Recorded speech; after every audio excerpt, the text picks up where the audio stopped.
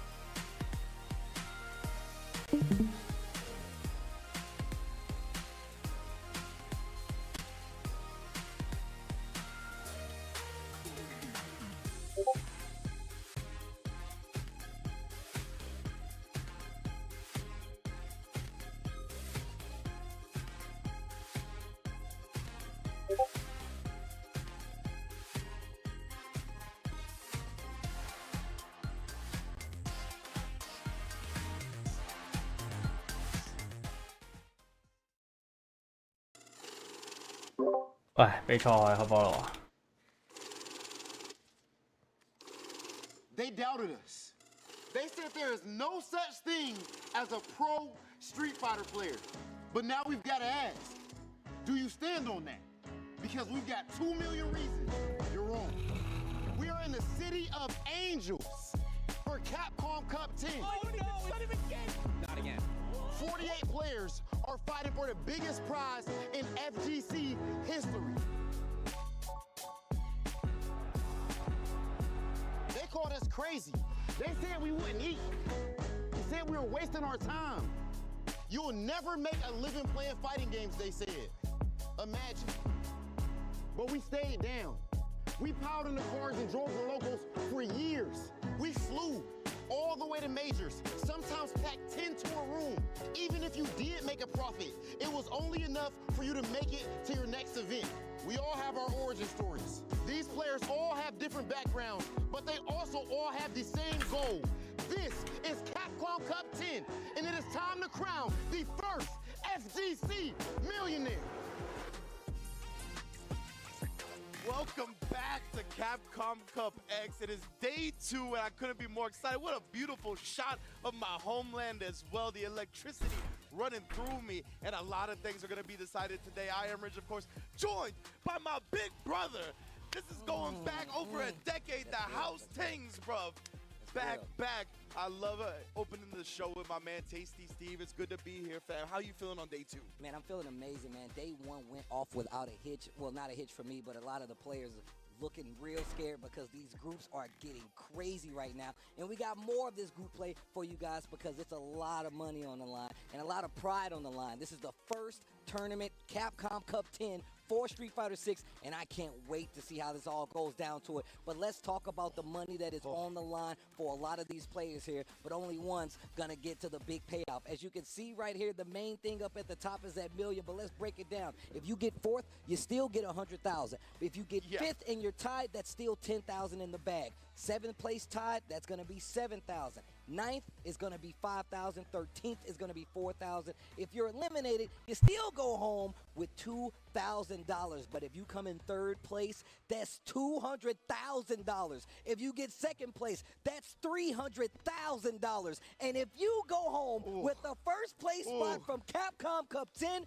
the inaugural Street Fighter 6 event, it will be $1 million in the bank account or in the safe that you can see down there on the stage. And look, I know I'm excited, like I'm about to win that money, but the nerves are so high. The electricity is already here, like you already said, and that's what makes it all part of the big plan. Exactly, man. I mean, this is what we do, right? The fighting game community is what we live and breathe. So the fact that we have obtained a position in the world where we are awarding a player $1 million for winning a Street Fighter tournament. I mean, I didn't think we could make it this far, but we're only going up from here. So it's a beautiful thing to see, man. And day 1, heat. People coming to play. If you ain't know, now you know. And man, it's been a beautiful, beautiful sight already. Look, we already talked about how these groups are going to go down, but we're starting off with Group A. But let's take a look at the standings so far. You can see in Group A, Phenom, Kawano at the top of the pack. You can see that +4 and +2. That goes with the round and game differential across the board. Group B, you can see we got Chris Wong and Despair King holding out the top spots. Group C, we got Knuckle Dew and Dookie. And then, of course, Group D, we got OK 嗱，各位咁香港就 Group B Chris Wong 有1-2-0緊，之後 Group G 阿 Ringpo 咧就1-1緊。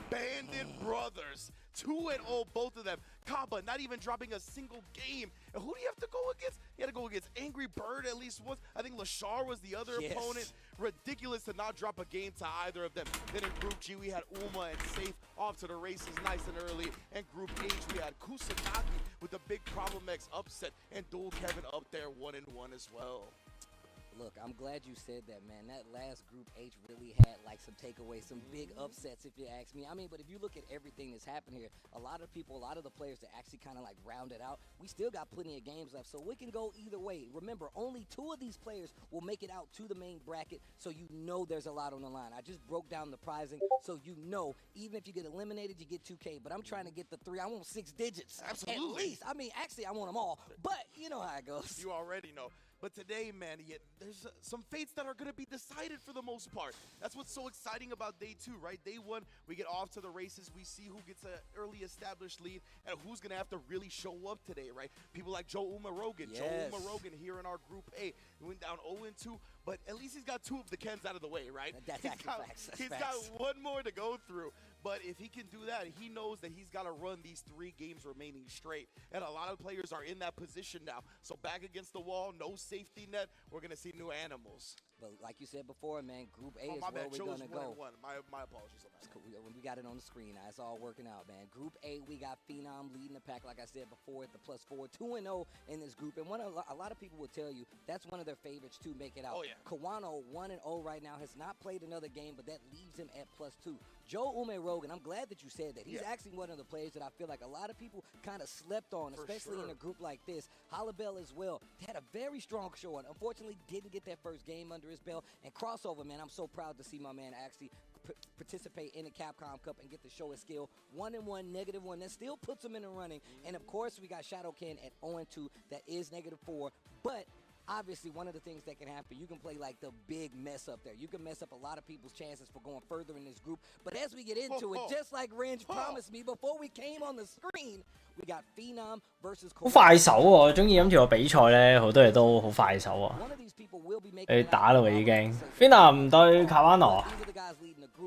We already seen Phenom with the Ken. Of course, we seen the Luke from Kawano. Well, I saw him down there getting warmed up a little earlier, and just is still in tip-top shape, especially going forward. One of the things I touched on yesterday when I was talking to Vicious is the fact Phenom is really one of these players that kind of found his route when it comes to Street Fighter 6. I saw him playing all these different characters, figuring out how to deal with a lot of it. Much like your breakdowns you've been doing, man, which has been amazing, by the way. Please check them bad boys out if you got a chance. Ringe has been doing an amazing job of kind of highlighting these minuscule points that really make a difference in the game. And I feel like Phenom has done the same, especially when you're going up against somebody Phenom. You're going to need all that intel. Yeah, the thing that struck me most about yesterday was the fact when Phenom and Joe Morogan played each other, Phenom boiled it down to basic fighting games, right? He was like, bro, I'm going to sit there, I'm going to whip punish you, and I'm going to watch how you feel when the pressure, the atmosphere crumbles down upon you. And let's see if he hits Kawano with that. Of course, Kawano not going to be as susceptible, right? Evo champion. Like, this guy has already been to the top of the mountain in terms of atmosphere. Yeah, no sleeper. 好似話咧最新 patch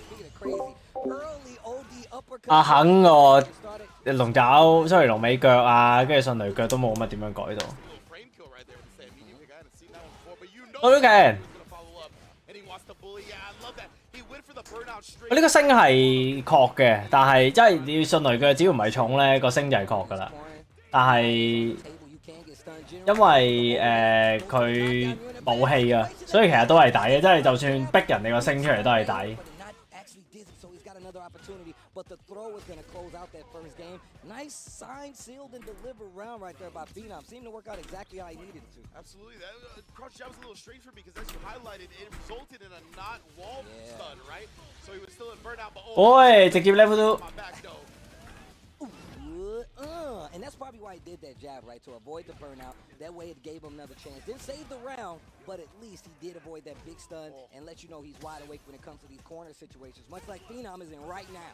Most definitely already. Oh, did you see that? The fireball. He was 換邊？ back to nowhere. He was just showing 唔升喎，點解呢個唔升啊？ the perfect snipe on the crouch medium kick. 我可以升埋落去，點解唔升落去？ Just to make sure there's no over-aggression from Phenom. Kawano trying to get this game back in control. He has the lead. 起碼 Group A 同 Group B 都睇咗先。Almost had him to a point where he could have stunned him. Didn't work out though. Indeed, now Phenom. Oh, beautiful. Bang, bang, bang, bang, bang. Of the jump back. Perfect parry. I love that. I love the frequency we've seen these perfect parries for all projectiles, especially to stay close enough to get these big punishes. 台灣來打邊好冇？睇緊咩你哋？ Phenom is a drive rush cancel away from taking the first game. Kawano knows he's got to be careful getting into that crouch medium kick range. That's why he's just chilling. 咁一陣間 Getting a little drive back as well, slow down. Chris Wong 出場再睇， Phenom is trying to press the 因為 Chris Wong 好似打一場啫嘛 Now。he has the life deficit. You're spinning level 3 if you get any hit. You see Kawano, he's just staying outside of crouch medium kick range. He's like, I'll do 一 7. 定佢， As soon as we get 哎呀，我揀 rush 埋你攞正 frame 真係冇辦法。 ties up the game. Okay, nice. Slow pace right there to keep him in this game. 1 round apiece. Game number 1. Day number 2 of Capcom Cup groups. Already so intense between two of the best players in the world. It's showing a lot of respect from both sides. It looked like he tried to check once that heavy kick got thrown out of it. And I like what he's doing right here. Really contesting that range, like you said before. Staying out of low forward range, but also still willing to contest. Was staying out of low forward range. bang bang bang。 You're in a bad situation. Wake up. 美灣啊最好睇啊！美灣咧，你睇佢啲資源點樣用，之前佢哋都會真係寧願放一 round 啊，流氣啊咁樣嗰啲。 Oh, actually just jabbed the suppressor attempt, yeah. Scary, but a perfectly timed jump from Phenom now. And he's going to spin the level 3. Let me get some burnout meter reach in. He was definitely in burnout. He's definitely going to get 都仲係，不過對方好差冇 burnout 啊！睇下點樣削人哋啲氣最緊要。 dangerous situation. Phenom, he's just going to get back right. He wants to get his drive gauge rather 哎呀！ But man, a little bit over aggressive. We're in the corner now. Tried to shimmy him. 啱啱殺唔殺到啊？啱啱啲氣係咪未回翻啊？ Look at my man Phenom just walking forward. An unstoppable machine. Like a moose out there. My man just holding his position, bro. 好氣會 cheap 死。 Let alone 哇！真係個咩？ That's a C8. single hit confirmed, bro. 哇！ Damage, my 呢個真係好撚型啊！ support. Oh, and just back 好撚型啊 ！Oh my god！ advantage right now, right? He's gonna let Phenom come to him. He was like, if you want to get in on me, you're probably gonna have to spin that drive gauge. He's going to make him work for it, I can tell you right now. And I love how both of these players, once they get to this point, even when the deficit is on both sides, they 哎呀！一起 confirm 咪又要死。 Just sit there and let you whip and then punish time and time again. Beautiful play. 1-0 on the board. Man, that was only the first That was game. the first game. That's how slow. 慘啊！ That's how much 2 years. respect. bro, for real. Oh man. Took longer than you take the text back. Yeah, I'll be like, hey, now hold on now, guys. Hey, hold on now. Nice gets the OD. We're gonna put it back, of course. 一起 confirm 定唔過阿 Ken 啊？ Corner and trying to throw back, but Kawano waking up with the suppressor. Wow. Nice and heavy right there. Goes for that sand blast. Nice. bang bang bang bang。 Gets the knockdown with the level 1. 咁一嚟用個 level 1先，因為前期咧啲戲可以慢慢嘈，正。 Really is willing to just stay the distance and still able to kind of like thread the needle when it comes to these low forwards. Even though Kawano's defense has been amazing. Speaking of the defense, the offense not too shabby either. The OD, both of them in burnout. What's about to happen? 喂，下重拳， What? To the gym right? For real. 你直頭黐鬼線個龍尾腳， No Dragon Lashes here, fam. But that's the thing, right? 埋去唔夠 film 上 active， 下重拳都搶得切啊？係咁嘅咩？ But a whip punish from Phenom. Kawano missed咁勁咩？ We're slugging it out right now. OD Look at it again. slugging They for are real. fighting. I'm glad the setting is in an alley. This makes a lot of sense right now. Stand medium kick. The rules are out the window. The honor is out the window. Right. And Kawano, though, this is so important for him, right? Luke is so good at playing from a life lead, and that's what he did in the last game. He got a quick life deficit on Phenom's side, just worked it. I like them using these parries, especially in neutral. Kawano being a lot more cautious of this range. 好有耐性啊兩邊都。 Phenom gets opened up with the crouching medium kick of his own. He definitely was looking to throw bait right there. He got caught on the walk back. Great snipe from Kawano. Not able to do anything. He's in burnout. Okay, back throw. That's going to put him in the corner. And he's got a drive gauge advantage, a huge one. Oh, he definitely hit him with his thumb. If he plays, 哎，暈咗。OK， 喂，睇下 combo 先。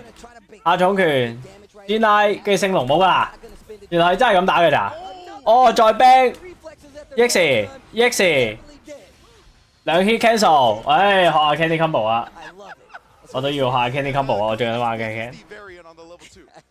But man, if Phenom, the way he just throws off your rhythm right in the corner like that, the jab, drive rush, jab, drive impact, like you just don't expect players to layer their offense like that. No, that's definitely true.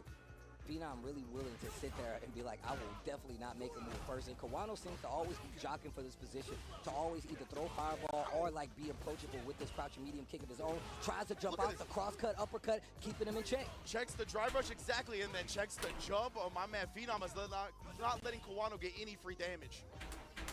Oh, 喂，靚啊！ whip punish! Stop whipping on this man! Oh, stand medium once again. Look at the Going bully straight into game. the fierce.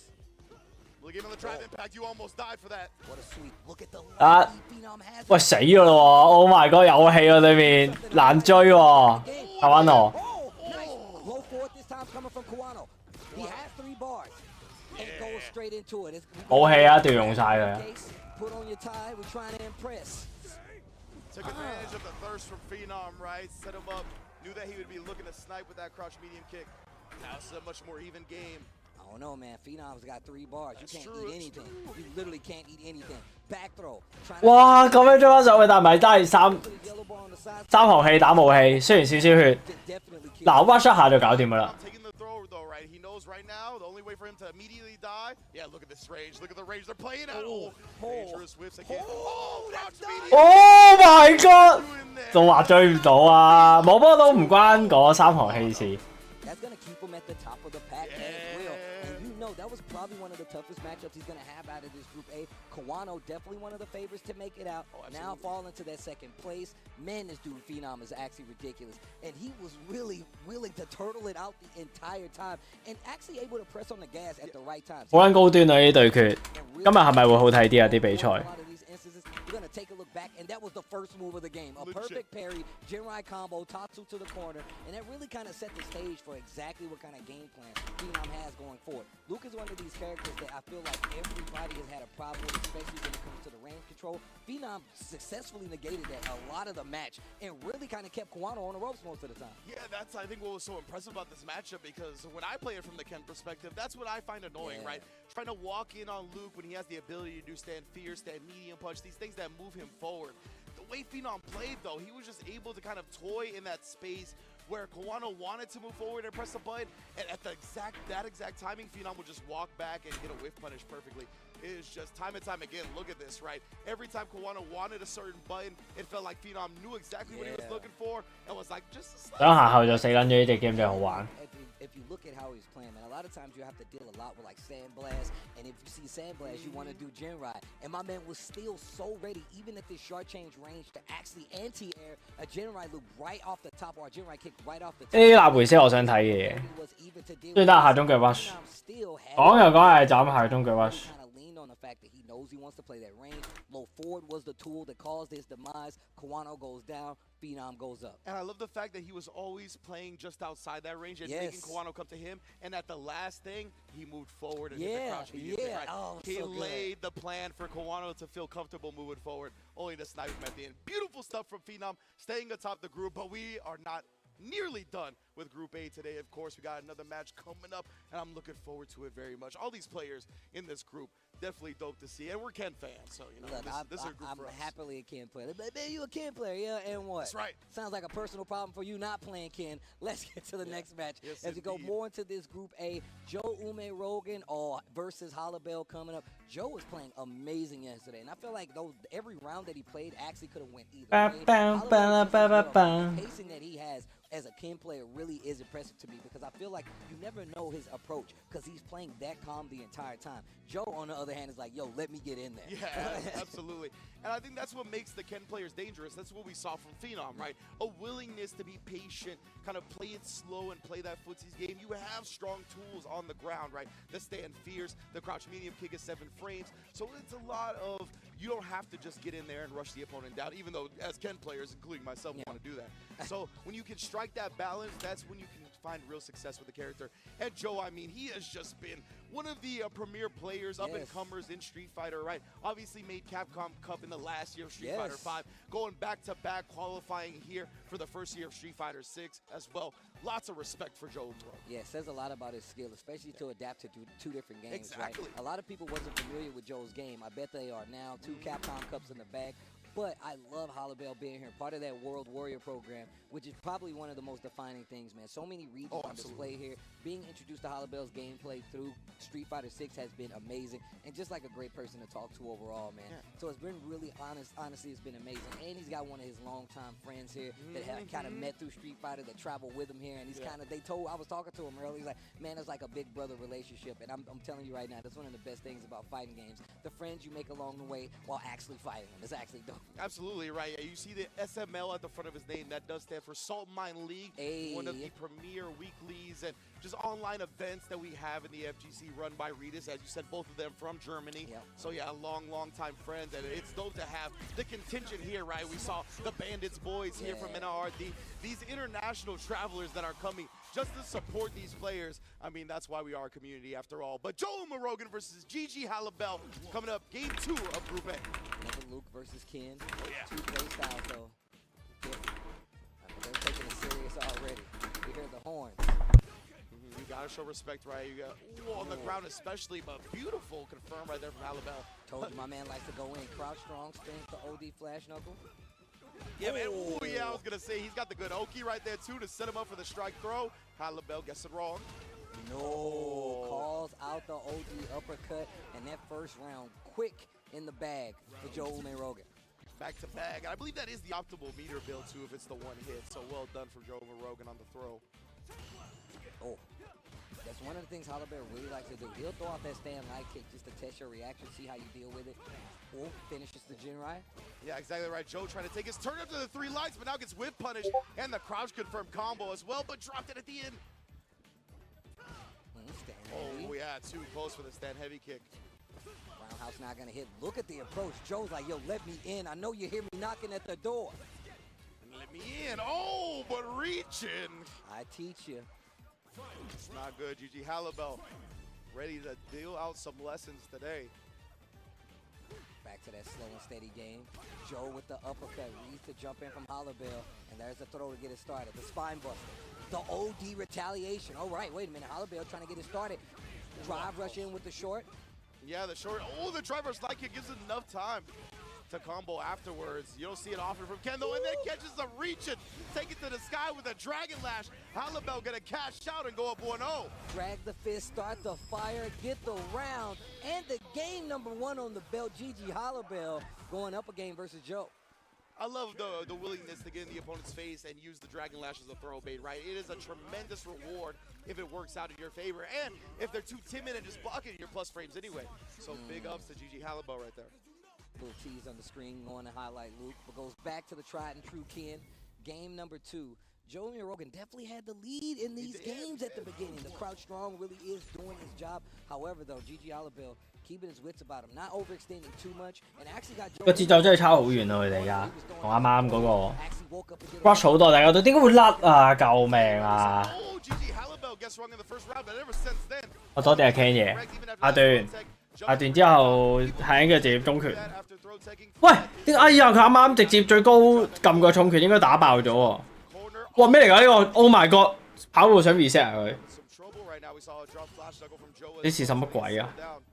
Just what needs to be adjusted to, and of course that crouch medium kick needs no adjusting. Yeah, gets the low forward, combos on the crouching heavy, gets the corner. 又想 shim， shim 唔到啦。 Out of there, potentially looking for a back. I Goes heard you. for a big jump in with the roundhouse and attacks the drive bar. Tries to go for the stun. Joe is ready though. Both in burnout. Flash knuckle trying to push to the corner. Jinrai loop into the heavy kick. Jinrai kick into the heavy kick. Follow up gets the knockdown. Once again, Halibel getting the lead in these games. Yeah, you can tell in this type of atmosphere with this type of pressure, things slip through the cracks, right? Halibel went with the drive rush heavy into the drive impact. That is a true block string. You can't stun somebody off of that. You have to use the medium from the drive rush. Tries to go for an early parry. Halibel going pretty consistently to the jump back to not have to deal with anything that Joe's trying to get started. I'm telling you, people love back throwing when they drive rush out of the corner, right? So again, look at Halibel, and Joe's not even committing to anything, but he can't snipe those jump backs from level 1. 喺咁後跳走啊，其實佢哋好少可會，唉見咁多後跳走啊，點解咧？ Okay. 哦，死咯！大大力， That was a gutsy move, Cotton. 1冇3 Play out in your favor, though. 未 burn out 好似爭一定咁大把， That works out. My goodness. Level 3, big damage on the table, real close. 升唔升？ Burnout. 唔升，後走。喂 Perry， 喂但係冇晒氣 Really got him in trouble. Joe Ume Rogan ，get impact 噶咯喎。如果知道你想撳掣， knuckle game. 咁樣都唔使 burn out，咁樣俾佢回翻。 Bring himself out anymore. I mean, he will if he drive rush cancels, but back it up again, trying to tag some damage in with that overhead, but Umar Rogan has not let him Hey. one hit. 空中打中 burn out， 兩個都 burn out。 Uppercut. 哎呀，仲跳，兩個都 burn out 仲跳，哇！佢想跑埋，佢想跑埋去升啊，佢想過波啊，但係唔好意思，太快啦，都嗰個波。 Projectile wasn't actually going to kill, so again, another gutsy move, but we already seen one from Halibel, so I don't doubt it. 靚啊！ With the crouching 喂 medium kicks. 哎呀，咪可以點解啊？咩 combo 嚟㗎？後下重拳啦！你好擺到明見到人哋 Tatsu to the corner. Wait a minute. The execution has been Safe jump. -2. That's why you didn't see a 你好 Punisher. 擺到明見到人哋 Joe keeps chucking, and Halibel keeps jumping. 撳咗個掣出嚟，跟住我哋下中腳 Then you mess with this man. 打入去嘅話，咁梗係直接嚟個下重拳 combo 啦。OK，level 2。 Two. Halibel gonna go up 2-0 versus Joe Ume Rogan. And look, Joe had a couple of great leads, more than a couple, a few great leads, just not able to clutch it out and hold true. I mean, if you saw what Halibel was doing, even though there was a couple of flubs when it comes to the combos, even dealing with some of the neutral game, we saw him get the perfect parry and then go for the stand heavy. Didn't get the counter hit the second time he did, though. Carries to the corner, and that kind of led to the game plan that he wanted. That's what got him that 2-0 in that situation. And once again, man, Joe had a couple of opportunities where he could have just kept that momentum. And I think he got a little bit overzealous and overreach. 呢個真係侯爺所講嘅唔勁喎，係咪啊？ Medium kick in some of these ranges, and Halibel was waiting for it. Gets the snipe, gets the big closeout. We're gonna take a look back at the replay real quick. Yeah, I definitely think I sense a little frustration coming from Joe Rogan as well, right? Like whether it's from the drop combos, whether it's from the reads that Halibel was making off of the throw text with the jump ins and whatnot, it really felt侯爺就係正確咯。 multiple times, man. And it really felt like towards the end, Joe, that's why he kept teching. He tried a couple of ODDPs that didn't work out. 我轉角啦，依家我唔堅持啦。 He wanted to stop whatever Halibel was doing, but he didn't want to do it by blocking, right? He wanted 試緊阿 Ken 咯，試下先啦。 Blame him. 有 master 再算。 You can see the reaction by Halibel being like, "Oh man, I deserve that." 唔知點解我開牌開，唔知點解我開牌開白金， This is when things started 跟住就 like they were gonna be going. 打勁撚耐咯。我啱上轉啫嘛，上咗轉冇耐，打勁撚耐喎要。 And that's when the big punish counter came in. And 廿幾 win 咁樣，你做乜鳩？ called it out. Too deep to actually get like the actual punish, but tries to go for the jab instead. 係啊，唔係想打㗎喺度屌， Even in burnout, 但係又要打喎。 big hit closes out with the level 2. Hollowbell 學唔到嘢㗎，咪就喺度練 combo 咯。跟住就依家喺度 and another score on the board. 都係練 combo 㗎咋。我可以練板邊，因為板邊咧我之前如果係我當中拳用完 TC 中咗，我都仲係跑步性嘅啫嘛。依家可以練下迅雷腳，幾好。跟住依家又順便睇比賽，睇下啲 can 點樣 combo。That's how the meta has shifted, right? Like that, we're starting to see so many more perfect parries on these like incomplete strings, these not true block strings, and I feel like versus Luke, it is so strong. Now, obviously, it went the other way for Ken, but obviously, you can see how that plays a part in the big game when it comes to playing a Luke or versus a Ken. You really got to keep those things in mind. I'm a big fan of perfect. 啱啱第一場好睇咯，卡瓦羅打邊南好睇。But we still got more games in Group A to get into this Capcom Cup. Let's see who we got coming up for you guys. It's going to be game 3 of Group A. Shidoken versus Crossover. 而家都可以，你打多陣先。而家係 Shadowcan 打 Crossover。Capcom Cup X, right? Obviously, as 我會睇㗎啦，我會講㗎啦，我 keep 住睇嘅。Hailing from the Dominican Republic. Visa issues has prevented him from gracing the Capcom Cup stage multiple times, but he has finally made it, got it all figured out. Shouts to E5 Pass and Sherry Genix for doing major heavy lifting to get this man here, as he's deserved for a後嘢都輸，後嘢唔會輸㗎。And I just remember going over and seeing like Crossover playing the DR with my own eyes. I'm like, man, you're ridiculous, you know? So it just really makes me happy to see him here. And he has great support behind him. And just to see, you know, the DR get that kind of love that they deserve. Especially, I mean, in this Capcom Cup, you got Men in here, you got Kaba here. Can't be slept on. Crossover here as well. I was going to say, you know, you mentioned the support. I mean, as a region, you got to feel so good when your leader is willing to take himself out of the region, have the confidence to still qualify for the cup just to free up another spot for somebody from that country to make it. That is incredible to me. You know, this is the conversation I was having with Rob TV yesterday. I was like, man, do you know how ridiculous that is? That is like so Mena moves up, and then now you see just how good of a player. I mean, we all knew Kaba was ridiculous, but look at what he's done so far. And now even more so, that makes a space for Crossover to get up and truly shine, highlighting the region like no one else can. Man, just shout out to the whole DR region in this spot, bro. And they got mad love here in the crowd, man. Every time one literally can hear the crowd go up. I love it. It's just true fandom, right? They're rocking Kaba jerseys. They're rocking Mena RD jerseys. I'm like, that's the electricity. That's the love I love to see. And I'm sure you can get those jerseys here. Yes, yeah, you said mad people in the crowd actually just rocking them because they're just big fans. But we're gonna get started, man. Crossover going up against Shidoken. I was calling it Shadowken, so I'm glad you told me that. I thought I was going off of Vicious. I thought Vicious said Shidoken. Did you say Shidoken? Yeah, he said, yeah, all right, I stole that from Vicious. But anyway, either way, Shadowken, Shidoken, however you want to play it. He's playing JP, and he's got to deal with Ken, fam.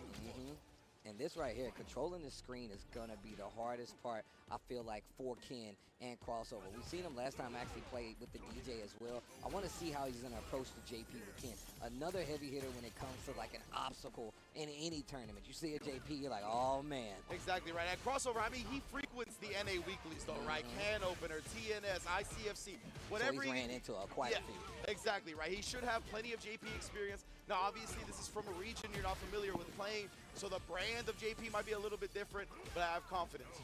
Yeah, coming all the way from India, man. What a representative. Yeah, definitely. Long trip. Love seeing the world displayed here at Capcom Cup, though. And Crossover already burnt out.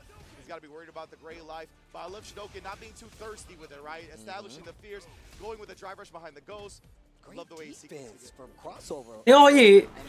點解 JP 可以打到人 burn out 咗，但係咁細回報咩都做唔到咁樣嘅，大佬？ But the crouch jab to actually interrupt Shidoken. Trying to keep control of the screen and get out of this corner at the same time. Perfect parry just to make sure. Back throw? No, keeps the mid screen. That was so smart. Remember, drive rush. Crossover looking to parry the button instead, gets thrown out of it. Confirm on the target combo. We in the corner. He tried to get him flinching with that crouch media punch. Oh, you can't take another throw now. Oh, I love that. Second jab. Blowing up Shidoken's defensive button. Crossover. What a way to clutch it out. 3 bars on the side of Shidoken right now. Finds the opening, and now this is going to be the obstacle course to get back in. Right, just letting the departure do the heavy lifting. You see that slot. I like that that's 2 ways you can play the JP. You get the knockdown, you use departure either to control the space or find their way in, or just try to go for the crossover if they walk forward. I love those options. exactly right. You just got to put the departure on the screen. Judge from there. 逼波真係好撚狗啊！ I like that drive rush forward to just kind of negate it, just in case he didn't automatically call it out. Now crossover with the loops, the throws in the corner. He ate 3 of them already. A 4th one. I got No another. fear of OD amnesia, but if 哎呀，仆街！佢搭撚咗 crossover my loose，crossover 搭撚咗上到期唔下，跟住之後最後下決定行前行後 bars needed. No bars impact。 required. The best combos. 唔係咁唔使 fake 波都撳得似 impact 㗎。 punch with punish, you know what it is. Yo, into the level 3. Hit him with the Huh? purple stuff though. And it's not good for you, I promise. 都撳都撞得似㗎，都可以撞翻返去㗎，放波。 I'm sorry. What a legend. And here we go, Shinokin, though. He is running over him right now. We are in the corner. OD. Oh, but he wakes up with the level 3. 喂，屌你老味 make up level 3真係抵死啊！ Here, 1-0 to start the set. Shadokin, if we go back to that game yesterday when we saw him play, he did an amazing job. An amazing job of controlling the screen. Obviously, you're going to run into these Kens, and now you see crossover going back to the control. Oh, okay, this is what I was talking about earlier. We saw yesterday where he actually started with the DJ and then went to the Ken, but it didn't work out. This time in reverse. We're going to start with the Ken and then go to the DJ. Now, I want to see what the thought process is going to be going forward, because obviously you do got Air Slasher to kind of get a little bit control back and clash with his own projectiles, but still, I feel like how do you get in versus a JP in assistance? Absolutely, and I'll keep it a buck. I thought the DJ was strictly for the Ken mirror match, but apparently he's bringing it out up against the JP as well. And yeah, I mean, he's got a great drive rush, right? Extremely quick. Gonna be trying to utilize that, I imagine, a lot of the time. You got the short knee hop to kind of throw off your air approach as well. But we'll see, man. Crossover, he's got the screen advantage for now. Oh, wow, gets the throw, catches the drive rush. Oh, closes the distance, and now he's keeping him in the corner. Now, how do you manipulate him, right? Immediate press back after Shinokin, though. He's showing no fear. Man, one thing Shadokin does well, and we've seen it these past 2 days, is when he chooses to use amnesia. I feel like he's been so successful in the application that it's really saved the rounds. And I actually gave him that last game, but now crossover with the DJ, and now he remembers the amnesia. You can't get me twice. Exactly, and he remembered that Shadowkin didn't bust it out until he was gonna die, right? He took like 4 throws in a row. So he realized in that instance, he's gonna die to the next mix-up. He'll probably do OD amnesia. Very smart from crossover. Nice noticing. Catching on to the half Baby. early on. Oh, barely jumped that one. 有 DJ 㗎，crossover The gift right after the jump that was so 喺現場旁述啊！ And I like 旁 that 述俾你聽。 mid-screen departure that way, just in case he tries to drive rush, he can't get it off the screen. He still has to deal with 哇！爽箍真係勁， But now crossover. 爽箍埋去，跟住縮後踢腳。上到強上邊 finish 俾人 counter，跟住就要升咗埋牆。但係而家上到強 level 3俾你屌咗落去 crossover 度。 Oh, the low, and he got the combo off of. 死撚咗人喎！ Himself on set point. 係啊，上到強，上到強刪咗人喎。 Gets the perfect parry on one hit. 1-1 Phantom. Still 細分1-1。 Still takes the throw though. Indeed, right? Because as you said, it was the first hit, so the second hit he regular parried still allowed JP to take his turn. Drive rush in, spinning that drive bar to actually get in, close the distance, and he's been so consistent with the crouch strong, crouch jab, especially when you're trying to drive rush in, especially after a knockdown, and it's gotten him out of a lot of danger. Uh-oh, wait a minute. Crossover has been sniping the stand fierce with that sway funky slicer, though. That has definitely been the thing that's gotten him the most damage so far. What an interrupt straight to the level 3. He's gonna live, but he's gonna have the advantage here. Only what, 1 bar on the side of Shadokin right now. See what he uses it with. Oh, and no fear shown from crossover. Just drive rushing into close quarters and tested what he's gonna do on wake up. Okay, I like the adjustment there. And it really was looking like the situation where Shadokin had full control, but the sway, the drive rush in that you actually pointed out, and I love the fact that he's staying at this mid-screen range. DJ 咪幾勁咯，喂 DJ 咪贏咯，喂你都係 DJ 打 JP 啊嘛， There's that jump knee. 喂一 DJ 咪贏咯，真係老後要贏你啦。 Maxing out the Soba, and then he'll do sway in a funky slicer. That's caught him a couple of times. We saw the jump knee there. Definitely been working out. He's playing against JP stand fierce range excellently. Anti-air here. Oh, you see even right there. And now he's going more to the jumps now. He knows Shidoken is literally. 哎呀！ eats a big counter hit. 啊！哇！黐撚線擺俾，哇好撚型喎佢！佢打完到金毛，跟住之後直接用個 EX 波咧 DJ 啊 crossover， 用個 EX 波就要壓對方個失憶啊！打完金毛跟住唔打單唔打跌，彈 reset， 跟住之後直接 EX 波。That is the Kona. I run this one. Marlo Stanfield. The price just went up. Oh, the 屌你，殺到嘅完全冇計，逼緊 impact。 We back up. Crossover. 2-1 over Shidoken. Finish it off, baby. Yeah. What a call out. Oh my god. Crossover with a crazy rebuttal. And that's what's gonna get them the set in this Group A. DJ 咪幾勁咯。 Really good set between these two, man. And just the adjustments by crossover, man. 係咩？cos 埋嘢啫嘛，但係。 Kind of traverse the screen a lot better, right? The confidence on the DJ to bust that out here at Capcom Cup X. And he was 1-1, I think, going into this, right? Yeah. Or 0-1, one of those two. So he needs dubs right now. He can't even afford a loss. So the fact that he had that confidence, he knew he put the work in. And yeah, I think it was a great character switch, as you mentioned. He was able to drive rush in a little bit. 唉，仲諗住學下 Ken， 點知冇得學。 So good. And the air slasher is a prominent projectile. So it's something that definitely could bad JP way better from screens away. And that's what we pointed out, right? We was like, look, this round might not work out just the same, but this is when we saw like that last second amnesia that actually helped him out, saved him something crazy. And this is one of my favorite things about Shidoken's like gameplay, the way he kind of applies it.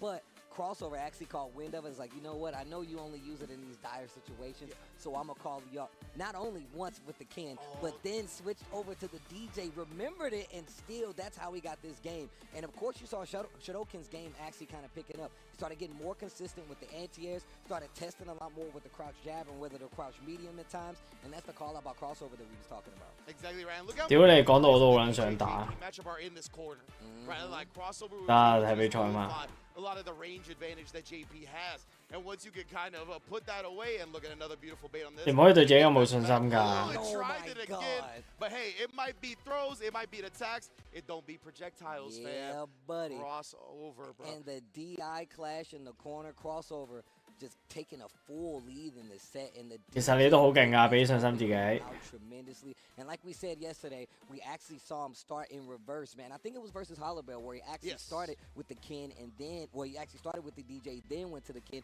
And like you said, I was thinking it was for the mirror match. Straight up. But obviously, I guess it's just for the control. I mean, he's making adaptations versus the players that he's fighting. And I was worried about how he's going to get across the screen. We pointed out the drive rush. We pointed out the fact that he has slasher. It's been really, really sick. But we're going to check the standings. 講唔撚耐嘅可幫你啊屌！ What's going on? And just before we move from that thought, shouts to Logan Sama as well, talking about the DJ horizontal dive kick.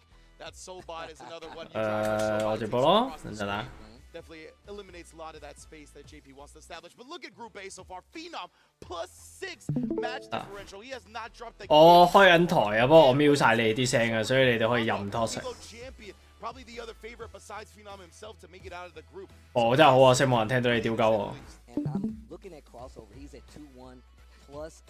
So 但係第一個台冇人睇，第二我瞄緊晒你哋，it's OK。 Kawano, who is at 1-1. We got to see how Kawano's going to fare. But Joe Ume Rogan goes to 1-2. He's at -2. I mean, if he does get one more game, it's still going to put him in a dire situation. Shidoken, unfortunately, 0-3 in this Group A, so that's going to put him at the bottom of the standings. But there's still contention between some of these other players. And man, that 0-3. 格食格姐你好勁的。 Really does not.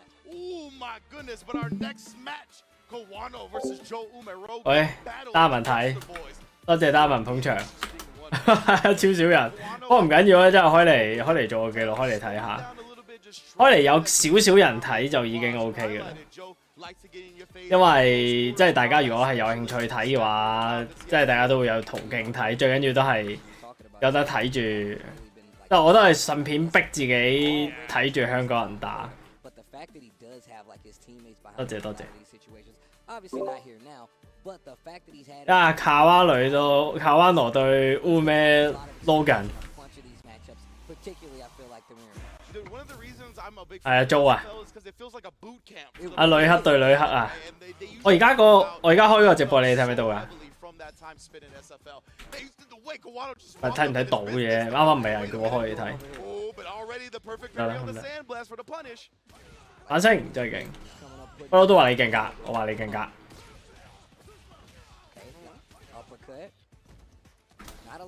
俾咗信心，正能量正能量。 with OD uppercut, and if it works, he will do it again. But we've also seen Joe Rogan do just the same. Green may mean go, but you slow down. Spine buster.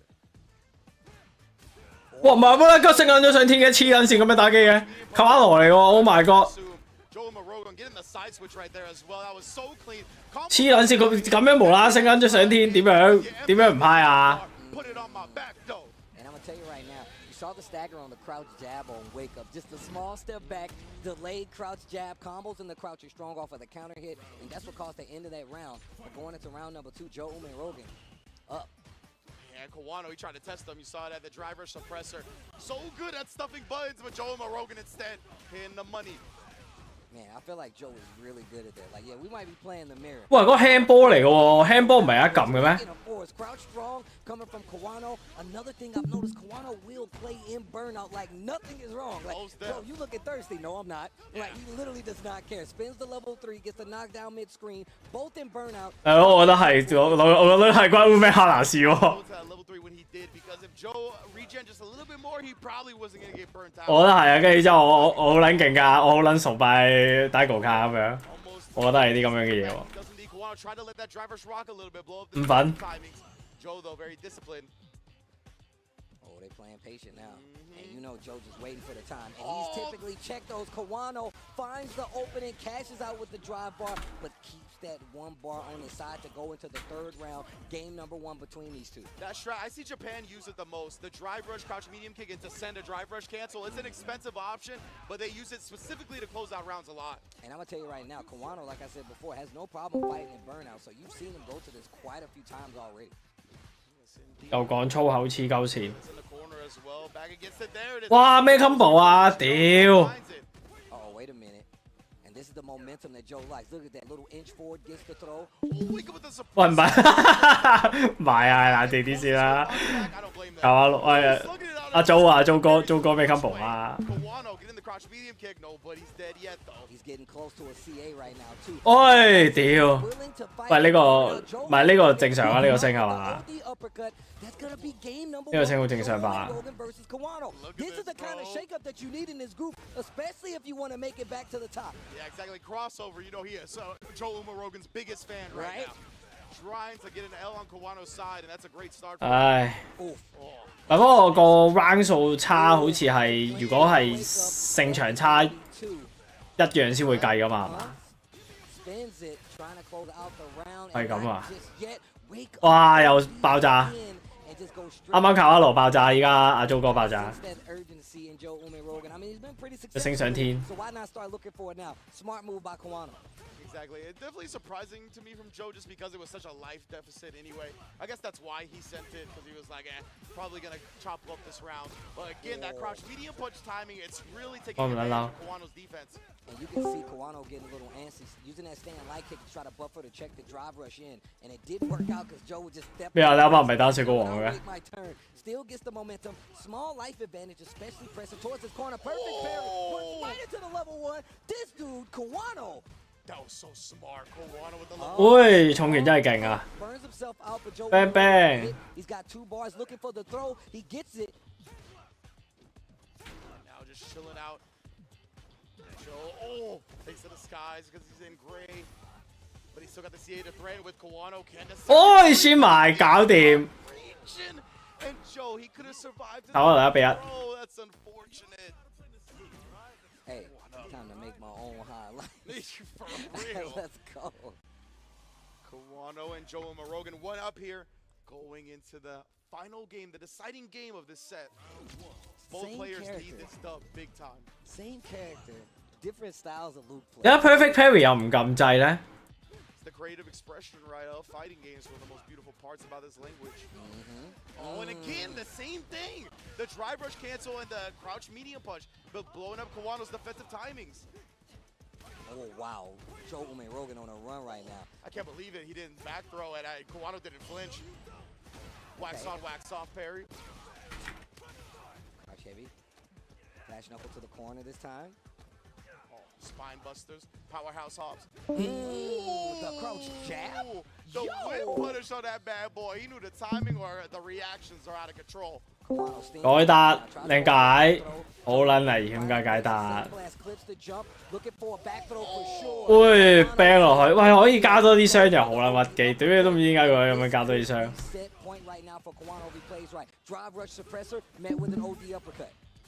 Finally, waits this time, right, and challenges after, but Joe, very low on the drive here. Both of them are already with only 10 seconds gone. 會嗨吧？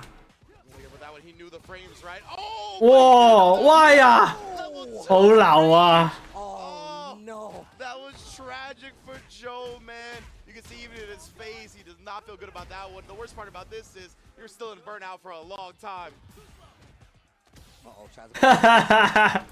佢算唔算甩啊？呢個計錯距離，佢想 confirm 佢計錯距離，算唔算甩招啊？ DI after the drive rush, that's gonna be the game. Joe Rogan goes down, and it was very close, but Kawano goes 哇，大佬 crossover was very much rooted for Joe Rogan right there. But man, this is what I was talking about, the rebuttal. 正常啦，係嘛？係咪打得好？係咪佢諗緊撲街輸俾租哥？ But such an offensive person coming in the form of like Joe Rogan right there, and it's really been cool. It's really been cool to see him try to make these adjustments to actually get back. 跟住 free 咪真係搶二咯，識唔識英文啊？ Committing so hard to a bunch of these OD uppercuts kind of led to his demise in some of these situations. 咩啊？點會啊？尋日已經係咁噶咯喎。 Speed and be like, oh, you're really willing to spend it, but it also put Joe in this situation where he was burning himself out even more so than Kawano in instances. Exactly, and you know, a lot of the time we talk about how strong Luke is from a lead, right? I think that's one of the best parts about the character is that when you have to come to him, it's just so difficult to get anything started. And so when you risk big ODDPs or big reversals like that, it ends up being a huge reward damage-wise for the other player if they bait it out. And then you have to play from behind, and it's just so tough. 差唔多咯喎，好似。 To give Kawano some major credit, we saw some things that were opening him up, right? The drive rush delay, crouch medium punch. And in the last game, last rounds, he stopped that. He didn't get hit by that crouch medium punch delay. We saw Joe Rogan try to switch it up and bait some things out from him. Kawano didn't take any of that as well. He was just so clean, and that whiff punish, you could tell he really locked in from that point. Crouch jab, counter hit confirmed to the crouch strong. And this is really when you see Kawano's like, oh, I got it now. And this right here, the big level 2 whiff right there. Kawano says, you know what, I'll take it, spins the level 3. And you can really kind of see the strands unraveling right now for Joe Rogan. And once again, it was close. A well-played game. But once again, once an opponent picks up on your habits, they start to exploit them. And I'm going to tell you right now, Kawano's no spring chicken, bro. You got to wake up earlier than that to get a player like him. But we move on. Group A, the slobber knocker that you expected, especially considering that a few things can be shaken up. You saw the scores, and we still got more Group A action, though. Indeed, man. I'm looking forward to this next match as well. We got Gigi Halibel versus Phenom. Oh, the Halibel 對 Phenom 有冇人睇？ has been looking incredible so far, right? 306 game difference, but Halibel has been looking like no slouch himself. Incredible can play coming from Germany, as you mentioned earlier, qualified. 最緊要玩呢個 game 最緊要識鳩啊！ Veteran of fighting games as well, and he's been bringing his talents to Street Fighter 6 in a very notable way. Hello. No, that's very much true. And I mean, I'm going to talk about like this matchup just a little bit, right? Oh, yeah, we've been seeing a bunch of like the mirror matches. Of course, we've seen the Lukes, we've seen the Kens, we've seen the JPs, quite a few across the board. But the Ken versus Ken, I really want to see what Phenom does in this situation. Halibel is very much willing to sit there and like just wait his turn and pump on the brakes, much like Phenom has as well. But I also like the corner pressure that Halibel brings to the table. I feel like if he can lock in, especially in some of these situations where he gets the field advantage, be it in the corner on either one of the corners, he can really make some strides here. However, Phenom is willing and very much capable of slowing down the pace to the point where he'll just wait for you to whiff and get that big punish like you pointed out before. Yeah, that's the thing that struck me about Phenom so far is that, as you mentioned, the slow pace. Yeah. Right? So I wonder if Gigi Halibel, if he could force something fast, if he can sneak a couple of dragon lashes in there, a couple of drive rush jabs, something to force that close quarters decision making where you got to start rolling the dice. Then maybe Phenom gets in his head a little bit. 緊要冷 Starts 靜。 snowballing downhill. Halibel gets momentum. I think that's a big way for him to kind of take this victory against Phenom. But if you play that slow-paced game, man, Phenom is so good at it. I mean, he talks about representing Norway, right? The only other player that he's like, that's really representing Norway with me is Veggie. Yeah. Veggie, a Geef player. Geef can actually fight Ken pretty decently on the ground, and Veggie is an extremely slow, disciplined player as well. Yes. These two are just staring at each other, Yeah, bro. In the yeah. sparring games, they're just watching each other, using the time as Shield much as possible. Limpa! So it's very hard to beat Phenom in that type of game because even his sparring partners play that as Yeah. well. But I will say that you talked about the drive rush, right? One of the things 你估你哋想噏咩？屌你老母就係你呢啲人啊，搞撚玩晒啊！喺度屌屌屌，撲你個臭街！ jab you out of that drive rush just to like keep the momentum. And we've seen him really put buttons in that range where you really want to be like, I'm gonna drive rush here, I'm gonna low forward here.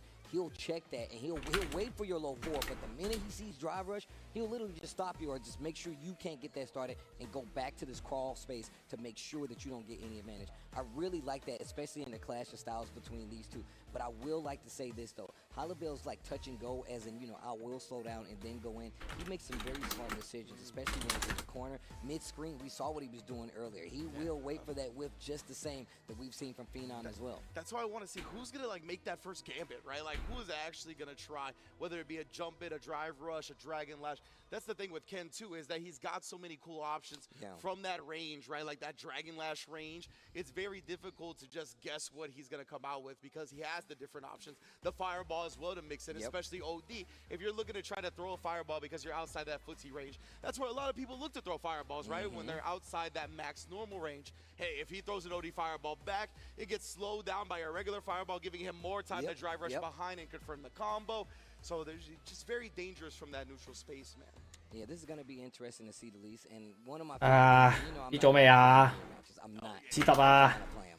But I love to see how these different players with the same characters. 斯特今日出一 different regiments. 場係 Phenom is willing to wait. Wingpo 咧， I mean, and of course, Halibel is just looking for that instance to get in and try to start playing his 好 game. 睇下先。 But we've also seen that he's been Wingpo 係鋪七。 to Phenom, right? He's been trying to be cheeky with the overhead gym That's ride, true, that's just try true. to find stuff, Good and it's point. gotten him in a Bring lot of Paul, trouble huh? in some of these instances. But we've also seen when he's able to find these big spots. We saw last time when he found those big jump ins, he's willing to go back and do it again. He will keep you 咦 on the ropes. 對住點解我呢度 And the show？ jump ins is literally 咦，我咪 what 未 I 睇過 round two 啊，等陣 Because。a lot of the time at this level specifically, 哦，round two 係睇下先 Ringpo 4FF， the jump is a risk, Yep. and they just want to stay. 跟住同埋 Kagami。 Very confident OK。 in their footsie game. They're like, I'll whiff punish you all day and whatnot. And as we mentioned, fireball becomes a very popular option, especially when you know the other person is willing to ground game you out as well. 會崩撚咗啊！尋日咁樣打 So 完。 Phenom tends to go for that. We've already seen Halibel, especially after those tech throws. He'll take to the sky. He's Yeah, not he's afraid. like, you know what? We're catching a flight. You know. Like, he's like, bro, you don't want to do this. I'll do it all day.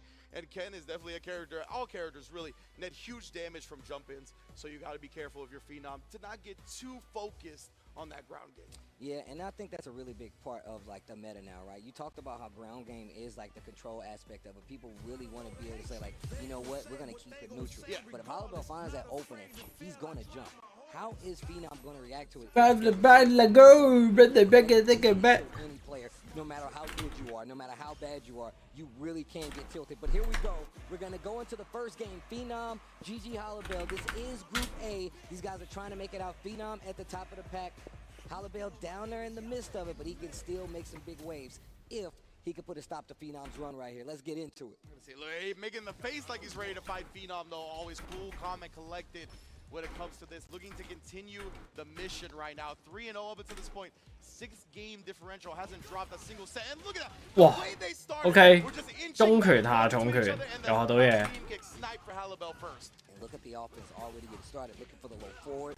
And here we go. Goes for the side switch. 但係行到勁撚近先下中腳喎。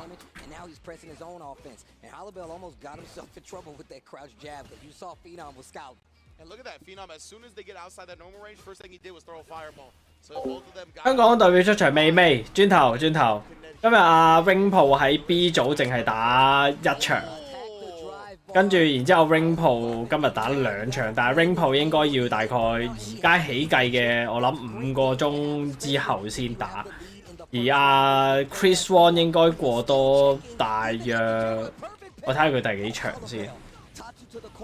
What's the guess here? Drive rush forward. 望望先，望望再答你。 And now that drive bar is back for Phenom. Instant Chris Wong 今日係第3場出，你當而家起計半個鐘多啲就會打 Chris Wong 嗰一場，然後等多4-5個鐘就打Ringpo 嗰2場。 Think about it on the ground now. You can see he's not throwing fireballs. He took a long time to throw one there. taking his time. A little delay there on that target. 拉回兩隻機，哎，有級喎，撳掣啊嗱！ Split punishing at this 呢個故事教訓你啊，冇唔到唔好撳啊嘛， Caught you reaching, bro. Holy smokes. 忍唔住撳下中腳咪死撚咗咯。 And they say it on the sign, bro. Hands and feet inside the vehicle at all times, bro. This is the Phenom ride, bro. You better be careful. Yeah, a little bit scary on that stand medium kick. Perfect parry. Attack the drive bar. 哇！喺甩 Approach though, but you gotta be careful. 個波飛走咗， For the fireball, misses. They trade. 係個波飛走咗冇事啊。 Oh yeah, and Hellbell forcing the issue right there. He did OD fireball, hit the drive rush, spinning a lot of drive gauge. Big parry, and Phenom burns himself out with the cancel, but he side switches. I've seen him play in this situation before, sneaking in the overhead. Oh, he did cancel level 3 right there. Damn. A bit too far. 踢死佢！ I think he would have gotten non-cinematic, but either way. But he wouldn't. The only follow-up he would have had is uppercut. And I mean, 哇！黐線咩嚟㗎？呢個上嚟腳， have to. Speaking of taking the 上嚟腳真係勁，大家鬥起個上嚟腳。 to Jinrai, Hollowell keeping this in contention though. He's really taking it to Phenom. 嗱，我識玩阿 Ken 啊，總之就係上嚟腳。 Has been able to win the pressures at its peak, been able to outclutch his opponent. 天賜你知唔知我而家玩阿 Ken 咋？ The environment, and he's like, bro, I'm not gonna be the one that cracks, and his opponents continue to do so.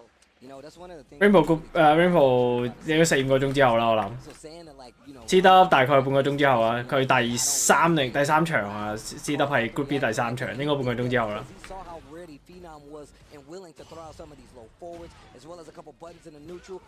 Jinrai side switch. 就係想打電話叫醒你啊！ I love the way both of these players are perfect pairing each other's block strings, though, right? They're not letting you have these easy light streaks like that. Whoa! 上嚟你屋企 Oh, 抄醒你， shimmy there. Stand fierce, gets the uppercut, tries to go for the overhead. 大家一齊上佢屋企 watch party。 Back throw. The inch forward and the back throw, that was so smart from Phenom. When you can recognize, and the fierce, recognize the fist to your face. Uppercut. Big damage puts him in the lead. The OD uppercut, and now that yellow bar is on the 開 side. 始鳩嘅道路。 Hollowell with the lead, 2 bars on both sides. Here we go. This is what I was talking about. This is the pressure at its peak. What's going to happen from here? Look at Phenom hasn't pressed nothing. He saw that come out, then he parried. That's it so far. Jab. And we saw Hollowell doing this last time where he would just jump back from this situation, gets a low forward of his own. GG Hollowell on the board, stops the bleeding, and that's going to be a round in game number 2. Let's see if he can keep this momentum. What a window to find right there. That was so difficult. Back to the corner. All the way. Ooh, and then he Wow, set up 장갑. that one right. The 장갑 guy 개호. super far, knew that his response was going to whiff. Bait out. 喂， Not at all. Throw, drag the fist, start to fire. and 黐鳩線， lead. 真係飲撚住。 Big damage on the board, and he knows that was a good usage because this is match point for him. So he's going to get a few bars back, maybe even one, and he can close out. But that's if Phenom doesn't get his game started first. Perfect parry. 學到嘢咯， The drive bar, that is such a smart idea. They trade. 係咯，鳩個細嘅。 This dude Hollowell, hold on. Yeah, you cannot Hey. trade with that drive rush stand fierce, bro. I'm up. He's Okay. those meaty Jinrai setups Fair now. that immediately hits low or high. You don't see those come out too often, but right there, Phenom's making a pay for it. Yeah, he actually got like the back tech. So the jab was early. He tried to set up the layers with the Jinrai, get the overhead. It's not going to work out. But now he's in burnout. Gets the hit with the heavy kick follow-up on Jinrai. Tries to uppercut through. Oh, With he the wanted fireball. it. He wanted the run DP through the fireball, but it's so tough to react. Yeah, yeah. Oh, Oh, inch trade again. Yo, they're slugging it out. bro, the way Phenom has inched forward, both of them, the way they play these little minute movements in the ground game, it's been so sick. Yeah, that doesn't combo unless it's counter hit. It goes for the throw. Phenom knows. Drive rush forward. I feel like he's really wasting a lot of that drive, trying to get in and maybe just press the issue to get out of the corner. Another throw from Phenom. Backdash. 半個鐘啫嘛，梗係睇㗎。 So he doesn't get anything, and he's stuck there. Opens him up with the crouch strong, and this is not looking too good. Oh, this is not looking too good. Getting for a guess for game scenario. Baits out the wake up level 1 Phenom. Looking a little crazy at first. Looking a little, you know, turmoil filled at first, but still brings it back into full control. the Ken mirror match goes in favor of Phenom. But like I said, man, Halibel really was starting to put the pieces together to figure out that Phenom puzzle. Wasn't enough in time, but it was still a good game to watch. Absolutely. I love the way Phenom kind of switched up the pressure at the end as well. He got a little bit aggressive. I love that whiff stand fierce into immediate crouch medium punch, right? And we don't see a lot of crouch medium punch use from Ken, but it's a good button. 6 frames, it's got a disjointed hitbox, especially good for moments like that, right? Where you're trying to take advantage of the opponent, maybe pressing something back. So I love that from Phenom. And just in general, both of the way these players played, I was very impressed. Their ground games, their whiff punishing, where they took the risk, when they took the risk. So smart. And another great recognition for Phenom towards the end of the game, right? He knew that when Halibel's back was against the wall, he popped off last time with the level 3. We saw it connect, so he didn't give him another chance at the end, right? He was like,應該"He popped off last time, I'm gonna bait out the super." GG Halibel finally getting like his game started. The low forward really started like the descent into like, yo, you're in my world now. Wakes up, gets the level 3 and the CA on top of that, but both, well, excuse me, Halibel in burnout, and this really was one of those situations where you see Phenom kind of press on the gas in the scenario. I love him taking the knockdown, but it put him so far away, and he committed to this enhanced uppercut to get through Fireball, and I love that that's when Phenom actually pulled out the Fireball. It's like, you know what? 喂，睇埋佢喪屍瞓啦，係咪黐撚線㗎？ Crazy trade combo from Halibel to be prepared. 好撚係咯，屌你又係咁撚樣，癲完未？ Fighting a player like Phenom, he really does feel like he's 佢真係撚嘅專家嚟喎，去到呢個鐘數先嚟話唔睇喎。 Put yourself in this situation where you're going to lose. But we're going to look back at Group A standings, Day 2. Phenom +8, 4-0 in this Group A. Of course, you see Kawano 2-1 +1. Crossover is at 2-1, but +0. We need to see what's going to happen. I'm not sure if everybody's played everybody just yet, but this is looking like Kawano is on that loser side, still pretty close to Crossover. Phenom pretty much in the lead, a lap ahead of everybody at this point. Yeah, I'm no math wizard, but I don't even know if Phenom can lose his position 1 at this point. 4-0 with an 8-game plus differential. Incredibly dominant showing in Group A, right? Not having dropped the game to anyone. And I mean, he's played at damn near everybody at this point. So amazing stuff. He's actually played the most games out of anybody in the group, along with Joel Marogan, who has also played 4 games. Okay. So incredible stuff to start the day. 老巴邊個老巴？ Looking like a complete monster.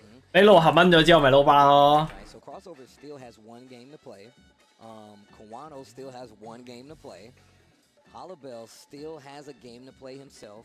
Joe Umirogan, he is going out at 1-3. Of course, Shadokin actually has 1 more game to play as well, if I'm not mistaken, even though he is a -5. So there's still games to play in this Group A.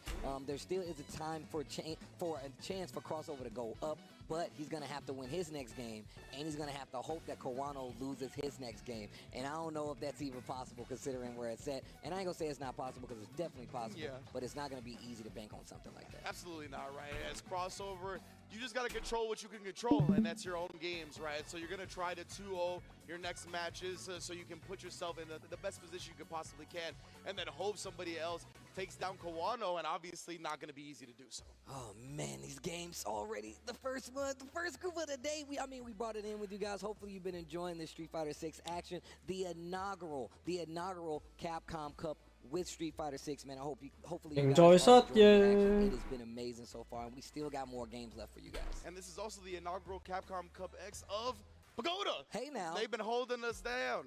We got the Pagoda right here, has been holding it down with the egg rolls, been supplying the players at the LCQ, been supplying players here as well, and just the spectators in general. They've been really holding us down. I'm a big fan of the In the Fire segment as well. Oh Making all the people eat the spicy stuff with the egg rolls.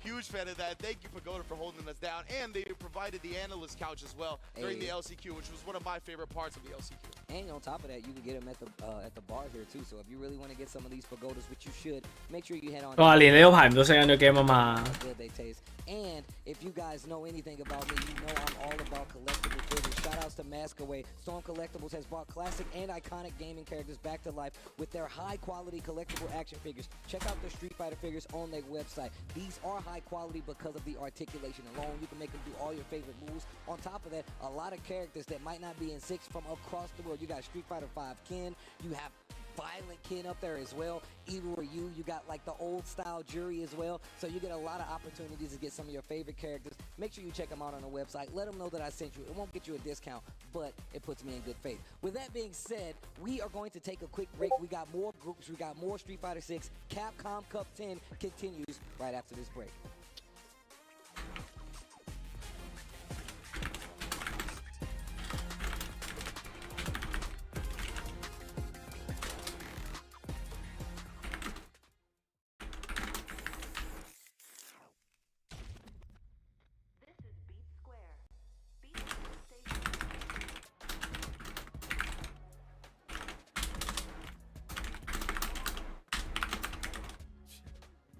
Seriously? I'm not interested in whatever you're pitching. You really want me to punch a hole through you? So, just who are you? You need to learn to stop pissing me off!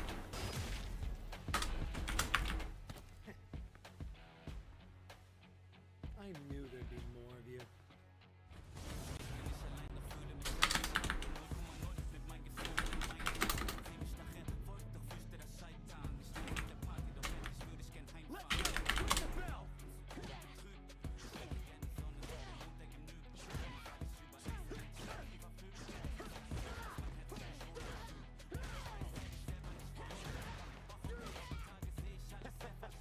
I'd be scared too.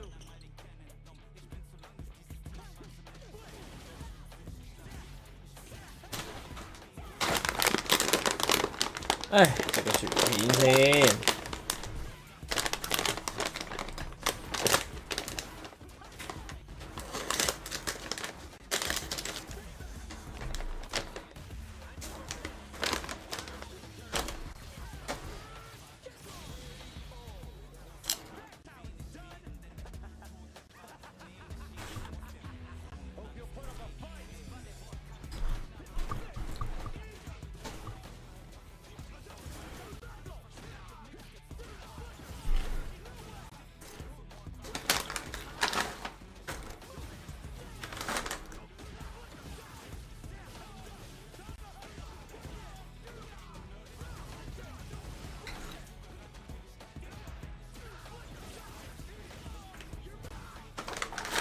你老母你講咗呢句4次啊！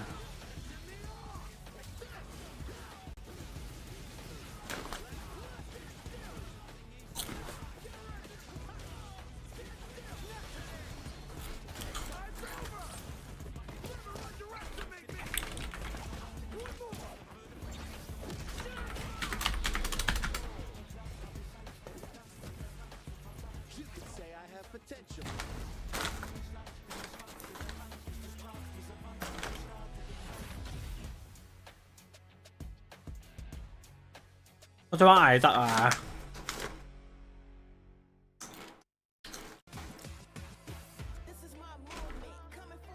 我嚟就4日出咯喎。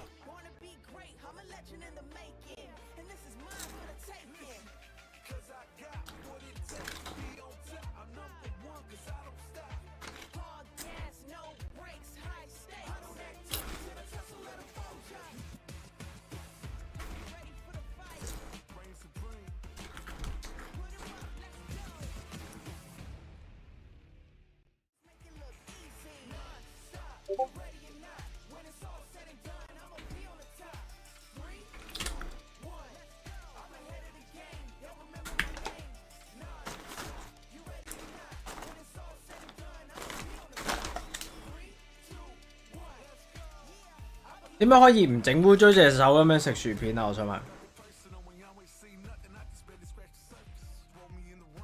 唉，攞對筷子先。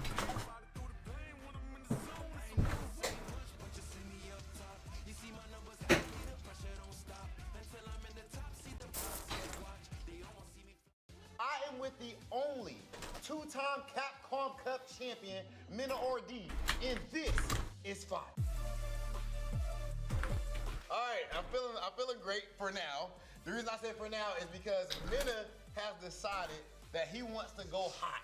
Let's get a little dab of something. So you ready for this? I'm ready. So we're gonna dab up these pagoda egg rolls.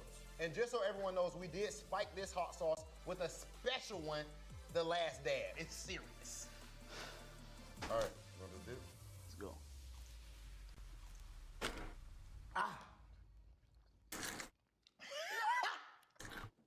Minna RD, two-time Capcom Cup champion. I just want to start things in a little unconventional place. Street Fighter League this year, you was talking a whole lot of trash and backed it up. 4 years to you guys finally winning Street Fighter League. Tell me what that meant to you. Take me through that season for you. That season was crazy because these teams, like, I really tried to like put up a team of people I trusted because the game is new. And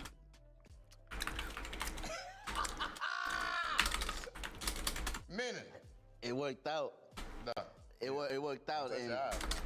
it worked out, man. And it was beautiful to see, you know.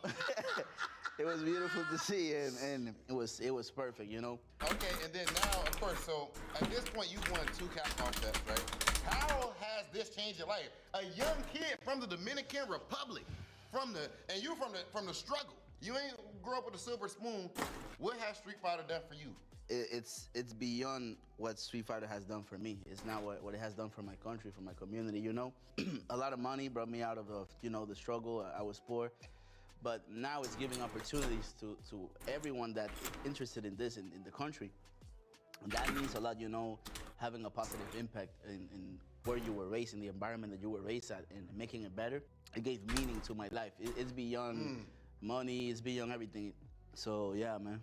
Okay, and your lips hot.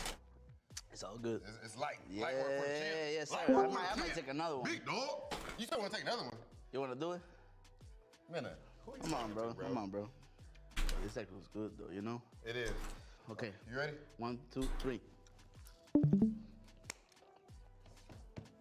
And people they're really enjoying it. You know, it's not only, oh, they have a Dominican. 飲咧乜撚嘢飲啦， There's a 照 lot of people that actually are starting to like fighting games, and they're watching videos, and they're watching everybody, not only me. 喂，咁唔食辣嘅點拍呢個廣告啊？ What you mean? Hey, bro, what you mean, bro? Yo, it was crying too. What you mean, bro? So you gonna call me out? Yeah, I was crying. I didn't know you seen that. Minna, you are a bad man. We don't need no water. All right, man. You the two-time Capcom Cup I'm champ. the bull. My bad. Okay, you the bull. Yeah, yes, sir. That's it, bro. You are a beast for 好啦啦，點樣好冇？ last dab with you, and we did it 2 times too. Nothing but respect, brother. Representing Bandits and the Dominican Republic. This has been the champ, Minna RD. 誒，我翻工再答你得唔得啊？我禮拜六再答你得唔得啊？ Hollywood, California, as we get ready for the rest of 誒，你預我去先啦，你預我去啊？ Jammers, and take a look. 唔得，我都請假過嚟㗎啦，係啊，得啊。 Bang, there it is.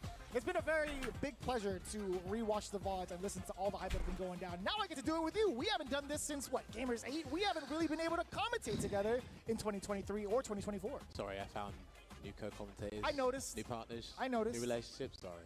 That's just how it goes. That's it. But But hey, hey, we're reunited now. It's going to be consistent here either way. I feel like this is the time where we really get to talk about Group B and the highlights of it. We have Luke's, we have Marisa Dalsim, as well as some Rashid. juries. Rashid as well. That's sure. That's actually true. We got a True, nice true, variety in this group, which is why I extremely enjoyed it doing it with Rings yesterday. But you know what? It's going to be even more hectic today because some people haven't quite been performing as much as we'd expect them to. But this is the day to do it. Sometimes it is the middle day. That can be the day to turn things around. And we are going to actually look at the table right now and check what the Group B standings are. What are you thinking of this one, Vicious? Despair King has been playing out of his mind in my 誒，斯德殺撚晒人，不過未到佢。 which actually led him to this big 2-0, and I totally understand that. But he's wrong, man. I feel like he has been the person to look out for in this group. Now, funny enough, Nephew, very, very strong jury play as well throughout the entirety of Group B. Big Bird, I feel like, has been in somewhat of a pickle, right? I feel like most of his offensive pressure hasn't really been paying off the way that he'd like to, and he was kind of stressed out. I was talking to him about it before. I still like the way that Destroy Gods has been playing as well, and Shaka being able to represent that Dawson has been very, very strong. But I do kind of want to talk about Destroy Gods. He does have, like, the right ways to play his guile overall, and I'm actually very curious to see what changes he's made going in from day 1 into day 2. That's going to be pretty interesting. 咁撚多北嘅你哋玩到，啲你老母牌都唔撚見埋。 Now, from this day onwards and tomorrow, it's going to be 2 games for him. So even if he has a momentarily 玩到牌都唔撚齊見埋，做乜鳩嘢？ it's only in his fate as well. And hopefully, he's going to be hoping Destroy Gods and Shaka don't get as good performances to kind of help him boost his way up overly out of the table. Destroy Gods, like I said, he has a lot of things that make a solid guile together and play that high level. But I think it's a little bit of nerves. But hey, we'll talk about Destroy Gods when we come to that. We are talking about Big Bird here, and he will be going up against Shaka22, who hasn't got a win yet. Could this be the turnaround? Now, we see Marisa on there as a character, but this group, I was speaking with Big Bird before the whole tournament started, and he did mention that Rashid is the character that we played in the vast majority. Statistically speaking, there's only one game where he'd use the Marisa. But he could use Marisa here against Dawson, because he might need to actually strike in his opponents instead of going by paper. Yeah, you talk about playing it by paper. You know, we've initially talked about how strong Dawson is right out the gate. He's already winning that neutral game. You and Rinch had really exacerbated that point, and I do agree. But what happens? Oh, it's going to be the Rashid. Yeah, and if that makes anything, sense. he could have seen Okay. yesterday. Big Bird 打 Shaka。 Good idea, and he's exceptional in this matchup. He's played Toimeshi, he's played YC Mochi when he was over in Japan, and a lovely conversion into that Eagle Spike, and he tried to bait a parry with that semi-charged whirlwind shot there. So tricky. Shaka actually being ready for it. And this is going to be great now. He gets his startup now into the corner, the Yoga Flame. And I like the back away just in case. And I like him kind of mixing up the different strengths of the Yoga Flame to see whether or not they're willing to parry. Gets caught by the overhead. Unfortunately, going to go for the overhead setup. Probably. No, he's going to be... Gang- Oh, yeah, he did go for the... 究竟邊撚個仲講拿雪廢啊 Put that up there. Reset into the low. This is it. ？Shaka Be very careful because Rashid has numerous ways to run in, the drive rush, his run. He's going to close out the round here, Shaka. And this is it. Shaka has to be highly cognizant towards Big Bird's impatience and of Rashid's mobility in general because of how nimble he is as a character. Teleports in. I don't necessarily agree with that sometimes when he teleports in for the mix-up because he puts himself in a precarious scenario afterwards. I mean, I understand him not wanting to be in the corner. This Isara is going to be so important there. Pig stuck in the corner. That drive reversal had to come out. 哇，做乜撚啊佢？ That light clash. 戇鳩。 That's so beautifully done. 咁樣 level 2仲要俾人打，係咪黐撚線？ Try to bait something there. And again, yo, Big Bird. Oh, wait did a the wrong minute. version of He did the Eagle wrong Strike. version. Yeah. Just waiting there, floating out, and a lovely check. He already preemptively pressed that crouch immediate punch to stop the drive rush there. Just waiting it out here. Can do one more drive rush cancel and get the grab. That is so because he 打死埋， Shaka 就係咁勁咯， frame trap, but he 就 didn't. 係咁勁咯。 This is going from bad to worse. But- So it looks like he might have to pull out our Italian juggernaut, Vicious. 乜嘢 It's 渣 gonna be tough. All right, we were talking about that. We prefaced the matchup with that. We were thinking he was gonna go with the Marisa pick, but even him starting with the Rashid was a little bit dicey. And that's the kind of matchup I feel like he would much rather play. And now he's contemplating it. He hasn't necessarily switched over just yet. He has the headset off. He's like, you know, I'm kind of thinking about it. I'd imagine he's got to be talking to Angry Bird somewhere. It could be Angry Bird, it could be another fellow, someone from the European region or something. But here's the problem, right? Because of all the tricky ways that Rashid has to approach, Shaka actually shut them all down pretty comfortably. Yeah. Right? And he practices with Dookie, so he was kind of prepared for this matchup with Rashid. 屌你咪撚用 Marisa 啦 Gonna have to catch him by surprise. I think he's gonna have to pick Marisa. But this is a different challenge, another tall order. I feel like, yeah, for Big Bird specifically, because there's so many different ways that Rashid can approach, but in comparison to Marisa, I feel like it's a little bit linear. You're looking at the long-range normals, you're looking at the movement, but this is going to be the 你 Rashid. 咪心諗屌你老味等撚完未？撲街，簡直角色 He's got to be careful charging whirlwind shots because he doesn't want to. You don't want to allow Dowson free teleports into free pressure and into Oki. He might need to be a bit more militant around the normals, and then already gets a conversion into the heavy. 哦， flame. 撲街啦！Big Bird 崩撚咗。 Jumps in, yeah. I like that he's doing empty jump as well. So he doesn't give him the counter hit conversion, and Shaka's aware he's not seeing the counter either. 唉，撲街啦！ Spacing to get the whiff punish on the whiff throw. Again, he keeps trying to jump. He thinks Yoga Fire is coming out after the throw tech, and it's never working. So he pulls out the flamethrower. 死撚咗啦！ Level 1. 揾大陸啊！ Heavy version for the knockdown setup too, or at least the better knockdown. 跟住佢就會開始想湧，跟住之後一湧又俾人 Still pushes 打到撲街。 significantly far away, and a 冇錯， to put 就係咁。 that match point. Yo, Shaka, a huge difference in comparison to what we saw yesterday. This could be a huge upset in Group B, according to a lot of people's standards. But he does the forward media punch, no cancel though, and he's been so successful with those drive 埋魔追嘅。 Shaka thus far, +1. He's going to go for a meaty. Yeah, goes for the throw. He's trying to get Shaka to get the perfect parry, and there it is. But it's still the rest of it, yeah, the durability on that fireball as well as the follow-up too. Even harder to defend with the knockdown situation. Safe The jump. mix, safe Yeah. jump. Oh, if that hit, that would have been the round there for Big Bird. So Shaka has a chance to turn it around with the reset in the back throw. And we're looking at a character with exceptional corner pressure. Oh, you missed! That's 喂，屌你老母，佢咁乜撚嘢啊！仆街！ Was on the landing. Yeah, he's not jumping after throw text now. 哇，靚！ Into the force knockdown as well. That dive kick was a punish counter, but not enough. That might get stopped. Oh no, it didn't. He teleported behind. 哇，靚喎！佢咁樣用個 level 2逼人閃過嚟。 You activate your saw, it's a free teleport, but Dalsin players have to be aware that they don't teleport themselves into the corner. That was irrelevant at that point because Big Bird got the round. Just weighing it out here. Oh, he kicked him. Damn. Midair. And just outside the range, getting the big throw bait off of that Fierce 2. Look at the damage on that Vicious. Another one. Now the delayed throw tech there. He'll go for the Wow, reset. reset. So he's got one more guess here, Shaka.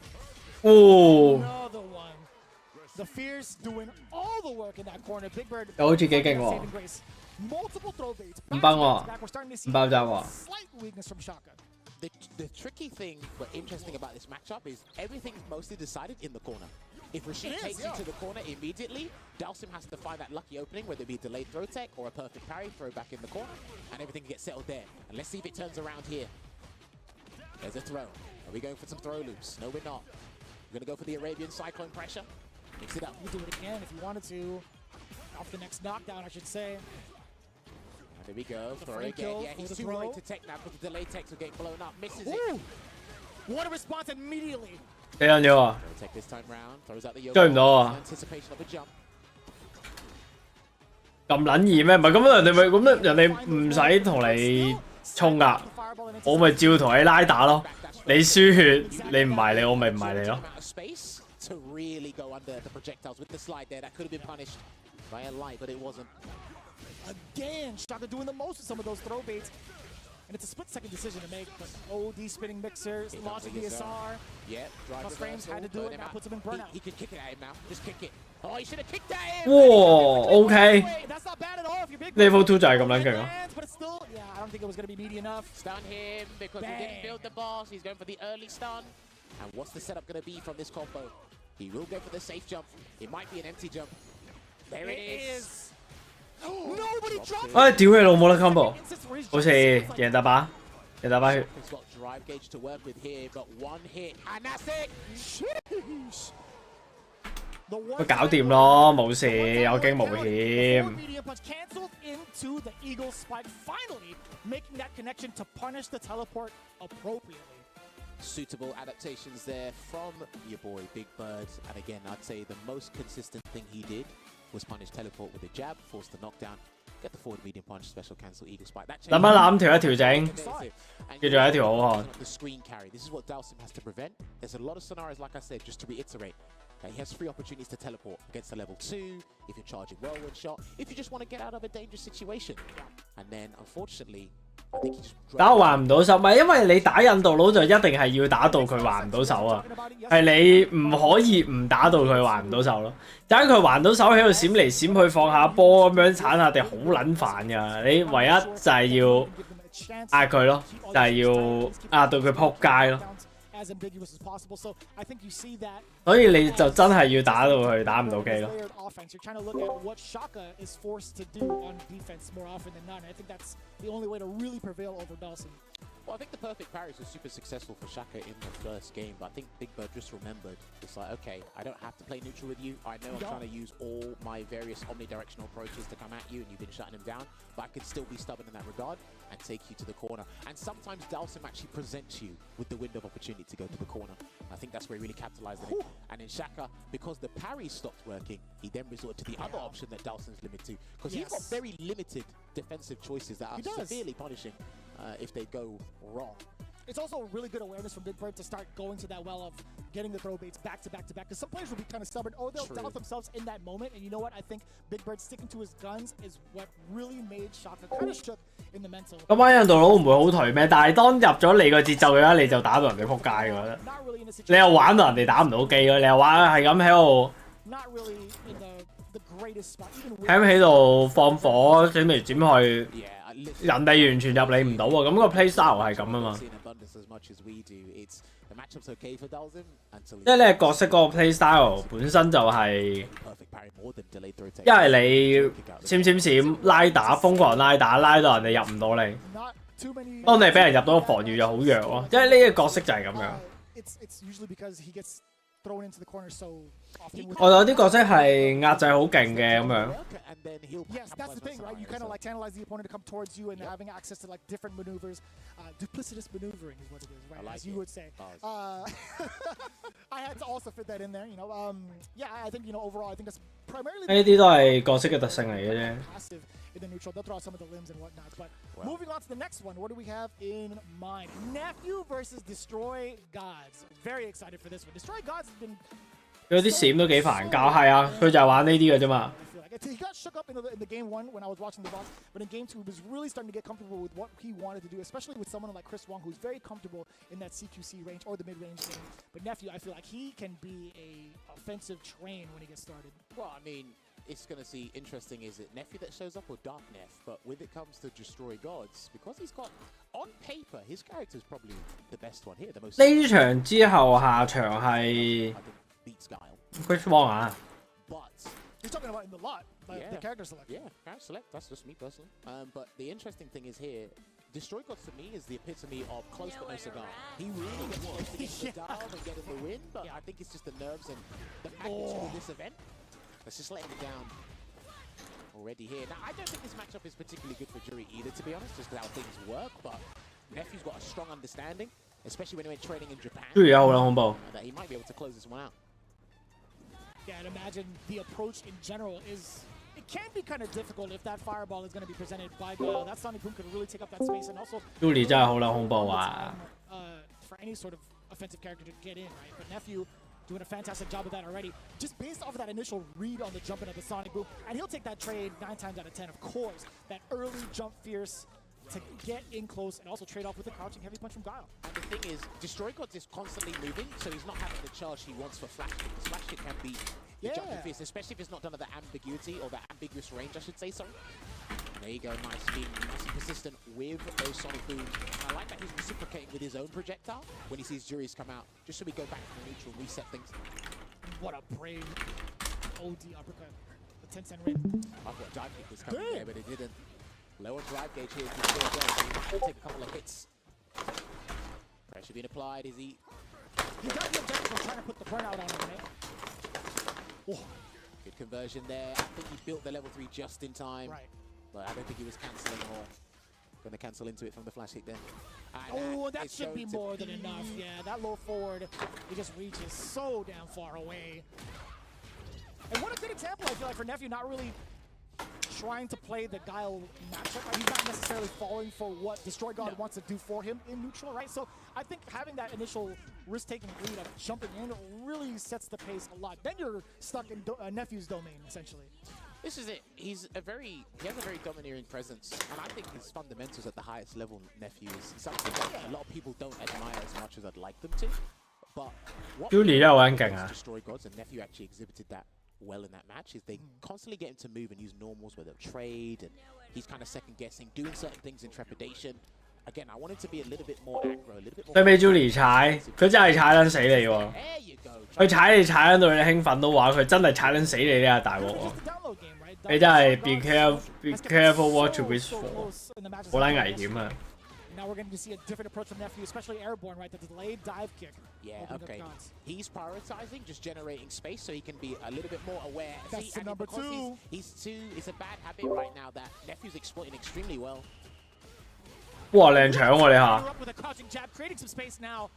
You would think maybe the back throw would come, but Nephew also sticking to his guns, just playing defense. He's willing to get thrown, but Dive kick again! How, was that the 4th one? Yeah, and I saw a crouching medium punch come out. I don't know why, and that's going to be the round there. Unfortunately, Destroy Gods needs to change up his game. Guy has an air throw. He might need to prioritize that, but I feel Nephew's got 2 or 3 more layers in the book if you try and adapt to that. Sonic Boom.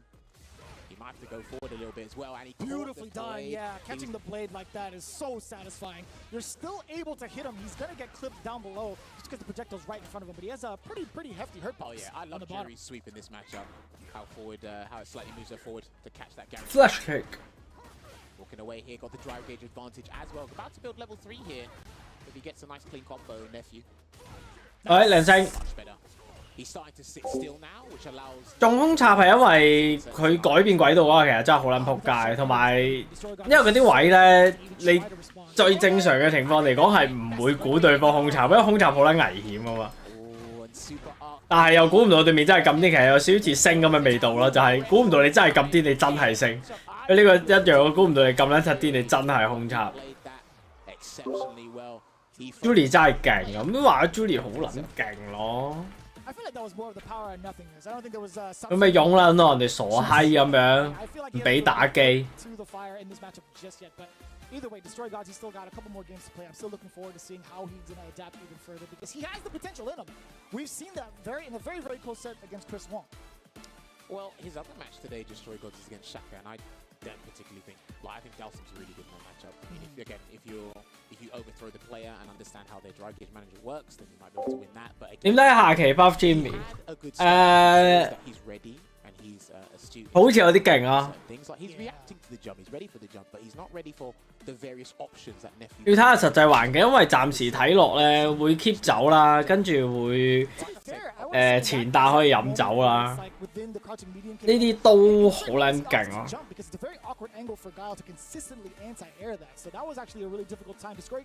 佢勁咗，因為咧 Jimmy 其實4走嘅話 ，Jimmy 其實4走係好撚勁嘅角色嚟噶嘛。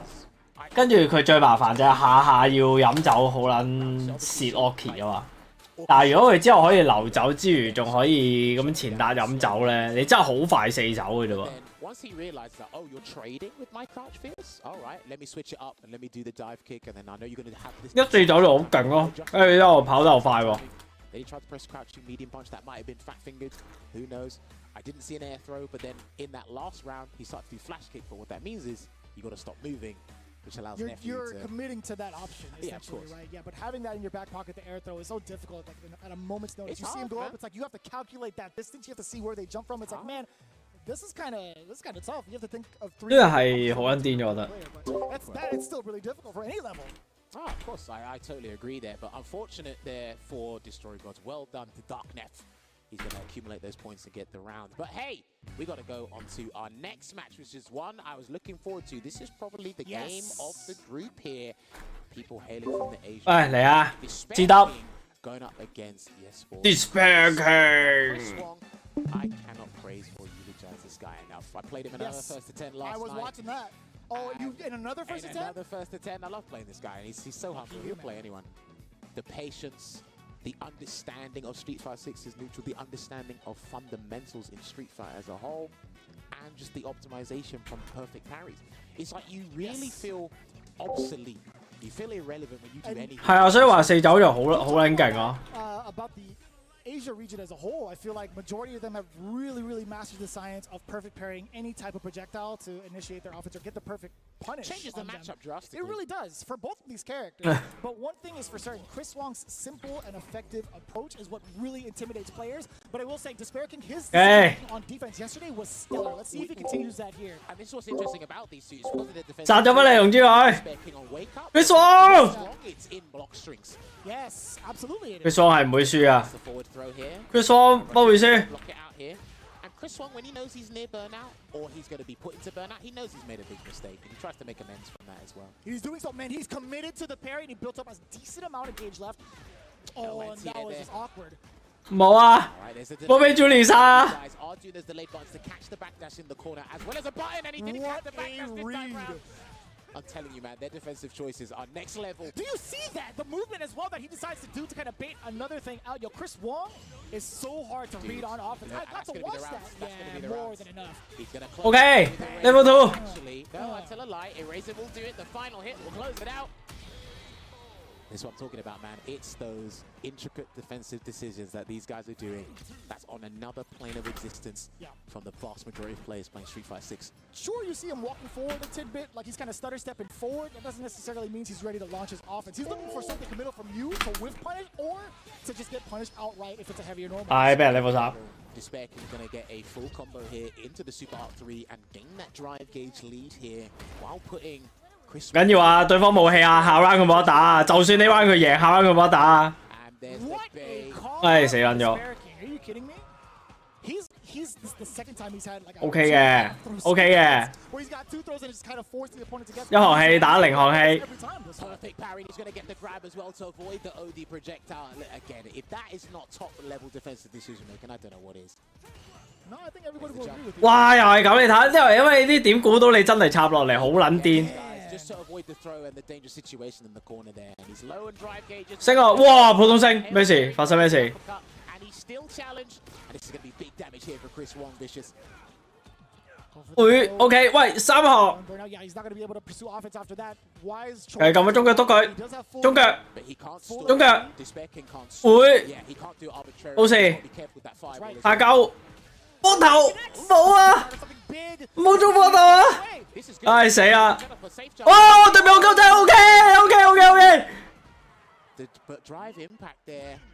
Man, fortuitous there. 好彩對面自己甩， Fortunate for Despair. 冇事冇事。 I mean, living up to the name, it is Despair indeed. You could have had 2 whole sequences to force the guess also with that safe jump. I think I've seen it 2 times over where Despair King will do like the double layered, right? Jumping in while in feng shui.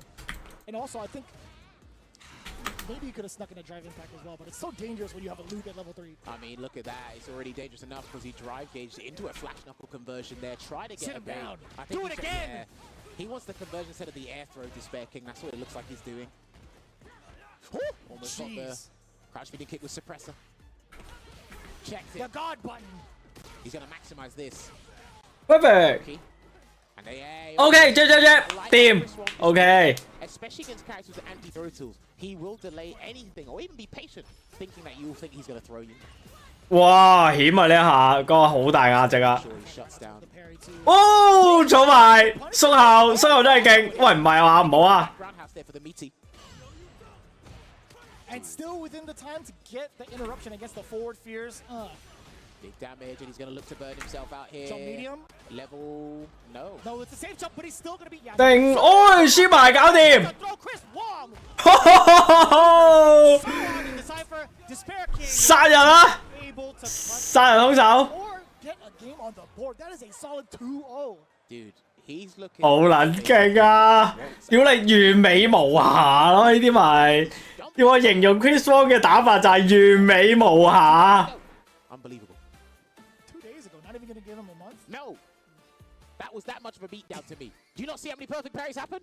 I did. I saw a couple. Were we watching the same game? No, we definitely were, but I mean, I give him like at least a month, you know? You can be a little bit more generous than I am, but listen. 誒，但知道我對爆喎 To Memphis。其實咩叫 Memphis？所以我唔知咩叫 As the Memphis。 games go on, as the set gets more tense, We all going down to Memphis。 with Chris Wong 唔知佢講乜 factor in 知咩叫 Memphis？知道佢對白都唔知道咩叫 Memphis。 different scenarios. You're like, hang on a minute, you're perfect parrying this move, that move, the third, and it's like, wait, okay, I can't jump at you. Now you're introducing reversal, then you done a backdash. Now you're checking my stuff, and it's like, I can't keep up with you. So He's exercised every defensive maneuver that you could think of. And right there, we talked about it earlier. But more impressively, yeah, his reads on offense as well. It's so hard to kill. I've watched you guys play the game, right? I've watched you guys play that full set. There are so many like micro decisions that Chris Wong is making. 好撚勁啊！屌你 safe 針後後。 He is so well strung when it comes to the CQC. He knows exactly what to do to get that pressure. Dude, and it it's so daunting. It really is so daunting. it is. 屌你係係 Memphis，要係 Memphis，屌你因為咩 To Memphis 嗰個係個聲優自己條片講噶嘛，被騙咯原來。 Listen, man, Chris Wong, potentially one of the favorite. A few people have him as their favorite to even take the whole thing, but step by step, and he's making sure he sticks with Plan A, which it looks like is working so far. So we gotta give Chris Wong credit where credit is due. No doubt, because if you don't know, now you definitely know. This guy, man, 100%. he's been working so hard at some of these offline majors. I've become a real big fan of his because he's gotten Over like time, second yeah. against some of the biggest titans that we could ask for. And now, being the titan that he is himself, sitting at the top of the charts, I feel like for the standings. But we're going on to the next match here in Group B. Let's take a look. Big Bird, dude, it's the battle of the homies, man. Big Bird and Nephew going head to head. Now the question is, will it still be the Rashid? What are your thoughts on that, Jammers? He can't pick Mariza here. I think over the months, like Mariza versus Jury, especially him. Jury's actually been one of the most problematic characters for him. Same with Chun-Li as well. But I think over time, especially with their trip to Japan to get the training, he said to me, like, I'd pick Rashid going up against Jury. I think it's even in the matchup in general. You know you choose the wrong guys to mess with. Now you got to snipe out how the player is utilizing the drive gauge and their super meter, right? There's so much more priority on how the player is playing neutral and the utilization of the drive gauge. 唉，掂啊！佢爽，同我贏撚晒比賽佢，佢勁撚超啊！哇 ，Marisa， 佢俾人下段到傻閪喎。He's locked in. He's locked in. And nephew Okay. about it. I believe Okay. he does actively play 801 yeah. He's actively playing, so he does have a good amount of knowledge in this matchup. Different style. 即係大隻鋪嘅。 Pretty sure as long as he's got the basics, because there are fundamental principles in all matchups here. Now, I do want to provide a very basic layer of the strategy here. I feel like, you know, we talk about Marisa and how daunting she can be. She has very, very wide reach of normals. The Gladius could be a really, really big problem, especially having that armor behind it. But I feel like Jury, of all characters, she can really take advantage of the big low weakness that Marisa has for that exposure. Having a low 發現自己唔識玩武噃，咁樣可唔可以練多隻碌或者龍？我覺得可以練碌咯，龍又唔好啦。依家我玩完之後，呢個咩我覺得嘥鳩氣啊龍，我都唉。你見唔見我近排喺度玩緊阿 Ken 啊？冇我見唔到，因為我玩阿 Ken 都冇開台，但係我最近都玩緊阿 Ken。要玩阿 Ken 就覺得屌你阿龍，因為嘥鳩氣，係冇撚意思啊！勁多嘢阿 Ken 阿 Luke 做到嗰啲阿龍個傻仔咁企撚咗喺度。Here's the thing, a lot of Marisa's defensive choices, they actually lose to throws if you're not careful with it. Oh, no block there. Try to burn him out, and he did, and that's... 哇咩嚟㗎？呢個做咩啊？ He's actually going to get a big punish here. Charge up with the Magna Bunker into the Demarcatus. You forgot the third move. 喂，屌又唔撚 combo 咩事啊？ I saw you putting the kimono on. You had it. You had the trifecta. I just didn't bring my, my wine glass. I'm sorry. Come on, brother. That's the throw take there, and he's got to be careful. That's big punish. Jesus. +1 there into the end fold. And what's the Oki going to be from this situation? And he's going to wake Swinging up. into the level 1. Yes, indeed. Nephew finding a big release against that offensive pressure. Oh, and he baits the throw this time round. He chases him down there as well. Wakes up with a Gladius. That probably could have been the round if he cancelled into level 2, but I don't think he wanted to. Maybe that's a bit too much. 有 Ad 你咪試咯，但係 Ad 嗰個波唔算真係好波，佢有前置動作咧，太容易俾人 read 啊。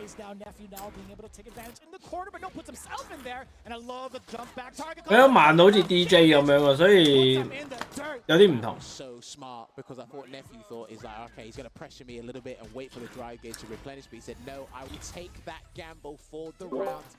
With the command grab there, and I love it when Big Bird uses the command grab. I just feel it's got a little bit more oomph to it, you know. Wait till the OD version comes out, then we'll be losing our mind. 咪唔知有咪 Big Bird 啊？屌你係咪叻表隻豬年柳啊？ We're talking about the throw beat and everything, and if he can establish that mind game where Big Bird has to rely on other options, which the throw loses to, then he's in trouble. No safe jump. Okay.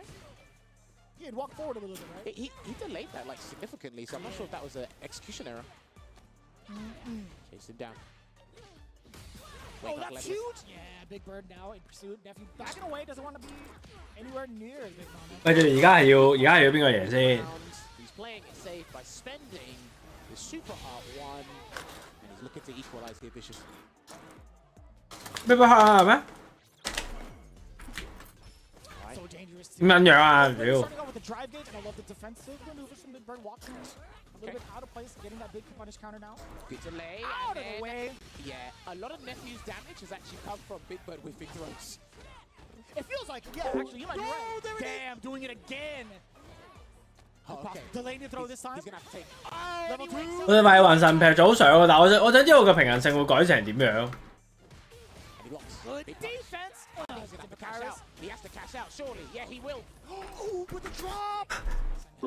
你老母 Devils 啊！ I think that's a very good trade with the go over it, but I prefer that trade to be honest. Oh, no doubt. 呢個都甩唔關事啊！嗰個係佢慢cancel 個 dash 慢咗，唔關 SA 事。 In Marisa's favor, but now the corner pressure again. The back dash actually out of there.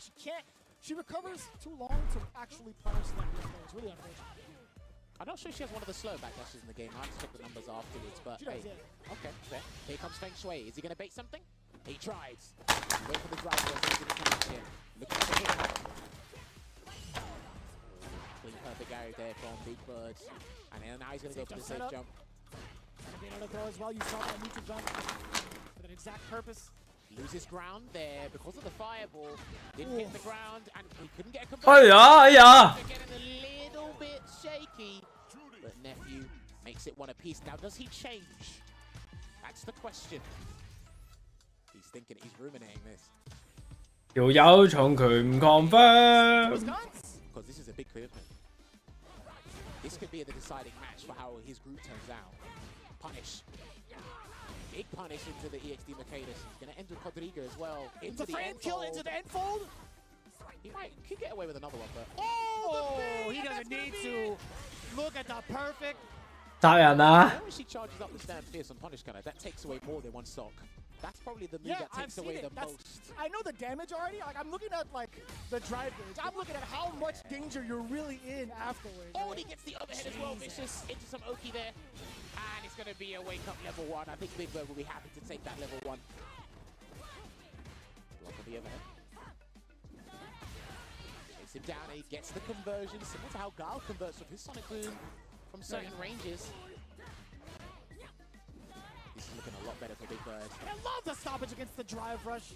Got him The again! medium, the overhead as well. Level 2. ，real 棒！ I feel like I would love to hear her kind of say that. I mean, listen, our red-headed Italian got the job done. Good choice there from Big Bird switching things up. Because at this point he needs to. It can't all be just about what happens on paper. He needs to really strike fear and target the player's mental state. And Marisa is an excellent example of that. So good turnaround there for Big Bird getting the dub. And I'm glad he stuck to his guns, right? I feel like it would have been a lot more of a mental stack if you were to kind of readjust to the way that Nephew's been playing, trying to pick over Rashid. But as we take a look, I mean, his adaptations overall to what Nephew wanted to do on offense is pretty well. And his movement choices, too, have been really, really hard to predict. Like some of the slight walkbacks, getting away with some of the whiff throws as well, and then trying to determine whether or not she's going to melee the hell out of you is, I feel like, the hardest part when it comes to facing off against Marisa. So what you do after the block, right? I'm surprised at how much Nephew woke up with level 1 and reversals, to be honest, especially against a big body character like Marisa with that exceptional damage output. She only understands critical hits. So this is the thing, but I like that he just wasn't deterred in general. But by doing that, you just basically give her a free 40% upwards there as well. But hey, if we flip it on its head, Big Bird kind of had to do the same thing because delay tech wasn't quite working out. Parry worked more successfully in block string than it did on wake up there. And I did identify it as well. It's like, look, if you go to that well too often and rely on throws, Nephew will close it out there. But then as he switched it up and got confident over time, it got a lot better for him. And that was beautiful. We see a couple of guys. Chris Wong did it as well. He ducked it. But I like that the players at the top level, they're identifying, they're really snuffing out and taking it with their gut where they think Jury will wake up with jump media punch. In all fairness, that was the thing that kind of really plagued Big Bird in his first match when he was playing off against Despair King as Rashid. He was talking about it. Like I had a couple of chats with him. He's like, you know what? I feel like if I had just really been keen on what the throw escape options were with Jury, it would have been a whole different story. And I'm like, you know, that happens to everybody at the top level. You know, it's like, you know, you got to think about what ifs and what happens. Hindsight, it's always 2020. But he did a great job of adjusting for today. Dude, I love the... Arisa 真係勁啊！ With the fireball. 哦，咩個 Arisa 先？ Later, I'm pretty fond of that, so I want to take notes on that because I'm always trying to be From studious further with out, this trying to game. like react to it as Yeah, well. Yeah. I'm always trying to be studious at this game and learn something new, especially like with yourself, Ringe, and the rest of the guys here. Because again, the more we learn now, the easier it will be later down the line. Especially with this patch coming up. You know what it is. But hey, listen, that was fun. But we've got one more match for you guys coming in Group B, and this one, you can call it blood pumping, but it's actually crucial in terms of statistics. Okay. These guys need the dubs here, and we're going to show it on the screen right now. It will be Destroy God going up against Shaka 22. 喂，其實 Past performance. 唔係啊，但係而家 Shaka 唔係好撚有計咩？佢唔係殺咗好多個咩？ This is, I feel like, the matchup that is going to be pretty difficult, I feel like, for Am I? Destroy Gods. Like, how much more Dawson practice does he get outside of this arena? This is the interesting part. Well, they are from the South American region. 如果係咁，其實佢兩個係咪求其一個贏都得？ Dominant Dawson force there. True, Now, I have the pleasure of watching Mr. Crimson go at it with Rain Pro, Akainu, Lex. Even when I watch, you know, other people play this as well. Garnet plays this matchup with the further Gal plays. I said this with Ringe yesterday. Dalsim's neutral, levitating is a huge part of it. 名人道佬了啊啱係我呢陣印度都有波你玩唔到啲冇波啊嘛，印度都有波你玩唔到咯。From the rubber band. But he also has various different ways to tackle Sonic Boom, which makes it a little bit more problematic. 你打咁樣閃喺人哋後邊，跟住之後直接打，你睇幾多個機？雖然俾人打個仆街。I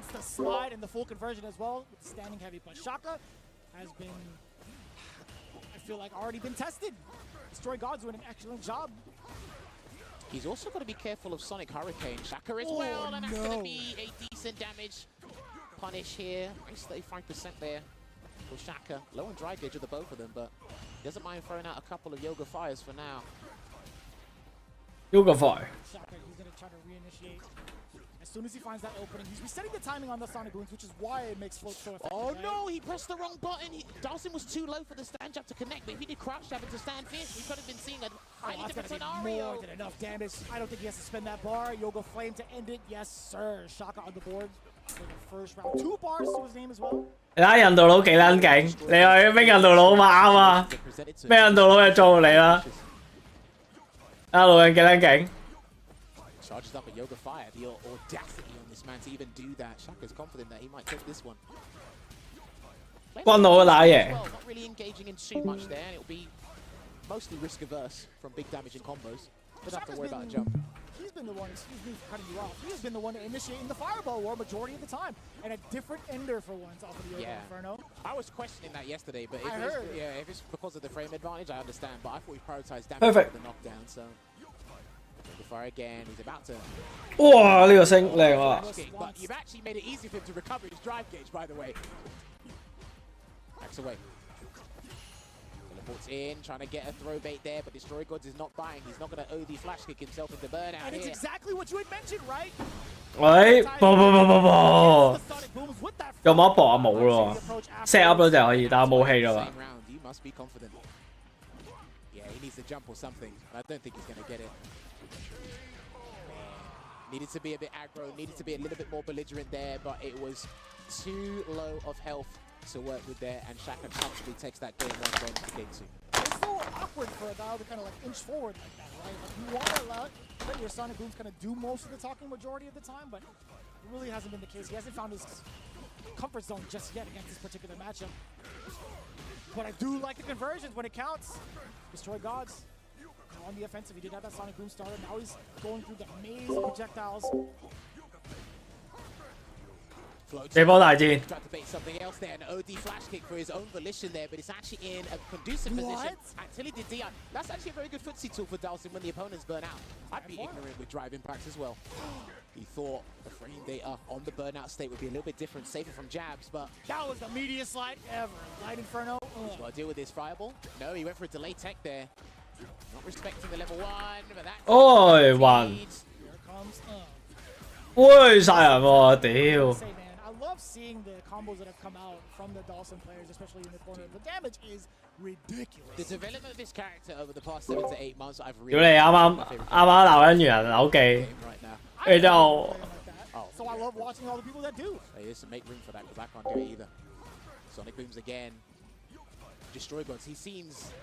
He did, again, 咩起身 level 3嗰個啊 Shaka 嚟噶嘛，唔係咩？ experiment and really risk something here. I like 哦，我以為你噏，喂屌你上一句話軍到下一句話老人嘅咁樣搞鬼嘅你。 Not at all. That was a giant opening, but hey, he's actually recovered pretty well. Shaka now getting pushed towards the corner system. 我見啊，有望到啊， When the teleport 好撚癲啊！ to get the conversion. He might have the drive rush might have completely finished, which didn't allow him to get the extra frame advantage there for the combo. Reset. Now we're looking at 哇！你睇下，屌你幾撚勁啊！可以波撚完之後直接就打鳩人，你勁撚到。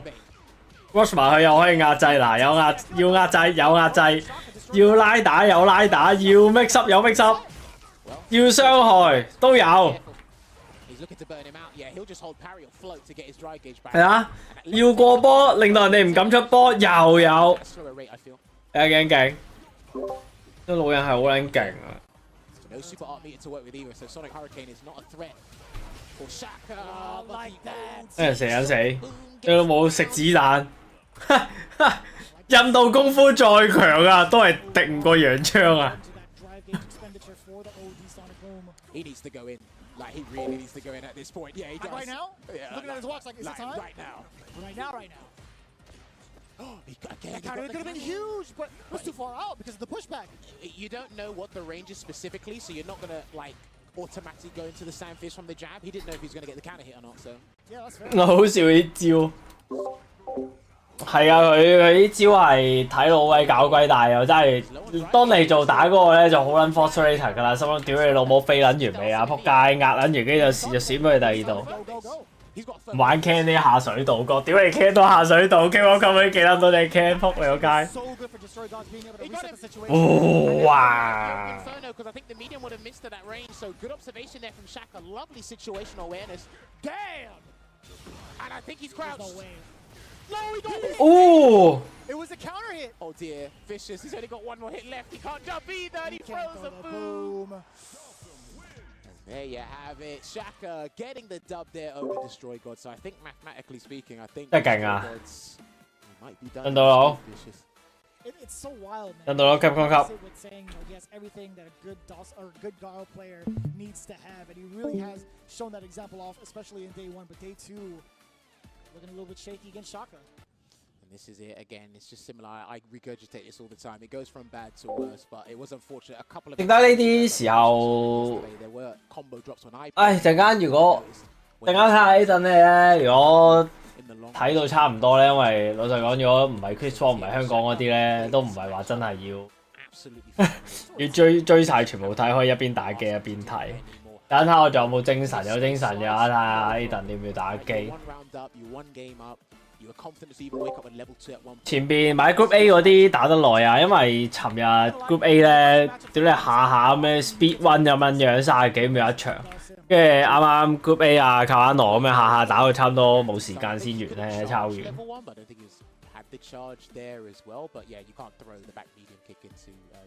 啊，啲 can 啲 loop 嗰啲係咧，我喺度慢慢嚟啊，可以打到好耐。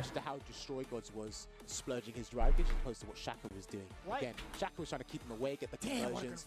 Destroy Gods was trying to get in, force some pressure, and because of how elusive Dalsum can be, it was just difficult to kind of maintain that. And he was in burnout more than what he's used to being. So, really unfortunate there for Destroy Gods. Well played, Shaka 22.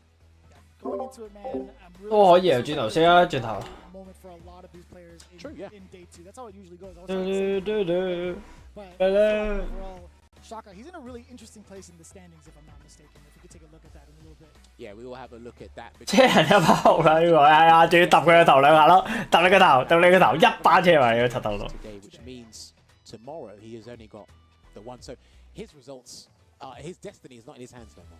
It's going to be somewhere else. That is what the group is looking for. There's only 2. Oh, that's kind of tough. Yeah. Chris Wong only needs one more win, and Chris Wong has 2 games tomorrow. So, boy, look at that. Things can still shake up. Yeah, you're looking at the differential as well. But Big Bird being at 2-1, Nephew tied up at 2-2, Despair King 2-1 as well. But you can see the difference between the 3 of those, right? Between Big Bird, Nephew, and Despair King, other than just the win-loss ratio. You're looking at how many games have been won within every one of those sets. But Shaka and Shaka as well as Destroy Gods, it's looking very Yoga. Destiny is no longer in their fate is no longer in their hands. Well, the big thing here is Big Bird, Nephew, and Despair King have the same wins. No, sorry. Big Bird and Despair King have the same wins and losses there. Now it's going to be definitely on round differential. Or game differential, yeah. So going into that final group day tomorrow, day 3, these guys have... It's going to be a slaughterhouse. I feel like we got that tomorrow as well, right? They got to be more mentally ready than physically ready again. Because at the end of the day, listen, you could be fantastic today and then you could be like not. You could be subpar tomorrow. So it's pretty rough. But hey, I'm looking forward to tomorrow. I hear you.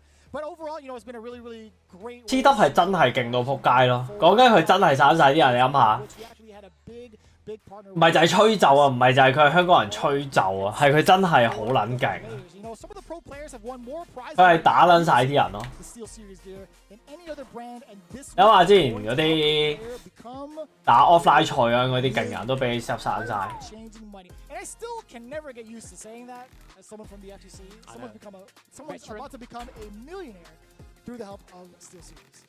Insane to see.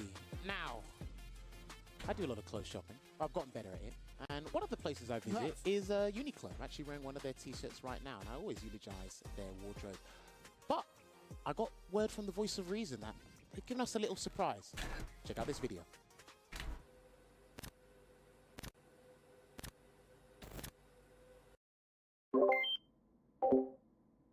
你冇撚呃人啦！屌你，咪講撚柒咗 Capcom Cup 冇新資訊咯。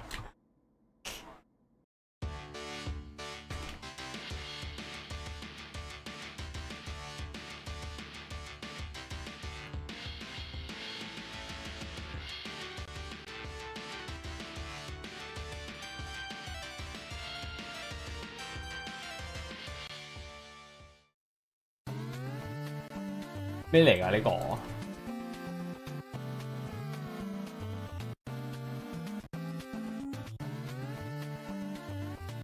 咩嚟㗎呢個？屌你老咩阿龍咁樣着撚晒火行商場做乜鳩嘢啊？黐撚線做乜撚嘢啊？呢個咩啊？但係唔係咩 UT Adventure 咩啊？真係 Uniqlo 定係 UT 㗎？定係同一樣嘢㗎？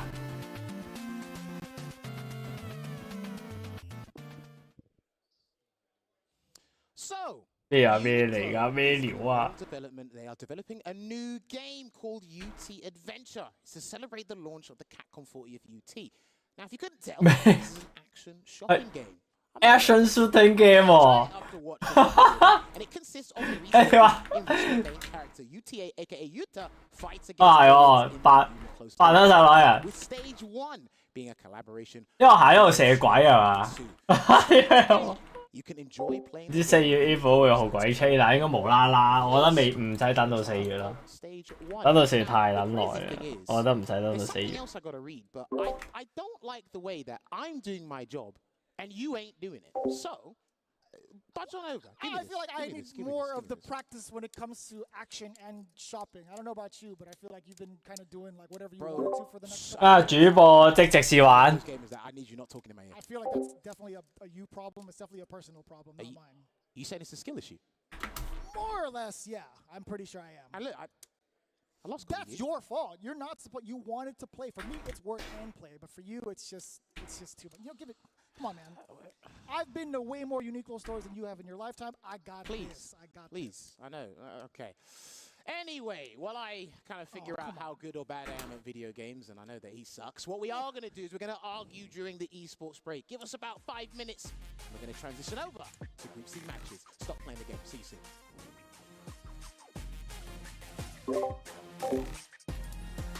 就聽有冇豪鬼衝出嚟30秒嘅 JP 秒大佬啊！唉，有冇司令可以秒秒 JP 啊？可能秒下 Ed 咧，阿 Ed 依家係咪大佬啊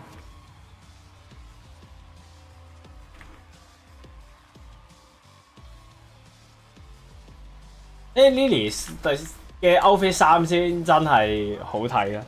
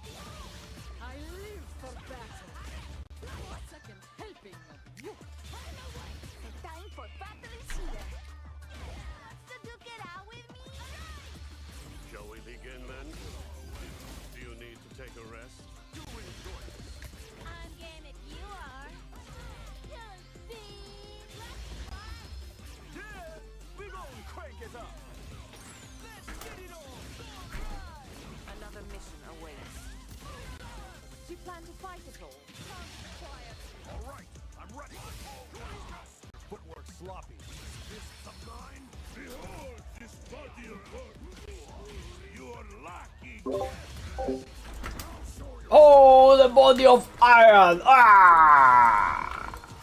Allow yoga to guide you. What is it? Of yoga.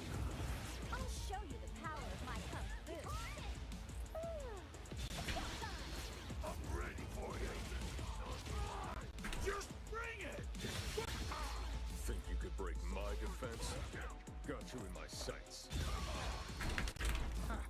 smart choice. Bring it.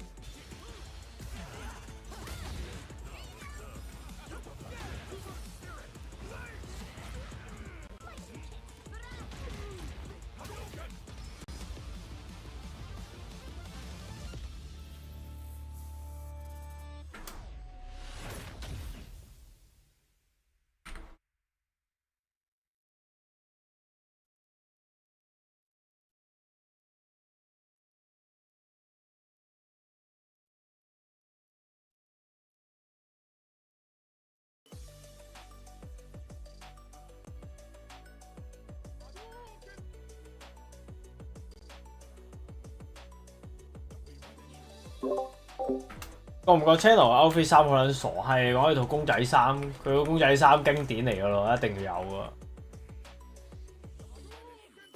不過係影響嘅，所以之後咪出咩啊？之後就係出理控就係人哋個 skin 啊嘛，即係可能人哋原本就係用公仔衫嘅，跟住你可以揀佢係 default skin，跟住睇你自己睇就睇唔到公仔衫啊嘛。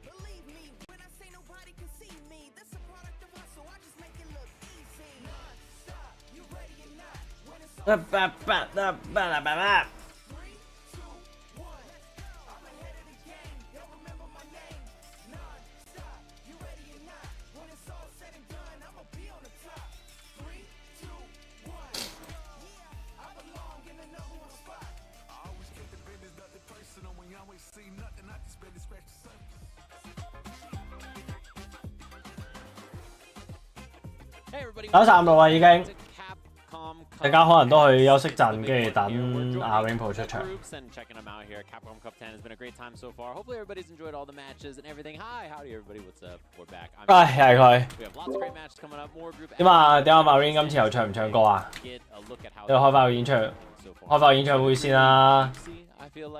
係啊，講到撲街咩啊？女聲嚟喎，除咗佢仲有邊個係女聲啊？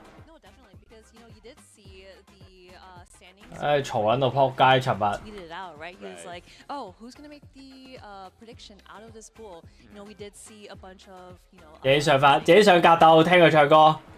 Kaba, etc. But like Kaba is actually doing動人歌后。Group F, but we are focusing here at Group C. So just to kind of fill you in here from yesterday. 係咪都包得晒㗎 ？Going to 0, and then Yuki 1-0, Mr. Crimzone 1-1. DCQ 1-1, Bravery 0-1, and Fandroid 0-2.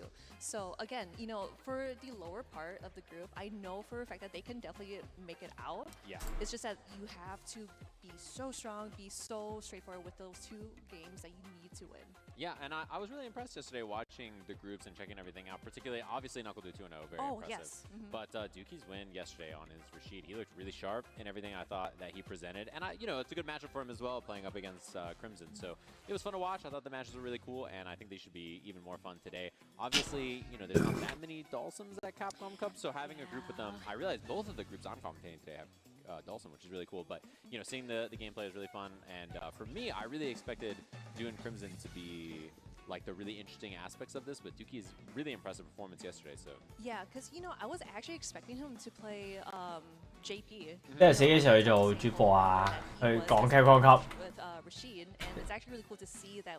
即係先去做唯一一個 Capcom Cup 清倉。Same level with his JP. So we are gonna get into our first match here.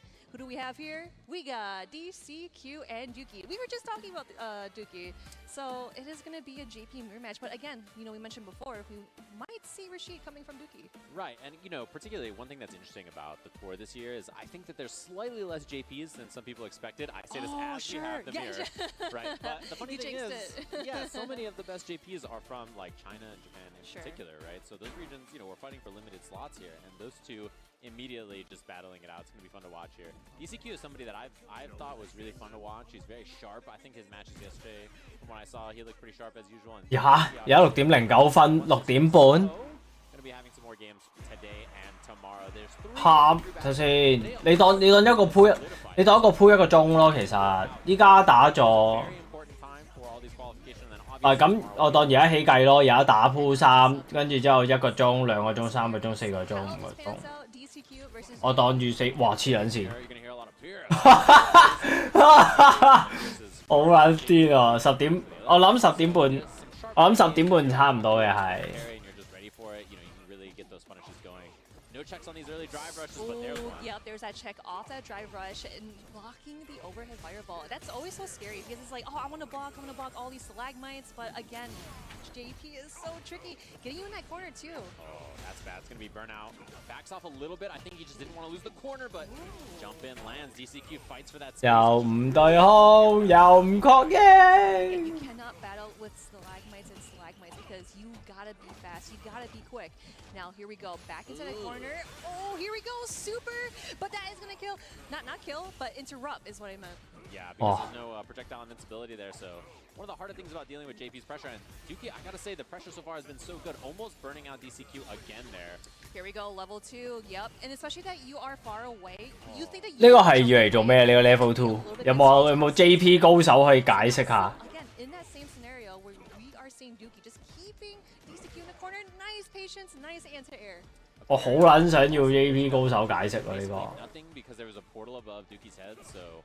喂，我又唔掉。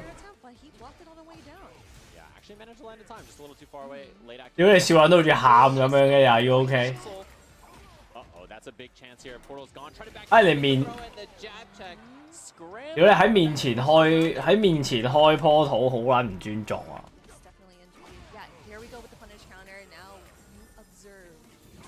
Yeah, nice. He was so ready, going in for that conversion. Oh, he's just sitting. 會㗎。 He might have just. 我睇方向㗎咋。如果兩個坡度都喺度，咪齋等咯。大家都等到對方嗰個爆啊！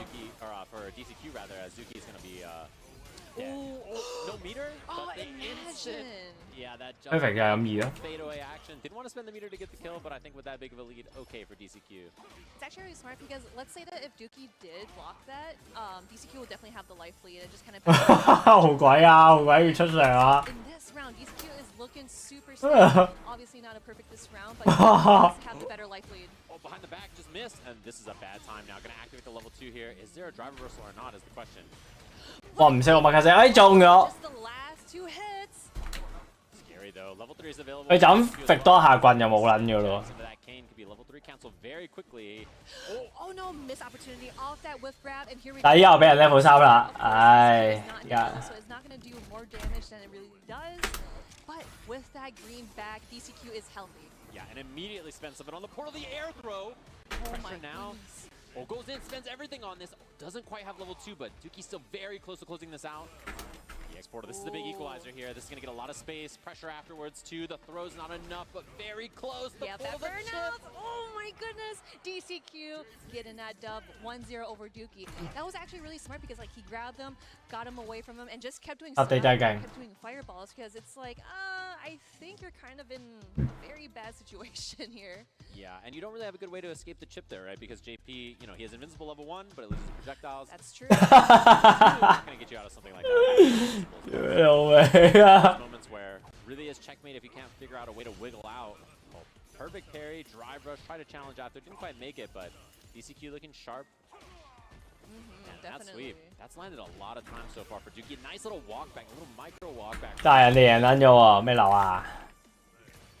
Yeah, just blocking it away. Yeah, I kind of like the patience there. Oh no, yep, going for that OD Slagmite because he did see him block. 係咪越強越強，越扭又越扭啊？ Is having his ball here. All right, there we go. The anti-air once more. Forward heavy kick a lot. Really good range on that to snipe that far teleport, even though the other one's there. And I mean, this pressure so far, DCQ looked way more in control in this game.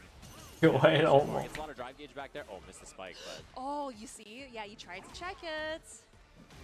Oh, and heavy kick just hits, no confirm, but does get the throw after. Dookie a chance here, but we might see a level 2 from either of them to try to get some control here. Yeah, immediately. 係啊，呢個係跟住就打下咁大把都冇啦。And level 2 right back at you. Here we go. Oh, he tried to get him punished, but DCQ sitting at match point against Dookie. That was actually really smart because I like how Dookie was able to grab in that spare window with the level 2, but DCQ definitely comes through first. Yeah, both of them meter off the table too, so, you know, not going to be a factor for the level 3 early. 好撚大聲，佢就好撚嬲咁樣喎，越嚟越嬲啦，真係好鬼啊！好嬲啊佢，屌你！好嬲啊！ Just staring at each other like, what you gonna do? Anti-air, EX portal, teleports away. Oh, that is very smart. Yeah, especially with the parry, because you knew the timing. Obviously, you play the same character, so you are going to parry, but it is looking pretty good for Dookie. Getting that comeback, yes? Okay, Dookie has hit like 400 of those sweeps so far. Oh, the punish. Level 2 is available on the jungle here too. Instead, spends that. Yeah, gonna be right into it, so easy peasy there, DCQ.黑撚咗下面 ，OK。好似贏啊，即係贏啊，等陣啊！ Well played, I have to say. I think everything about that was pretty clean. Especially the first round, Dookie looked really strong. Had a kind of snappy back and forth round, and then after that, just cleaned up. Very well played from DCQ. Someone you expect, I think. 鬼記得咩？屌咩記啲名？有陣時。 Dookie there after that. Pretty important win against Crimson. 啱啱要名？Departure 啊嘛。 Having that Rashid in your back pocket's really nice. I know a lot of 係我知啊。 like fighting against Dawson, so. Yeah, you know, in that situation right there with that super one, I really 失憶咪失憶咯，屌你老母！人哋嘅招名就係叫失憶噶嘛，問撲你個街，係都要俾人屌老母先安樂啊！ it cannot be promising. So again, you know, DCQ, he definitely played it super well. Dookie had the upper hand of, you know, checking those drag rushes, checking everything that he can, but DCQ is like, I know you're going to try to check it, so I'm going to try to parry or try to jump around, and it worked out super well on his end. Yeah, and I think like that kind of screen control from DCQ is 玩 Auto 啊，玩 Auto 啊，會知多啲招名啊。 the player's resources, but also when to spend, when not to. Yeah, there's that punish on that sweep, which honestly Dookie landed a lot in mid range. There's a lot of those sweeps hitting, and then here's that. 用下 Amnesia， 用下變咗 Indonesia。 Much there, so well played there. I think DCQ played that really well, and Dookie I think had the right ideas. I was curious actually if after the first game there was going to be a switch to Rashid. To be honest, I was wondering if that was something that we might see there, but it didn't come out. I'm pretty sure we'll see that in throughout the group or even other groups too. You know, that would have been actually a really good, how should I put it, a good character to get around like the stalagmites, the portals and whatnot. Just kind of close the gap as well. But again, it's DCQ. He's literally one of the best JP players in the world. Yes, yeah, and I mean that region. We saw some of them in the other pools, but also in the brackets and stuff, right, for LCQ. So we have our second match of the group already. It's going to be a good one. We're just firing them off here. Hopefully you guys are ready. Fandroid up against Bravery. Both of them trying to put a W on the board here, right, in this group. So it's going to be a good one. Obviously, a lot of people familiar with both of these players, and I really like watching. Fandroid, I think, you know, when I think of His this DJ region, is so clean. Yeah. when I think of this region, like the players from the middle, So clean. Obviously, there's some strong ones in this bracket as well. I always think about their aggression, right? Their players are 係唔係啊？唔得啊！唔話佢 clean，因為點啊？依家唔係白色，唔係白皮膚就唔可以 clean 啊咁樣。 Typically is their biggest strength. They just have really sharp decision making, and they don't wait, right? They're like, it's time to do this right now, right? And I think that is a really like to bring to the match where you see some other players are like, it's perfect for a character like DJ. 屌你老母！ Because I was actually watching these guys at the 好撚啲啊！嗰啲嘢真係。 not even throw buttons. Like, you know, they would not like whiff any buttons, and it's just really smart to see because sometimes when you get into a match, you want to see if you can throw out buttons. You see the hits, okay, cool. If it whiffs, all right, I'm good. You know, I'm gonna try to fish for some more. But these players know when to, like, you know, not press buttons, know when to work things out. Like, seriously, it's like they play so perfectly, right? Right. Yeah, and you know it's gonna be interesting too because Cammy is a character where she kind of forces you to make errors sometimes. Oh, for sure. In that sense, because she has the threatening ground approach and also the air approach as and well. You know, like she's always had that, you know, throughout all the Street Fighter games that she's been in. So of course you need the confirms, you need those good seeds for Cammy, but we have DJ who can get in your face with a blink of an eye. Yeah, and 我想問你有冇人都聽到啲嗶嗶嗶嗶嗰啲聲 ？OK， 唔係就係，唔係我幻聽就得啦。 just takes the throw. Already first to initiate, which is something we just haven't seen that. Late dive kick gets clipped by the double air slasher there. Yeah, that's actually really sick because Fandroid didn't want to go for the anti-air because he thought that it might have Oi. Fireball was really nice. Timmy 真係好睇。 Getting that punish here, caught the backdash, but onto the other side. I'm not entirely sure if he wanted that. Yeah, Bravery tried a mini crouching heavy punch. And Wow, then cái xanh. they both kind of whiffed and got the best of that scramble. Punish counter dive kick. You差唔 always 多 get啦 it, which is really nice. Delay, double drive rush here, picks up the kill. Very nice, clean round there from Bravery after kind of getting clipped in the open. 強死撚咗。 Exactly. They're thinking alike here. So here we go with the okay, with the hooligan, but getting that chip off the air. Nice, perfect parry coming in from Bravery, and the ODDP get off of me. Oh, nice bait. Wow, the big fireball. And this is going to be a big punish here. Can dump bar to get the kill, but I don't even think you have to because you're so far ahead. Oh, yeah, spends the level 2. Wow. Hey. Gonna kill with, yep, the full beats on deck. Fandroid bringing back that round. Yeah, and Chosen's 我好想俾 Kimi 隊又俾夾啊，好撚正啊 Kimi 啊，好撚正。 You can't get another round. So, important to get the W there. 跟住條緊身褲 Oh, there we go, yep. 超撚入。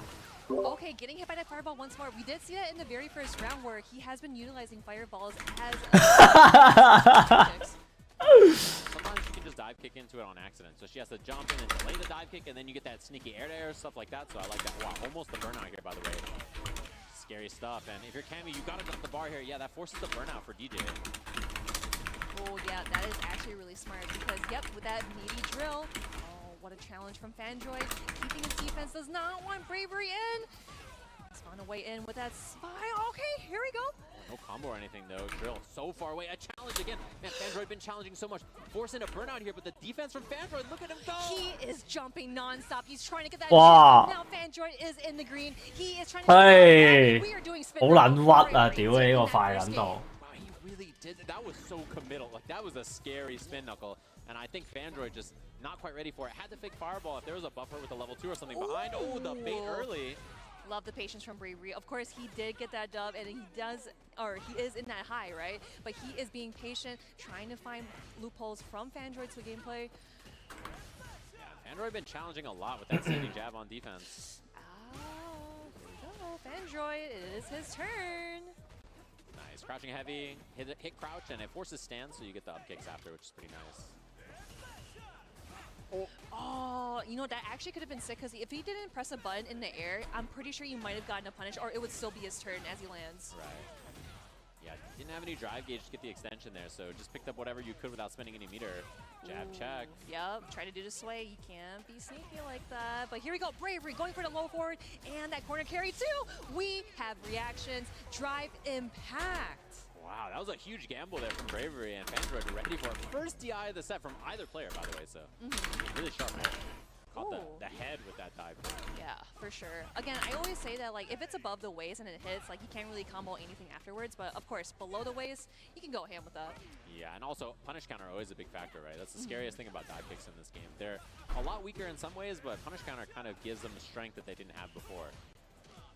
哇！喂，插腳真係勁啊！ No, it doesn't force the burnout, but Button does it anyway.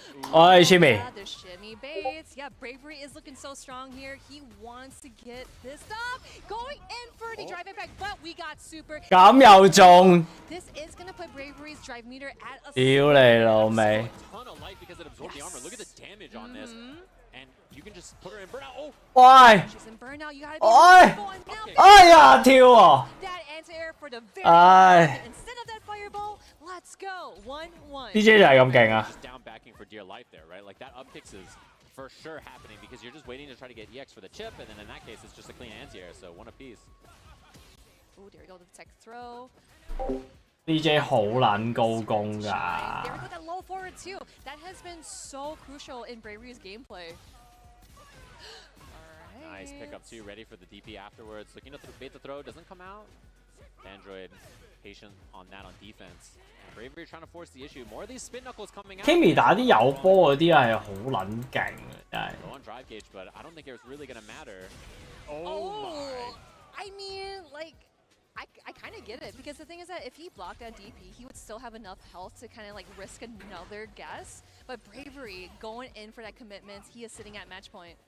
Yeah, gotta make something happen is the way Bravery's feeling. For sure, late dive kick, catches the crouching medium kick to check the landing frames, and now all kinds of offense for Bravery here. Fandroid up back on defense. Ooh, I wonder what that was for. I wonder if he tried to kind of like clock down that DP, kind of meet him in the skies or trade.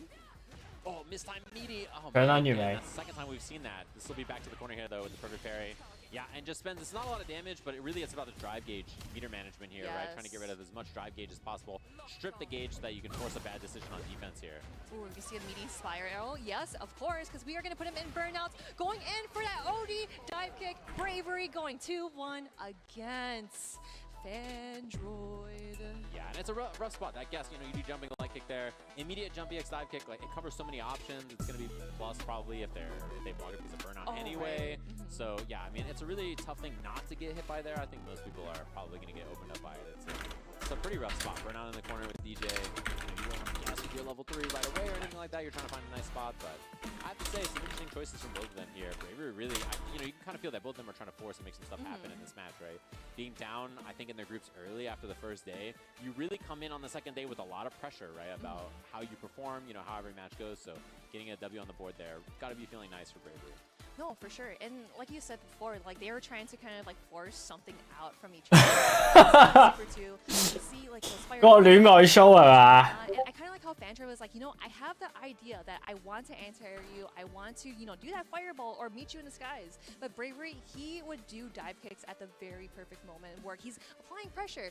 But at that instance right there, man, that drive impact, it's actually really interesting too, because you don't see a whole lot of these top tier players doing drive impact ever so often. You know what I mean? They only do like one time in the match and that's it. Yeah, you don't often get that many times. It's funny because like some players are down to send. 我冇開你哋把聲啊嘛。 Why not? I'll just do it. And I think sometimes it's fine too because even if they reverse. 黐撚線，我開緊咗你哋把聲，撲街大炎上啊！真係。 Part of this game, right? A lot of it is resource management, both in your drive gauge, but also your super gauge. So considering like, should I even reversal super if they DI me? Like maybe I'll just die and go to the next round. Or like even perfect parry too. We've seen a lot of people, they do perfect parry on that drive impact because it's kind of like, all right, kind of back to neutral, but again, it's so scary to see. But Bravery is getting that dub in this group. Right. Well played for sure. This group so far. Kind of topsy-turvy. I'm really interested about this next match in particular. Somebody who had a very, very good first day, by the way, and somebody who is feeling, maybe okay. These are the two that I really wanted to watch. This is gonna be good. Yeah, no I was way. really curious about this one. Let's so, go. Obviously, a lot of people know both of these. 呢個都張相，呢個都其實唔算樣衰嘅，點解佢張相影到咁撚樣嘅？ Always fun to watch, and I think really this matchup's gonna be interesting to me because NuckleDuo has a couple of choices for character, right? He could lock in the Guile, he could lock in the and he plays both of those characters pretty fluidly depending on the Oh wow. 1-1 in his group so far. Obviously took that loss to Duki's Rashid, right? So Yep, exactly. 100%. And what's funny is that I feel like this is kind of like the battle of the dads, because Mr. Crimson, he is having a baby on the way, and then NuckleDuo has kids, so I just find it really adorable as lore-wise. But again, we are here to see how Mr. Crimson plays against NuckleDuo. It's really interesting to see NuckleDuo because lore-wise, he wasn't as active kind of like towards the end of Street Fighter V. He was just kind of, family responsibilities and whatnot. But seeing him compete in Street Fighter 6 and of course his home stage Capcom Cup, I'm so glad to see him compete. yeah, he was the very first Capcom Cup champion for Street Fighter V, right? So obviously did very well in that game, especially in the beginning of the game's life. A lot of far finishes in Capcom Cup, Evo, stuff like that. And yeah, definitely took a little bit of a backseat towards the end, but still was playing and obviously still a world-class player as he's qualified here for the event and looking good. 係啲相好撚豬搞笑，因為影到咁撚樣喎啲相。 For sure. Probably somebody that he was very concerned about, mostly because of the matchup. You see him locked in already, hovering the Cammy, which doesn't surprise me, of course, playing Guile versus Dalsum. Traditionally, if characters can zone Guile, these are matchups he doesn't normally want to play, and that's the kind of matchups where NuckleDuo is locked in. Yeah, I was thinking about it because, of course, he excels at both characters, but when you think about it matchup-wise, like maybe Cammy might be the better choice just to kind of get through the zoning that Dalsum has. Actually, spin knuckle through the approval to trade off of it. So we are going to see how this pans out. Let's go, NuckleDuo and Mr. Crimson. Yeah, really exciting match. I think two of the best players in this group, and this group has a lot of really strong players in it, but two of the, I think a lot of people probably had their eyeballs on when you saw this group in the beginning. Wow, early back heavy punch smokes them out of the 喂，靚節啊！屌你老味 perfect parry 完撳掣先係噶嘛！你老味之前見個撚個 perfect parry 完都唔撚撳掣，仲唔夠？ Out of there. Oh, raw drill. It was a punish counter on the whip recovery of the limb. Oh, and interesting. No punish on the drill. I wonder if it's like a little too low to punish that, but might as well try. NuckleDu still recuperating, getting back, dashing in, and that punish counter coming in from the grab. Man, smothering pressure so far. Yeah, especially in the first round before Dulcim has level 2. His wake-up options are not as scary. You will definitely see wake-up level 2s, wake-up level 3s as the set goes on. Punish counter throw. It's going to be a chance for Crimson to run some offense and just takes the meaty back head. Oh! Yo, that was actually really sick. He read the grab coming in from Mr. Crimson, but that is going to be a punish as that very first round, too. Yeah, I like the choice from Crimson to take out of the corner. And yeah, he has, you know, meaty back, medium kick, and then setups into whatever after. Heavy kick on standing there. You can cancel that move as well. His reaction. Ooh, no, that is actually really sick. Going in for that level 3 super, that's actually super smart because you want to utilize those resources and not let them go to waste. Yeah, very expensive though. I think for sure if you're NuckleDu, you're kind of already thinking like, well, if I lose this round, I have a huge resource advantage in the next one. So, this is very scary. NuckleDu's like one good hit away from winning. He doesn't have drive gauge, but yeah, this is very scary now. Crimson has to be very careful about fireballs. Any hit could do it, confirm into level 3. It's so scary. No. He was out of range. He drops it. 哎呀，你老母，甩 combo， do drive rush underneath the dive kick. Man, 就連甩鳩都甩 combo。 Spend on resource for NuckleDu. He had the kill there if that light kick was in range, and now suddenly Mr. Crimson spending all those resources is very valuable for him in this last round. He has a huge meter advantage because of it. Because like this could have been NuckleDu with 3 drive gauge or 3 meters in this, which would have been huge. 大家都唔玩軍佬，好似玩咗好耐 Gamey 噶咯喺街度。 Get through those limbs and of course close the gap. And NuckleDu, he is just jumping because he knows that he has more of the life plate. He wants to pressure Mr. Crimson, and he is doing such a great job at it. But Mr. Crimson returning the favor. Offense here, yeah. Sim's offense can be very scary in this game on the right knockdowns, particularly stuff like Blast. Oh, no, yeah, nice pickup on the force knockdown. Good awareness from Du. There's the drive reversal. Almost burnout for their Crimson. So Du is going to try to force to get that last little bit away. You can see it's forcing. He's trying to send it. Gets the hit, has the meter. Oh, my the drop. resets. NuckleDu is like, I am in burnouts. I don't have any meter. Well, he does have meter like level 2 super, right? But he wanted to be a little bit cheeky. And again, I know I sound like a broken record, but with that health advantage too, it's like you're able to risk anything because it's like, oh, if he blocks it or if he reads it right, I am going to eat a lot of damage, but I'll still be alive though. A couple of things I want to point out real quick too. He went back to character select, by the way. He picked character select very fast, and I would love, if production has that replay, I would love to see his face on that drop because he won the round and he looked more upset than Crimson. No, for sure. It was a scramble. Yeah, definitely not feeling so good. I mean, it sucks to win that way and be like, oh. 我可以過佢嘅波真係差好撚遠。 Two major drops in that. 哦，痛啊！ Up here, double back heavy kick on the standing Dulcim. 乜窒嘅？點解我想問？ Big confirm on that backdash. Punish counter jab. 呢兩次窒到阿媽都唔認得喎。 Wants to get out of there desperately. Oh, tries to do a normal just to catch the dive kick, but that is not going to work out so well because those dive kicks are so fast. Here we go. NuckleDu trying to close out that first round with the super one. Get that kill. Yeah, I like it. I like not being greedy there. I think spending that resource is really valuable, particularly to close out that first round. It's when Dulcim's the weakest. His defensive options are not the best. It's a good time to smother before he gets a chance to establish on defense. Although, so far, I have to say, Crimson's anti-airs have been really good. It's been the other angles where Du has been tricky on approach so far that have really cost him. Nice. Drive reversal has been so successful on Mr. Crimson's side. You know, we've been seeing it so many times. I think we only seen it once, and actually, no, they were all perfect. I'm just thinking, like, maybe if he did kind of like just throw it out there and then we'll get a punish counter off of it. Oh, yeah, meter lead so far. Nice bait right there. One of the first times we've seen that back heavy punch no-go, and maybe shies him off the anti-air there. Oh, here we go, Mr. Crimson going in for the super. That is going to be a lot of damage, and he has to keep his place, keeping NuckleDu out of his vicinity. Oh! Trying to find an opening. Du with the air-to-air, and the pickup afterwards, although the DP kind of ruined the pressure. Oh no, that could have been huge, but we are out of there. His drive gauge, yeah, Crimson chooses to go off of it on his own, and that heavy kick was very important. That snipe really keeping him alive there. If Du made it in with no drive gauge on Dulcim, that was going to be a spooky spot. Wow, big, you know, he kind of risked it at the start of the round just to see what he's doing. Ooh, bad whiff from Crimson. Yeah, but that is huge for NuckleDu to just kind of jump over and get a big punish and kind of push him back into the corner on the other side. And that punish, oh my gosh, dude. I'm just going to say, like, that pressure is non-stop. Yeah, I mean, Crimson cannot tech there, right? Because if he whiffs, he's just dead. So kind of takes advantage of it. Pressure here, and Du's out of there. He just needs one. Those fireballs are scary with that Cami level 3 on deck. Yeah, I'm very surprised I didn't see a spin knuckle through the fireball too, because Du has been doing most of them, and they've been hidden. Oh, okay, with the trade, Mr. Crimson at peril. see anything. There we go with the driving pick, but we block those because he knows that he doesn't have a lot of health. Now he is in burnout. This is not looking good. Knuckle Dew going 2-0 after that Fierce. Yeah, not a lot of room for Crimson to wiggle. You know, he's low on health, he's low on drive gauge. I mean, that spot was pretty rough. And it's funny because I don't really think of his cami as like a slow footsies cami. Sure. But you notice as soon as like the life was that low, he really slowed down. It was like, okay, I just need one opportunity. I'm going to slow things down here, keep it tight, make sure that I don't give away anything silly. After having a couple of scary drops, especially in the first game, he really cleaned it up there. Yeah, and you know, like with those drops too, like Knuckle Dew, like he definitely kept his health up there too. You know, as I always say, like having that health management, you're just like, okay, what options do I have here?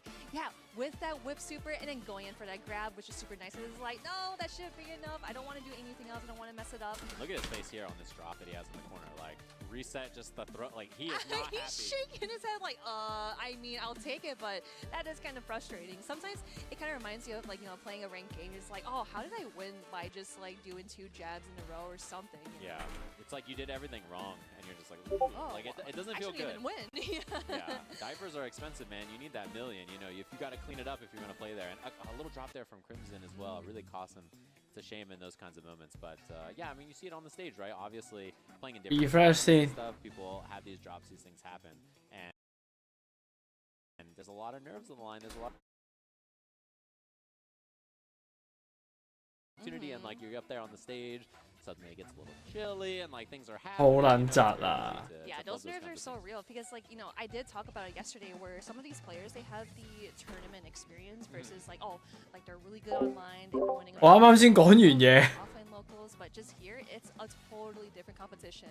But again, we are excited to see some more matches here. So we got Dookie and Mandroid.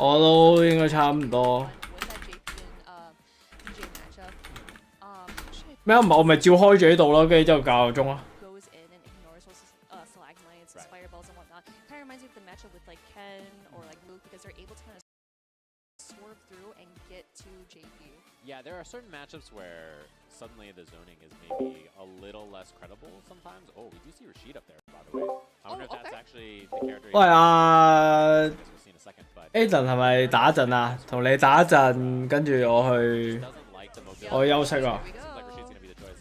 I think Rashid is a very strong character and a really like well-represented character actually. Even though he was later in DLC, a lot of people are playing him. Obviously, he's really fun in this game. I think he has some of the most depth of any character in the game. There's a lot to explore. 我禮拜一係特登請撚咗假咯。Choices, stuff with the Arabian Cyclone and the Sky High. 禮拜 and he just has a lot to dig in there for. So I'm not surprised at all. 禮拜一係咩話？禮拜一16強啊！我特登請撚咗假嚟睇。What's up, guys? It's your boy Rashid. Don't forget to like and subscribe. Oh, he tried to do the drive rush after blocking the tornado. 係醒咗波同請咗界又唔同嘅。At both initial health at 88 seconds. 喂，我熄咗隻街，我自己隻街爆個聲先，費緊事同個直播搭咗。嚟啊！等，誒，你要我啊？ Trade. It would actually be really sick, but I think it was a little too far to kind of like convert off of that trade. Either way, I like how Dookie's playing the cat and mouse chase game here. 哇，係撚咁擁鳩佢喎，幾勁喎！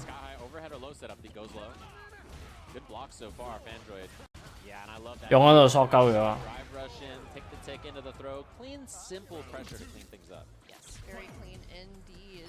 Definitely deserves that route, but of course we do have those resources going on. But Fandroid, he is trying to find ways in to get through Dookie and try to explode him. But here we go. That is the punish that he wanted to do the very first round. Yeah, hurts. A lot of damage on that. Really bad to have that trade combo. No, we didn't see it. I think maybe light kick would have trade combo. Oh no. I wonder if that, but it's like a little too stubby or a little too short to punish because he did read that grab perfectly, but Dookie capitalizing on his mistakes, going on to the other side. It is your turn to get into the corner. Oh, whiff on the throw. I'm surprised we didn't see a level 2 setup either. That is true, right. Oh, parry, and that always is scary because that fireball, if it hits obviously a lot of damage. A lot of whirlwind shots coming out too. Oh, he saw him walking forward, and here is a super 3. Dookie taking it 1-0. 你要我呢等。 Shields look really good so far. I think honestly having a secondary character in this game can often be very important. Just saw it in the last match with Duo. DJ 有嚟，個人冇嚟啊嘛。佢不如用豬飲。A lot of people have way less Rashid matchup experience for sure. Because it's always like, for example, like Mr. Crimson, it's like, oh, how do you play against Delsum? Oh, how do you play against Rashid? Because we've been seeing so many. 個難都有 conversion， 撚勁。 etc. But again, you gotta know about these matchups too. Yeah, and of course, Fandroid should have match experience here, but 屌你 GP 咪一樣乜撚都有 conversion。 because throw was the option. Oh, missed time there, and Fandroid gets out with the crouching jab. 屌 Oh, I kind of like the bait too because we wanted to see maybe like an OD mixer. Fandroid just playing it slow too. I actually like that because as a DJ player, you want to just kind of like get in his face, mix it up, but he's playing it so well. All right, there's that OD mixer. Yeah, good reaction to the drive rush.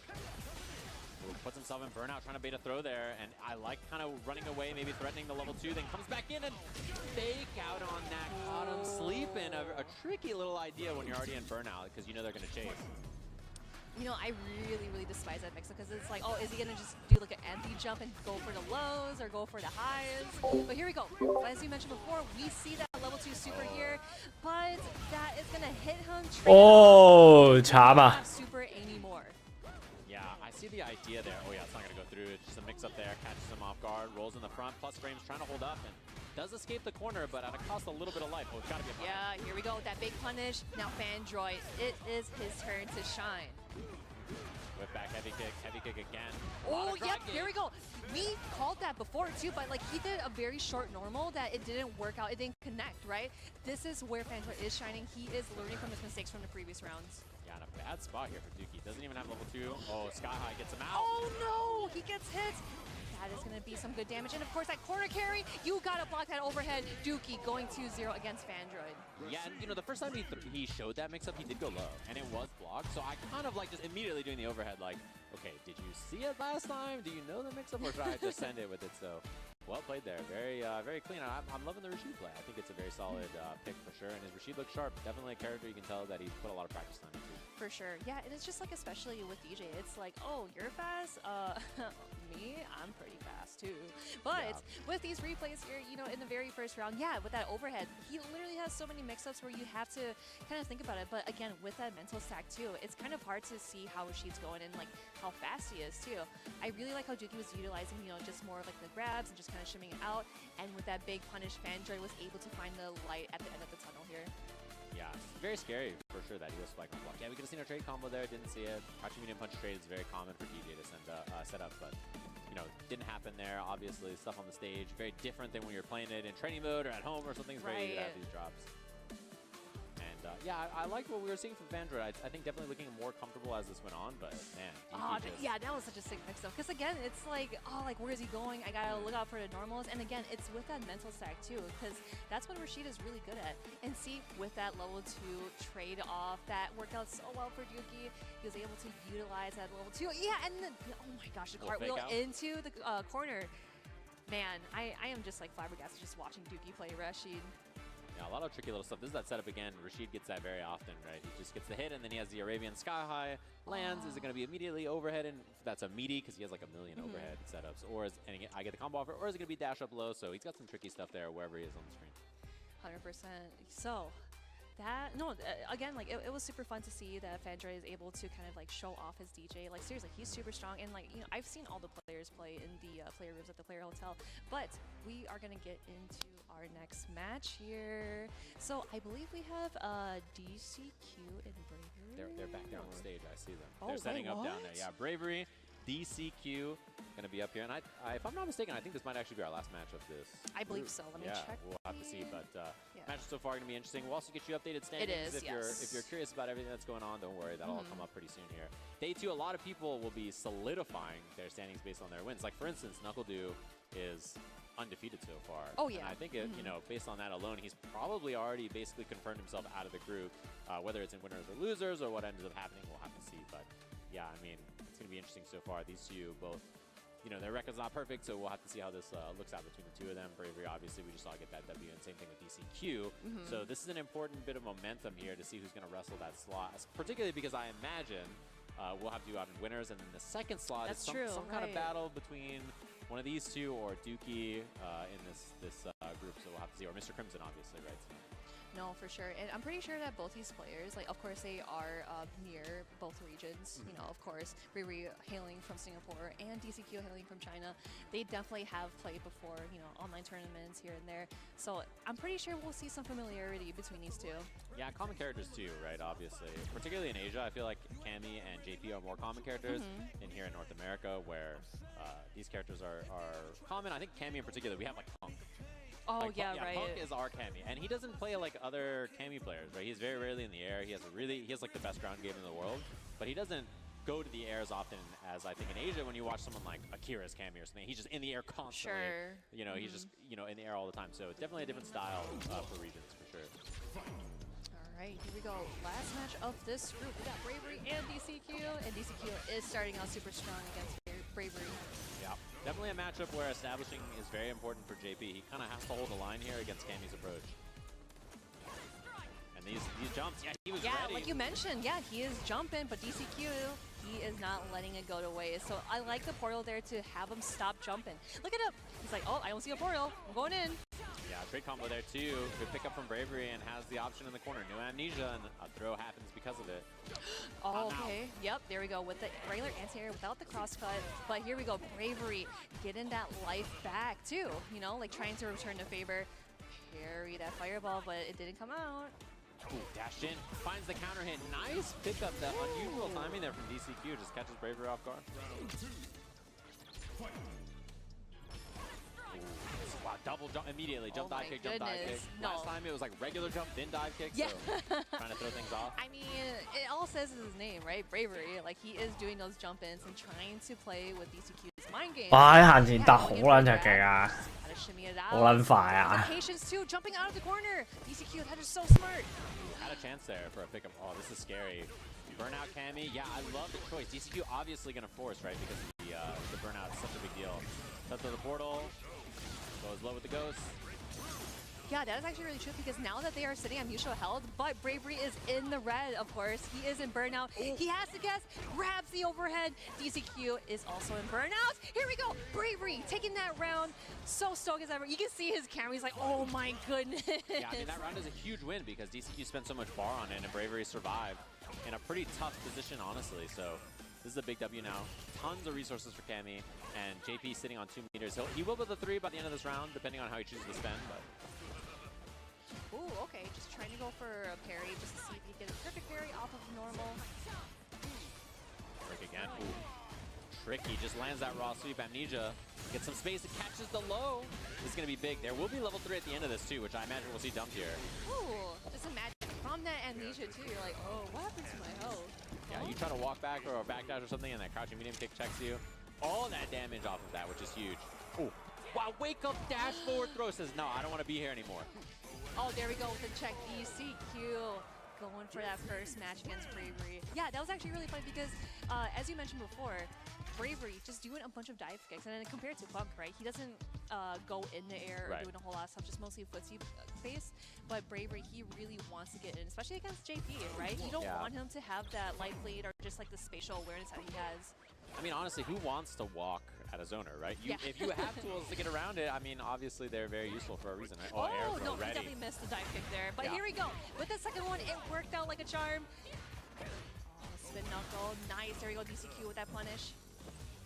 Oh, and a lot of drive gauge loss on that whiff parry and then blocking afterwards for Bravery. Although it gets a bit of it back there. Nice check. Oh, nice check. Here we go. Bravery just keeping his spot, but DCQ definitely read it. Backed away from the grab, and we are back to square one. Oh, no anti-air at all. Yeah. Oh! Yep, he's been reading it. He's been grabbing it. Just one more hit coming in from DCQ, but he blocked that ODDP. He saw it from a mile away. Match points. Very sharp. Yeah, DCQ, I have to say, looking fantastic in these matches today. Jab check. Strings him up, keeps it nice and safe. A lot of resources gone for Bravery's drive gauge already. And DCQ gonna take advantage. I imagine we'll see some kind of meter spam pretty soon here. Level 2 maybe coming. An opening. Nope, just kidding. Yeah. Gimme. Ugh, this is looking ugly. Bravery cannot find an opening here at all. Spike's gonna hit, yeah, and level 3 is available. That was actually super smart because DCQ, he definitely could have anti-aired, but he saw his portal about to combust and going into the combo for the level 3 super. Now, we gotta wait and see what Bravery has in store. We're gonna see those dive kicks. Yes, we are. We're gonna see a punish with that fierce. Nice. Yeah, DCQ was looking for the air throw again. No go on that, so we see a punish count on the landing. Close enough to get the punish. That should be the kill. Very nicely played as DCQ cleans things up 2-0, just like that. Did you see he did like a little kick like, huh, that'll be enough. Yeah, just a little toe tap, a little medium kick. Little foozies. Little foozy button, but very well played, I have to say. I mean, DCQ looked really sharp in both of the sets we saw today. And that's how you want to be playing, I think, coming into day 2, coming into day 3, because, you know, obviously the first day, a lot of things can happen. You can take some losses, be nervous, that kind of stuff. But as long as you recompose and play well, you know, these things can happen. And I got to say, very impressive stuff from him. He looked sharp, really, really sharp in both of those sets. Yeah, definitely. You know, it's just like really nice to see that Bravery is able to kind of use those dive kicks and whatnot to just like close the gap, right? And especially in that burnout situation too, because you're chipping out over and over again and just doing those mind games, going in for a sweep, going in for a button or something. But DCQ, it did not let him down a bit. Yeah, and I mean, it's hard to shut down Cammy's approach that consistently. Right. Like, no matter what character you are, you know, whatever your tool set is. But yeah, DCQ did a great job really weathering the storm. And like the few chances Bravery got offense, they didn't really amount to much because his defense was really solid too. So very impressive stuff for sure. And I think it's one of those things where when you watch someone control a match like that, you're like, how do you do that? Like, how do I do that if that's me playing the video game? You know, like, man, that was really impressive. Yeah, definitely impressive indeed, because it's always like we're sitting on the bleachers, we're watching it from the sideline like, oh, there's some beef going on. Yeah, how are you cooking like that? How are you able to just like, oh, let me just air throw this, anti-air this, my portal will hit him here when he does this. Like, you just know everything. You're just prepared for every situation possible. It's very impressive. Exactly. So I do want to take a look at the scoreboard real quick here, though, because in this group so far, you know, we did mention that Nokodu, he is, he's in like mostly in winners, Undefeated, right? Like yeah. undefeated, yes. And of course, we do have DCQ. Look at that, 3-1, and then Dookie 2-1, and then oh, I got to note that there are 0-4s today, right? 4-2-0. 4-2-0s. Oh my goodness. 4-2-0. I like swap it around. It's like, oh, I'm actually getting amnesia in person. Yeah, you got hit by Oh? it's going to hit you like that. But 3-0 for NuckleDoo obviously has not played as many sets as DCQ's up there in second. But yeah, it's kind of a battle of what goes down between Dookie and then obviously Mr. Crimson 1 and 2. Pretty important there. And if you're DCQ looking good, I think, although with that last opponent being NuckleDoo Dang, that's a dangerous man to be up there, NuckleDoo Dang. So we'll have to see what's up with NuckleDoo. He's got a couple of sets to play. Obviously, DCQ's one ahead of him in that. He's played 4 so far. NuckleDoo's 3, but he's looking really clean. I imagine those two are currently the favorites to make it out. Oh, but for sure. Dookie is obviously sitting there waiting in the wings. Important W up against Crimson as well, so we'll have to see how that goes for this group. But this has been a scrappy little group so far, right?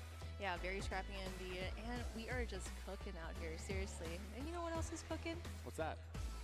Go to egg rolls. You know, I actually tried them for the first time here because I saw you guys eating it at LCQ. And Not I was me. Oh, you weren't there? I was at home. What? I was at home saying, why is not Robert Jonathan J. Television eating the... You literally said his whole government name. Government. Why is he not eating the pagoda? I noticed he picked one up and then set it down, and then, you know, it's because he wanted to eat 17 later, which he did. Oh, that... Oh.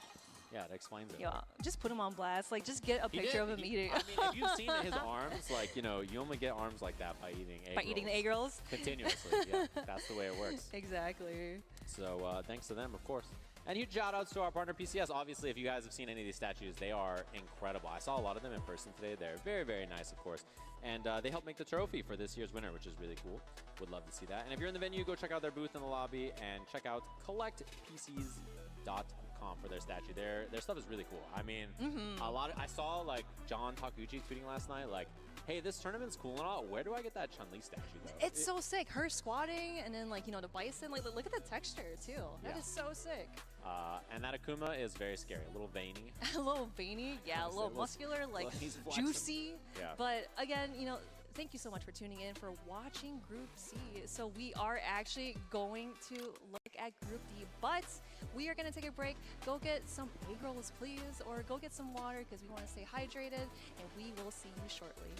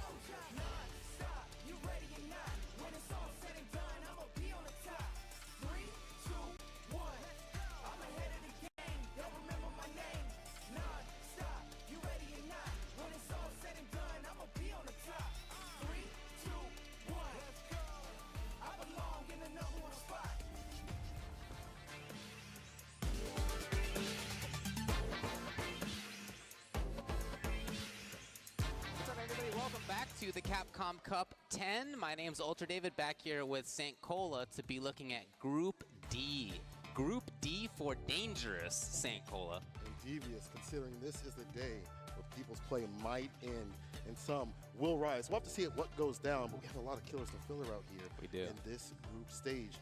Ones the likes of Gachikun, Solving, the Modern Master himself, Takamura, Valmaster, and NL, who I'm super interested in seeing because there's days where he's on game and days where he is not so much. We'll see which NL we get today. Yeah, I think it's a really interesting group to look at. I mean, when we, yesterday, us sort of commentators crew, picked who we think is going to make it out of this, this is the pool that had the most different answers. 4 of these players were selected, and I think we might have been sleeping on at least one other as well. So this is a pool that's going to be fascinating to watch as it continues. Yesterday, even just after one day, look at these results. We have Valmaster down at 0-2. Now, that doesn't mean he's out. That's true. It's still doable for him, but he's basically got to run the table the rest of the way. Mike X up at the top. Now, he's only played 1 game. Same with Gachikun. But what a way to start things out for both of them. Mike X got his win over Takamura 2-0. So great beginning for him. And then anywhere in between, man, you look at NL, Seoul, Takamura, all 1-1.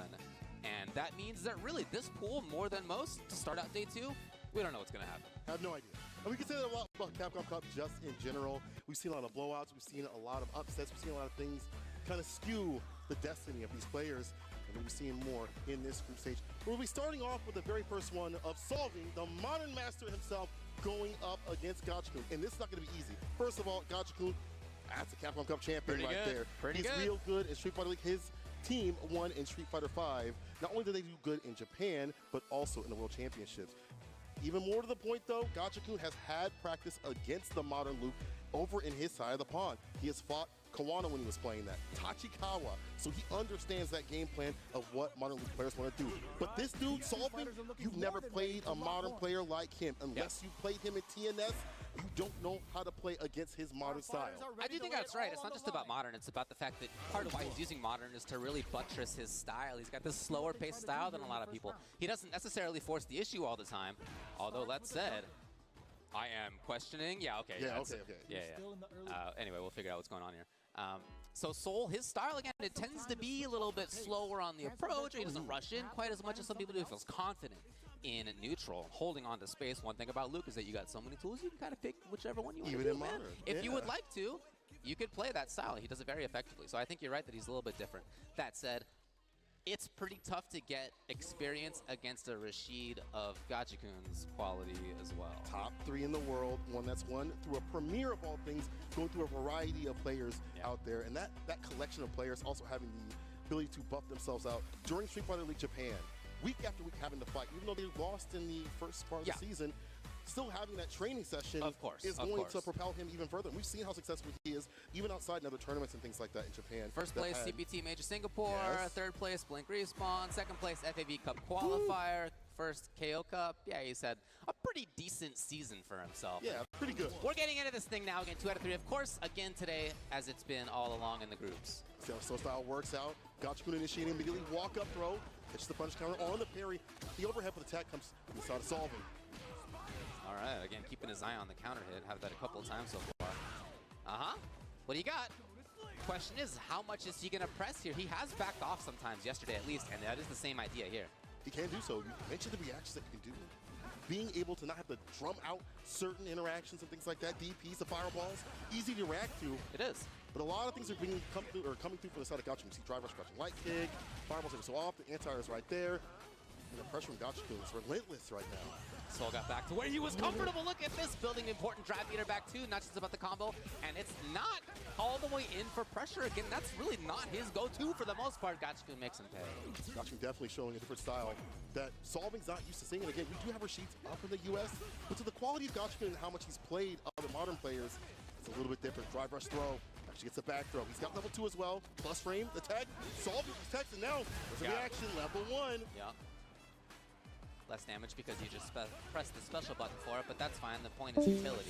Now, level 2 begins for Gachikun. The idea, walk up, blue block. The win condition right here.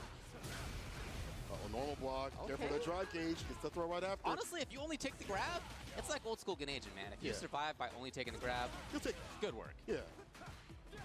Unfortunately, has lost so much health, so much drive gauge right now. Definitely attack on drive gauge continuously. The tech, once again, solving, has had a lot of good reads on the throw pressure, but much else, not so much. A perfect parry. I lied. Into only the fireball. I mean, pretty tough to confirm by itself. He's got the parry again. No, he wanted more. He wanted more. And wasn't quite at the range to make that work. Again, feeling real windy.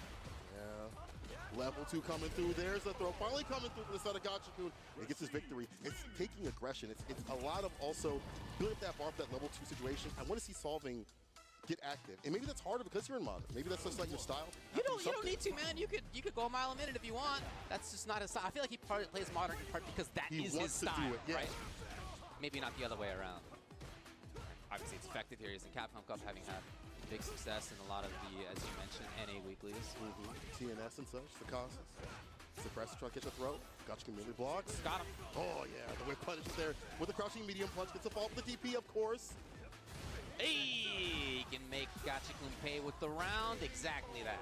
There we go. Pressure from the side of solving. A little bit more up in the corner continuously. And the right reads on Gachikun's defense. It's around the board. Staving off set point. A little bit more offense. I think, he's playing more offense certainly in this round. No! Yes, he's right back in there. Right conversion that you like to have. Very punishable. And look at the range that Gachikun He got level 2. He has that perfect parry, finds the overhead. As you mentioned, level 2 is on the way. Whenever he wants. Yeah, okay, here we go. Whip it up. The blue block, trying to play defense. Excellent active stuff. Off the low. Oh, he's still windy, though. Yeah. Like Chicago still had that here. buff, man. But he got sold. Drive reversal, put up in the corner, offensive style. In the overhead, you are dead. Gachikun on set point, and look at the bar at the bottom. Continuously effective in terms of building a bar as Gachikun. He's going to get another one real soon in terms of level 2. It's a race to 2 in the set. It's a race to 2 in the bars for Rashid all the time. For Solving, we haven't seen that bar at the bottom being utilized no, you're too right, often. You're right. Yeah. Well, he hasn't had big moments very often. Here he is. Again, as in the last round, in this game in general, he has been pressing the issue a little bit more. Oh, no! Okay, well, Gachikun didn't get the punish either. Level 2. Here we go once again. I see this movie already. Change the channel. Solving. Drive reversal back up. Oh, he walked too far forward. The idea was to walk up just barely in time. All right, well, he spent 4 defensive bars to get off, but man, again, that makes sense. What an interrupt with the stand fears. It's a knockdown. Full CA. Kick.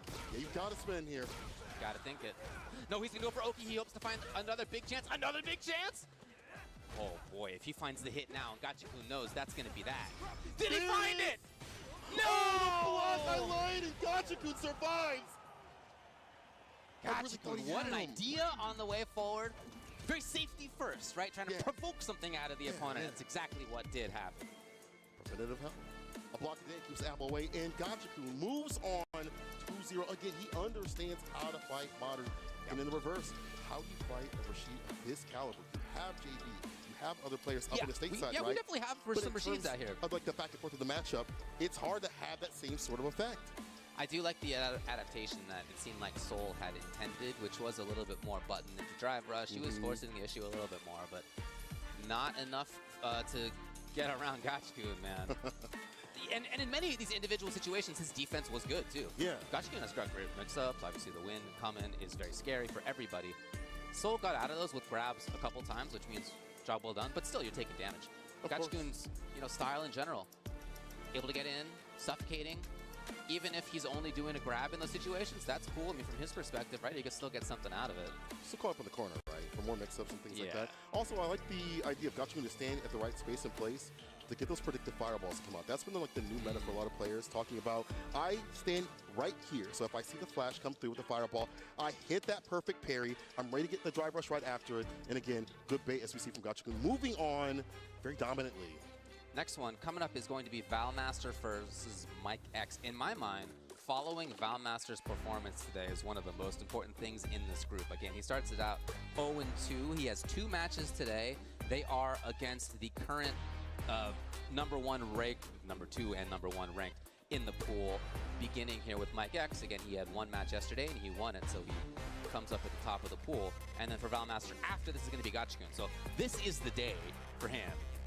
If he loses them both, it's over. Right? That's it. This is the day that you either qualify or stay alive to qualify, maybe, or that it's over. Yeah. So this match, even if he loses this one to be 0-3, that's already. Is it going to happen? It's like very unlikely at that point. Right. So it's kind of a must-win already, I think, for Valmaster. That's a difficult ask. You know, talking It to is, dude. Mike X, he kind of got emboldened after he got his victory yesterday. He was like, he's like, dang, I'm really out here. I'm nice. supposed to be out here. Which Yeah. you should think is if you're on that stage, you deserve to be on that stage. And he's always been a strong competitor. We've seen him grinding it out at CAS, at TNS, you know, the best on the stateside. He's had the practice in a variety of characters, and we've seen it showcase out here. And now with that emboldened confidence, I think going in today, it's a double-edged sword in a way. You have people looking at you now that, hey, you're a threat. Okay, I got to worry okay, about you now because like you're actually on form. But in reverse, though, he knows that he should be here. He has the data to be like, yo, I won my first game at Capcom Cup. I need more. I can do this. And Valmaster going to JP, I asked him, are you going to pull out the character? He's like, nah, I'm going to wait till next season because he doesn't feel like Chun-Li is strong enough. Yeah. But he's pulling him out now. Desperation time. Can you stay fine? Valmaster versus Mike X. A lot of people out there are talking up how strong Chun is. Valmaster's not one of them, I can tell you that, having had some conversations with him. Oh, ready with the drive rush, checking the crushing medium punch. Pierce full screen, departures out too as well, blocking down the neutral. Mike X on the slow approach, a little bit too far away. Here's a nice one. Jump early, Fierce. With that same all the way to Pierce, the corner. unfortunately. Yeah, in fact, heavy kick. That was a huge starter. Hella meaty. No vegan. It's the DP right after. There was no super on that. It did so much damage. Valmaster back onto the comfortable range. Not dry yet. Sitting all right. Doing decent. Still up in the corner. Burns himself out. Was that preemptive parry? He was looking for that, yeah. Jump early. Fierce actually whiffed this time. Valmaster again back to the comfortable spot. Oh, no! You can see with the stand medium. Level 1 to get it done. Mike saving the bar, getting the kill in the first victory. Valmaster tried to call out the movement by Mike, and unfortunately for him, he was wrong. But again, I love the movement by Mike, jumping well. With the game plan also from Valmaster backing up to get these whip punishes, deal with the drive rush as well. Jump, Fierce, the blast button, apocalyptic. He beat a cane down there. He really did. That's one of the best anti-airs. I know. Fierce. You're kidding me? Oh my god, defense into offense right away by Mike. Scheming in the corner.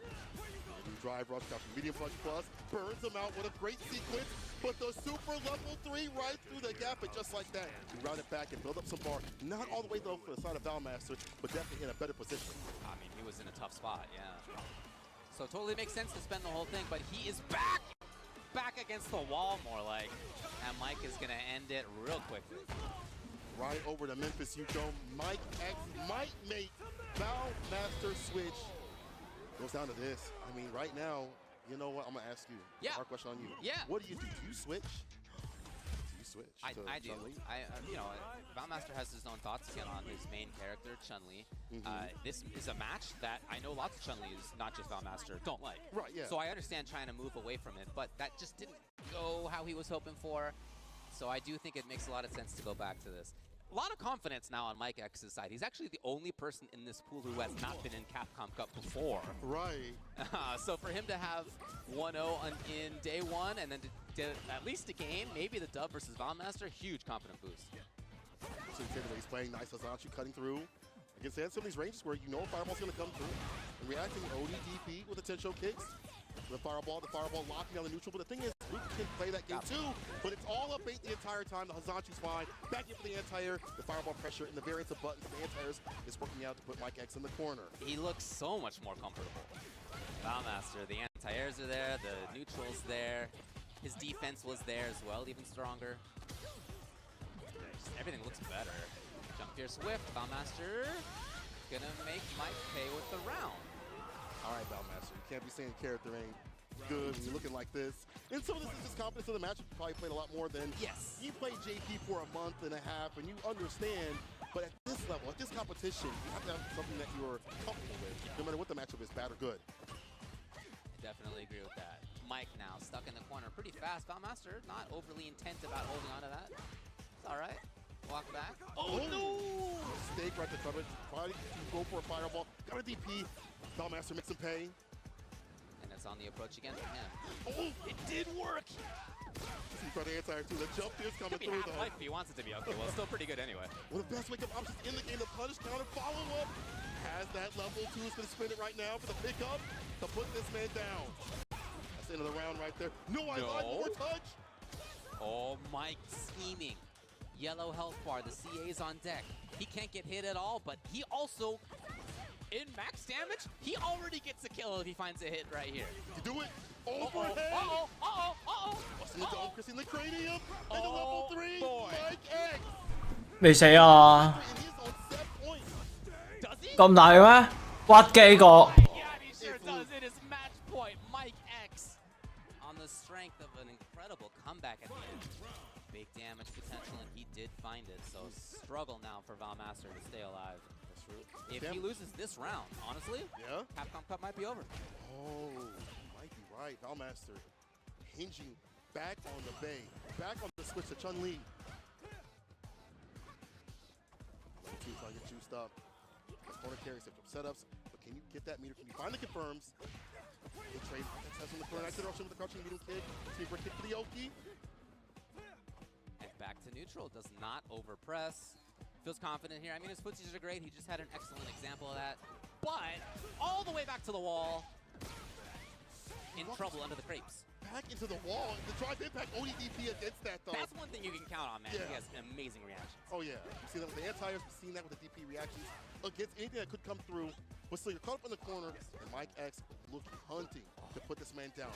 Drop impact and stand fierce. Oh, is this already enough? I think it's going to be, barring a drop. Mike X 2-0 over Valmaster. Not only was he 2-0 over his win yesterday with Takamura, but 2-0 again versus Valmaster. What an incredible start to Capcom Cup for Mike X, and a heartbreak for Valmaster again. It is tough to imagine going 0-3 and then making it out of the pool. I gotta wonder what would have happened if we started with Chun-Li.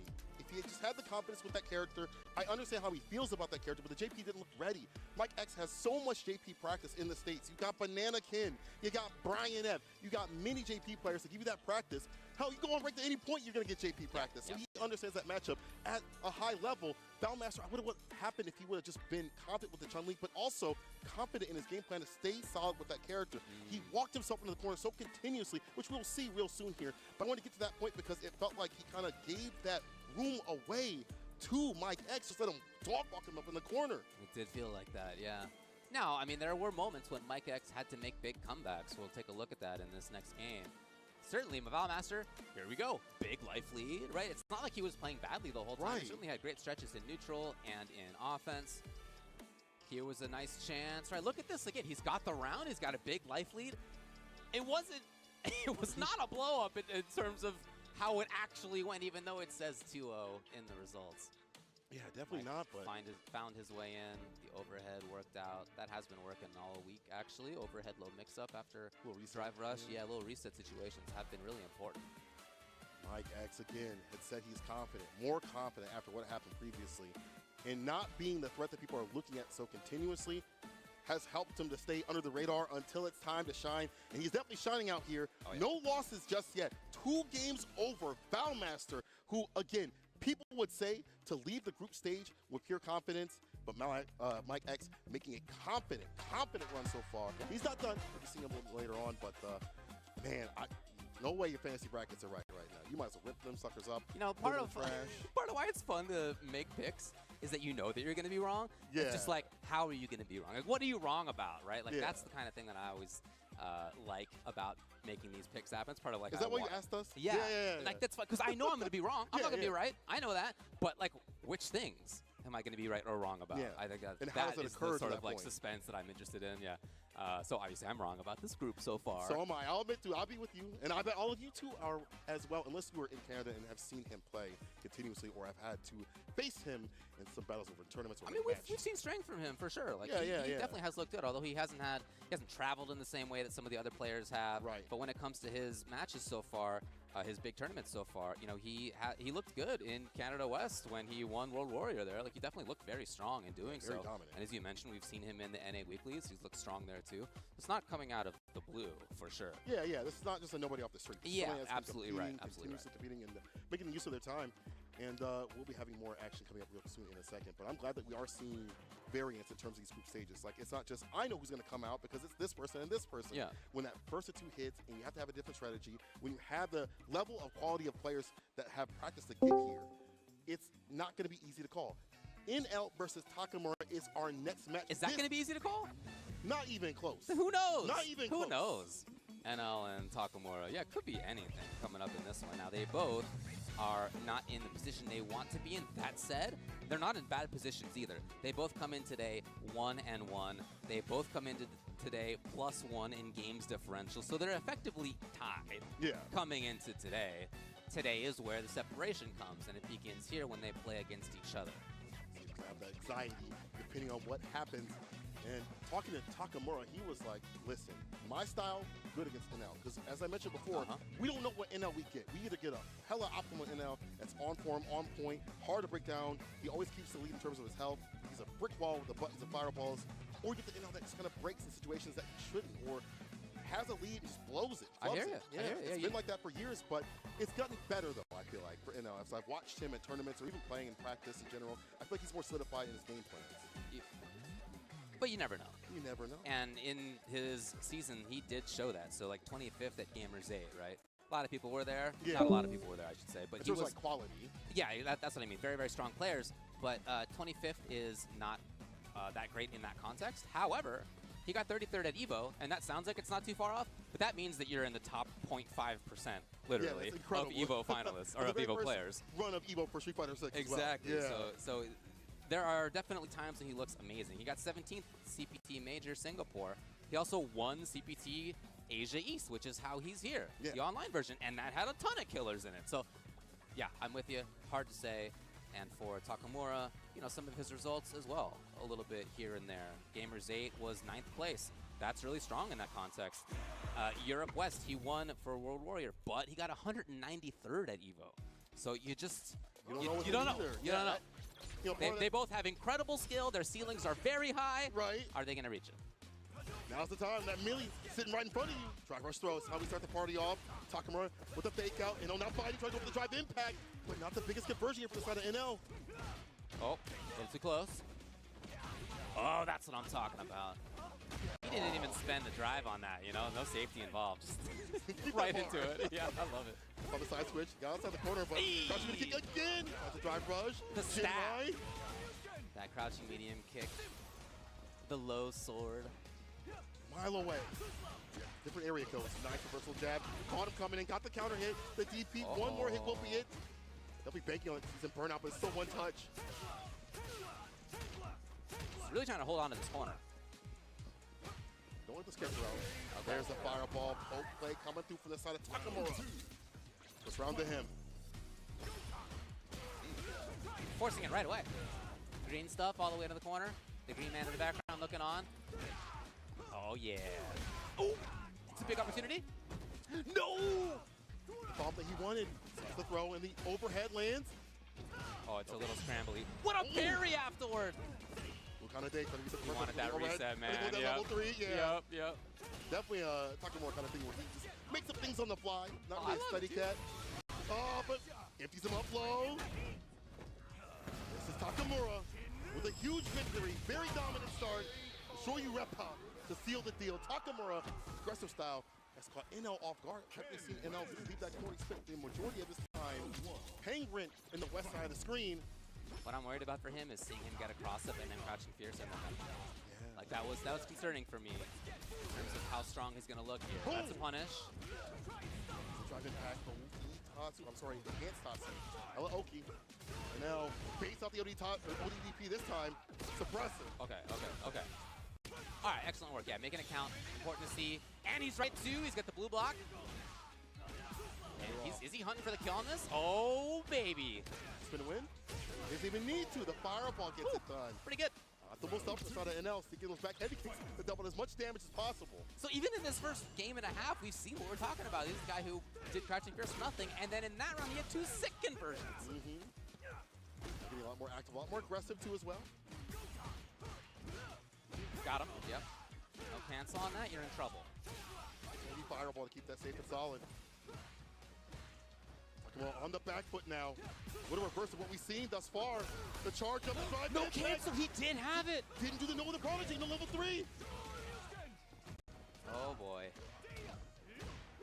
Challenge, and NL finds it. Okay, so staying alive. Now again, as we mentioned coming into this thing, they were 1-1 in matches.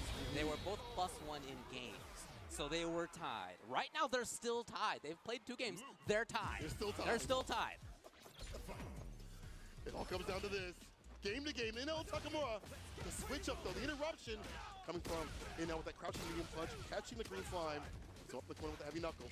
Reversal jab, wake up. Takamura gets a deep drive rush in, gets a jab. And once again, Takamura going for these jab, like for the pressure after the drive rush, set the throw right after, I'm assuming. A little bit of variance afterwards, but let's see if NL will react with like fireballs, crouching medium punch again, stop the drive rush. Happening. Yes. NL finding it. Unfortunately, didn't get the timing right. Back to neutral. Neither one overextending. Slowly, NL backing himself up, though. About to walk into the bushes. No, he's trying to get out. Yeah. Trying to leave. Yes, with a crouching medium punch. Bless button. Great starter right there. It's got the bar at the bottom. Beast mode, baby. It's time to beast mode, baby. Give me all your health. And heats him up and puts himself on set point. What a return over. See, what a rebuttal from NL. Yeah. Huge. Round 2. Very huge. All right, what do we got from Takamura? No cancel, instead it's NL. Surprise, confirmed. They confirmed that. Or even not, I mean, you're right, but even not confirmed. It's pretty often to see for a common to do it. He did not. Nice parry, though, afterward. He's got the corner just like that. Parry. Some love the crouching medium kick. Light knuckle. Chaser for the Yoki. Gets the throw right after. Back, though, actually, from the side of NL. So many resources. Yeah, dude, I love it. Send Ken further away. You do not want to be next to this man. He's got the yellow health bar. He's got the CA. He's got all that drive meter. Oh, careful now. He is 2 hits away. All right, here's one. Here's one. Okay. CA play. Come from the side of Takamura. Sit down and shut up. God, I love hearing that in the venue. Here we go. Run it. He gets it. Yes. Is that going to be enough? He needs one more series. Parries. Not in time, though. Oh, huge read. With the punish. Dang. He tried to go for that jab, though, but it wasn't enough. The only DP risking it all. Man. I know. 2-1. Over Takamura. So, again, huge swing in this one. You mentioned they came in even. And now one of them is ahead. 2-1. 2-1. In terms of match results is NL and 1-2 on the other side. And even though it's just one match, that is a huge swing, in fact. Huge swing for your ability to make it out of the pool. I like the aggressive style that Takamura started off with. I like these. We saw looking for the overhead in the DP and things like that. Or sorry, the CA.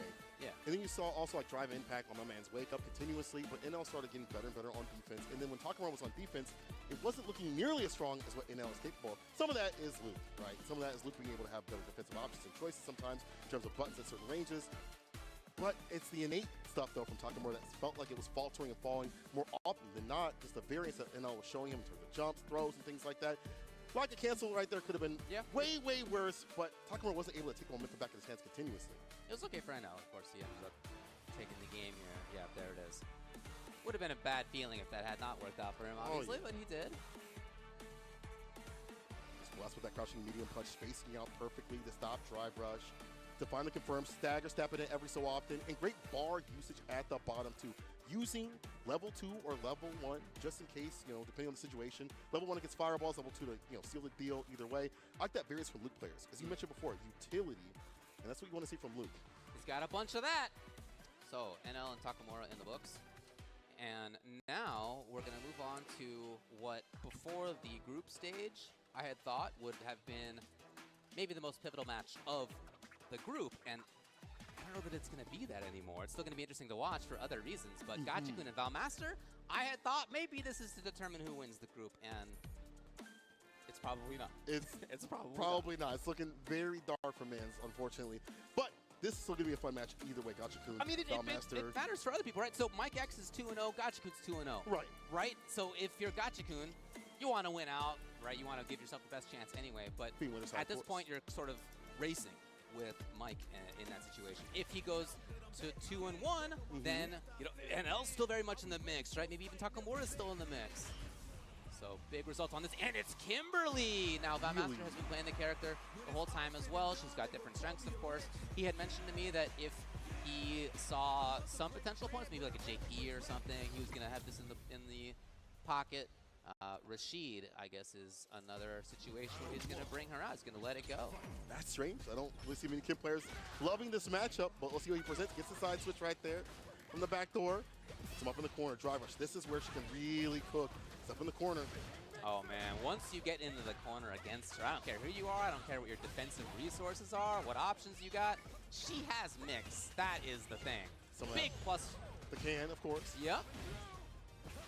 That said, now she's got to deal with Gachikun's offense.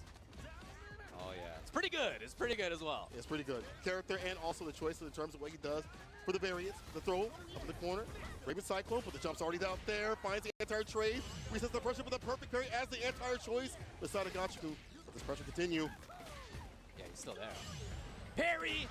And he's... Oh, no! Oh, man, it could have been a huge one. Actually, he could have killed on that, but he's going to get another chance.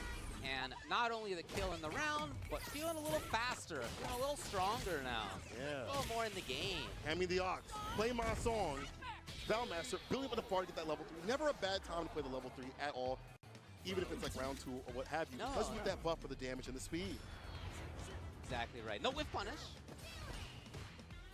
That's just walking in. Oh, just strolling on. Look at the confidence from what we saw with JP to this other character for him. Yeah.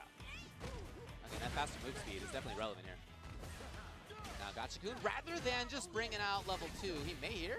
Yes. Knockdown, backdash, level 2. DSR.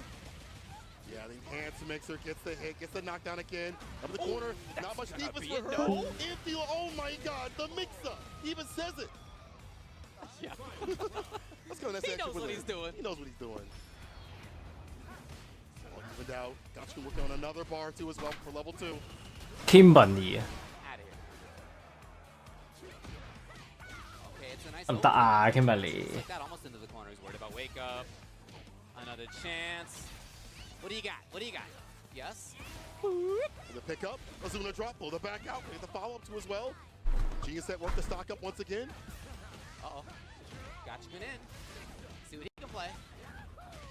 He's got the mix as well, as he mentioned. Backs off. Yes, level 2. And this is fun. Yeah, back off. Safe and solid. In terms of defense, the only thing she really has is the super. They're hella slow. The overhead. Blessing the dome. Christening the cranium. He's going to be able to get that OD follow-up too as well. The pressure's not over. He's still up in the corner. Hey. Anti-air. Stays in front. Oh my god. What a mix. Valmaster. 哇 Kimberly 真係勁啊！ Salami mommy. Wow. Star Viper to seal the deal. Valmaster with the Kimberly. I'll take a second after that too. Let's back it up a bit. Because remember all the times that Kim isn't this and that. Even this matchup, I haven't seen many people say Kim can really work against the likes of Rashid. You know, you don't want to be up in the corner. His innate defense has been good. His offense has been good. His choice to win the crouching medium kick and catch the walk back at Gachikun has been fantastic. And the bar builder for level 3 continuously. All right, what do you got, Gachikun? What's the change? Master already with the game, which can be relevant for the group stage, at least for other people. Drops over the crouching Oh medium. yeah！ That follow up right after it. Crouching light kick again. 即係嗱，輸啲 mix up 真係。 Yes. Consistent stuff too. It's not just about the tricks. She's moving. 但係 Kim 咪個力度唔夠啊，同埋阿 Chick 個 level 2太撚勁啊！ The burn. Yes, Foulmaster. 你估真係當撚勁咩？ Tough stuff now in that situation. Yep, still there. Oh, it's still there. He gets the throw. Oh, because he had the bomb right there. 哇！ Backlands. Because of the can again, the actual amount of damage. The pickup. 都黑人，都係黑人唔識得阿 Kimberly 嘅啫喎。 The ruins of people's day. not even leveled up yet. Yeah, you're right. There's no level 3 just yet. Yeah, you know you're killing it when you can win a round without actually getting level 3. 好撚有計呢隊好。Looking pretty solid, ain't gonna lie. What do we got? Gotchpoon. He's had success in this. Valmaster just blues it away. Dude, he totally weathered the storm. What a fantastic defense by Valmaster. Gotchpoon was really worried that there would be something to watch out for, and nothing like that came. I was looking for maybe like a super, but still. Could be. If Valmaster taking the chance to, even if you're not getting the hit, he does get the side slip out of the side of the corner, but there's the knockdown. Oh, the 6 up with the flip right over. 可以打佢咯冇？ Medium punch it, link to anything, no. 好真。 Spot the teleport to the fireball, gets the slide applied. You know, I really like that forward movement. Just getting out of there. He hadn't used that kind of defensive tactic. He's been more blocking, carrying. 好計，生死閘嘅位啊！ The jump this time, he was right. Valmaster was not looking for it. Yeah, let's see what happens with this level 2. I want to see more from level 2 in terms of like the mix. We've seen some early, but I want to see more in terms of the damage opening up. Valmaster forward, heavy kick with the drive rush. Oh, here's a follow-up. Okay, is he right? Oh, could be huge. 得 OK。 最中意聽歌。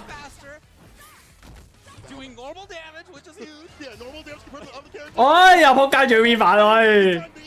Crouching medium kick, gonna get the hit, the 3-piece, a bounce right after it. Sweat on the wall, you about to fall. Look at that, the crazy. 哎，死得埋！Kimberly 真係勁啊！ 屌老味啫，啲個人都仆街俾 Kimberly 殺。 A sick performance by Valmaster, but he just threw the hugest wrench into the pool. I don't know what's gonna happen at this point. 0-2 for Gotchpoon means that he is 真係邊個出都唔知啊！ in the group stage, and that he's only +1 rather than what could have been up to +3 in a different situation. So totally changed the look of the pool. Hats off to Valmaster for that performance right there. His offense, he played the character great, right? When your offense is clicking with her, when your movement's clicking with her, she's really hard to beat. And on top of that, maybe more importantly, to be honest, if your defensive ideas, like this one where he jumped out at the right time, are right, super important, right? Because she does not have great defense. As we mentioned. Doesn't have the best super, doesn't have EX wake up that's invul. And so you have to rely on your own gumption, right? Like your innate defense. Your personal defense. Your heart. And he did. Fantastic stuff from Valmaster. I like when he got his pressure going to flow. It's hard for Gotchpoon to have those guesses. They do have good Kimberly. You know, Jackie, we saw in top 8 at CPT. But the footsie-based style of Valmaster, riding momentum continuously, like that switch up that we saw with that mix at the very end to get the win. And Valmaster being able to hold on that bar, as you mentioned, and not spin it for defensive tactics more so than offensive, allowed him to eke out the damage he needed necessary and to have that speed up against his character. Man, look at that. That was a nasty mix. Having that Tatsu right there, if he would have got caught, I would have lost my mind, but I already did right there at the very end. Valmaster with a very dominant victory, not with Chun-Li, right, but with Kim. All right, maybe Valmaster, I might listen to you on some things when it comes to your characters. Obviously he's a sick player, you know. Sometimes the opinions are kind of not there, but Valmaster definitely working out with a character that I didn't expect to be at this level. 有 Kimberly 啊嘛，屌！ For like Sim and things like that, but not for like Rashid, and not for this part of the stage where you do as many points as possible. Even more so. 大家鬥用啊！我覺得根本就係恰個知識教。邊有人用 Kimberly 㗎？唔會特登再練咯，唔會準備咗咯。 Instead, totally different situation. He's 2-1. He's only +1. He now, I wouldn't say is at risk, right? He's still 2-1. Right. Not in a bad he's spot. Probably still good. Probably. He could make it. Still, you just don't know. Like he's in the range where like I don't know. Solidified. Yeah. Yeah, exactly. Whereas other players are a little bit more clear. We'll see. Next match coming up is going to be Mike X versus Soul VNG, and this is also absolutely pivotal. Mike and X. You know what? I don't know that I would have said that coming into this. Maybe not my expectation, but Mike, if he wins this, he goes to 3-0. If he wins it 2-0, like he has both other matches so far, he's at +6. Are you losing the group stage at that point? I don't know if you are. I don't know. I'm gonna need someone smarter than me to delineate that, but that's a really, really good run for the son of Mike X. It's not like he hasn't fought strong competitors or like he's getting free wins or whatever it may be. He's beating top-level players in his pool handily. Takamura right and Valmaster, he's both beaten 2-0. Can he add solve into his list? Can he solve the equation that is the modern man? the faces. Yeah. All right. Luke's got some good ones. I don't feel like Modern is quite as effective in terms of reacting with Fireball Super, I should say, versus Fireballs. Yeah. In this match, this is like tougher, just the way that Luke's Fireball works. It's not a real Fireball Not in as easy terms to of the react usual. to, right? Yeah. But still, you're not Luke gets the going to jump switch back ins, and forth, you know? Yeah. See the jump ins and how that happens. Solving. Nice patient play from the side of Solving, getting hit with so many sandblasts to the face. The walk up, look at that inching, just trying to get in there. Saying, right? Ah, he did let it run. And now he's got the corner. You know, this looks a little different than we've tended to see for Soul. He's tended to be a little bit more neutral heavy. Now, very intent about caging. He wanted that offense right away. He got it. Okay, maybe now back to that. He's got a huge life lead. Why not? Yeah, exactly. Don't have to overextend to get the win. Yeah. Really interesting, dude. It is hard to get a read on where he's moving. 哇！哎呀，冇氣啊佢。 No surprise, going to anti-air. Look at that. The DP. OD right back at 咩咁想？做咩？哇！ And you already ran out a lot of health. That was one. 咁想跳現代又唔好跳現代人啦。哇！ Wow. Jab will do. I really love that round by Soul. Because it wasn't just about him playing the typical style for him. It was about him moving in, forcing the issue. And he was right about it quite a bit. And then going back to his style. And so it's just really hard to know as Mike X, like, what is Soul going to do next? Are you going to be patient and wait for me? Or are you going to be the one who's... Perfect. And what's happening, he's just walking you to the corner, pushing you back. You've lost so much health. Even if you do push him back, 唉，慘啊！俾現代人。 has lost. 哇！屌你，諗住恰佢現代會對空，屌你老尾就係想逼嘅時候唔撚對，撲你個街一定嬲喺度賴屎啊！ That is the first game loss for Mike X. First one. Capcom. Yep, it sure is. First one at Capcom Cup. So if Soul takes this 2-0, I don't know what's going to happen in this pool at all. I don't know what the storyline is at that point other than who knows what's going to happen. Have to come back tomorrow. Right now, Solving, see on game point. Solving now, in the corner. 而家算唔算 Mirror 啊？有現代喺度。 Suddenly Mike feels a little bit timid. Finally, he's gotten the opportunity up close. Yes. Okay. Soul's right. Called out the shimmy. That's absolutely what came up. Back throw. 個 Capcom Cup 話俾你聽，現代都可以好撚勁。 Comfort zone. Put him close to that corner. Call a corner. Get the kill. Perfect parry. Yeah, right at that right range. Deal with the fireball. It just feels like Soul's the one who has total control of the pace. If he wants to move forward, he does. Finally, Mike trying to force it. He'll take those throws for sure. With the bar at the bottom to finish the job. It's one touch. Cross up. 要發癲啦！ With the bar though. 哇，好忍得！哎，死咗！喂，屌你老母！你撚咁冇？ Much more. Could have been the round. 唉， I don't know. 屌你真係抵撚死啊！真係屌， An opportunity to take a round for Mike X. 係真係抵撚死啊！搏到條 couple 死撚咗啦！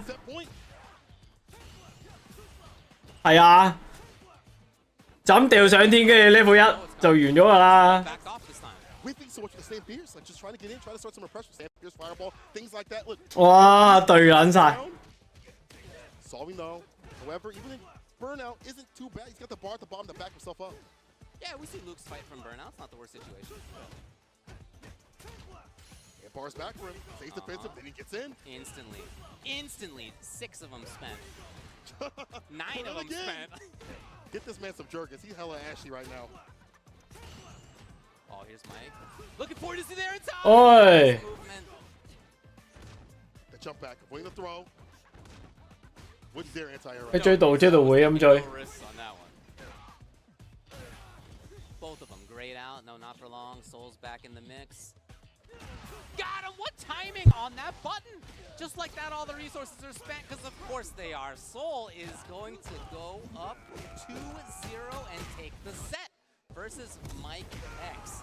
So now, like I said, I just truly have no idea what's going to be happening. Now that that is the result that we just saw, you know, from my quick math, as I try to follow along. 你真係殺人喎！ It's as a result Mike and NL who are at the top of this leaderboard. Now we'll take a look at this stuff later, but yeah, just a fantastic performance by Soul. Again, that style that he primarily has gone to in this pool so far has been backing off a little bit, patience, waiting it out, not really spending that much drive cancel meter, only in certain situations. In this match, he did have that at times, but he also had fast movement. We're looking at some of it here. He got in quickly sometimes. He spent a bunch of drive gauge very quickly a couple of times. And I think that's part of 唉，等 Ring 鋪打先再出現先我。 next. Are you going to keep moving backwards away from me? Yeah. Are you going to move forward now? Yeah. Are you gonna walk up and press a button now? I don't like, know. what button? Is it fireball? Like, it's just, it was a Yeah. really, really good wheel of options by Soul VNG in the mid-range and in footsies and in pressure. And overall, and again, the bar usage at the bottom, using that for that utility. Level 2, level 1 if need be. Putting Mike on notice, as you see right there, a little bit of a panic situation. Mike did have an opportunity, I believe. It's close to this one or maybe the one after, where he's able to double the damage. He wasn't able to land it, unfortunately. Maybe just caught off kilter too much by the modern play that Solving was doing and could not solve the equation of the modern Maven that is Solving. You can tell that he has solidified in that game plan and is a modern player through and through. But I like to see that. As you mentioned, That's cool. it's like a groove system, right? groove. Like playing modern is like a groove system. And Tokido, when I talked to him, he's like, there's 2 characters that can play modern better than any of the characters and that are actually maybe competitively viable. It is Marisa and it is Luke. So those 2 you see right there, and you see one right there, being utilized to move on in the bracket. Here we have the standings. Mike X still at the top spot, There you go. along with NL, 2 Lukes, but 1 modern, 1 classically trained. Now, they haven't played each other. That match is going to happen tomorrow, and that could be the match that decides who gets out of this thing. Could you imagine if we come into this thing and it's not Gachikun, and it's not Valmaster, and it's not Takamura? You love to see that kind of stuff as just a fan of Street Fighter. Seeing results that you didn't call as a player, it's tough, right? It's a very hard situation to be in for them. But from the viewer perspective, fascinating to see results that are not what you thought were coming up in advance. Very impressed by the players in this pool who have showed up big. That said, I think for Valmaster at 1 and 3 now? 1 and 2, excuse me.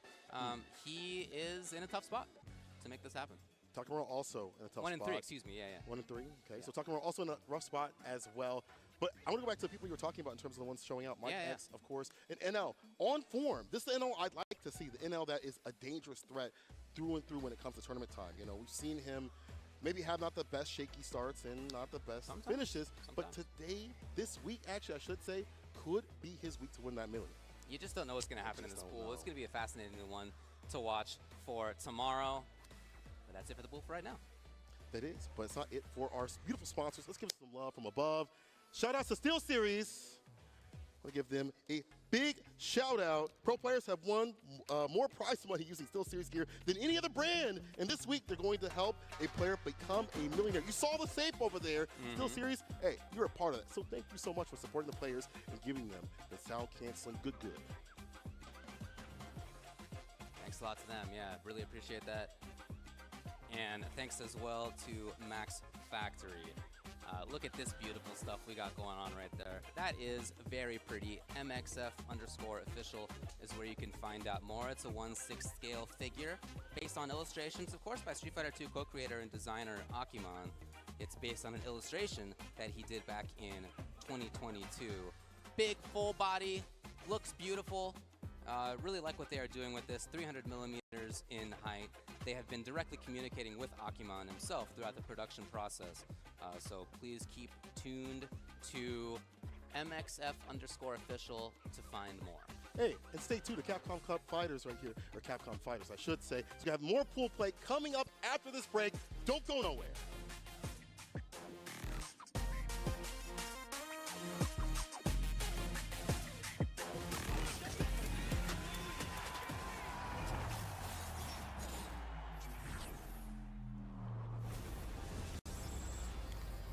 Red Bull Kumite, New York.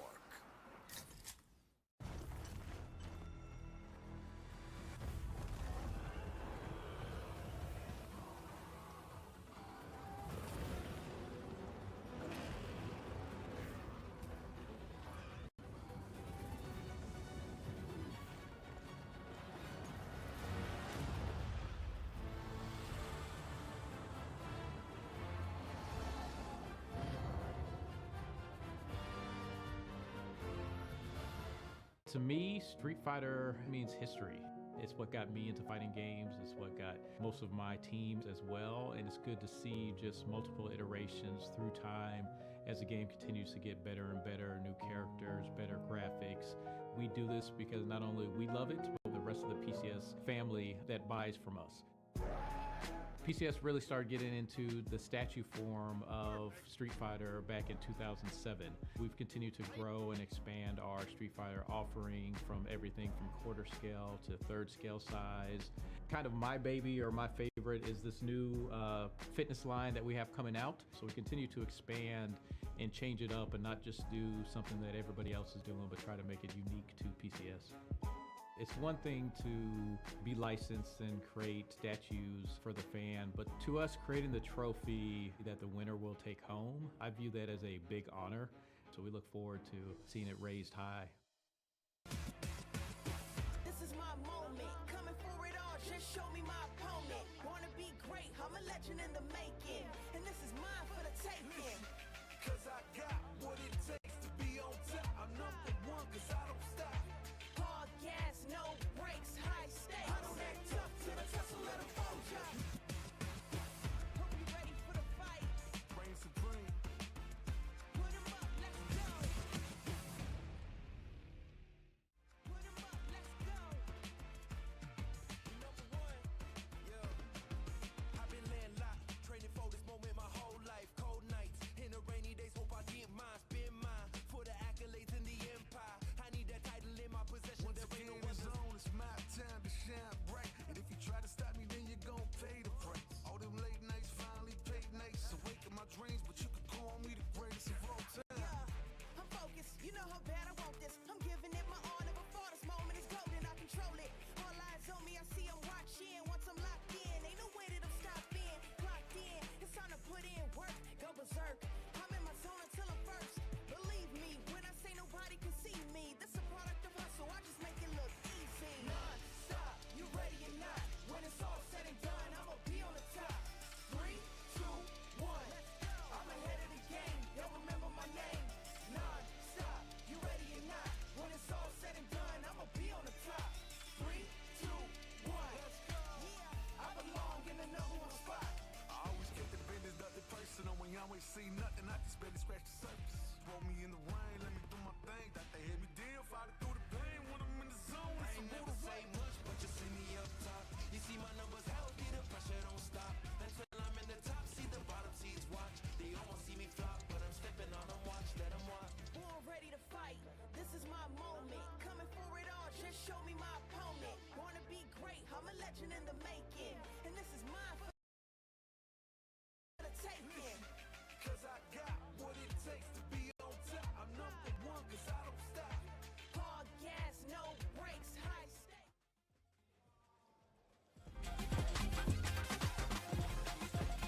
Welcome back to Capcom Cup 10. As you can see, we are in the beautiful, the storied Hollywood, California, and of course, there couldn't be a venue any better for Capcom Cup, the creme de la creme. Right now, as you can see, Capcom did have some surprises for us. We have the Ed build right here, as we have Dr. African and Just a Kid getting down on the setup. I'll tell you guys what, these punch animations, some of the best, actually, I'm sorry, the best punch animations that we have seen in Street Fighter up to this point. And as if that's not crazy enough, it is going to be available for everybody at home on February 27th. Not to mention, Capcom, y'all pulled a fast one on us. You told us no content, put that tweet out, and then all of a sudden you got a little secret sneak build with some patch notes. JP got nerfed.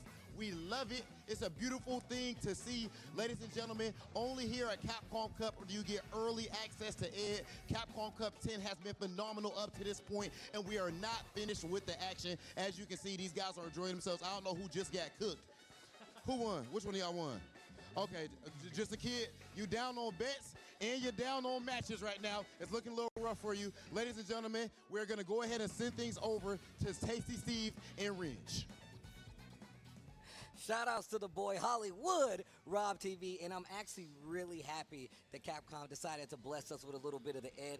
I know when that trailer dropped, everybody was losing their mind because of the animations. And even seeing it here with my own eyes, I'm actually still impressed because there's a lot to learn about the game, and we got to play that sick new stage as well. So thank you guys for staying tuned and staying attentive to the action that's happening here at Capcom Cup 10, because man, it's about to get greasy. Ringe, it's a pleasure once again to be on the mic with you. You know what it is, my brother. Talk to me. Indeed, brother. We are here, Group E, the group of the DJs, right? Indeed, we already see how we get down. Xian and Fudo, both 2-0, both with a +3 game differential. So they're going to be battling it out for hopefully that first place spot. Snake Eyes down there at 0-1. Samuel coming out with a nice showing, 1-0. And then, of course, Makaze 0-2 and Mirkin 0-2. But still, look at the upset brackets and perhaps go on a 3-game run to turn things around. Yeah, if you look at what's happening so far, so obviously every player has to play 4 matches. Only 2 people make it out of the group. You can see that it's highlighted winners and losers. If we ended it right now, these are the 2 that will be making out on the winners and the losers side. However, Shin and Fudo both have 2 more games to play. Samuel has 3 games left to play. Namikaze only has 2 games left to play. That means he can just mess up somebody else's good time. Snake Eyes still has 3 games to play, and Mirkin still has 2 games to play, but that also puts him at the bottom of the group. Yeah, the word on the street was that Geef could actually fight DJ a little bit, but we haven't seen that so far. Of course, Snake Eyes only got 1 shot at the DJs. We'll see how it goes. And it was against, as David pointed out yesterday, one of the players that actually has some Zangief experience, right? That's the unfortunate draw about Snake Eyes, is the fact that he's going up against people that have fought Itazan that actually have some high-level Geef experience. That's not easy to find, but those players do have it. But let's get into our first match, Sawi, which is going to be Xian versus Samuel, one that I'm very much looking forward to. Gaming Gladiator Zone right here.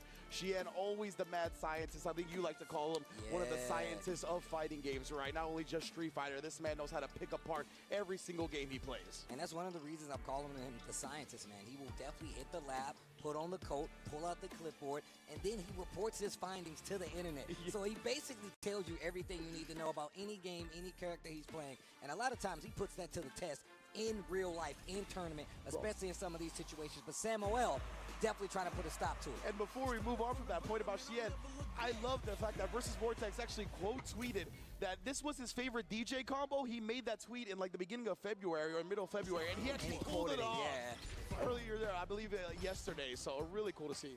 Shout outs to Versus Vortex. But here we go. Xian versus Samuel, DJ versus Luke. Let's see if Samuel can put a stop to what Xian has in the tank right now, but we've seen him adapt to so many different situations on the fly versus some of the tougher characters out there, Luke being one of them. And we saw him play against the Luke in his group the other day, and he still played amazing. Let's see if Samuel took some notes. And you want to talk about mad scientist, this man already anti-aired with Crouch Fierce. I don't see that often. But Samuel, yeah, he wanted out of that corner. Dangerous, that's a lot of recovery on it, but Xian didn't get the punish. I like that, changing up the trajectory when you leave the corner gives you a better opportunity of surviving. Nice block. No interrupting though, but look at this offense. Crouch heavy. I love Samuel keeping his wits about him, but he gets opened up. That should be the first round and the off from Xian. Yeah, absolutely. And there's so many instances where you can fit in the sway, right? He gets anti-aired. The Luke's going to move forward and try to press his advantage. Oh, speaking of pressing your advantage, right there, Xian cuts the advantage off at the pass. Perfect check. Dashes forward right after it just to get that corner advantage. Man, he loves to use sway. Perfect parry. Gonna go for big damage. Attack the drive bar. I like that. Take away his options. Big neutral jump. Go straight to the level 3. Hit him with the back massage. That man is going to be grade A. G59 in the building right now. He's got no energy to him. Oh, wait a minute. Air slasher. Air slasher. Air slasher. Give me that. That's Air +1 and burnout. Oh, and he did try to press the advantage with the jab because it is +1 as we mentioned. To be careful, crouch medium kick once again. It's back this drive bar. Now he's got an opportunity. And man, I love how Samuel's actually approaching this right now. Yeah, absolutely. Samuel, he is not been deterred about his life being low, right? Oh, but of course, once your life is that low, the strike throw is a true 50-50. The strike is not weighted heavier than the throw like it is when you have a full life bar. Damn, the bars. Okay, Range. All right. You're ready. Oh, wow. Gets the counter hit confirmed. Xian already with the lead in this set. Going for it. 1 game. Round number 1 in the second one. Let's see what he does. Nice. Wakes up, crouching medium kick. Samuel's got a chance here. Yeah, that had him suffer grave consequences in the last game, but didn't care. And then off that -3 funky slice, so he tried to get too aggressive. Xian was there with the crouch medium punch. We got the corner trying to bait something out, but he's just parrying. Yeah, oh, you saw that's what he did last time, right? Actually woke up with the crouch and medium kick. Xian took notes and was like, you know what? You like to hit buttons? I'm going to wait it out this time. Still keeps the momentum. Xian on set point here in this group play.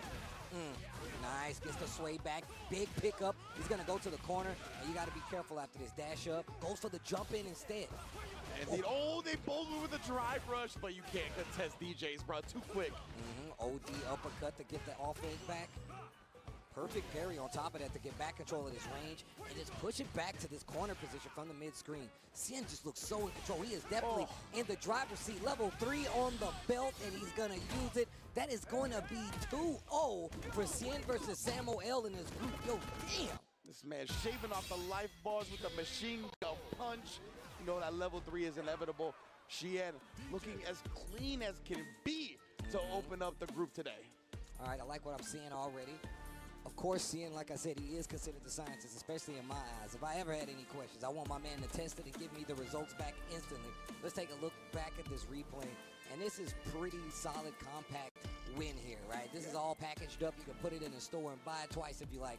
Xian gonna come out ahead. Also, like we said before, one of the leaders in this group. So a lot of people are looking for him to get taken down a peg, especially if they want to have an opportunity of making it out on the loser side, because right now, Xian's looking like he's in the lead. And remember, he was tied in game differential with Fudo, right? So he wants to get as many 2-0s as possible. He accomplishes one here. But, you know, when you couple somebody that's a scientist with a character like DJ, who I like to call anti-meta, because of the reasons we saw here, right? Where he gets jumped in on, he gets anti-aired with the crouch fears, so he air techs and lands. Yeah. And usually the opponent that anti-airs wants to walk up and take their turn, right? As soon as he did that, cancel into sway, you're pressing a button, punish, counter into the funky slicer, you're dead. Yeah. So good at stuff like that. Yeah, I mean, and this is what I like to see, though. And in all honesty, he has already fought a Luke. We've seen how he already kind of deals with it. Frame traps have to be squeaky clean. And I think Samuel actually took that into account and was able to play a little more brave in this instance. I mean, he woke up, did crouch and medium kick, and actually found the hit, got a little bit momentum back, but that literally just made, like, Xian wake up and be like, you know what, okay, I see what you're doing, and now I'm going to play back a little bit more, look for these punishes just to make sure, and I really close out that game. A very solid game there for Xian to stay ahead of the pack right now as we continue this Group A play. Let's get to the next match. Yes, again, should be Mirkin versus Snake Eyes up next. Indeed, Mirkin coming out of Poland, qualifying through the World Warrior events in the EU North and East. Beautiful stuff. Glad he's here. Glad he's representing. And then Snake Eyes winning the CPT US/Canada West online premiere on the Zangief. You're shaking your head. I know that was an incredible victory. It was right? it was ridiculous. This dude Reynolds was literally a combo confirm away from qualifying for Capcom Cup. Ended up dropping it, and Snake Eyes never looked back. Right? I mean, that's definitely one of the things you expect to see from somebody like Snake Eyes. He's been a long-time Zangief player. We already know he's definitely one of the SoCal favorites, an American favorite at this point, especially considering he sticks with the Geef through and through. There is no switching.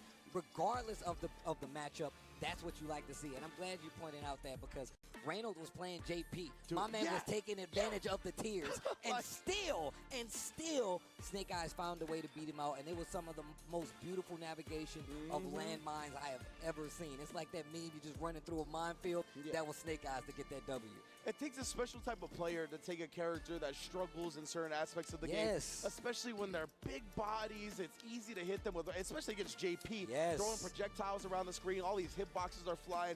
You got to really maneuver like it's an obstacle course around it. And like you said, Zangief and Snake Eyes are synonymous at this point, right? Like, he has put in so much work and has so much experience on big body grappler characters that the way he's able to navigate fighting games with them is almost unlike anybody else. No, it's actually super true. I love talking to him about his character. I mean, he was actually saying something crazy about what they should improve with the character later on. I bet. I literally had to walk away. I literally had to walk away. We were in the training room, and he was like, yeah, bro, they got to be plus. I was like, you know what, Snake Eyes, you're talking crazy. You're a great player, but get away from me. Now, let's talk We're not a little setting bit. a meeting up with you and Mr. Capcom. Exactly. That's not It's happening. never going to happen.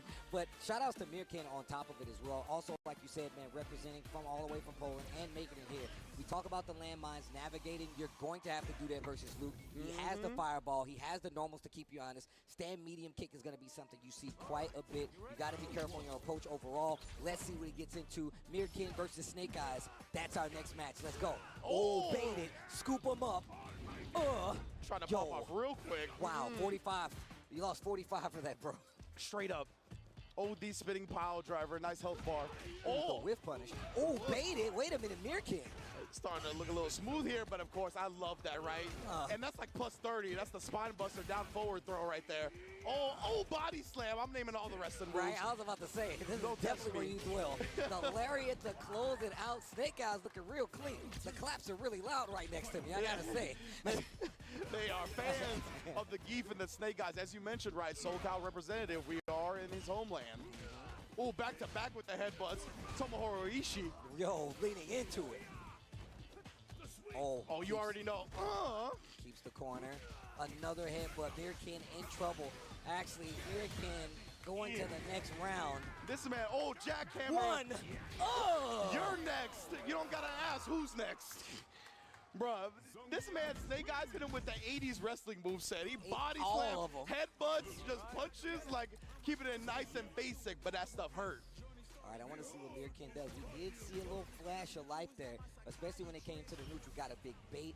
But once again, and this is one of the things about these big body grapplers, they get a throw, that's their combo. Exactly. And what happens after that, it's all mental damage. You really got to be careful. But here we go. And I want to see, right, since Snake Eyes was able to establish a couple of really damaging command grabs in the first game, is he going to look for that again? Well, guess so, running bear grab. Now we're in the corner, tries to bait something out. Okay, nice. Didn't get the perfect, though. Drive reversal. He wants to keep the position. He was so far away. Yeah, he just inched close right there. Yeah, the double dash as well. He was just forcing Mirkin to make something happen. Wow, what an anti Oh my. heavy. This is gonna be the round. Mirkin in trouble. Look at the life bar on Snake Eyes as he takes full advantage. And this is the grappling expertise of Snake Eyes, right? He hits the running bear grab, he hits an SPD. Now he knows you're not gonna stay on the ground anymore. Just waited, had the anti-airs ready. Perfect stuff. Nice. This is staying fierce. Gonna push back. And I like this. I feel like it's always dangerous to push Geef back to the other wall still. Like, you want to keep him in the middle of the ring because all it takes is one back throw, and now he has the advantage, and you're trying to fight for your life out of the corner. Great whip punish with the target combo, though. And that's exactly. No, bro. The back dash, this an SPD is going to drive rush in. Oh, double drive rush in. Trying to catch Mirkin, taking his turn. Smart with the parry. Wow, Snake Eyes tried to go for something there. Gets hit, though. He's got a level 2 as well, so Mirkin can't be too reckless with the sandblast. Oh, maybe not even gonna need to break that out, keep it in holster, but no perfect flash knuckle. Still alive, sounds to Zangief health. Oh, that could have been a juggle point, but he was too far. Wakes up with the level 1 to stay as safe as possible. Okay, all right, Mirkin stopping the bleeding, making sure Snake Eyes doesn't run away with this. He's got a round on the board. Wow. He needs this round. He needs this round. Goes to the level 2. I wonder if Snake Eyes got caught like inputting level 3 on the drive rush, because it wasn't a counter hit or anything. So I think he was in the middle of a motion. Walking him down. Man, I like Mirkin taking some of these guesses mid-screen. Not getting the perfect, but he's still doing a great job of keeping the momentum in his favor. But he has to be careful, calls out the SPD, gets the OD uppercut, and now Mirkin with a confident life lead, but he only has, working on 1 bar, Snake Eyes has 3. Exactly right, and now he's in CA range as well. Like, that life bar will dissipate in an instant if Snake Eyes is able to land that. Right now, though, Mirkin, counter hit, resets into an SPD. There's one, bro. Bro, you might die from a CA here. You need to be careful. Like, you actually... And he's got level 2 as well if he wants to respond with a sandblast. Yo. Then he's going to whip punish it to the level 2. He's going to take the damage on the corner. Give me that. The double, the double power bomb. He scoops him back up. No fear. The OD doesn't kill him off, though. And a spine buster. No fear from Mirkin. One of his own to tie up the set. You wrestle, I wrestle. I got a spine buster, too. Good color choice from Mirkin as well, man. Yeah, you don't see a lot of people rocking this one. You really I like don't. You really don't. All right, here we go. Man, Snake Eyes and Mirkin. Tooth and nail, I love that. Letting the drive rush rock a little bit, blowing up his fuzzy defensive timings. Very smart. Oh, no. Good scoop. SPD right there. Oh, look at this. I love them both respecting the range on the ground. Stand light kick to try to contest that walk forward, but you gotta be careful. He's got one too. Drive rush and the lariat to get the knockdown. And we're getting closer and closer to a place you don't want to be versus Zangief, the corner. And Mirkin, I feel like he could be a little bit more comfortable throwing Sandblast without the level 2, but he hasn't really gone to that yet. There, he tried to bait something out with the Sandblast. Oh, you dead. Dead. My goodness, Snake Eyes. OD running bear grab. We have set point. Man, you see the waves that hit the ground after you get hit by that running bear grab. Stand light kick once again, trying to find a way in. He's gonna be the crouch jab. Oh, yo, you'll get decked. The fierce right there, just preventing him from inching forward for free. I love it. Snake Eyes just walked into the corner. He tried the back throw. That was a good idea, but great defense. The chest slaps. Straight up, Eddie Kingston would be proud. Oh, pulled back on him real quick. Body slam. Oh, the people's elbow after it, yo. The extension, I didn't even know he could do that. I didn't either. Right? I didn't know. Perfect How did he do that? Like, I definitely did not know that People know he existed. can do the people's elbow. I didn't know he could do that. I'm gonna be real. I've never seen that before. Was that because The Rock's gonna be at WrestleMania again? And they like patch that in, or like what's happening? Either way, Snake Eyes taking it, and that's what the crowd wanted to see for sure. Man, I can't believe I really didn't know he had the people's elbow extension. I was like, what? We just saw the body slam just raw. Yeah. In the last game. I was like, okay. Bam. See, look. No elbow drop No extension. elbow drop, bro. That was definitely in the bloodline. The tribal chief called for that to be patched in. Respect, Roman. Oh, man. But yeah, man, Snake Eyes just doing a great job, right? Really overwhelming his opponent. And the thing with Geef is you always want to cut the screen off, right? So as long as he can get you in the corner, then he nullifies a lot of what he's bad at in terms of Street Fighter 6. And man, these little sneak in of the OD command grabs, just, you can tell this man is a grappler player through and through. A veteran when it comes to scooping people up, putting them to bed, and actually getting the rounds to make them count. And on top of that, just the spacing on top of it. But I want to like show some love to Mirkin. Yes, it absolutely. takes a lot to say, you know what, I'm going to hit stand light kick in this scenario. Yeah. I'm going to hit crouch and medium punch in this scenario, especially when you've already gotten hit by so many. And then the walk-up throws actually ended a round with a walk-up throw versus Zangief. Not only just Zangief, but a Snake Eyes Zangief that who's always checking for the distance. So there was definitely some life in there. But the thing is like we pointed out before, the closer you get to these corners, the worse it is for you because you take away a lot of the bad things that Zangief has in his game plan. And right here, this is part of it. Spends so much meter to get this knockdown, but the positioning has already been said and done. Doesn't stop Mirkin from fighting back. And that was the spine buster that we was talking about to actually get a game on the board. And yeah, that's just a testament to his confidence because as you said, I never want to be that close to a Snake Eyes Zangief. I'm good on the other side of the screen, right? What? So if I look at what? Bow! What? I didn't know My he man, could do that. He raised his eyebrow after that one. That was crazy. To pull the glasses down. Most electrifying normal throw in Street Fighter 6 entertainment.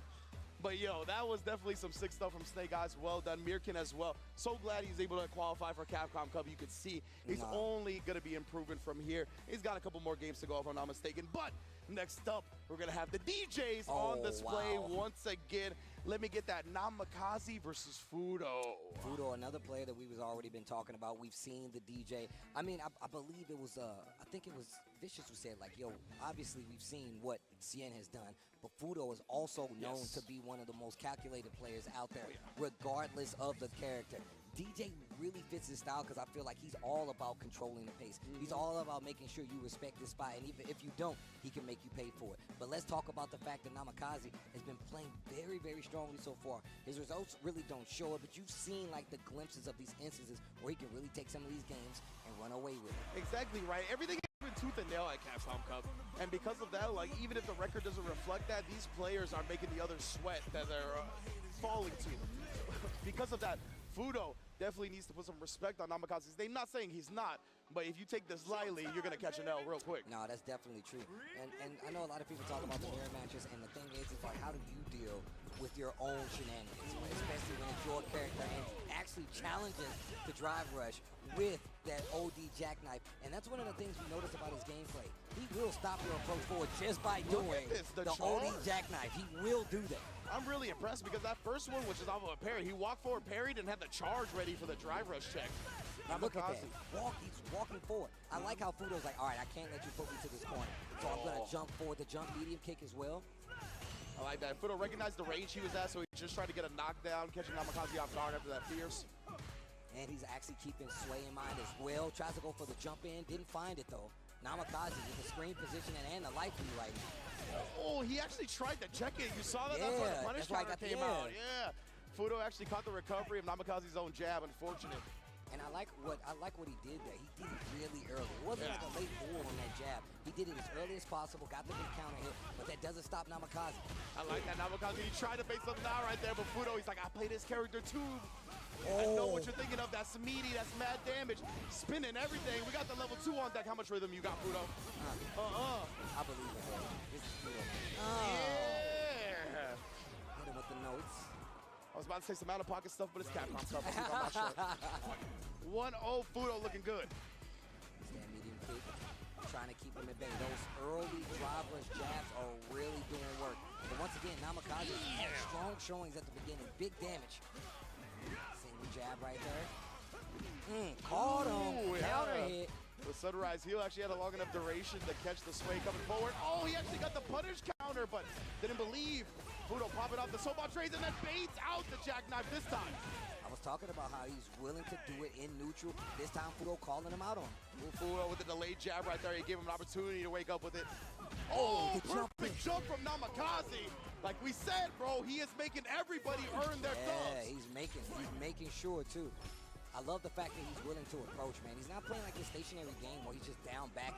He's walking forward, still able to get out these OD jackknives. This time Fudo stops to jump in with a regular jackknife of his own. Like he doesn't look shook that he's playing Fudo at all, right? Like it could be anybody else in any given tournament. Very comfortable. Not stopping his game at all. And that's so important, man. Playing against somebody the caliber of a Fudo, you can't let that get into your head. Great spacing from both sides so far. OD air slasher gets parried, back throw.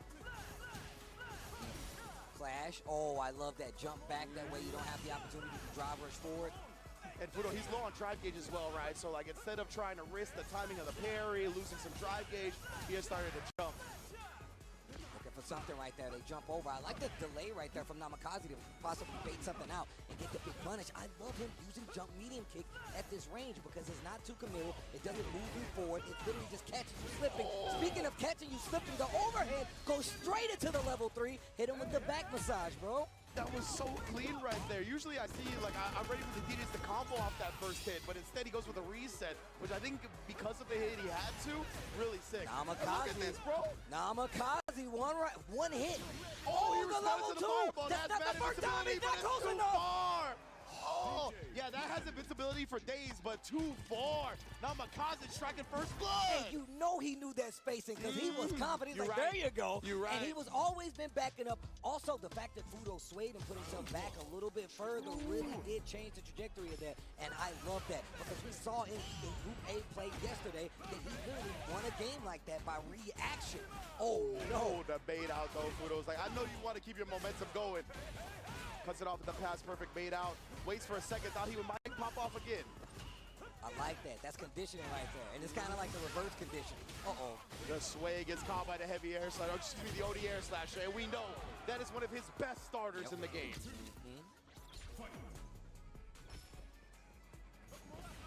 Oh yeah, again, just faking it now. Namikaze not committing to anything out of the gate. Fudo content to throw fireballs from the space. Oh, I thought that was going to be with punish. Definitely, that was kind of scary. Recovered just in time on that stand medium kick. Yeah, I love the fact that you pointed out this neutral jump, like the harassment with the jump medium kick, really just cuts off a lot of what DJ likes to do. You drive rush forward, you get hit, you commit to like maybe like Sobot, it'll put you right in that hit range.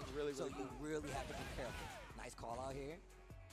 And then Fudo again, right? He's just trying to bait him out. Wants Namikaze to do something, but hey, counter hit conversion was ready with the check on the stand medium kick. Let's empty the meter, baby. Put yourself on set point. That's crazy. Fudo in trouble right now. Namikaze closing out the second round. Game number 2, 1 round away from putting Fudo's first loss on the board. Namikaze looking good. And the happiest person about this Shien right now, because even if Fudo comes back and wins, Namikaze got the W, right? So the game differential is going to go in Shien's favor. And it's also looked good for somebody like Snake Eyes, who's still in contention to make it out of this group. Let's see here. Namikaze, he got caught slipping that time. And Fudo, he's going to make him pay for it dearly. But we've seen Namikaze in this situation before. He's able to run it back right here. And no resources on the side. Wake up, OD Jackknife Maximum, hold on. He's willing to do it here as well. I think he wants that range to build some of that drive meter back. That's plus frames. Yeah, the sunrise heal. Cannot walk back on that bad boy. Beautiful check of the legs from Fudo. We're tied up. Man, sound the scream. Fudo was here. Ooh, that's what I'm talking about. I need that on my stick. You hear me? All right, That here we go. Fudo signature. Indeed, one up here. Namikaze taking a little bit of time here to think about the match before going into it. This is game 3, the deciding match in this group. Namikaze, though. Yeah, man, he's been playing super well. And again, Fudo with that neutral jump harassment, so good. Oh, reset. Yeah, he got the counter hit that time. I think he could have comboed off of it. Oh, but instead Fudo gets the jump regardless. I love that, just waiting too. That Sobot, the post-Sobot games at that range are so interesting. And Fudo's just waiting to see if Namikaze can miss anything. Ooh, the jab got over so quick that he was still able to punish counter. Slashes back and forth. Jump back consistently in that situation. Knows it so well. But the jump forward, medium kick. Hold up. Ooh, and Namikaze just left him standing. Got the funky slicer, no counter, so he had to throw. Nice. Tries to go for the overhead. That reset worked last time. Yeah. Fudo says no. Great recognition from Fudo. One drive rush right into the close quarters. Set point now for Fudo. What a turnaround. Holds the parry, looking for something. I can do it too. Checks the dash up with the jackknife maximum. Okay, great harassment just coming out from Fudo. That's how you gotta play the DJ. Side switch on top of it. Namikaze wants the corner, and he's got 2 bars. You got to be careful if you're Fudo, because it's getting dangerously close. Oh, do you spin that? You spin that. Hit him with the back massage. Keep the corner as well. Oh, man, Fudo is in trouble. But he's got 3 bars. He's not going to have any drive, though. Yeah, he's got to make a bet on his drive gauge, though, and he just blocks and it gets burnt out for it. That was the bet Fudo was willing to take. DI, that's going to be the set. Namikaze. We're tied up. Excuse me. We're good though. Yes, we're going to a final round right now. Namikaze definitely has the opportunity to steal this one from Fudo. Getting ahead of myself. It's getting too hype out here. You might just be giving us a spoiler though, Steve. Namikaze definitely having a lot of confidence. Yeah. Oh, nice. Playing the game real strong right now. Tex still walks forward, gets the big jump in. Actually caught the recovery of the stand medium kick, perfectly timed. Oh, I love the patience. Lots of respect on both sides. Still teasing with that medium kick as well. There's a throw from Fudo. The other throw, trying to bait something out. He's trying to bait something out time and time again. And what a timing of that drive rush. Catching the whip with a stand medium kick. Namikaze has been going for that time and time again, right? We've seen him combo off the counter hit. Fudo shuts it down. Gets the jab. Oh, Namikaze in trouble. One more for the game, and he whips, and it's gonna be Fudo who takes the DJ mirror. Man, Namikaze did some work, though. And that game really is important. Like I said before, there's players that are looking for somebody to fall under the waves, and that way they can make that spot theirs. Snake Eyes definitely one of them. Namikaze in one of these situations where it is looking like he might not make it out, but still, he can still play party fouler. Now, Namikaze definitely got like 1 or 2 OD jackknives baited, but for the most part, I loved it. Yes. I love the OD jackknives. I love at the end that he actually holstered it a little bit, right?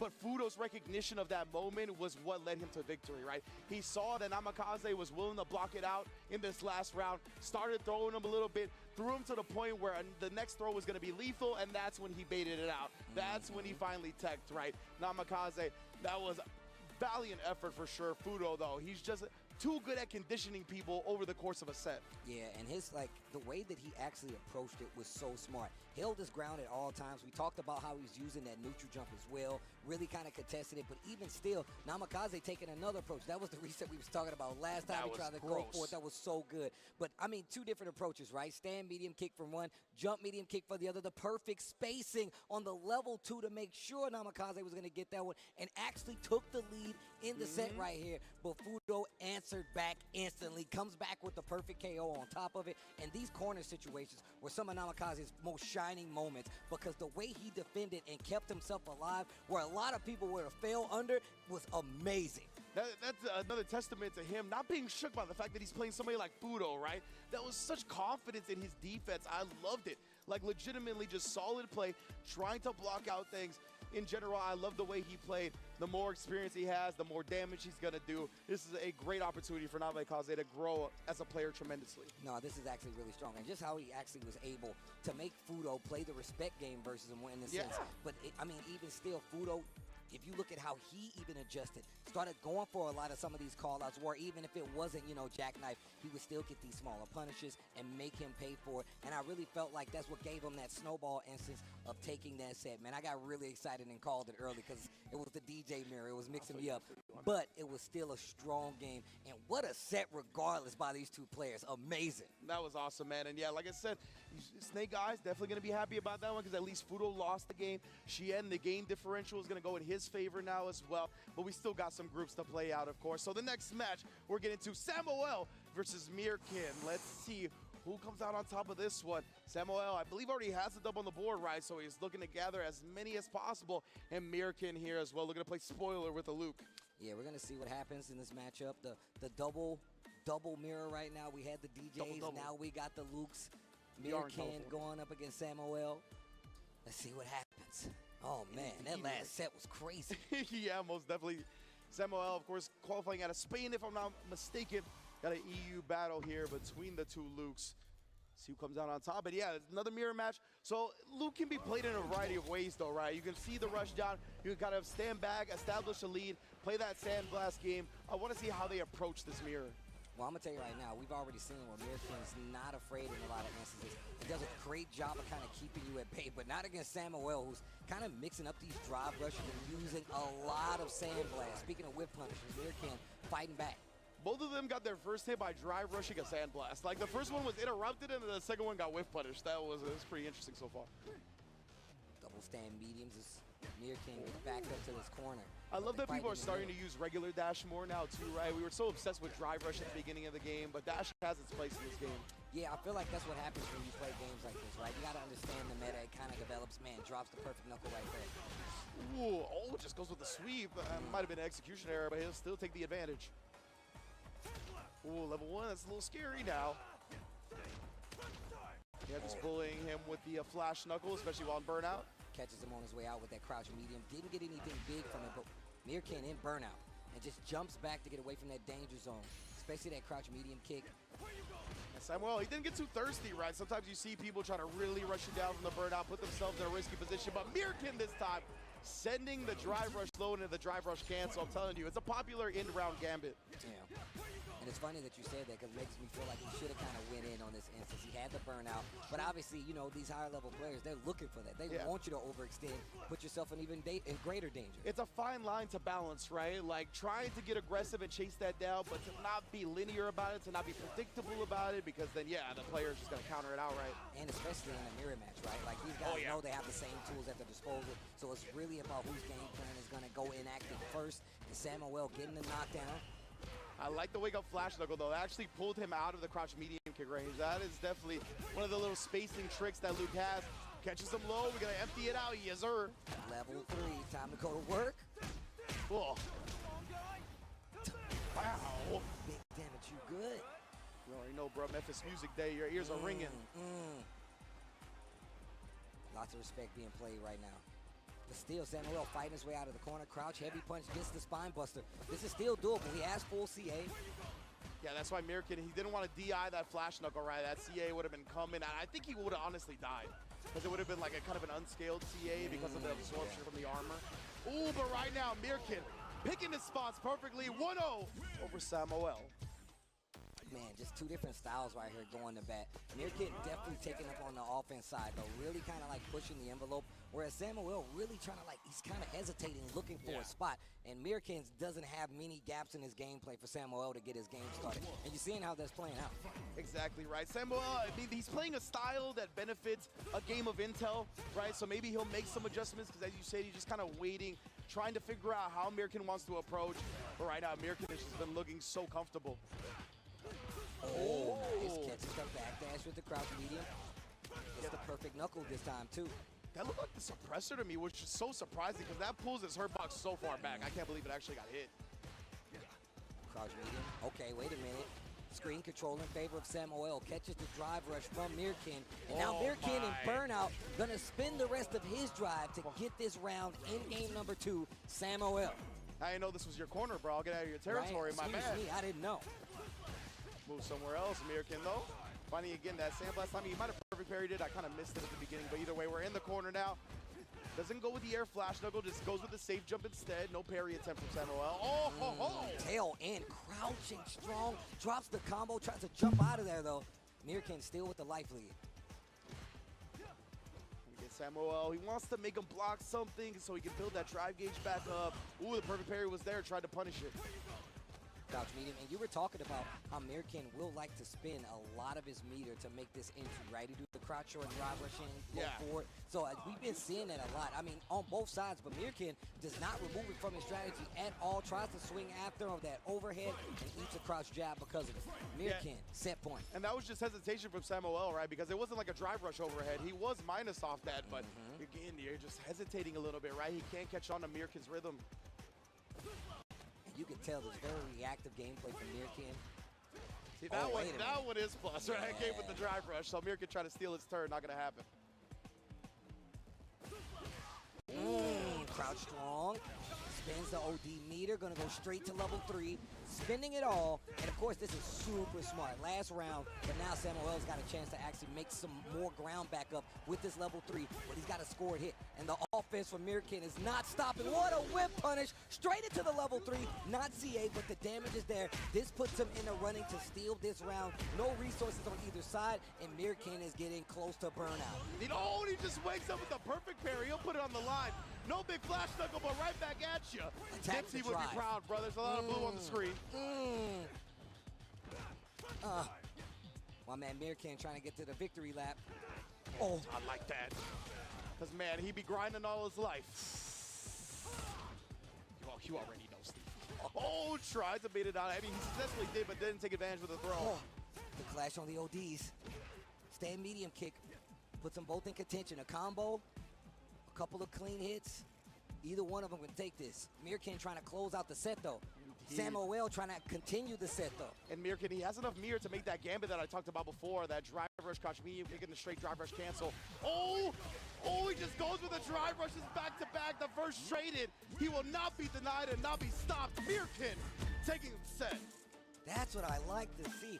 And once again, we've seen double mirror matches right now. Two conflicting styles of both of these players, and it is making it really exciting. Man, I love the way Mirkin attaches himself to a bunch of these matchups. We saw him take on Snake Eyes, and still, no fear in my man's face, bro. Literally was able to go and contest this neutral like it was nobody's business, and really putting Samuel in the situation where a lot of times it looks like he's fighting off the ropes, like he's really trying to find a spot, and you can tell by that twitchy movement, but also the fact that he was able to use that low forward to kind of open up Samuel in that situation kind of gave you the idea like, okay, now I'm going to start inching forward. Now I'm going to start kind of staggering my jabs, mixing in the throws, and that's really what kind of opened up that Mirkin play. And it really felt like the experience factor was a big difference here, right? You see that SML in front of Mirkin's name. He is a Salt Mine League regular, and Salt Mine League has players the likes of Problem X, Hurricane, I was about to say. Very top-level EU talent, right? So he's used to environments like this. He's used to fighting tooth and nail for tournament victories. And, man, that experience, I think, paid dividends huge in this set. Man, just the conflicting styles is something very, very much to see, man. I was actually just talking about this. The character expression in Street Fighter 6 is amazing. I mean, you got a lot of character matchups. A lot of times you will see these mirrors, but the way that they actually approach it is something that you need to pay attention to. And what's really setting these guys apart from any other player that could potentially be in this spot. And shout outs to Salt Mine League, man, because there's been many a day where I literally just like, let me catch this vibe and see these guys play. So I'm happy that their representation is spreading abroad, and we're getting to see it at its full display here at Capcom Cup 10. As fellas with DJ sleep schedules, we watch a lot of Salt Mine League. But anyway, we're going to get to the next match, the final match of Group A, and you're going to like this one. Chien versus Snake Eyes indeed. Zangief versus DJ, the crowd already applauding just with the fight card on the screen. Two of the fan favorites going to be going head-to-head. Now, let's see. Once again, we were talking about this. I said this yesterday, but literally, we were in the training room with the players. My man was trying to make sure nobody else saw him play, specifically Fudo, right? But I feel like this also prepares him for this matchup as well. He's already done his due diligence fighting DJs, and now he's got one more, possibly the DJ, if you ask me. The Irrit DJ Deathpool is about to come to a close, and only 2 players are going to make it out here. Cien looking like he's at the top of that group, and we had a very, very close call for Fudo, who is down the game, and a 2-0 here. I would love to see the standings if Snake Eyes can get that far. Exactly right. I definitely will. I'm very excited to take a look at how the standings all played out after this last match, because this is the last match of the group here. 2 of the titans of the group against Snake Eyes on the Zangief. Already picked up a W today, so he's got momentum, but so has Xian, right? And Xian did it once again in a way to separate himself from Fudo, where he 2-0'd, so he has that game differential lead, but he's going to want to keep it by any means necessary, and it's going to be tough going up against Snake Eyes. All right, here we go. Look at that. Last match, Group A is about to commence. Snake Eyes versus Cien. Let's go. Indeed. We got me and Steve hit the gamer lean on this one. Yeah, right. I like it. Moving forward just to commentate the match. Closer to the pixels.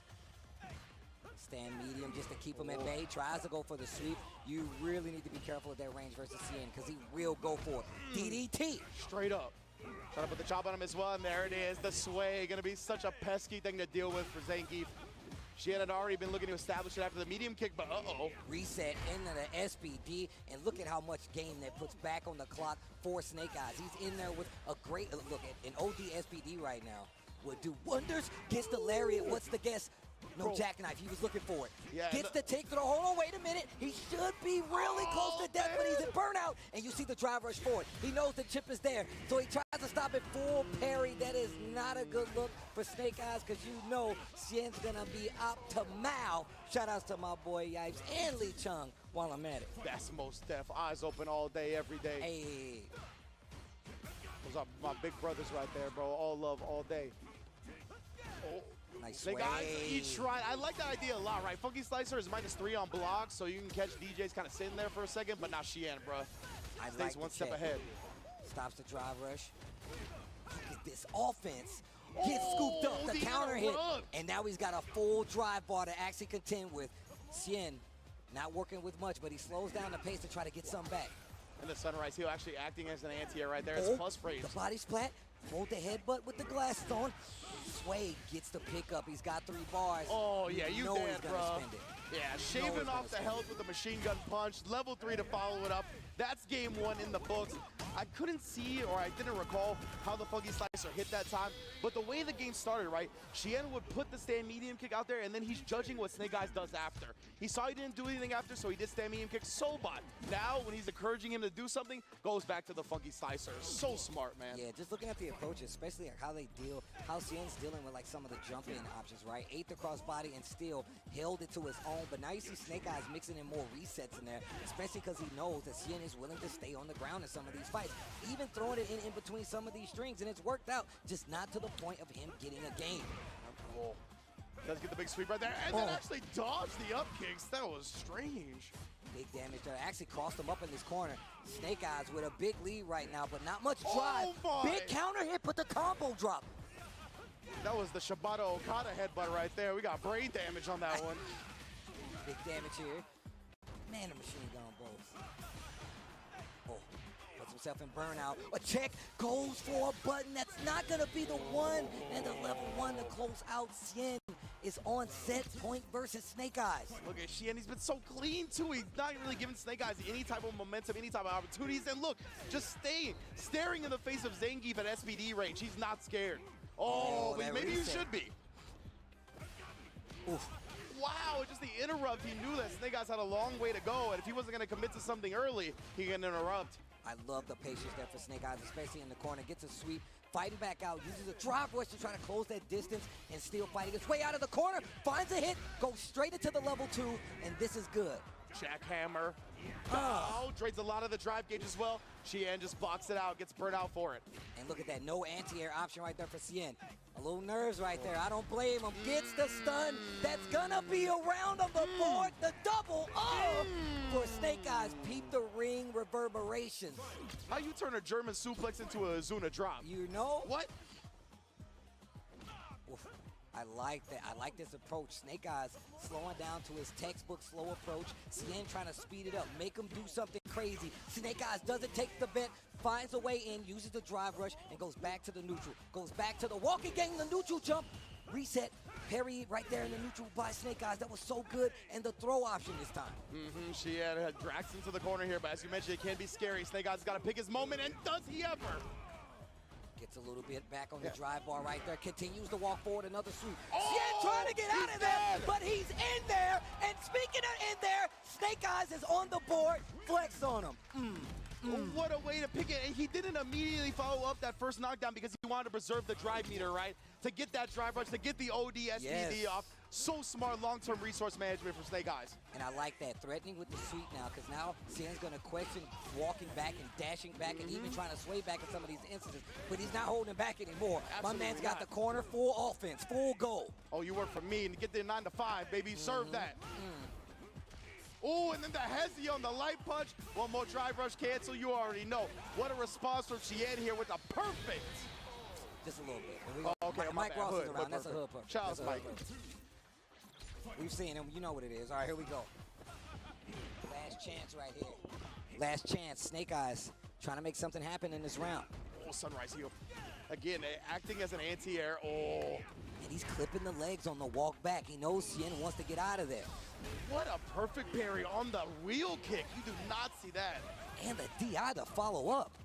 Gets the throw. This is the situation when Snake Eyes was in trouble last time. That strike throw game was really something that gave him trouble, but not this time. Axie gets the combo switch. Yo, the crowd hit the jackhammer too. That was OD. We even have to say that one. Slow paced, slow and steady. There we go. Machine gun chops to force the final round. Snake Eyes walking up, and look at how much bravery he's got. Jumps into the lariat. Xian looking like he's losing a little nerve now. That's an uncharacteristic jump by him. Gets opened up low, but no combo this time from Snake Eyes. And the lariat is slow in this game, man. He's got some really successful anti-airs just with immediate reactions. And look at Snake Eyes just closing the gap. He's like, if you ever. Wait a minute, and the corner's there.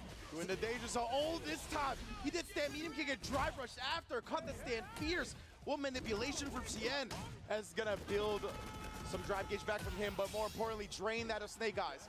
Oh, wow. Neutral jump. They trade. I was looking for a throw. He's got level 2. He can fight back with it. The chip is tough, though. The funky slice, that's still +1. Oh, the DI. What a series from Xian. This might do it if Xian doesn't drop the combo. And that's going to be it. Snake Eyes goes down. Xian gets the last game needed. And what a set between these two. Man, that was nerve-wracking. Yeah, that was so sick, man. I love the way Xian is really good at abusing his opponent in burnout, right? Yes. We saw OD block strings over and over again. I believe those were plus frames. And then the funky slicer is normally -3, but of course in burnout that means it's +1. Yep. We saw Zangief try to take his turn. Snake Eyes tried to press the button, got counter hit, and then that was all she wrote for Xian. I'm going to tell you right now, Snake Eyes definitely got to play his game, but it was so late in the set that it really made it so Xian was going to be the victor here. But you saw it start to come together, right? Whether the crouch shorts or just the fact that he was able to keep him at bay long enough to get his game started, or even the resets to go straight for SPD. And we saw the damage differential, and we saw how it built up to where Xian was getting a lot more afraid. The sweep started happening, and then the big cross-up.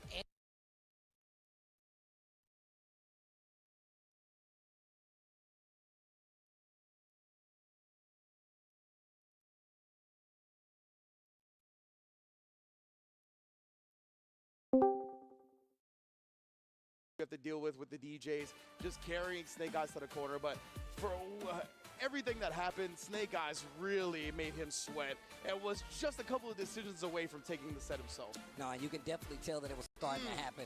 Bro, the crowd hit the jackhammer. That was sick. The jackhammer, it was so sick.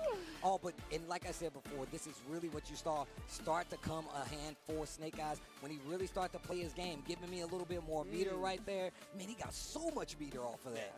And then this was such a clutch moment too, because he was at barely any drive bar. This is when he didn't follow up with that first one, right? Because you see, he built the 2 bars. Before he only had 1. If he drive rushed forward, he was going to be very much in danger of burning out. Yep. So that's why he waited. Super smart resource management.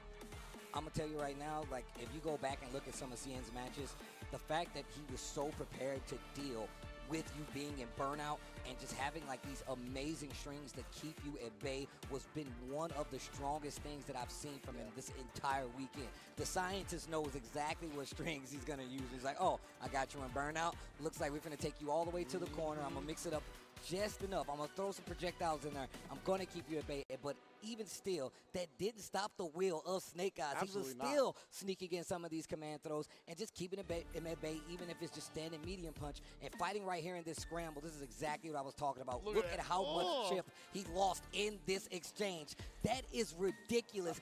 Gets the stun with the series on the DI on the end, and that's gonna be all she wrote for Snake Eyes. And I love that he showed him the OD slicer first, right? He was like, all right, like, I'm going to show you the OD slicer. You think you can take your turn. It's still plus on the OD. And then he showed him the regular slicer. And just visually, just something as an instinct in fighting games, we think that the OD version is going to be significantly better than the regular version, right? So it was only a frame difference, if I'm not mistaken. And because of that, still with the +1 advantage, tried the press. That was just great visual deception by Xian. Yeah, man, he loves to play those games, and that's one of the things that makes him a champion, bro. Xian is no stranger to these situations. He's been not only on a Capcom Cup stage, but he's been on an Evo stage holding it down. And if you know, then you know he's got a lot of content out there, kind of guiding the youth and all the other players and some of the likes of you out there on how to get the job done, much like you saw here. But shout outs to Snake Eyes for putting on an amazing show.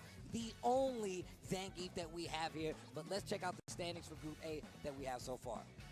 Indeed, beautiful stuff from our Group E. Xian and Fudo standing on top of the groups, having not dropped a set so far. But look at Xian, man, that +6 game differential. He's been so smooth with it, so dominant with it. He is in a firm first place. Fudo, he's got a couple of chances to make something happen. And I can't remember if they played yesterday or not. Well, obviously they didn't because they both have dubs. Yeah. So their matchup is still to come, and that's going to be a big decider for how this group plays out. No, that's definitely true. You can see, once again, everybody gets those 4 games, and it's not really been working out for anybody except for Xian. Fudo, of course, right there with him, and those are going to be 2 winners and losers, the leads of these pack. As you can see, 1 and 2 there for Snake Eyes, who still has a game to play here, and on top of that, still in 3rd place. But 3rd place don't get you out of there. I believe he has to play Samuel, if I'm not mistaken. Yeah, he's got to play Samuel still, so he's still got a game or 2 to play. Namikaze as well. He's got to play Mirkin, so we got some games left here from this Group E.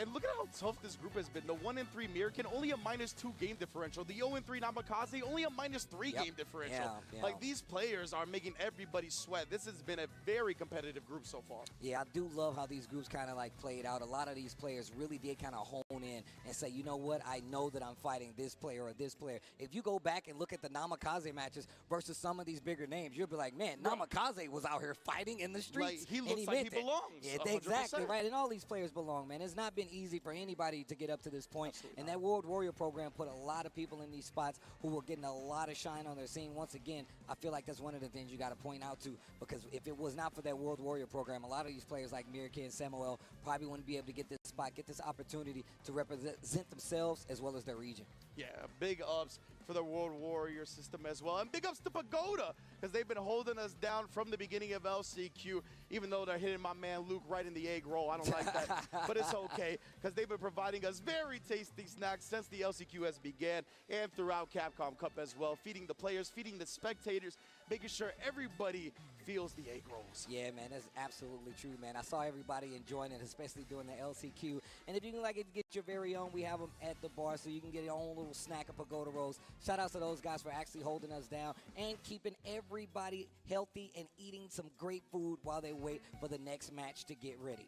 Indeed, and of course, we wouldn't be anything without Storm Collectibles. They've been holding us down with the figures right here, whether it be the Street Fighter 6 models of Luke and Ryu, whether it be the Ultra Street Fighter 2 models of Fei Long and Blanca, and everything in between. They got you with the highest detailed figures in the market. Please visit them and pick up some of the finest quality figurines you'll ever have. Yeah, well, no matter what character it is, no matter what game it comes from in that Street Fighter series, make sure you hit them up, check them out on the website. Yeah, that bite, I literally said that Bison is OD with the Shadowloo's hole and the gray goatee, you know, much like myself. But shout outs to everybody that's been hanging out here in Capcom Cup 10. not only in building, but on stream as well. Make sure you tweet it out. You still haven't told me some of your picks to make it out of this group. Are you scared? Are you nervous? Much like some of these players here, I'll give you a little grace and I'm going to give you a little time. We're going to take a quick break, and when we come back, more Street Fighter 6 action from Capcom Cup 10. Stay tuned.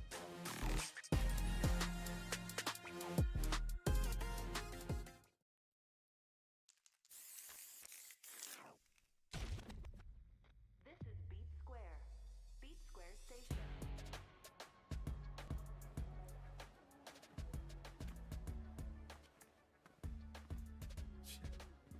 Seriously? I'm not interested in whatever you're pitching. You really want me to punch a hole through you? So, just who are you? You need to learn to stop pissing me off!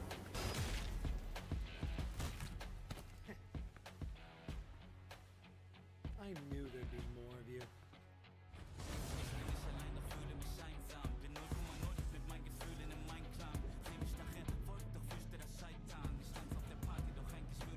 Let's go! Ring the bell!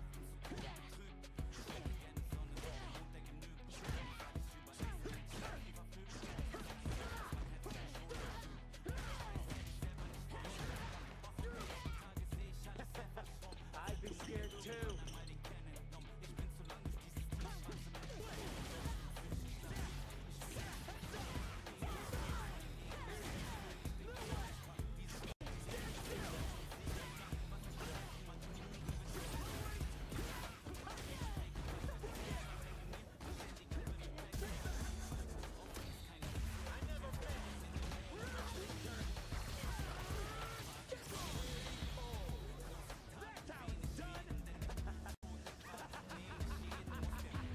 Hope you'll put up a fight.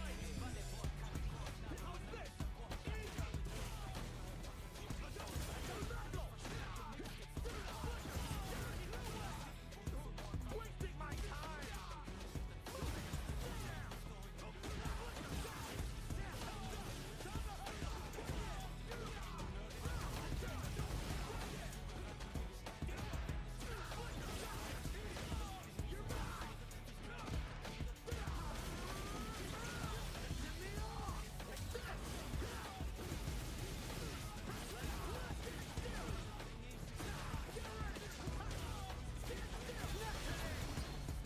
Time's over! Never underestimate me! One more!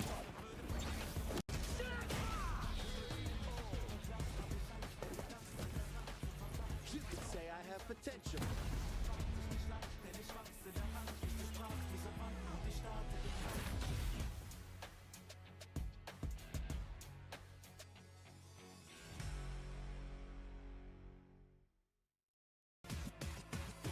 This is my moment. Coming for it all, just show me my opponent. Wanna be great, I'm a legend in the making. And this is mine for the taking. Cause I got what it takes to be on top. I'm number one cause I don't stop. Hard gas, no brakes, high stakes. I don't act tough till I tussle let 'em fold ya. Hope you ready for the fight. Reign supreme. Put 'em up, let's go. Make it look easy. Non-stop, you ready or not? When it's all said and done, I'ma be on the top. 3, 2, 1. I'm ahead of the game. They'll remember my name. Non-stop, you ready or not? When it's all said and done, I'ma be on the top. 3, 2, 1. I belong in the number one spot. I always keep the business, nothing personal. When you always see nothing, I just barely scratch the surface. Throw me in the rain, let me do my thing. Thought they hit me down, fighting through the pain. When I'm in the zone, it's a never say much, but you see me up top. You see my numbers out, get the pressure don't stop. Until I'm in the top, see the bottom seeds watch. They almost see me. From Mouse Esports from England, I am with Ending Walker, and this is Fire. I'm gonna just eat this so it's not just sitting here looking half eaten before we get into it. No, you just wanted to finish it. Real pretty good. Ending Walker, how you doing, bro? Good. Listen, I'm feeling phenomenal, and last year now, you went and you were training against everybody. You were showing everybody your tech, and I strongly disagree with it. I saw you smoking people backstage. Or are you taking a different approach this year? Yes. Ah, That's only because Ryu has 5 gimmicks. So you need to keep them under wraps. Whereas with that, I have 5 gimmicks, but if you counter it this way, I have 3 more ways to counter you anyway. Oh, okay. Okay, so it wasn't as altruistic as it may have seemed. It kind of benefited me that I was helping people because they had to go and do their homework, and if they didn't, then there's just more mind games anyway. I didn't know you had that little sinister streak. I like that. That's that competitive edge. Now, you got that Mouse Esports jacket on. I gotta ask you about your brother, Problem X, made it out of LCQ. How was that watching him compete in LCQ? Very, very happy he made it out of the LCQ. I kind of expected that, to be honest. As long as he didn't run into Kakeru, I was very confident he would win that LCQ. You are the youngest player, yet again. How do you have this much poise at this age? Last year we saw you get 5th place at Cup. You know, it's like this isn't like a big deal to you when people twice your age are very nervous under these lights. I just internalized the anxiety. So you do feel it? Yeah, obviously. Maybe 1 or 2 people here aren't nervous, but I think for the most part, everyone here is to an extent nervous. I mean, I think most of the people here who I'd say wouldn't be nervous are in my pool, and they're nervous because they're in this pool. Group F. Group F. Right? That stands for something. For sure. We won't necessarily say it right here with these Pagoda Egg Girls, but it definitely stands for something. Group Fun. We can actually say that. All right, I like that. In that group, a lot of people are looking at Angry Bird, looking at Minna, but you think people aren't necessarily looking at that group the right way? No, I think Lashar is, put it this way, Angry Bird and Menard are very scared of Lashar from what it sounds like. So, and they both think he can make it out and winners, so, and I definitely do. You might 5-0 our pool. And what do you think about with the young guy with the curly hair and the mouse Esports jacket? How does he stack up in that pool? Hey. You've got to guess. If you get hit by Sway, I win. If you don't, well, I'll just do it again anyway. And then Walker, you are about to have your shot at $1 million, brother. The 2nd time in a row where you are the youngest player in all of Capcom Cup. Ladies and gentlemen, this has been Big Hollywood with Endon Walker, and this is Fire. All right, ladies and gentlemen, and welcome back to Capcom Cup 10 here at the Avalon Hollywood. We've been having a fantastic time, loving the drone shot here, but now, enough of viewing the view of Hollywood. We need to actually view some matches here because we are back with Group F, that quote-unquote death bracket, where they've delivered some of the most entertaining matches throughout the past 2 days. But hey, some of the other groups have been trying to come clean. I like it. A lot of unpredictability when it came to like the other groups. David had actually talked about it during his blog. He's like, man, what in the heck was that? I had no idea how to even call that. On top of just like the commentary, like results-wise, it was so ambiguous to call. But I feel like this one has just as much animosity and unpredictability to it.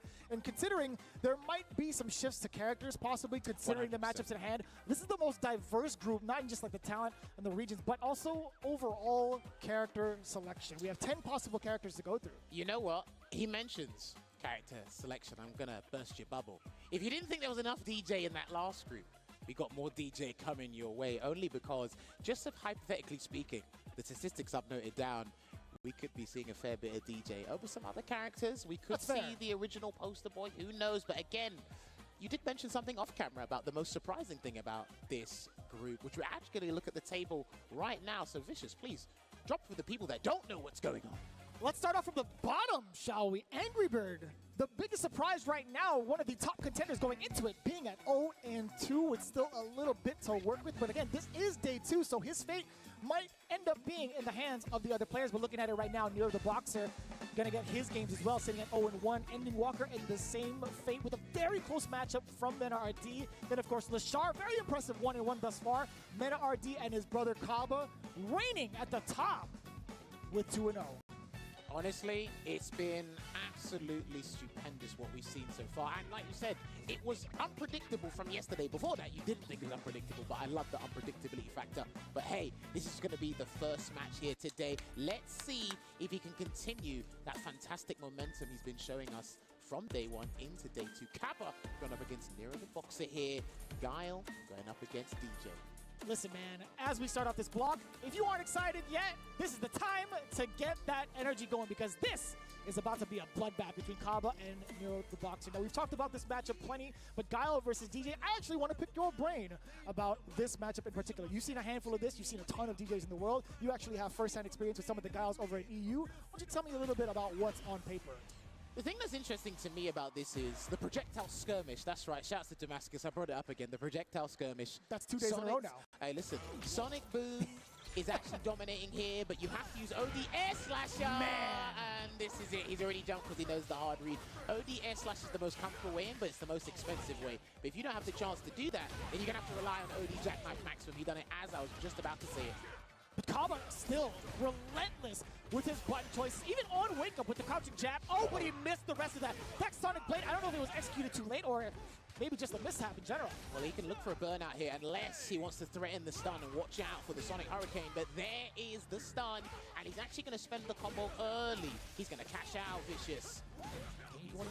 He's going to do it, yeah. And it will be the Sunrise Festival. That combo. He needs the wheel kick, but I don't think he's going to take the rounds. And it's more than enough damage. It's always surprising to see how much that thing hurts towards the end. But for it to be the last hit with that much life left, I was thoroughly surprised. With the amazing round start that Kaba had, you think there was no chance of him losing that. But it's always DJ. And there's a throw bait there.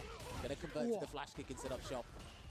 Oh, from this range, it's so tantalizing to want to move in. Kaba does a great job of keeping yourself at the range past the drive gauge bar, right? He's really tempting you to try to take that risk coming in either via jump, either via a drive rush forward as well. But Nero doesn't get that luxury. Look at the life lead and look at the commanding distance that Kaba has been playing. The jump in is great, though. Big punish counter. You were talking about it before, right? And DJ doesn't really jump in the majority of his matchups. Guile is one where he actually uses his longest reaching jumping attack, jump medium kick, which you've seen a couple of times now. And there's the anti-air, but it didn't get the floating state either. Oh, but that hit, yeah. He's in burnout. Too much advantage on that, hence why the throw with Kaba. Ooh, he probably could have charged Sonic Hurricane there, but I think he lost his charge off to the Sonic Boom. He's in there. He's got to be careful as well. Cannot jump either. Can't afford to make a mistake. That could have been an instant overhead short or jab, excuse me. Man, the float over. Oh, he did the wrong version. No way. No, the boxer could have had it going. He had dropped it off with a fake jackknife. Didn't continue on with the combo. A significant drop from Nero. And then he does a feint air slasher there and blocks in time because Cabas has huge success with the jump-ins, but now he's going back to shut people down with that flash kick on the drive rushes. It's the range where it gets kind of scary, but it's Kaba who initiates with the jump, the sway into the low slicer, the funky slicer, excuse me, level 3. This is going to be a very great establishment for Nero, the boxer, in both momentum and life lead. Does he go in pursuit? Kaba hasn't strayed away from an OD flash something. He can try and bait something, which he tries. He tried, exactly it. Oh, there's a hop. And then there's a throw. You might as well do another one. And he's trying to bait something again, but Kaba's not biting. He's looking for his level 3 Kaba. Let's see if he gets it. Damn! And that's so tricky. You see the green, you want to go, but then the funky slicer, it definitely says no. Nero the boxer really mixing up his options on offense, and I love seeing the grounded work coming in. Just to let you know, Nero the boxer had his only one game yesterday, so I believe he does get 2 games today. He will be fighting Kaba now, and he will be fighting Angry Bird later. If he can get this win now, he might actually give Angry Bird a chance. Air slasher. No drive rushing because he's low on drive gauge, so he does the knee hop instead. He's actually been going to the aerial approach a bit more than I used to seeing with this matchup. Stand fierce for the big damage. He might as well cash out. Maximum for the ender. And the feint, and you saw Kaba, he might have tried to jump, but then the throw whip immediately after. Nero, nice and easy with the crouching medium punch finish. Looking at match point already, ladies and gentlemen. And what you're seeing is a classic example of why people are so uncomfortable fighting DJ. The high damage output as well as how uncomfortable he is. Because it's like a mosquito with a huge fist just hitting at you. Oh, instead of a stinger, it's just a fist. Instead of a stinger, man, it's just a fist. It's coming at you.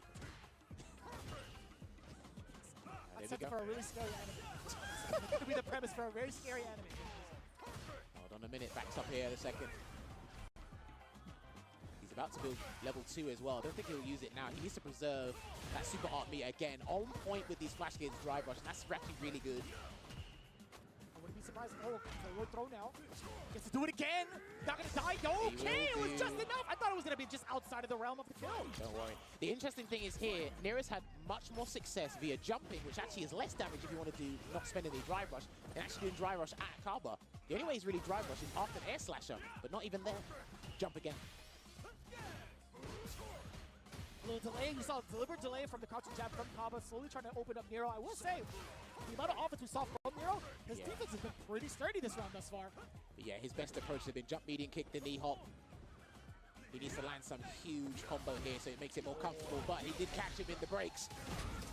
And it's so hard. I think a lot of that has to do with the conditioning from both ends, right? You're talking about that comfort factor, trying to move on in, but it's just so fast-paced. And the spacing has been very medium range. He could have an OD Sonic Boom there and burn him out because the level 2 wouldn't have reached from that range. Stands right now, both slowly building the drive gauge back. Sit him down with the forward medium kick. Very high-reaching hitbox. Resilient on defense here. Kaba really wants this round to make it one apiece here. He's trying to bait, something. Anything of a check.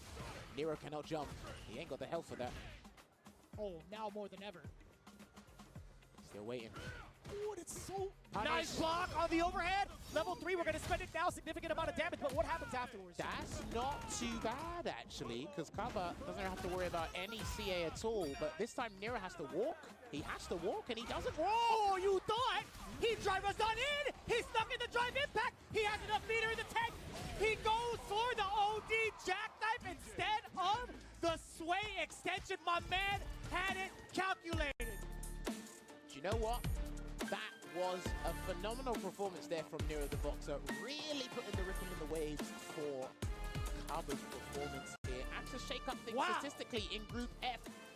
I gotta say, I thought he'd take the safe approach. But when you watch how they played that matchup from start to finish, boy, was I completely wrong. I'll hold myself accountable for that one. But when you think about it as well, when we look at the highlights here, fantastic start from Kaba.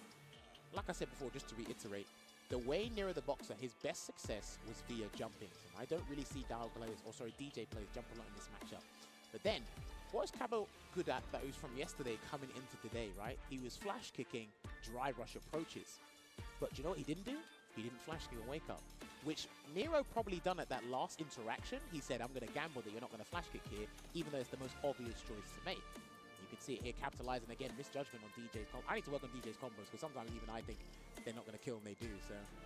To be fair, that was a lot of life, and I think, making that gamble was totally fine. Nero the Boxer perfectly calculated, but I do agree, right? It's just a matter of getting into that space. You can see how often Kaba has actually thrown out some of the booms in that first round, but as it got a little bit closer, Nero really took advantage of that, and look at that. He's really forcing Kaba to make some of these really awkward situations because of the timing of it all. I think Nero the Boxer, just understanding that Kaba's not going to go for those OD flash kicks. He's not going to commit to something that risky, right? So then that next layer of offense for Nero makes it in his advantage because of how mobile DJ is. The thing is, what I really have to give Nero props for is how he gained bravado in the corner. Every time he had Kaba trapped in the corner, he felt super confident, I can win this round because obviously my combos are extended, my damage output is super high. That was so risky, but it was so well placed. But here's the thing, Kaba never flash kicked in different scenarios, right? He was always looking to flash kick a dry rush. So we could tell literally what he was fixating his defensive options on, not in fixating or working on understanding the other scenarios where you go do it. Because again,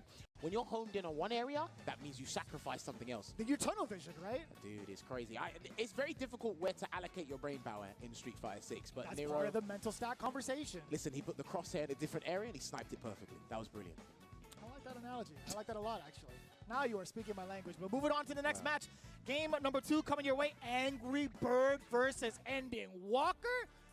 Damn, this is going to be sick. We got the former rivals, Ryu and Cannon, a whole different storyline. But in the hands of Angry Bird and Ending Walker, this is going to be so interesting. Now, Ending Walker, I feel like, is never really too keen on reflecting on the past. I feel like, he did have a little bit of a rough shot against Mena RD in the very, very last instance, a complete nail biter in a moment where he possibly could have let a level 2 rock and maybe punish. But still, I think, him reflecting on that to move forward for the better against someone like Angry Bird, it's going to be a different type of playstyle. I think he's going to go DJ for the majority of the matches. I wanted to ask you about that eventually. He used to do Ryu versus Ken a fair bit, but when I spoke to him yesterday after day 1, he said, I'm probably going to rock DJ a fair bit. And he said DJ does all right against Gar. He's got a matchup later using the DJ. Look out for that one. And then again against Angry Bird, I think this is a really good time. But with this matchup, we'll get to see if Angry Bird watches his own YouTube content. We'll get to see how he counters DJ. That's so hard to do. I'm not going to lie to you, man. Having to watch watch replays of yourself, VODs and stuff, and listen to yourself talk. I feel like some people, it's hard to do. We used to produce YouTube content, and then when people come back to you and say, hey, bro, you didn't, at 17:06, you didn't do the count. Oh, they'll always come back to you with the timestamps. Like, hey, Jammers, how come you excluded this? I didn't know. All right, so he's sticking with the DJ here. And again, I think Ending Walker is one of the best players in the world at perfect carrying fireballs up close. But the Sunrise Heel swats Ken out of the sky. He's going to close the gap. If anything, that's a sunset. He's bringing it downward. Yeah, there you go. Good screen carry there from the counter hit. Standing hard punch conversion there. And I'm not too sure about that one. Yeah. I was speechless just like I was a Taquito, and he's going to lose the round because of it. We could talk about that. Maybe it was an anticipation of maybe Andy Walker walking backwards, or maybe he was trying to do it because he thought it was out of range. It was definitely an execution error. Yeah, I'm trying to make it look like perhaps there was something there in the mix. I want to give him the benefit of the doubt too. He lost the round because of that one flip. And it's a delayed back throw there. There's Ending Walker. And then again, immediately with the rebuttal on the OD Shoryuken, Ending Walker's not going to do his own jackknife maximum just yet. He's going to block it out here. Healthy drive gauge to work with as well. Until I said that commentator's curse. He's looking to win this round. Oh. You saw the anticipation for the throw. Ending Walker going for that backdash as well. The anti-air still just as potent in the corner, but not that time. No level 3 there from Ending Walker. Gets the sweep. He might have to harass him with the sweeps, but a good jump. There you go. Because Ending Walker is super active and making you fixated on the funky slicer, hey, why not go airborne, switch things up, because you're committed to the sway at that point. Sure. You don't have to worry about the horizontal movement coming in from DJ if you're already airborne in the skies, but Angry Bird now closer to the corner to apply that pressure. That's a punish! Yeah, I was about to say you got to watch out for the Angry Bird special with button into DI here, and he's going to take an early lead to replenish as much dry gauge as possible to work with here. What's the defensive choice? He can do jackknife maximum, he confirm it. And he tried to bait something there. Angry Bird was aware of it as well. No back hard kick anti-air. Again. Still waiting. Oh! Luckily not enough damage. It was just crouching medium punch from that far away. Angry Bird wasn't ready for the confirm. The backdash is there, but no punish. And it was a punish, unfortunately. The frame rate did not change, and that's going to be a perfect there for Angry Bird. Yes, because it was just the hit that put him in burnout, it was still -6. So this time light kick completely fine, and it's 5 frames. Ken actually has some decent punishes against DJ here because of his sweep, -6, medium so back, -6. So if you poorly space him, level 2 super arc can catch him, stand light kick 5 frames can catch them as well. So Ending Walker really has to adjust his spacing when he's throwing out these normals in the neutral. You've seen that in a couple of groups thus far. Sometimes the pressure really gets to certain players, and when you see themselves in burnout, the frame data does change, and you're thinking to yourself, I normally, muscle memory-wise, I normally get this type of punish. Yeah, true. And the thing is, you are playing DJ, so sometimes hitting and hoping is not a bad choice, to be honest, because if you hit, it leads to like 40% minimum. I don't blame you. Oh, trying to do a maximum impact. Anti-air there. Move it on in, dash up. Yeah, he's going to catch him walking backwards. Easily Ending Walker's favorite button. He loves that crouching medium kick. He does. He will abuse it when necessary. Gets the frame trap there into the Shoryuken conversion. Oh, not afraid to press the buttons here. So counter hit as well. No charge for the jackknife anti-air. Still Again, no charge. so reluctant to even try to anti-air on that. Hesitation kills, but it looks like he's made the correct decision here. Perfect parry on the Dragon Lash. This is going to be huge. He's going to do a good amount of dry gauge damage here. Vicious. Luckily, Angry Bird again taking to the skies, finding the opening, getting himself a little bit of drive gauge back, and there's the anti-air that Ending Walker was looking for. More than enough in the tank. Crouching medium punch will suffice, getting the first round of game 2. Angry Bird needs this win, by the way. Statistically speaking, he needs this win, but Ending Walker's got other ideas, and I'm loving the way the DJ players are utilizing that crouching hard punch today. For meaties, chasing backdashes, he'll always get a conversion if it hits in some way, shape, or form. You can see the patience from both men up until that drive rush had come out. Angry Bird does snipe below the corner carry. Fantastic. Set yourself up with the throw, but he backs away just in case. And he's going to go for the damage instead of the side swap here. It looks like he will cancel into the level 3, and he's going to put Angry Bird in the danger zone. And this is a situation that he's not comfortable with, Angry Bird. But hey, he needs to make a CO decision right now. And that's the CO decision! Oh boy, he saved his drive kicks! I was waiting for that exact moment. It's like, you have to come out with this, right? But you know what? Not too bad for Ending Walker. The life lead is still there. Being able to react, drive, impact. Let him drop. Do the whole thing. Nice and easy. Ending Walker tying it all up. Again, even if that was a very big decision for Angry Bird to make, Ending Walker was willing to risk that because of what happened afterwards. He still had the life lead. He still had drive gauge intact. Nothing to really fear after. Dude, if you're not willing to take risk, you aren't playing contemporary fighters correctly. That's what the boys have been doing. Drive rush into a fire, but unfortunately there. Sway, and he hit low this time, and he had the charge. You see how quickly he charged that as well? Oh, he had plenty of time after he saw the recovery of the crouching medium kick. He's like, it's time. Let it rip. This is going to be really tense for Angry Bird, by the way, being trapped in the corner. So if he can't escape with like a Tatsu or something, yeah, there you go. It's the conversion, back throw, Legacy. We keep it like that. Oh, what an interruption. There's a Forward throw. throw. He can't backdash here, Ending Walker. He has to block it out. Oh, he would have ate that fear so hard, too. Oh, the uppercut. Yeah, you have to keep it tight. Angry Bird needs to marshal him in the corner here to make sure he doesn't get out, and it's a delay tech there. And Bang! He doesn't have life! And He doesn't have enough life to withstand it! I'll tell you something else about that scenario. Do you know how much meter you build for punish counter DI as well? People don't talk about that. So that's actually put Angry Bird closer to a level 3 in this round if he even able to land it. But yes. Again, the response to the drive rush. And speaking of, lands it of his own. Tatsu's gonna get a lot of corner carry now down below the back. Oh, I was gonna say maybe a backdoor, but no, he's gonna get the side switch regardless. This is good. Angry Bird needs to, he needs to Shoryuken, but he saw it, Ending Walker, and it looks like he's gonna cash out the round. What? But he did the show back too early there, Vicious, but he can do the famous string until Angry Bird back. No way. Critical Art can do it for Angry Bird, by the way, if he gets the right conversion at the right time. He just needs to play it safe. There, he's fine. And that'll be the round. I think just level 1 should do it. Don't even need it. No. Only machine gun upper is totally fine. He had just enough for 2 extra. Angry Bird needs to go in. He literally needs to go in if he wants this round. Yeah, Slasher drive rushes in. To the parry as well. Back roundhouse as the anti-air now from Ending Walker. Great interruption against the drive rush. Both of these guys smell blood. He is still using that crouching leading kick maliciously, and that will be a punish. This is what I was talking about before. The level 2 gets him a slight lead here. But that's not going to stop Ending Walker from coming back in. Punish. Oh, that's got to be a punish. Yeah, It's too far. Surely. Maybe he's standing like it, perhaps. Maybe crouch jab, stand jab. He got good light punches. Throw.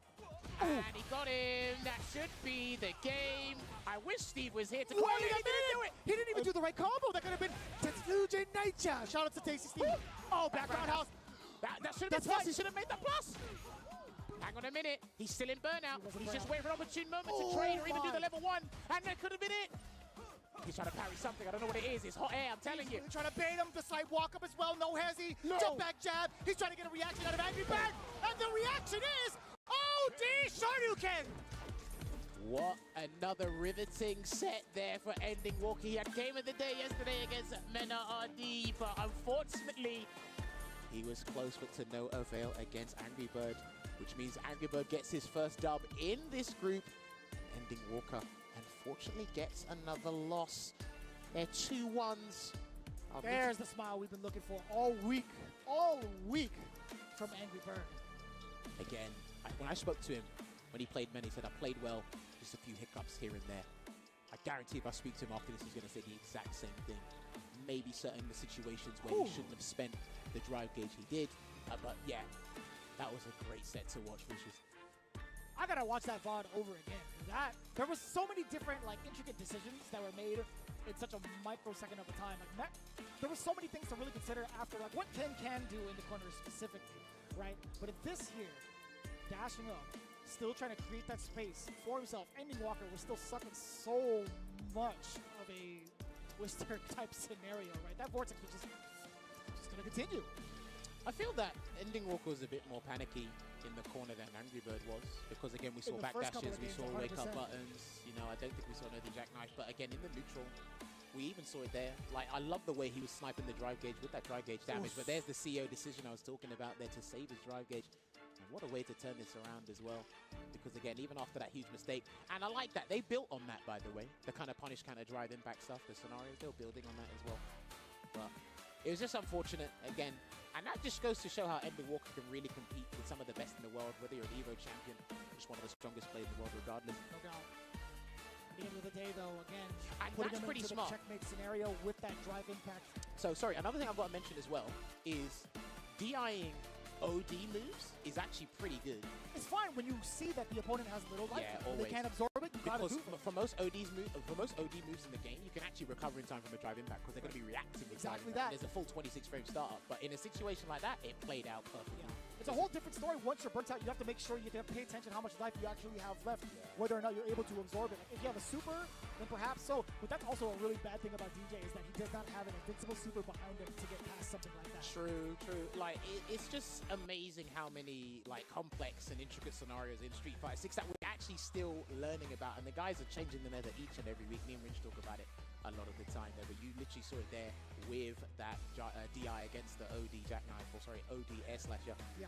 It just is crazy to see, and look, that's probably a snip as to what's to come down the line if the meta keeps developing like this. So. I mean, you got to see after like the different changes into season 2, but going into the next matchup, Lashar versus Mena RD. A lot of people have been talking about this group for a reason, but a lot of people have also been saying Lashar might be that dark horse. He's sitting at 1-1, which is a pretty damn good standing here in day 2, but he's going up against the Bull, Mena RD, two-time champion, sitting at 2-0, by the way, in a very, very rocky couple of performances. Man, he's dropped some really significant flash knuckles, but still managed to get away with it. I mean, uncharacteristic is an understatement. He did say, "I promise I'll get used to the setup on stage," but again, if Lashar paid attention to that yesterday, he said, maybe there's something else that's going on here. Psychologically, maybe. He might be ready.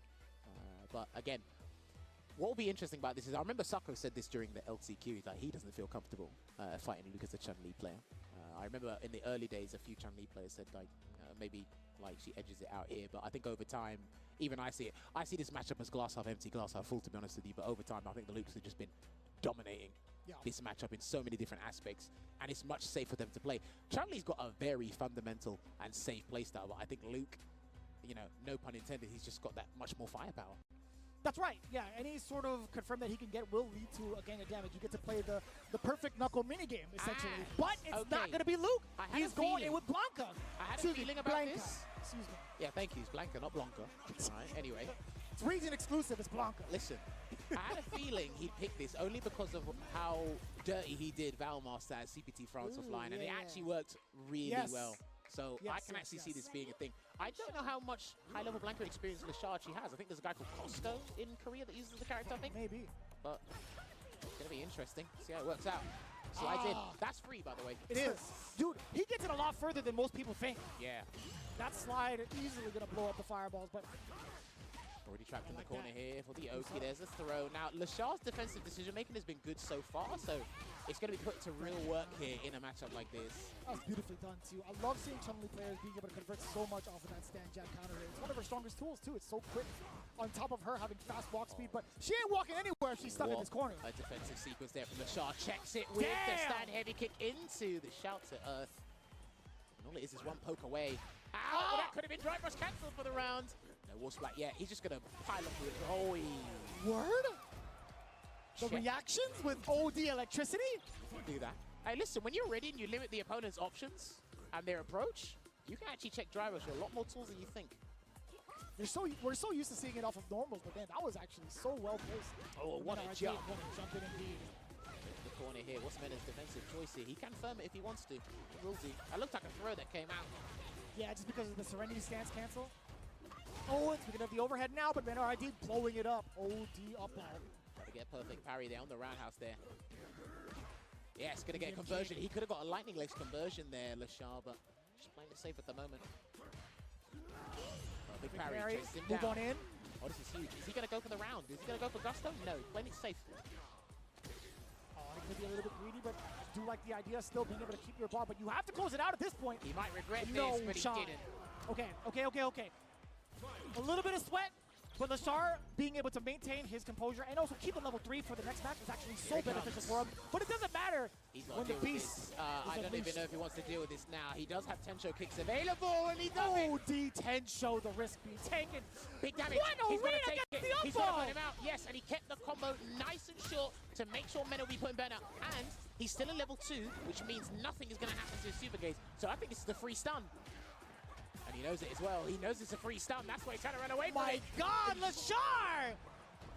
Completely relentless. And that was so, I felt like that was an entire checkmate scenario. Go ahead, Jammer. I love the situation awareness from both players. Mena knew, I've got nothing, there's no hope left, it's inevitable, let's avoid the stun. Lishar said, okay, let me try one or two sequences to confirm what you're doing. Yes. And I continued with the combo. So. I feel like it came from like the first set of counter hits that had come out against Mena RD. That should be the biggest indicator, even if you can't necessarily see whether it hit or not. When you see that little flag come out of the side, that counter hit's like, you know, he's pressing buttons, he's scared, he knows what's coming up next, so let me just continue on that offense. You're right. You always assume that, I don't know about you, but you always assume that after the first one, you think they're going to stay feet firm planted on the ground. 100%. Because you've taken off like 30, 100%. 40%. It's like, no, these guys are stubborn to high heaven. Keep doing it, man. Because, again, they want that driving back to whip, get out of the corner, and then potentially try and stun you for all the resources that you've splurged on the scenario. How often have we seen people just hold up in moments where they've gotten hit initially, Precisely. and then people try to confirm that visually, and then end up going for something that whiffs because they're still in recovery? That's happened so often, even in the professional stages. All right, it looks like they both had time to sit down and recollect, ruminate, but it looks like Mena is going to stick with our Brazilian beast. And again, he's got the crowds in the back. Lishar, like we said, and even the players in his group respected him to this degree as well. He could be the guy that could change everything up. Drive rush into Serenity to bait something. Wow! Overhead is the first hit. The drive impact, Mena RD actually walked into it. You saw the standing light kick. Mena's going to have to wake up with a defensive option from this point, and he has to deal with the safe jump. Whoa, he went for the air throw, the fake out the parry. And OD, dude, this is all Lishar. The perfect KO at match point. And he's almost at 2 bars as well. Mena RD, one of the biggest things that he could have to initiate his offense is obviously the level 2. We talk about it pretty often. But Lishar, That's delayed jump there. Good backdash. he might be able to get the damage and also the corner carry. He could, but it looks like he's going to be doing things out of reluctancy. And there is a lovely slide there, Nuka-Coke. And you've noticed that there's been no fireballs, or little to no fireballs this round, just because of that. You make me angry indeed. He's taking straight to the corner here. Let's see if he firms it. He'll firm it this time because of his position. Yeah, he'll take this. 1 game up, 1 round up, he'll take this. The amount of chip damage, also the burnout scenario. Yes. Oh my god! In reaction to the drive impact, let me shake your hand, and also let me meet you with some of these feet. I got that, man. He's so on point. He's so locked in. Whip punish. Whoa, that had how much recovery? Huh? He was on the ground. I know. He could have done the cow crouch cancel as well. I don't know if that made a difference, but the Tensho kick anti-air and 1 more cancel conversion could do it for Lishar here. He'll build the level 2 in time from the combo he does as well.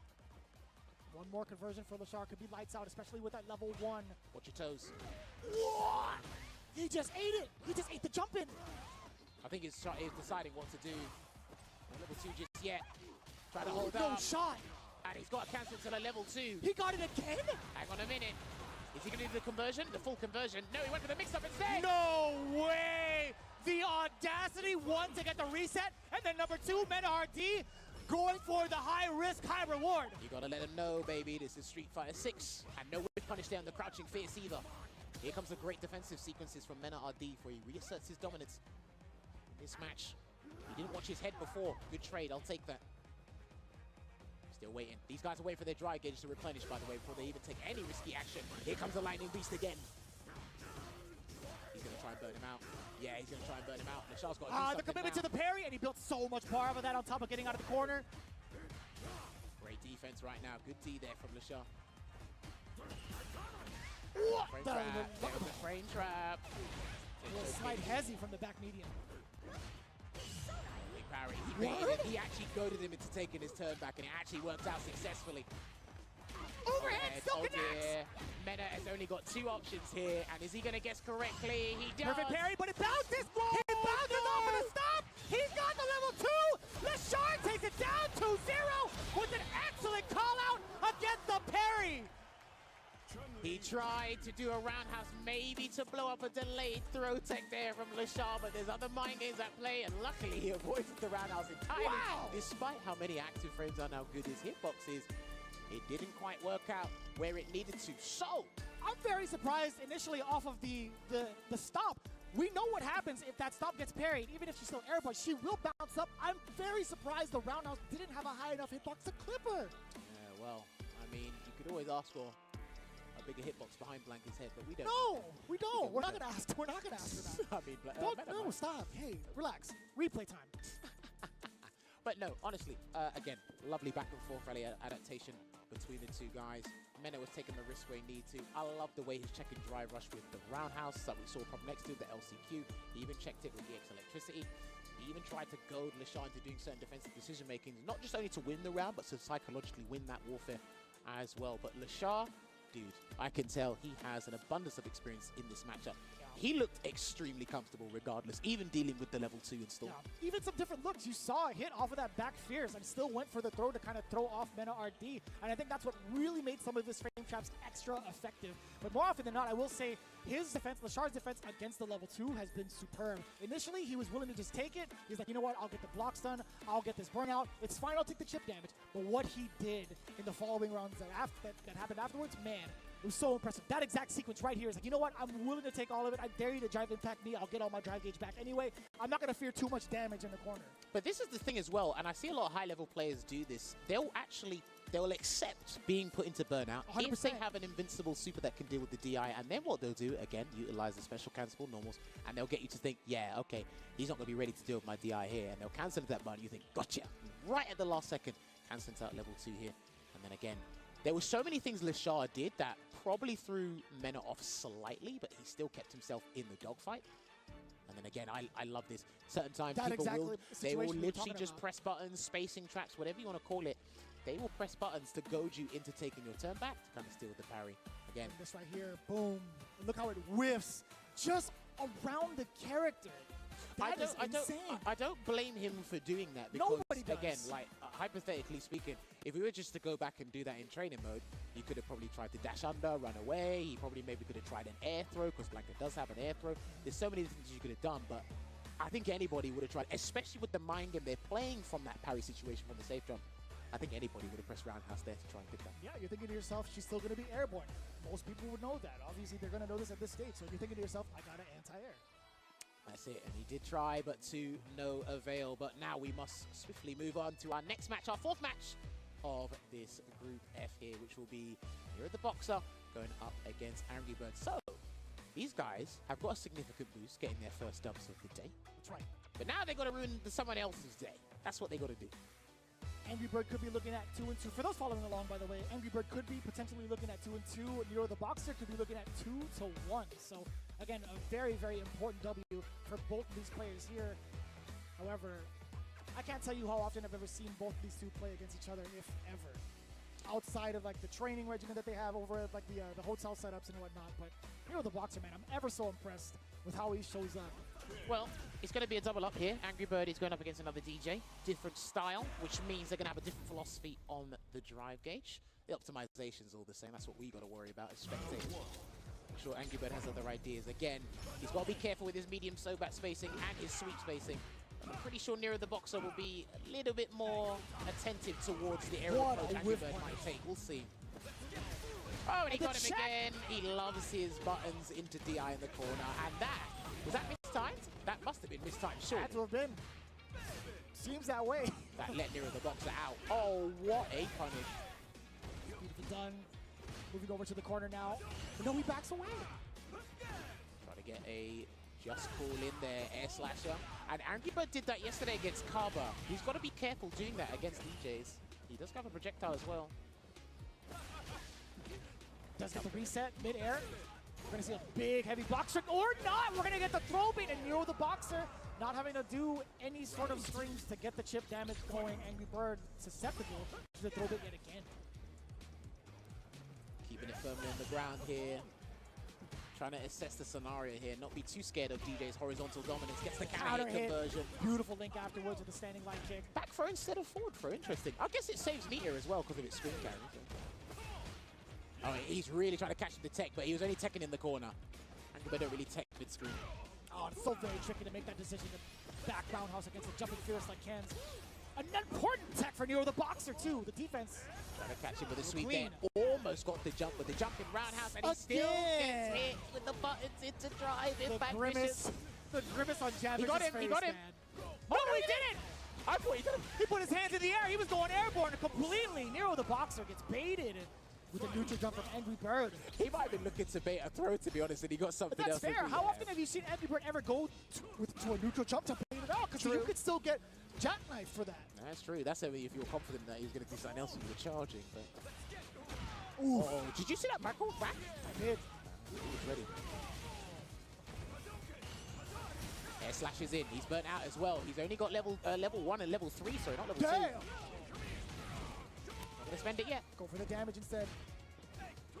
Yeah, he's got to do like a button into level 3 if he gets the chance. Still waiting it out.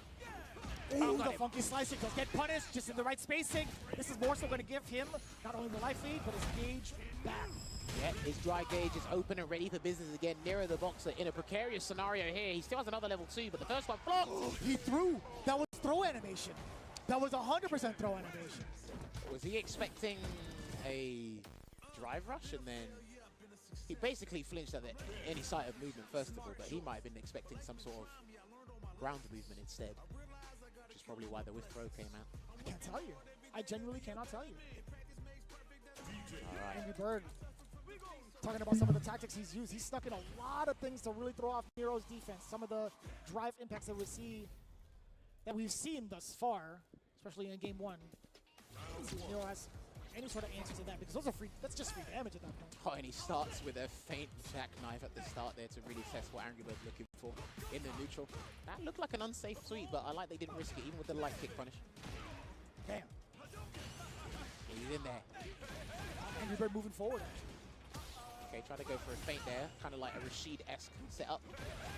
Nice way to charge all the way through. And then into the jackknife anti-air on the other side. Damn. Okay. I mean, he probably should look for the knockdown instead. If he's doing stand medium kick, you can press crouch medium kick, get a better scenario there. There you go, speaking of which. Gonna get the Oki from the OD Soryuken. There's one throw. And Backdash read. Didn't get to anything though. Angry Bird's not flinching mid-screen. I like his defensive resilience. There's a lot of things he's not flinching towards in mid-screen. No anti-air, he hesitated. Oh! Oh! What is happening? Okay, it's a punish counter, but I think he's already committed to the target combo. Gets a grab. He might have to look to try and bait something, but he goes for the frame advantage. Back away. He's got to back away, surely.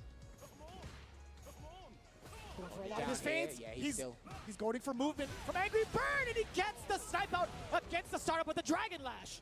Angry Bird is literally not reacting to any of your dry rushes into the Just Cool. Oh! Oof, that hurt. On your dome piece. Oh! And he still got the back throw. I think Nero tried to throw as well. We might miss time. The empty jump to make the back roundhouse anti-air whiff, and he's in another dangerous spot here, Vicious. Especially after the forward throw. One touch will do it. Angry Bird gets the punish counter after the throw. Could do it one more time for the seal. And he does it at least to tie up the rounds. Looking at match point, Angry Bird. Both characters, actually, both players, fully stocked up at level 3. The big punish counter off the perfect parry of the fireball. Dude, he's had a high success rate dealing with that, and a lovely empty jump to make the back roundhouse whiff again. 0 button presses from Angry Bird after being airborne. And another throw. Watch out for the jackknife, and he backs off. There's another one. Nero's scared. He knows any defensive choice he makes is not going to work out here. He needs to get in there. He's still not flinching at that Angry Bird. And he made it win! Another empty jump! Oh man, that was crazy. You see it there, time and time again. Nero didn't clock onto it. Similar to what we saw with Destroy Gods earlier with Guile.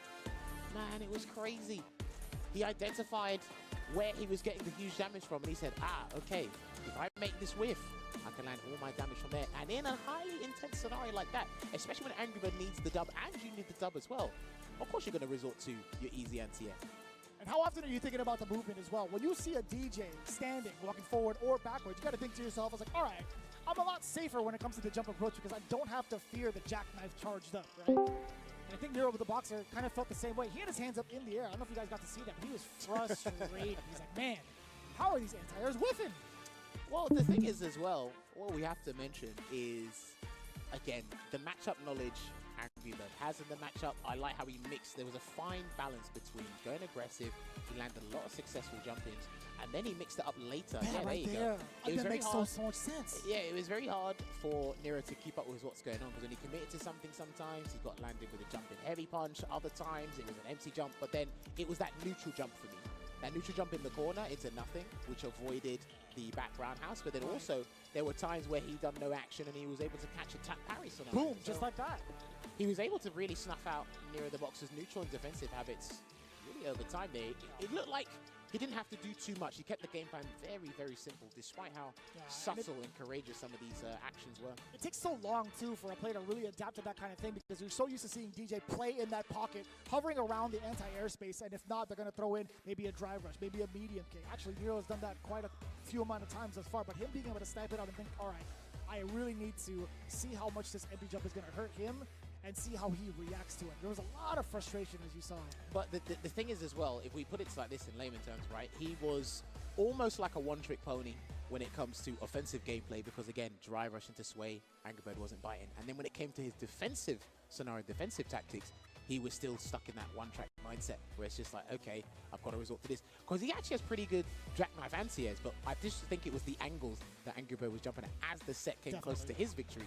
That was insane to deal with. But, ladies and gentlemen, that was our penultimate match. Now here's our final match of day 2 here for Group F. Oh my God. Ending Walker. Now it does say DJ in the bottom left. I kind of wonder if that's going to be the case going up against Kaba and his Guile. And it makes a lot of sense for it to happen that way. I think he'll do it. He told me that DJ does it right against Guile. And Kaba literally done that at the start of our block, right? You know, Kaba having to find that spacing against Nero the Boxer. I wonder, you know, Ending Walker, he's had the opportunity to kind of watch that pretty much progress. I'm kind of looking for the spacing here. I want to see how active Kaba's going to be with the booms to prevent Ending Walker from being in that middle space where the knee shot would have a better chance, a lot more success of connecting against a whiffed boom. But again, Kaba, I feel like when it comes to watching him play at both like the weekly scene or even like a higher stage, he could be so aggressive. He's so down to play in that mid-range game to up close. It will be a thing to look out for indeed. I really want to see Ending Walker try to be a little bit more disrespectful. I know you got to be cognizant and respectful of what your opponent does and the optimization that they're going to give if you make that mistake. But Kaba is going for the gusto. He's grabbing the ball by the horns and he's taking his opportunity as well, and he understands the risk that's entailed with this kind of playstyle as well. I'm very interested to see what happens with these two after a throw tech, because we see Kaba caught people with roundhouse into Sonic Hurricane. He was 100% on that, by the way. He was like, what, 5 for 5 yesterday? Yeah, so I'd love to see what happens after a throw tech. I want to stop. And then I want to see where Kaba flash kicks as well. Is it going to be to stop drive rush, or is he going to do it on wake up as well? Because I think he's going to have to change his defensive actions. Delayed crouch jab. Ending Walker was looking for that exact thing, and there it is. The OD flash kick ringing out. The OD air slasher in return from Ending Walker for being that far away. He's using that immediately to close the gap, and there's the funky slicer counter hit. There you go, back fierce into the Sonic Boom there, and there it is. He caught him just about the Sonic Boom. His timing with dealing with Sonic Booms, perfect, parrying them, trying to beat you to the punch with the start up. I think it's phenomenal. It's exquisite to watch it from Ending Walker. Even he's doing the same thing Nero the Boxer did. He's trying to bait the flash kick though with the sway though, so it's a little bit different. Nice crouch fierce. Excellent work. That's almost guaranteed, by the way. Even a flash kick's guaranteed against a knee hop. I can see why he did it. You can see Guile kind of just standing around still. No time to charge. The punish counter is there off of the perfect parry as well. Ending Walker, I thought he was going to be just outside of range off of the empty jump. I think he'll make those micro adjustments if the chance presents itself once again. But yep. Bang! Knee hop, gets anti-ed. Again, that knee shot proving to be the biggest problem, I feel like, for Kaba in the first round. Excellent punish counter conversion. Damn, that looks beautiful. He's saving the meter for the rest of it. That's totally fine with him. He was styling with the drive gauge there, but hey, maybe he thought he was going to get the round as well. He can still turn this around to Ending Walker. Oh, wait on a minute. He didn't do it. He didn't react to it. Kaba, he's actually dead. The critical art's going to ring out. More than enough damage. Ending Walker stealing it back with the drive with very little life left. Insane. The audacity, the galls from this man. Ending Walker. Smile for the camera. 1-0. And he goes back to character select here, just to have a little moment of respite, get that rest. At the same time, again, I think it happened to him yesterday as well. There's situations where, again, as spectators, that third eye, we're thinking, surely you're charging and ready to react to the DI. But again, there's so many different things you've got to think about simultaneously. It's very hard. And we thought he was going to cancel to level 3, but he didn't. He stopped the combo. Just go straight for the stun. That looks 0 on block. Ready for the rest of the Dragon's fan. Right, chases him down there, and it is a delayed jab there into the 3-piece. The throw. See, I've noticed that DJ players, after a button or certain spacing, they will just press crouch fierce. They'll mash it, and if it hits, it's good, it's safe on block. But that's going to be the round. A little bit of mental damage, in my opinion. Kaba not resorting to those OD flash kicks again, but to be fair, Ending Walker, he's been looking for that the entire time. I mean, did all the magic from Kaba happen yesterday? That's the question. Because, again, if Ending Walker gets the win here, that messes up Kaba's chances to have a good seeding. Oh my. That's the reaction you were looking for in the last game, right? When we started things off in the groups. Oh, that counter hit conversion from the Sobat was beautiful. Perfect parry in his, yeah, I'm telling you, he's got some of the best parry timing against Sonic Boom. Tried to do the juggling dash, didn't quite work out. Sweep again. Chase him down, is he going to look to bait this time? He delays. He's committing to the offense, though. Yeah. He has a read that he's not going to do anything, that Kaba's not going to do anything on defense, but does it matter? It's the time? No, sir. He might have to air slash his way back in if he really wants this round, but I don't know. He's building up the gauge. Yeah, he might need the level 3, and then he's in.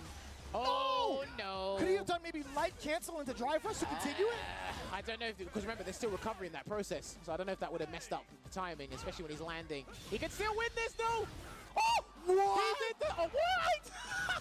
No, he did the throw! He did it again! Kaba did it again!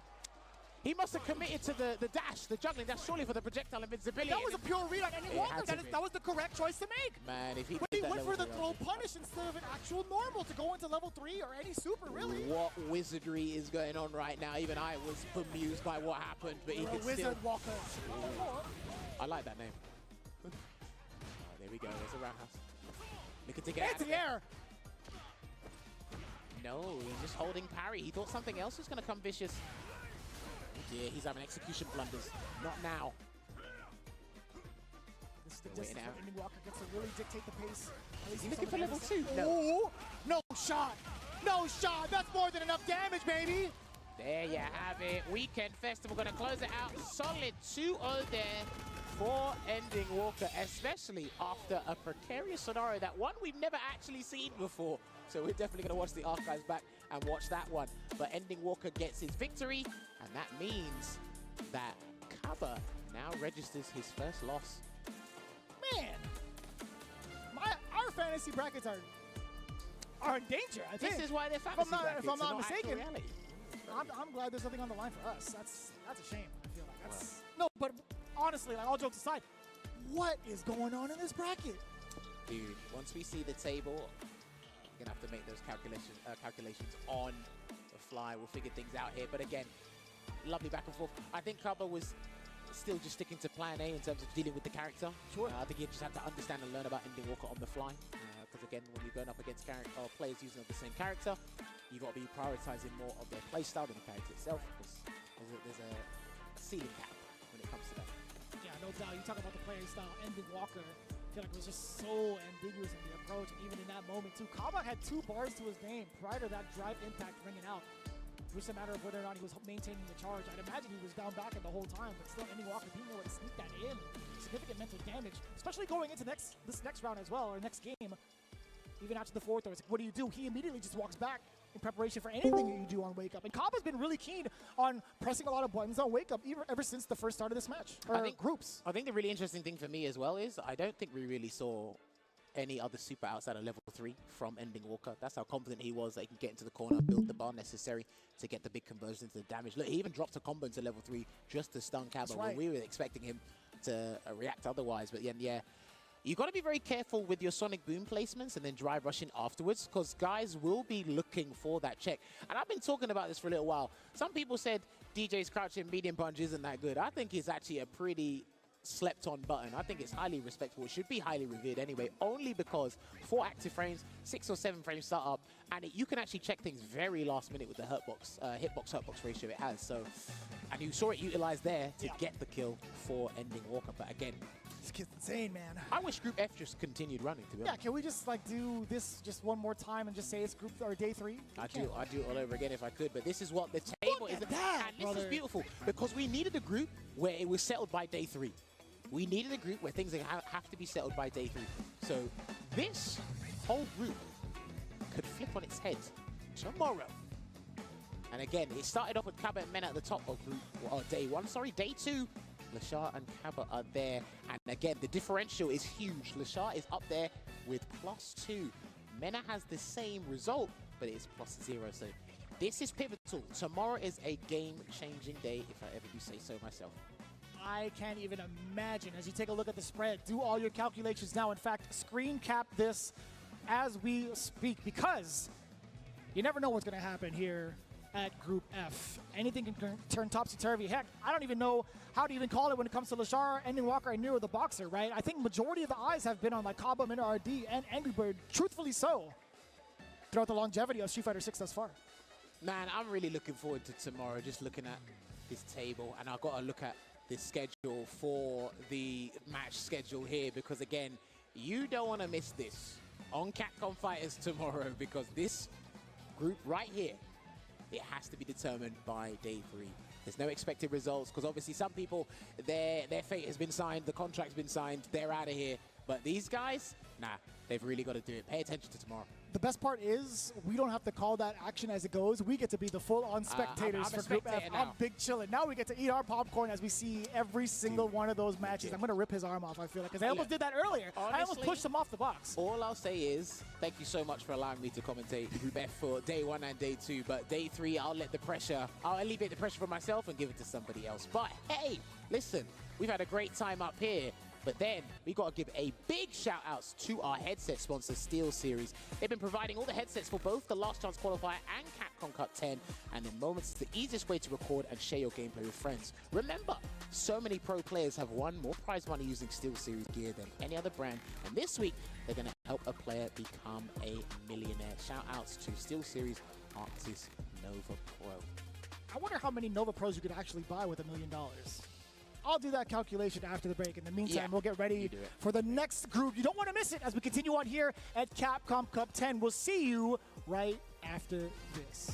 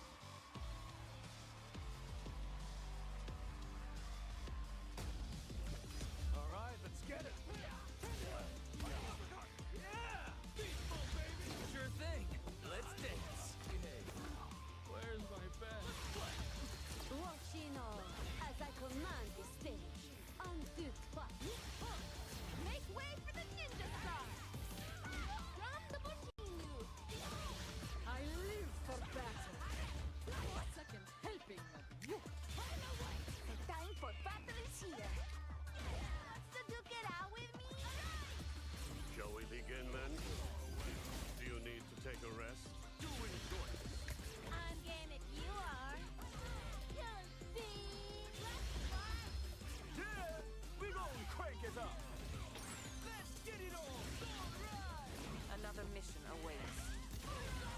Do you plan to fight at all? Quiet. All right, I'm ready. Your footwork's sloppy. Is this a sign? Behold!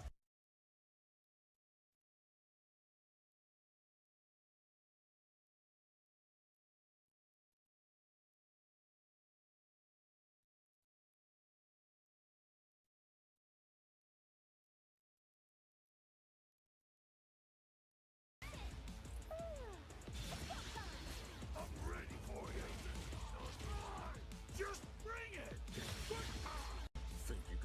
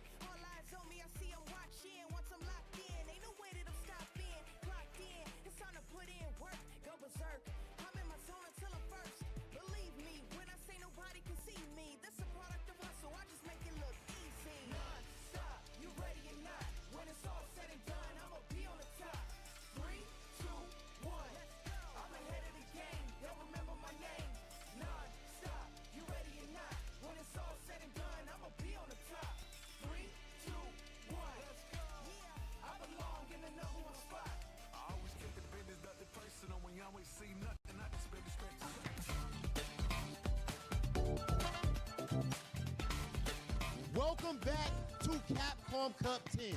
So far, these results have been all over the place. I mean, oh my goodness, has Group F delivered? And speaking of Group F, I am joined with none other than the fighting pride of Peru, Nero the Boxer. Nero, how are you feeling playing in your first official Capcom Cup? The first day I feel really nervous. Now I get confidence today, so I want to keep with this tomorrow, so do my best, you know? Nero, you already qualified for Capcom Cup back in 2021, I want to say. And of course, unfortunately, at that time, there was a lot of stuff going on in the world, so it had to be canceled. This time, you go and qualify again. Take us back to that. How did that feel, and how does it feel to finally be able to accomplish what I would imagine is a lifelong dream? It feels amazing, you know. For me, this was like a dream. I mean, now I'm here. This is the reality, and I want to do my best. Just not for me. I mean, for my country, my team, Matkins, and everybody who are supporting me in my country. Nero, of course, everybody back home in Peru is watching, and of course they're proud. I'll tell you what, man, a lot of people would have thought that you would have been too scared of these bright lights. They would have thought that you going up against Mina Ordi, two-time Capcom Cup champion, that you would have had no chance whatsoever, but you going up there, you believed in yourself, you seem to be so confident. Take us through that Mina Ordi match. I have a partner in Peru that maybe you know, Picoro. He's played Blanca, and also I have a lot of friends who play Luke, just not in my country, also in Chile, Argentina. So I really prepare for that match. I want to do my best. Like I say on Twitter, maybe nobody know me, but I will do my best. I can kill everybody, so be careful about that. Talk Nero the Boxer. Okay, last thing I gotta ask you. Do you have any message? Can I dare see you talking like that on Twitter? I love it, and you're backing it up right now. Do you have any message for everybody watching back home in Peru? Just to all the people in my country, my teams, my family, my girlfriend, thank you so much for supporting me. I will keep like this, and tomorrow I will do my best, and I hope I can pass the group, you know, and make the top 16. This right here is what Capcom Cup is all about. Capcom Cup 10 shaping up to be potentially a classic so far. And let's get into more of these action-packed matches. We're going to send it over to Marine and Seijin. Wholesome interview, right? Yeah. Actually, I watched Nero play in my very first CPT commentary, and I was just like, man, he's out here playing. Because it was especially during COVID restriction times where it was really hard to kind of get around. But it's so awesome to see Nero the Boxer here at Capcom Cup. But anyway, I am here with Mr. Seijin. What's up, you gamers? doing? Hope everybody's. I gamered before you could gamers. That's the way this Capcom Cup works. It's a bunch of gamers playing matches. And not only that, we had Group F, which was really, really awesome. I'm excited for that. I'm going to be, you know, what's funny is we were talking earlier about how some of the groups are a little solved on day 2 sometimes. Group F does not look like that after that's over. So I'm excited. I'm going to be on that tomorrow. It should be a juicy one. Yes. And I told Nero the Boxer if he made it out of Group F, I would buy him a baguette because Luffy was making fun of him. Luffy was like, whoever Nero the Boxer is, like, good luck. And I was like, I'll buy you a baguette if you make it out of your Did group. you see the GIF he posted? He was like, Yeah, just like the, like, what do you want from me, right man? here. So we're going to take a look at our standings for this group. Hopefully you've been enjoying all the action so far. Group G, which I think a lot of people, you know, I love the safe image where he posted, like, whew, when he saw he was not in Group F. Nice. But this group is stacked too. There's a lot of really awesome players in this group. In particular, you know, I'm really excited because it's a lot of players that when I watch them in their regions, I'm always impressed with their gameplay, right? And so to see them here get a chance against each other is really, really fun. Particularly if you're from the North American scene, a lot of you are probably familiar with Safe, right? Who's at the top of that. And then if you watch any of the awesome matches in South America, I mean, Juninho is very commonly known, right? Same thing with RainPro if you watch Asia scene. ROF for that, I mean, the image alone, I feel like it speaks a billion words. His post up there when he's stacked up on the image up there, which is really cool. And then, of course, Uma as well, who's really, really fun to watch. Awesome jury player. One of the few jury players in this bracket. Sure, definitely. So we are going to go into our next match here. So we do have RainPro and Safe. So to capitalize on where RainPro resides, he is in the UK side. Right. So like lore-wise, he moved from China over to the UK, I believe, for studies. But it was funny because Hot Dog mentioned like, hey, you gotta watch out for this man. You gotta watch out. And I mean, he's here. You guys let him here at Rain Pro at Capcom Cup. And then, of course, going against Safe, I've seen him play, and he's a very studious kind of a player because he actually sits down, learns the matchup, and actually knows how to play characters here and there. Yeah, and that CA is not California. That's, of course, Canada up there as well. And it's the same thing you mentioned, Rain Pro, Hong Kong, also from, what's it called? He's in the UK as well. It's the same kind of thing that Zen had, right? Where he was over from China and then obviously was in Canada. So a lot of players all over the world are really good. I think at the highest level of play, players from every region in the world are pretty even in power level. There's a lot of really incredible players. So that's kind of what we're seeing here at Capcom Cup. Exactly. So yeah, of course, Safe is already starting out so strong. There we go with the OD flash kick. Yep. And again, look at the drive meter that Rain Pro has. He is trying to fill it up, but he gets that risky jump in. Safe. Going in for more pokes. Okay. And careful about the Jinrai cancels as well, right? Because Guile can obviously punish. Oh, all in on this, so in burnout. But Guile honestly okay at fighting out of burnout, particularly when he's not cornered, so. Oh man, these boom timings. And now burnout for you, and now you are stuck. I think this is check and wait. Exactly, because Guile's just going to keep throwing booms at you until you are into dust. That was actually really good because he had that life lead. He's just going to sit there until it's game over. So he's got that round and starting out strong in this one.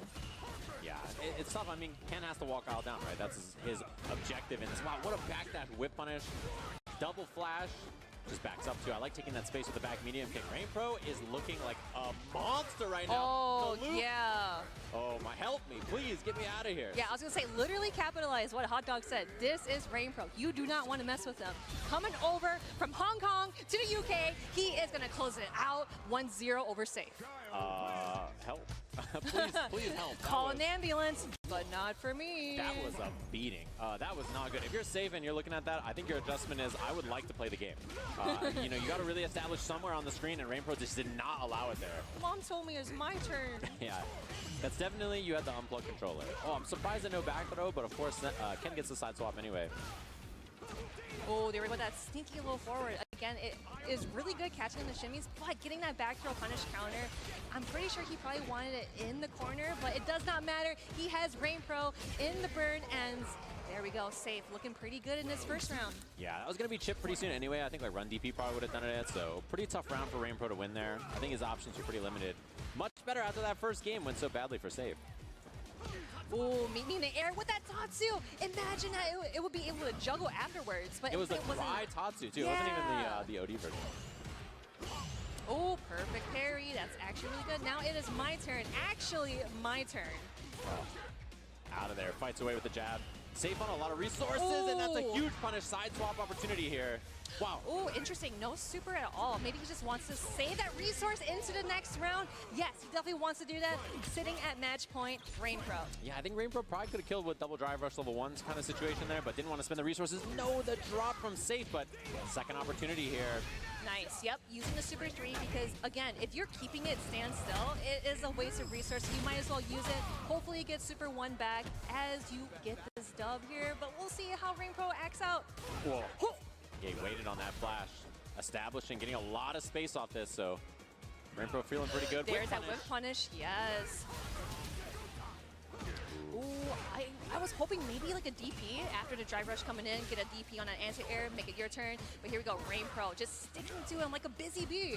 Uh-oh, this is scary now. To the whip punish, same setup he did last time. He's going to spend the level 3 here. Yes, definitely. Oh, but it is not a full combo. I wonder if it's maybe because like he was like a little too high. Yeah. So he didn't get the full animation, and the he's reactions! ready. Rain Pro 2-0.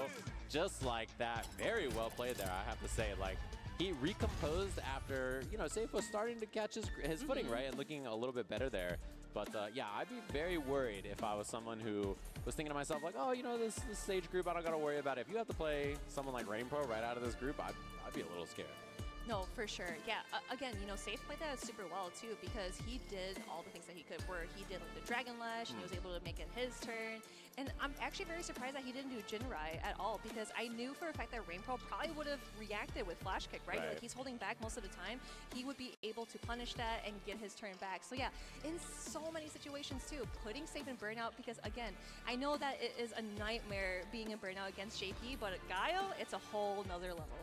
Yeah, it's particularly brutal. Those two characters really manage the drive gauge very well, right? For their opponent, if you spend gauge against either character, very unlikely you're going to build it back. They kind of just sort of naturally snowball from there, and you're going to be forcing a burnout at some point, which we saw almost every round where RainPro had any kind of advantage.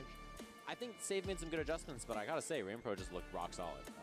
You know, really just super clean, solid gameplay. Didn't make a lot of mistakes, not a lot of room for errors. Stuff like this is cool. I did think we were going to see some meter dump here to get the kill, but not spending it turned out to be A-okay, and he had the level 3 for the next round anyway. Oh yeah, this is my favorite part here. Yep, so he's going for that roundhouse. Yep, drive rush, get in that combo. See, and yeah, you were right. He was a little bit too high, but in this certain situation right here, he is going to do Dragon Lash. He does a flash kick instead, especially when you're in burnout. Yeah. I've seen a lot of people where they see the Dragon Lash coming and they're blocking. You can actually stand up and then parry, and that's a guaranteed perfect parry. Right, but the other thing too is like, when you're in a situation like that, you know that his options to approach are limited. You're building burnout, you're like, all right, I'm just going to sit here, down back, see what he has to do, because if both characters recover their gauge, I think it's really good for Guile a lot of times anyway. And as long as he can establish space and then start throwing booms again, he sort of naturally will force Ken into making some kind of risky decision. So it's going to be some kind of coin flip there anyway. But we have our next match. This group is locked and loaded. We're moving and grooving, so hopefully you've been enjoying all of it so far. Garnet, which I brought this up earlier, we had two groups today where there's Dawson players, right? So it's cool to see get to commentate some more Dawson today. Up against Uma, who's been very impressive. I mean, I watched Uma play a lot against sim players in Asia, actually, right? So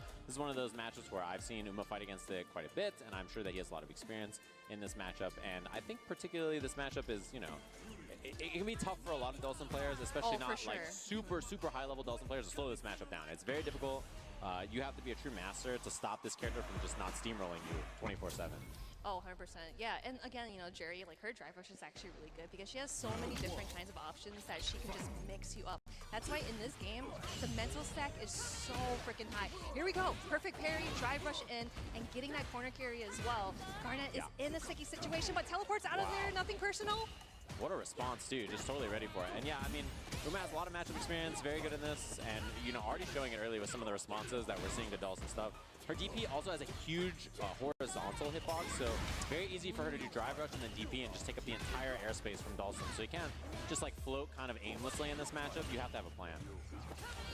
Oh, nice. I really like how Uma's like utilizing the drive rush and keeping Garnet in there. He does not want to get teleported out of there. There goes the perfect parry, and we saw that in the very first round here. Oh, nice. Trying to bait out the empty parry on that and just sends it with a dive kick. He has such a huge life lead. I think he just doesn't mind.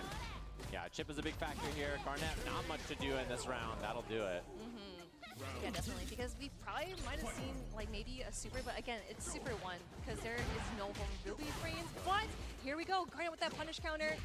Ow, my head. Oh, immediate heavy kick into the fireball after and the arc after, just to control a little bit of space, try to slow things down. Dawson, you know, he's trying to be more active now. He says, okay, I'm going to put more stuff on the screen to try to make Jerry a little bit more worried about approaching, and now a little bit more passive play. Ooh, yeah. Yep, Garnet is playing how he's supposed to. Okay, I like the answer, trying to get that parry out of there, but it does not stop Uma. There are no breaks to him. Yeah, I mean, oh, nice jump drill out of there over the EX Fireball. Big win there. You get the knockdown as well. Not the blast, though, so Oki's not the best. Another grab. Yeah, again, you know, you really got to guess. You see her grab you and then dash up. You don't know if she's going to backdash or try to do a roundhouse catch or something. Yeah, I mean, Uma is one good hit away. Oh, here we go! Straight combo. No, the Garnet drop. misses it! But it's okay. He has a life lead, but he is in burnout. Oh, man, now double burnout. Chip's a big factor as well. Reacts Oh, as there it goes the close. reaction! Oh, my, And this that is so is in the much. yellow. That is in the yellow. I don't think that's going to kill. It's going to put him at... Chip, though, is still Chip, a factor. maybe even a if he splinter? lives. Chip is so scary here. The jump in. Oh, And the no, the throw! Uma! With that much health, too, literally everything is on the line. That prize pool is on the line, so we are fighting for that big money. So Uma definitely taking in that grab firsthand. I like the stagger, too, because it's like jumping, medium kick, like wait a little bit, crouching leg kick, and then wait a little bit, throw. You want to make sure that you don't just get clipped by like a raw level 3, because Sim level 3 is going to chip there, right? So you have to be very careful about that. Obviously, if she jumps it or something, or tries to avoid it, get away from it or something, it can be scary. So you don't want to just do it right away. But yeah, it was a scrambly little weird end game situation that we saw there.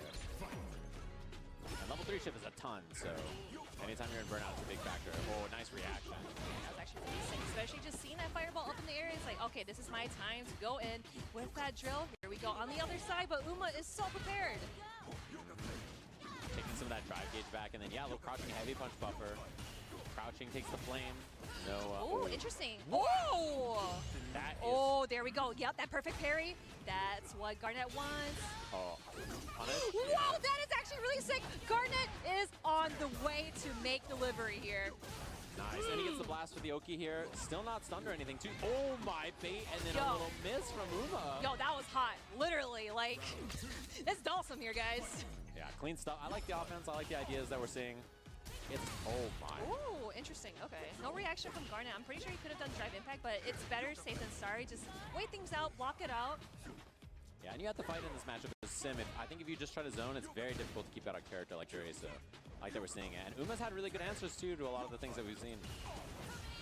Oh, he tried to do the same thing, but I wonder if Garnet did like a lighter fireball so he can catch Uma as he gets in his face. Wow, jab check, confirming the level 1. Some space off of this as well. And tried to get in there again. Uma been challenging these with drive rush a lot, so has had the right ideas to try to get in over the arcs. Oh, yeah, just checking them and just doing parry most Dawson's players will do, especially against Uma, where he's using Jury to just drive rush in there, finding that right opportunity again. Drive rush after the perfect parry, getting some more damage in. Yes. Stagger pressure. Oh no, a little whiff there. This is a big opportunity. Uma could have killed on the meter, and yeah, look, crouching button here, so you go under. Oh no! Oh, and then drive it back. Not a good trade for Uma. Oh, I bet Garnet's like calculated. In the air, Uma waited to see if there's a forward teleport. No teleport. I like the patience. The grab! Garnet bringing it back. 1-1. I love that Garnet did not teleport there because it was like a really obvious spot to teleport out of your sim. So by just landing, you kind of throw off Uma's plans. And so I think that's a really good awareness that the obvious choice that usually would be good is bad against a top level player, right? So it's really like strong understanding of the awareness and the situation that you're in. Against a weak player, you just teleport every time and you're out. Exactly. It's like, all right, I'm out of here, but just remember, you're playing against Jury. She can chase you down. Yeah, and Uma in particular was looking for it there, and then when it didn't work out, he said, oh, I got to do something, and then that scramble worked out for Garnet. So. Wow, what a catch off that drive rush, too, coming up with the crouching gears. Oh, another one. Gonna land on it, yeah. Yep, landing on a fireball, but no juggle whatsoever. Nice. It looks like Uma is trying to reach him in the skies because he sees him teleport or do a bunch of drills in the air, so he's able to find ways to maybe get him down, keep him grounded. Yeah, a little bit more comment to try to control space here. Slow him down. Losing a lot of positioning, though. The corner is right there, so... Yeah, and he just catches him a little too greedy on the throw. Not enough to kill, but a really good spot for Garnet here. A throw will do it. A couple of limbs will do it. A heavy will do it. Nice, just over to fireball. Here we go. Drive rush in, getting that same combo. It works so well every time, as long as you get a perfect parry. Oh, offensive drive reversal, trying to keep the corner. Big punish opportunity, and that's a juggle. Yes, but remember, Uma is sitting at sliver health. He is hanging by a thread. Garnet in burnout. Yeah, as soon as they get space, you know that instant overhead or something's coming. The reversal fireball. Oh, there it is! Garnet sitting at match points. Just like that. Uma in a really good spot in this group and suddenly in trouble. Harry's, again, just trying to slow things down. The big jump in. We haven't seen that for a while. That was actually really good. And another thing that we haven't seen Uma do a bunch of dive kicks. But of course, Garnet using the drill kicks and whatnot, but he is getting grabbed over and over again with the mixes. Uma is not settling down. Yeah, steamroll of a round right there. So that's us to final game, final round between these two here. Ooh, there's that drill. Nice challenge, just going out for the jab, just to see if he will press a button afterwards, because it looked kind of sketchy, right? Yeah. Because I always say that drill, once it hits below the waist, you're fine, but maybe a tad bit over the waist? Not at all, but here we go. Feng Shui engine, you literally got to guess. She's going under here, and the driving back this time gets the punish counter. Great patience, but no! He already fell down to the floor and regained his consciousness. Uh-oh, scary. Now that level 2 is just completely gone for Uma here, so both traded 2 bars. Yes, fireball, chase down. Wow, and hits him grounded. It would have worked on the air anyway, but good awareness. Overhead. Here we go. Yep, going in for the level 1, and that will be it. Uma going 2-1 against Garnet. Yeah, very nicely played there at the end. Uma clutching it out. You know, I gotta say, he has a lot of experience in the matchup, and I was really expecting him to look super strong as we saw in that first game. But Garnet did a good job adjusting, bringing in some new options. Very solid Dawson play. Really impressive to watch for sure. No, No, for sure, for sure. Because like I've seen so many adjustments, especially like after that first match against Uma. He's like, oh man, like what am I missing? What am I doing wrong?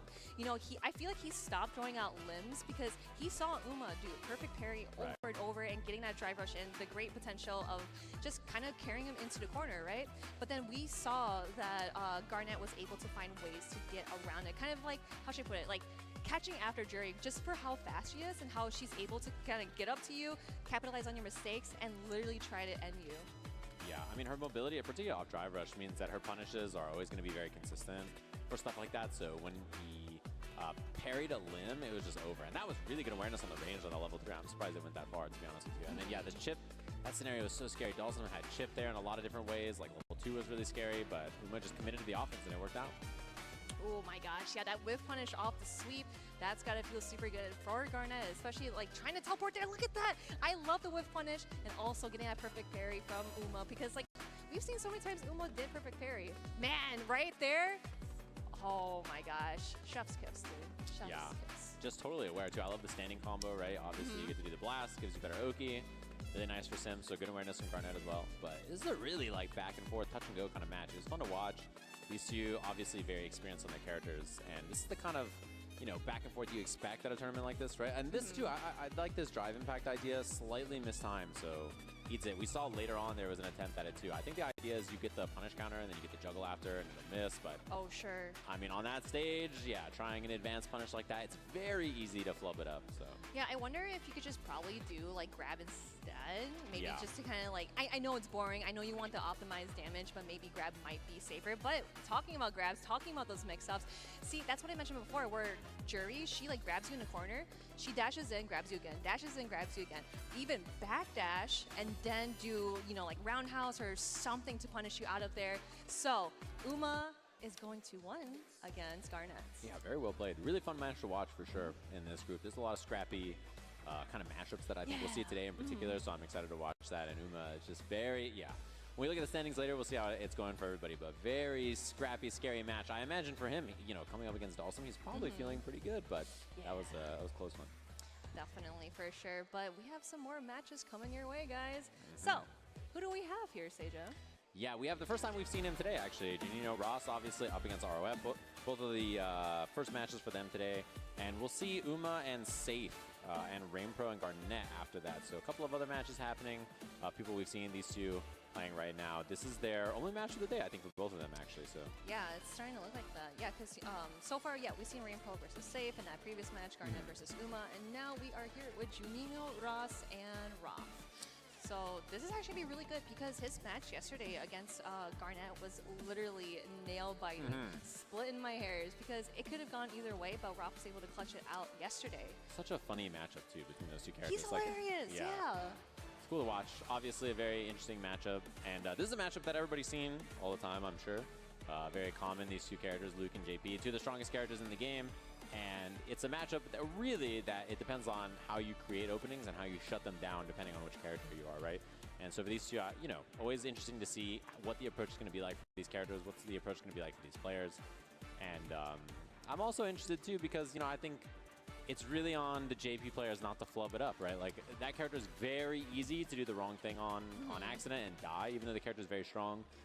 Especially on a stage like this, it's really easy to do the wrong portal or the wrong combo or miss some juggle or just mess something up and die for it, where I think the margin of error for characters like Luke or Ken or something like that are a little less in tournament environments. Yeah, and again, like I always capitalize on the experience as well. Like obviously, just being on the big stage feels so good, but also nerve-wracking as well because you have the mental stack in the game. You also have the mental stack outside of the game. That's why I always compare, you know, like Street Fighter or any kinds of competitive games to like sports psychology because you really gotta think outside the box sometimes when you're playing. It's like, why am I doing like this certain combo? Is my opponent going to do DP? Are they gonna do this or do that? So that's why it's so important to know like how these players play. That's why like you have that tournament experience, you have the character experience, but how do you know how this person's gonna play? Yeah, and I mean you drop simple things all the time. We see the best players in the world drop their punishes or combos or offense that they run literally every day of their lives, and then they just have errors up on that stage, right? For lots of different reasons. It's very easy to mess things up. So, you know, it comes down to all that. Dude, the violent head shaking. The head bobbing, I am not that. I don't know about everybody else in chat. Hit 1 if you are like I'm gonna keep the same face the whole time. 2 if you change it up. I'm like a hold facer. Two me, even though I'm not in the chat too. I can't change it up like that. One face for life. But here we go. Yeah, Junior Ross getting just getting all that damage, and yes, that check, but no completion from Roth. But that's okay. You got the life lead. You do got the resources for that drive meter as well. Meet me in the skies. Counter hit combo from far away like that. That's Luke's best pickup a lot of times. Burnout. Unforced, actually, to be honest with you. Kind of just spend drive gauge early, and look at this. Burnt out full screen against JP in miserable time. Very difficult to deal with this character, all of his options, and even though you have a level 1, like, it loses the projectiles if you're up close, so you don't even have the best options to escape. Oh, yep, big punish there, and that is going to close out that very first round to Roth. Yes. Very kind of like composed style. Honestly, all he did was like walk him to the corner. Right? He didn't do a lot of complex things, no ideas that are really confusing. It was just let me walk towards you and see what you're going to do Exactly. about it. Like he's accommodating his normals and stuff. It's like, oh, you're doing this, I'm going to stick with you and try to punish you as much as I can.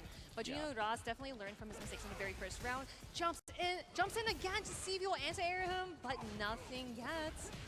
Yeah, and RF's, like, there's a lot of, like, ooh, that was scary. That could have been a big whip punish, yeah, but we got the grab. We take those. Junior Ross is on the other side of the grid here. Scary spot. Drive gauge in a particularly bad scenario, and yeah, that's all you wanted to get that burnout there. Oh, there we go, the drive impact. I wonder if that's more of kind of like a meaty drive impact, because right when he saw him stand up, it's like, all right, I'm going to press this button, and you cannot react.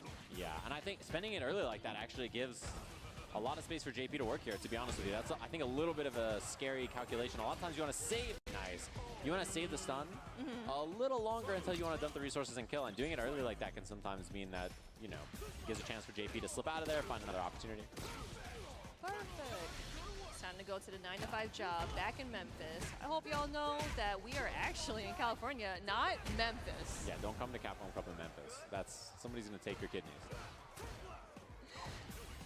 Oh, back throw is huge here. Gives a lot of opportunity for JP to regain those the drive gauge. Oh no, he just gets sandblasted, and man, this life lead just turned around so fast. Although there's huge resource advantage here, so I imagine any hit from JP. That interesting. Yeah, that empty jump, going in for that perfect parry just to see if Roth is going to throw something out. But now this is kind of looking pretty good on Junior Ross's side, but Roth is going to try to keep that keep away game. Yep, here we go with the OD Stalagmites.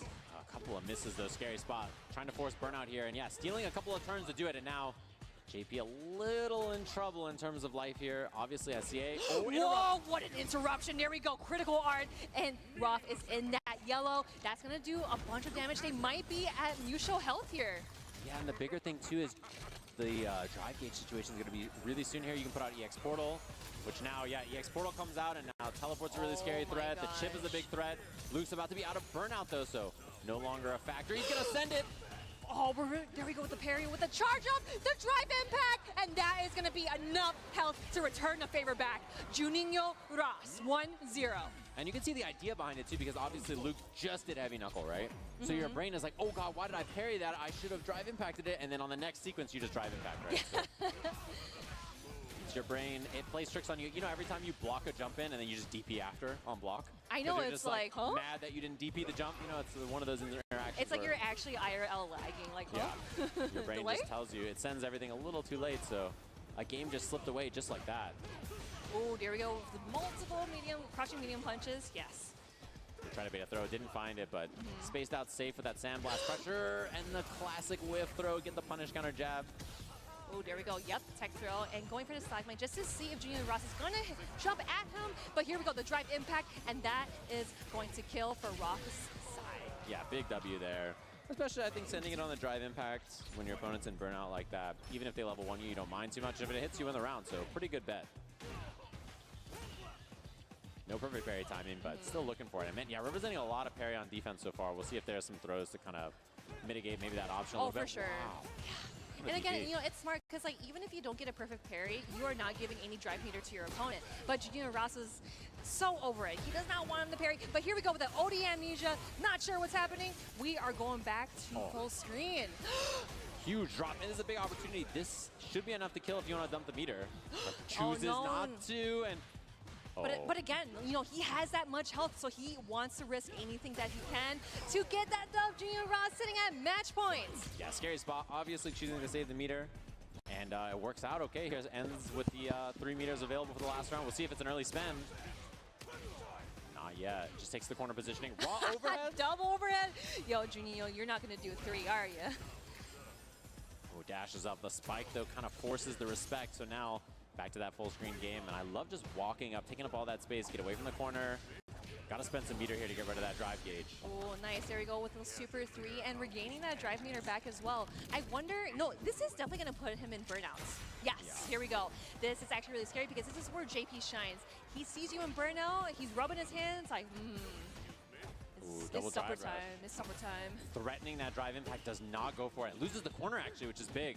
As soon as that drive gauge comes back, Luke is one good hit away from winning, which is so scary here, that jump angle. So smart, yeah, he was so ready for the anti-air. Yeah, he's trying to fish for those crouching medium punches just to see if he can get in just one sliver away because he is in the yellow. Does not matter. ROF is still alive in this. 1-1. The walk back was so key there. Just a little walk back, create that space, find that punish counter crouching jab on the whiff. Really scary, precarious spot. Honestly, Luke, like he had the hit earlier. You know, he hit that crouching medium punch. Could have done the double drive rush, gotten the kill, but was not committed to it and ended up being easy peasy for Roth there. So, Oh, interesting. Yep, just going through the fireball with that drive rush. That's why, like, I feel Luke, Ken, Jury excel in this matchup because they use drive rush to just get through those roadblocks.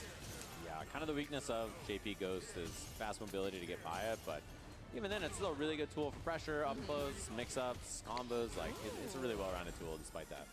Yeah, and of course, you do have those reactions on deck, you know, just stopping the drive rush. But we got anti-airs as well. You cannot jump at them. Buffering, yeah, that time waiting for it, but doesn't go for the anti-air. Another parry on defense.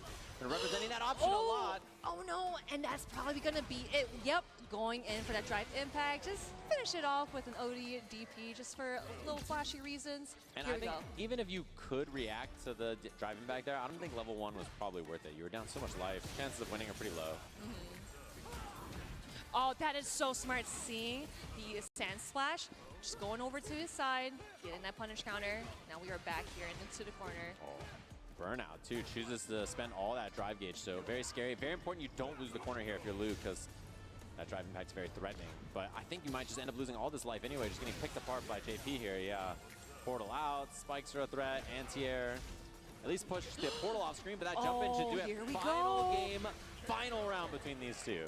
That perfect KO, that's definitely got to feel good, especially finding that right opportunity to jump at Junior Ross, because I saw that Roth wasn't jumping at him because his anti-airs were so perfect, or just kind of backing away and just having his turn back. Now we're going to see it in this final round here between these two. Oh, big hit here, too. Finding the low early like this is really huge for Luke. Dumps the bar this time, unlike the last game, actually. So, going to swing that drive gauge back in his favor. Corner positioning is good, too, here. Oh, my God. Oh, tried to go for that third overhead. Remember, I was like, he did it twice. You want to do it for a third time. There was. Looks low again. Has not represented drive rush overhead at all so far in this set. Jump over. Nice jump in. Yeah, I really like that attempt because Junior Ross needs to kind of like go back to what he was doing, kind of like refresh, see what he can do. Getting hit by the Odie Stalagmite though, Roth sending him with that super 3. All right, this is really bad now too. If you're JP, you can try to force burnout very quickly here. You're gonna have to make some decisions. What? The timing A caught him. sneaky mix-up, come on. Okay, Okay. and puts himself in burnout now. Ooh, and Portal's a threat here, Chip's a threat here. What's the escape option? And It's that not enough. anti-air, ROF. Okay, actually, Aussie, Aussie, Aussie. Oi, oi, oi, yeah. Yeah, he's like, yes, "There's a that's chat." correct. That's true. That's true. I ate chicken rice with those Australian guys. Oh, And yeah, we did too. It we was did. really good, Yeah, that right? was great. Those guys are cool. Yeah. They said Mackey's. Oh, yeah. Or something like that. It was dope. Yeah, awesome match. Good match between those two. Cool to see it. I think that's both of their only match for the day. I think both of them are only playing each other. So their only prep work for the day was, hey, I prep for you, you prep for me, and that's it. Which is one of the cool things about this group format. Some days you play a couple of games, some days you're only playing one. So Yeah, and it's always nice too because, like you said, you know, like getting that experience and just trying to kind of like build up to the final day here, or like Group 3. Obviously, we have finals, but like today, Group 2 or Day 2 actually Right. is so important because it's like whether I'm going to win or I'm going home or something.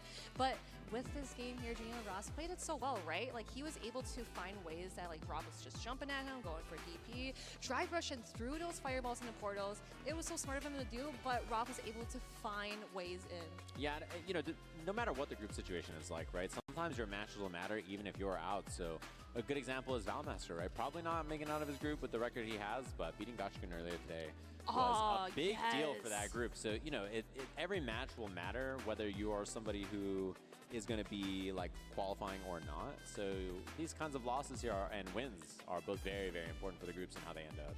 Yeah, no, definitely. And it's also huge too because you are just playing on the biggest stage in Street Fighter competitive history here. And it's always fun to see everyone, especially like I mentioned before, you know, just having like COVID restrictions and whatnot. It's nice to see that everyone's here just playing Street Fighter. We mashing buttons out here. This is what we love to do. Yeah, I mean, offline competition is what we all want, right? Like, it's awesome It's that so the hype, online play yeah. is so good that you can play so many people, but it's really nice to meet up with everybody in person, play some games, hit some buttons. It's always a really nice time. If you can hear the buttons being hit by someone next to you, you know, or across the room, it's a nice feeling for sure. So we're gonna have our next match. We're moving right along. This is our third match in the group for today. Hopefully you've been enjoying it all. Safe versus Garnett, which we saw both of them play earlier. Fourth match, excuse me, that we're having in this group. We saw both of them play earlier, both coming up here again, and both of them lost their first match today, right? So this is their chance to kind of clutch it up, feel a little bit better about where the group is. Match that is really interesting to me in particular here because high-level Dalsum is always a fun character to watch, right? So Yeah, it is really fun because I know that we've talked about how we don't really see a whole lot of Dalsum. Obviously, like, yeah, Mr. Crimson, and then there's Garnett, and also multiple Dalsum players that you see, but we don't really see that matchup as often, you know, having the popular character vote of, like, you know, JP or Ken, Jury, Guile. Obviously, like, they're strong, but Dalsum can be strong in his own aspect. That's why, like, seeing different kinds of playstyles, too. You know, Mr. Crimson playing a very rushed-down Dalsum, but Garnett, literally a wild card because I see him, you know, like throwing out different kinds of fireballs and stopping Uma. You know, like he did that light fireball against Uma, right? It was a very short fireball, and he was able to kind of mix it up without being predictable at all. yeah, and I think it's a character that even if you have some prep against, he is so particular. Like all the Dalsum players will have their own setups or ideas and how they want to play him. And, you know, the difference between, like, fighting a top 100 Dalsum player and, like, a top 5 or top 10 is so huge. I think, like, much bigger than many of the other character gaps where if you're playing with, like, the 100th best Ken player in the world and, like, a top 10 Ken player in the world, right? Maybe the ideas that they're representing are more similar, but they're just sharpened to that fine, you know, kind of point at the top where Dalsum is very different, I think. He's truly a specialist character. Yeah, I feel like, again, he's just, like, really patient. I feel like you just need, like, years of maybe, like, customer service because, like, you have to be patient, right? Like, you have to be patient with your customers. But here we go. Garnett getting that first hit off safe here. You definitely need to have Dalsum brain to play this character. Oh, 100%. You cannot play this character unless you are built different. He is not for the faint of heart. I mean, if you could, like, twist your arms and twist your legs, I think you're made to be Dalsum. Yeah, I like the mix-ups on the Jinrai pressure so far from Safe, representing the different strengths a little bit. Oh, could have been DP juggle, but just a jab. I kind of like that because you literally have to guess what Safe is going to do. Are you going to grab him? Are you going to do Jinrai? Go for a low forward? Nice read on the grab, getting that big punish counter. Try to walk back and do crouching heavy to bait the throw, but doesn't go for it. I think Dalsum players know you're trying to bait that throw, so they're extra tricky on defense about not going for it, jumping and doing drills or teleports or whatever to try to catch you off guard. Oh, yep, there we go. Like you mentioned before, we wanted to see that juggle in the corner, but here we go with the Dragon Lash. You cannot escape me. Safe, strong first round. It's a particularly pesky move to deal with when you don't have 5 gauge. You know, just extra frames on block, and a lot of times you're teching instead of parrying or doing something else because you don't have drive gauge. So, very annoying thing to deal with for sure. Oh, trying to sweep the limb, didn't find it. I like the patience in neutral, though, from Safe so far. There it is, yes. We've been seeing so many whip punish against Dalsum's limbs because it's really hard to expect it, especially you have to be full screen and able to punish it. Now, this is really good for Safe because we've seen so many instances where he's put Garnett in the corner. Go forward. There we go with the big punish. And he's going to go into the super. Nice. Double Jinrai gets the pickup, spends the level 3. Really, really solid corner pressure here from Safe. Clean things up, get that first game on the board. Oof, man. All off that one whiff limb. Yes. Just going in for the jab and then jab cancel into the drive rush and going in for that big full combo with Super 3. That is definitely a guaranteed kill. But here we go. Just going back to character select. Just take a breather. You know, breathe, drink that water, hang out.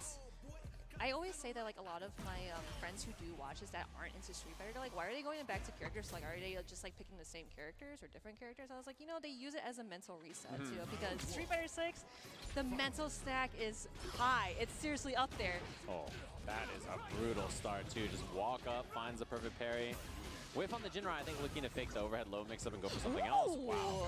And another one, man. Side swap, double dash, throw. Pressure looking good for Safe so far. Nice lock in Jinrai. Oh, here we go!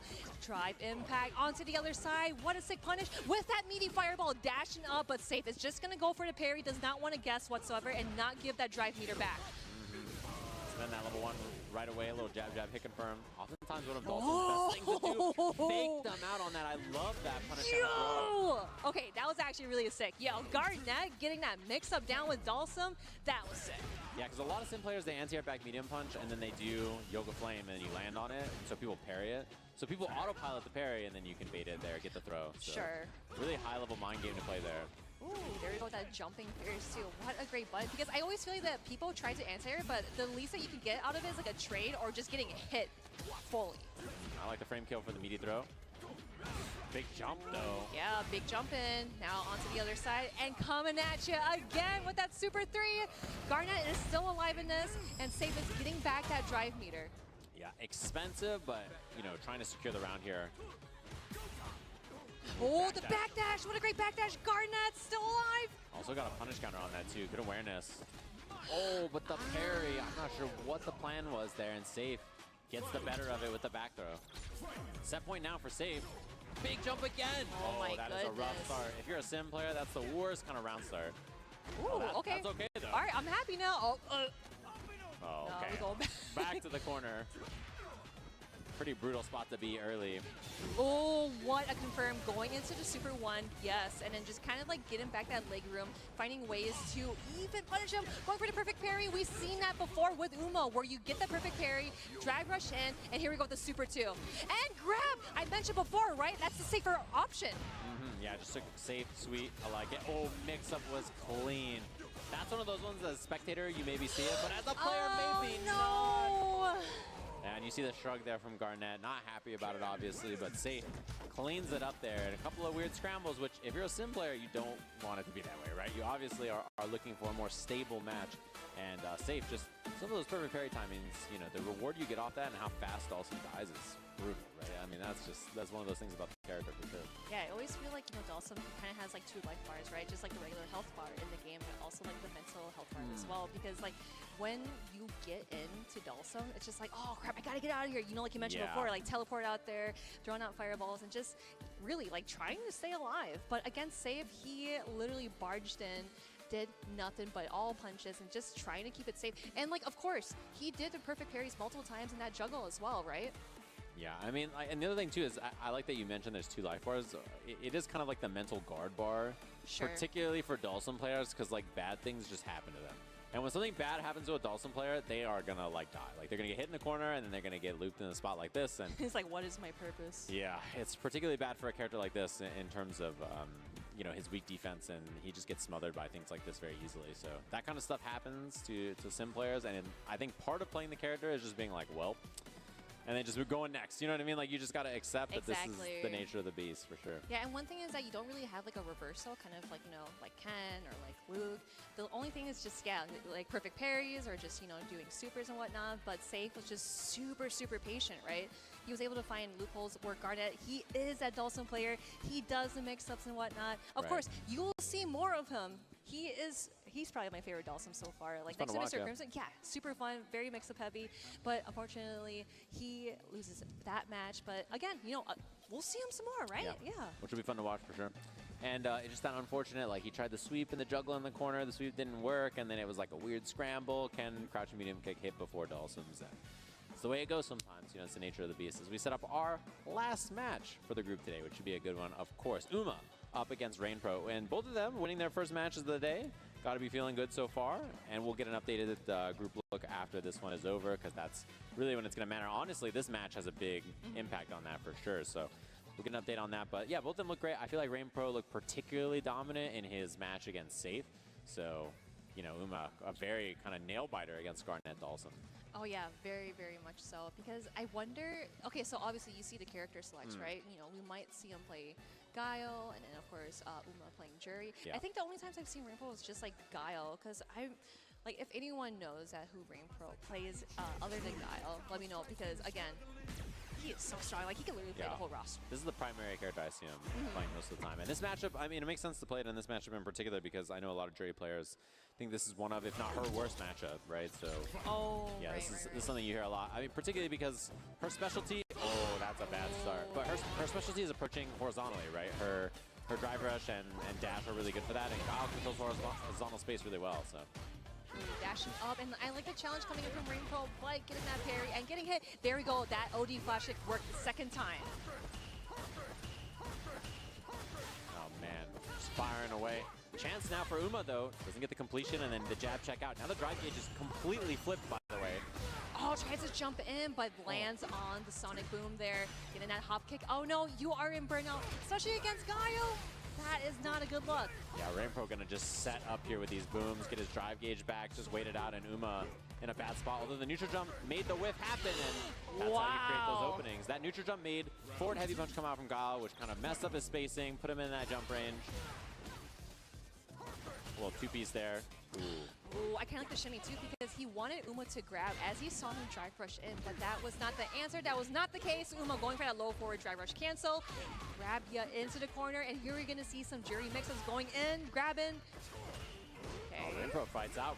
Pretty strong on defense there. Yeah, gets the back throw. Fake boom there, I like with the standing medium punch with. And so far, doing a good job of holding space in this round instead of getting run over like last time.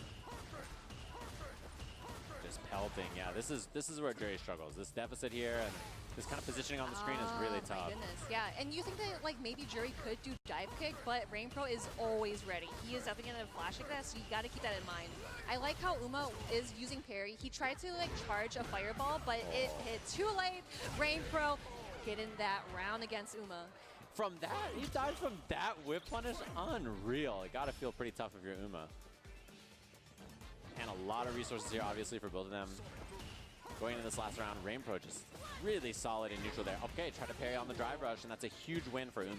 That was actually really interesting too because he saw RainPro whiff that sweep, so he tried to like drive rush in, maybe like try to punish him on the way, but he went for that parry to see if he'll actually press a button. That is actually super smart. Scary now though, Uma's drive gauge very low. And just even stringing them up like that hurts your drive gauge a lot if you're Uma, although challenge is out. And yeah, strips the drive gauge in burnout against Guile now. Got to fight your way in the old-fashioned way. Oh, what a medium kick. That. Oh, that's there we go. Yep, low forward into that fireball cancel into the super 3. This is actually really good because it is going to slowly put him back with that drive meter. Uma definitely has a chance to close things out against RainPro. Oh, here we go. Back in the green. Parries there too big. Doesn't find the whip punish. RainPro sitting on a lot of bar. He can kill in one good hit here. Scary. High-low could be the round, and the whip punish. The whip punish. There you go. Uma taking the first match against RainPro. Yeah, very scary spot too there. RainPro was locked and loaded with tons of resources, critical art as well. And the early jump. Knows that RainPro's feeling some kind of way after that first game. I like representing that. Ooh, tries to go for the low forward underneath the charged Sonic Boom, but that is not going to work out. I kind of like how RainPro kind of walked back a little bit, just using the fireball as an insurance. But here we go. Given that same damage back from the very first match. Oh, yeah, he is fired up. Man, little spot early, too. Much better for RainPro here. Oh, my, going for that overhead. Yo, RainPro's like, huh? What happened? Sneaky. I like that a lot. Just sets up the Sonic Blade, and then RainPro just jamming in. Old-fashioned, the old faithful. Holding this space, too. I like it. I like throwing the Sonic Blade after the back heavy punch, too. Yeah, Steal a little sure. turn in there. Nice, good challenge with the OD flashing just to kind of get off of me because that's what Uma wants. He really wants to get in, apply that more pressure as ever, and just jumping in on Guile. But again, RainPro's anti-airs are on lock. level 2 super, here comes the booms. Yeah, that was going to force burnout basically anyway, so I kind of like Uma just offensively drive reversal to do it on his own terms. Yeah, and this is actually smart too because he activated level 2 super when he saw Uma go into burnout, so he has to guess that, he has to hold that, you are going to get chipped down. Oh, and trying to set up a drive impact there. I'm kind of surprised Rain Pro just didn't do it, but now a bad spot for Uma here, and one boom to do it. Oh, Rain Pro. Ties Yes. it up. Yeah, he's definitely like, yep, I think I got it. I got my mojo back. I know what I'm doing wrong from the last round or like the last match. Now, both players sitting at 1-1. Gotta think about it. Uma taking a break. Yeah, just taking a little breather. Hasn't relocked in here. Back in the PJs. Ah, those look comfy. They do. They need to officially make that because I will legit wear that like working from home, you know, just working from home, just in your PJs, being lazy, being comfy. That's the life. Oh, imagine if you got a PJ like that for your cats, though. That'd be hype, actually. You're onto something. Oh, wow, what a whip punish on the sweep, and then finding a counter hit. Rain Pro trying to challenge, thinking maybe you'll respect my flash kick. Oh, drop though. Oh no, okay, all right, we back. But going in for that neutral air, and then the flash kick into air, reversal, yup. Crosscut, but Rain Pro at least makes it out of the corner, which is nice. Oh, nice, confirmed afterwards. Because it's like, oh, let me try to do it another time to see if it'll actually work. Now Uma is in a pretty standstill, tries to go for a jump in, but again, like I mentioned before, Rain Pro's anti-airs are super clean. Yeah, I mean, building a little bit of space, good, important block right there. Oh, had the counter hit, boom, no combo. Oh, right? Whip punish. Oh, that's so sick. Oh, I didn't even comboed afterwards. Going in for that jab, and here we go. Level 1 super, Rain Pro, sitting at match points. I love that he didn't extend it too long. He could have done like more buttons and booms and stuff like that, but just says, I'll spend the super, I have no problem getting the kill. Yeah, and he actually had time to drive rush and go for a jab and going into Super 1. That is galactic brain, I'm telling you. Yeah, really, really smart awareness right there. Frame kill into the throw. This is a really rough spot. Oh, first hit, medium kick cancel. Oh, Uma with the power up. He does not want Rain Pro to win this because again, both players are sitting at final game, final round. Let's get it. Oh, no whip punish there. Big opportunity, and there's the punish. Corner positioning, trying to beat the flash kick. Rain Pro does not let it rip just yet. Oh, yep, there's that anti-air. Yes, I know you got great anti-airs, but I also got them too. Oh, that is actually really smart. Going in for level 2 and the drive impact. Are we going to see the side switch as well? No, we're just going to use it, most of it actually, not all of it. Yeah, it helped get rid of some of that drive gauge as well, which is huge here. Uma in such a bad spot. Oh no, you got to be careful, especially in the corner. Oh, now Rain Pro is in burnout. With that flash kick, that could have been a... Oh, wait. Scary spot, both in burnout. Extra frames on that. Challenges. Oh my gosh, she's out. She's going to get out of burnout first, too, which is huge the race of the drive meters here. Jumping back because he doesn't want to get hits. Here we go. Uma going into super. I wonder if that's going to skill because it was an overhead, right? Going into super 3. That might be... It shouldn't be enough. No. I don't think so. Yeah, it's very close, but didn't do the double drive rush beforehand anyway. Blocks it. No, oh my God! There's a Hody flash kick. Here we go. Level 2 super. Now you gotta hold this, Uma. What are you gonna do? Missed the boom. That was scary though. Getting these perfect parries. Uma in a good spot. Blocks the overhead. Chips a big problem. Big jab. He got hit by the drive impact. Uma takes it 2-1. Man, that was so scary. There's the miss. Trying to medium punch on the drive reversal there, and it was the right speed, but just didn't quite reach. And I have a feeling if you're Uma, you're like, okay, I need to make sure that never happens again. That is not a good feeling for sure when you have the win guaranteed, and then things look a little spooky like that. You see the face? His face was like, yeah, I did that. Yeah.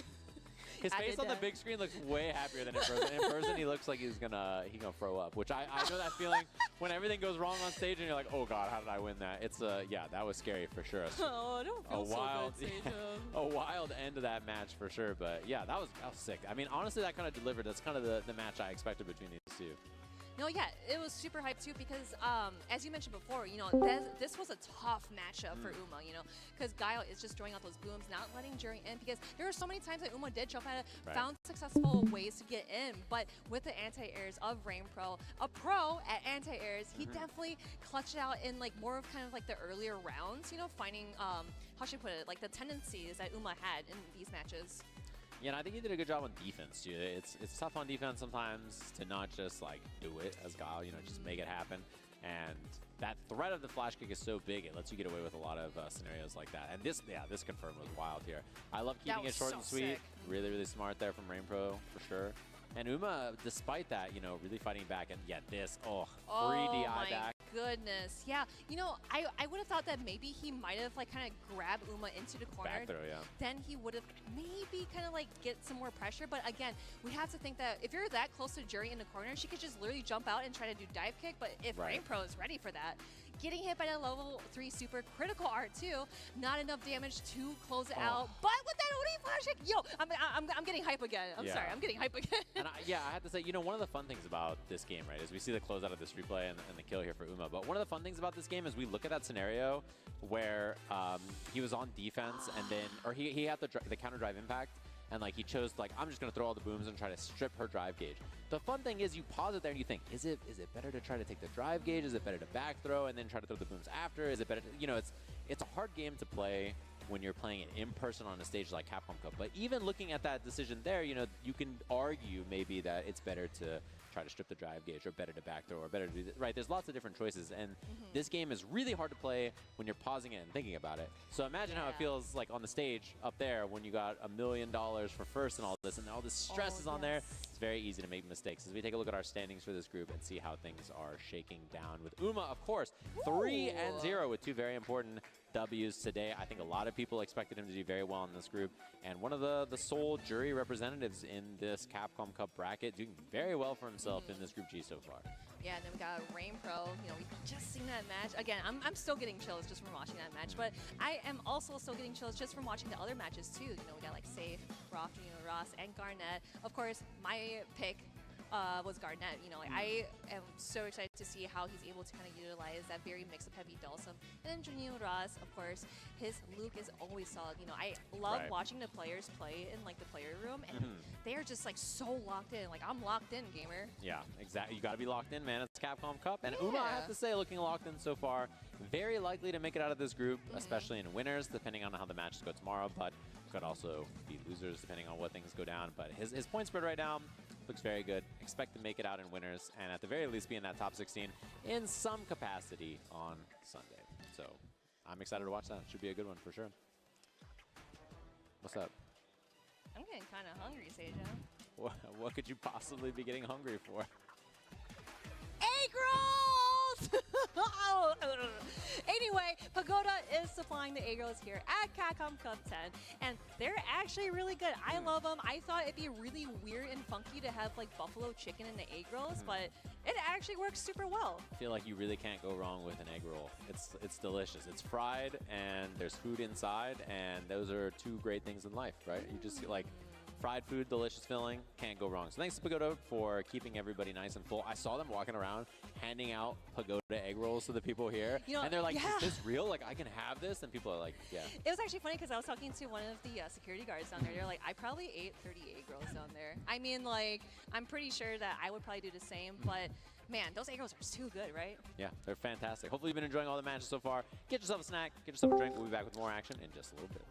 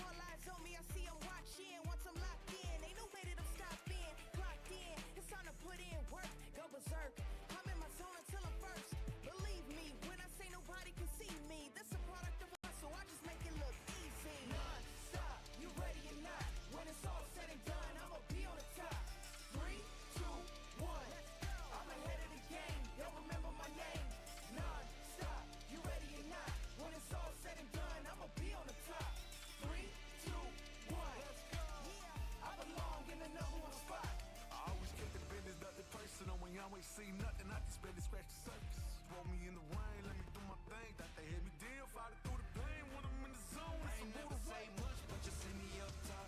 You see my numbers healthy, the pressure don't stop. Until I'm in the top, see the bottom, see his watch. They almost see me flop, but I'm stepping on them, watch, let them watch. Born ready to fight, this is my moment. Coming for it all, just show me my opponent. Wanna be great, I'm a legend in the making. And this is mine for the taking. Cause I got what it takes to be on top. I'm number one, cause I don't stop. Hard gas, no brakes, high stakes. I don't act tough till the tussle, let them fall shot. Non-stop, you ready or not? When it's all said and done, I'ma be on the top. 3, 2, 1. I'm ahead of the game, don't remember my name. Non-stop, you ready or not? When it's all said and done, I'ma be on the top. 3, 2, 1.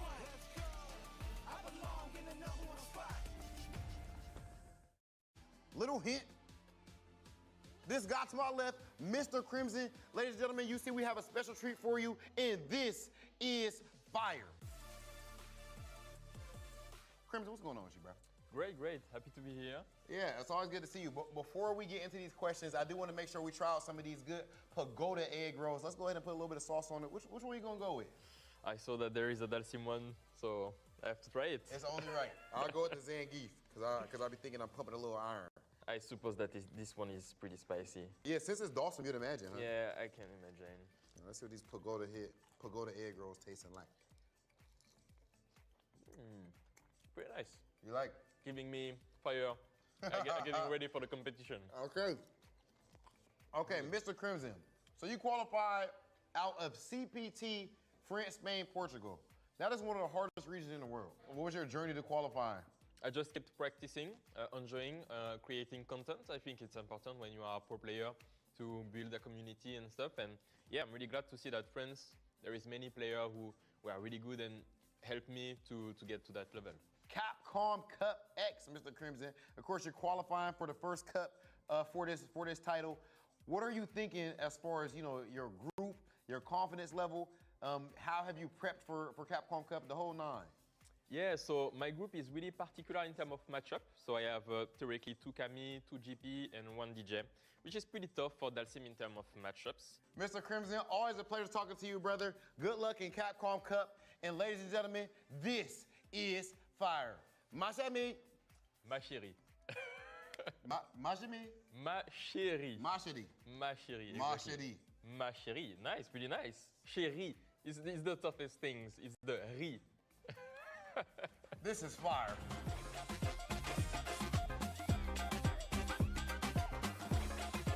And welcome back to Capcom Cup 10 as we end out the day of group stage play of day 2. Let's see what it do. It's your boy Senkola on the mic, and to my right, it is Ultra David, my G. How you feeling? You got a little sauce on that. I am excited to be here wrapping up day number 2. Just as yesterday, we've seen a lot of great action. No surprise on that front. And we still have a pool coming up that's going to be a blast to watch.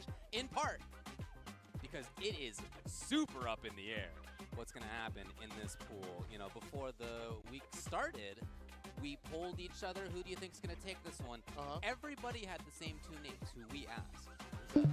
Problem X and Dual Kevin. You're right. The tool picks. That's what I picked too. But after day number 1, could still be, certainly. But also Kusanagi looking great. Travis Styles getting a W up there. Jabi M getting a W up there. Ren has only played once, so the loss isn't that big of a deal. And as a result, it really could be anything coming out of this pool. We just do not know. This is the most up in the air pool. And it's one of the things we said that a lot all damn day. We saw F, we saw our group with D. Sure. We want to see again who will walk out at least with a little bit more positivity. But it's going to be kind of hard considering what is coming up. Dual Kevin versus Kusanagi. We talked about Kusanagi taking that victory yesterday. He only had 1 game, but it was against Problem X and really shifted a lot of people's brackets. Dual Kevin, unfortunately, had a horrible drop. Sorry, brother, to pull that up. Yeah, but no. You got to come back with greatness. As you mentioned, he had a chance to win versus Problem. I think it was going to be 2-0, in fact, if he had done that. Yes. And it just dropped. So, it's a huge bummer, for sure.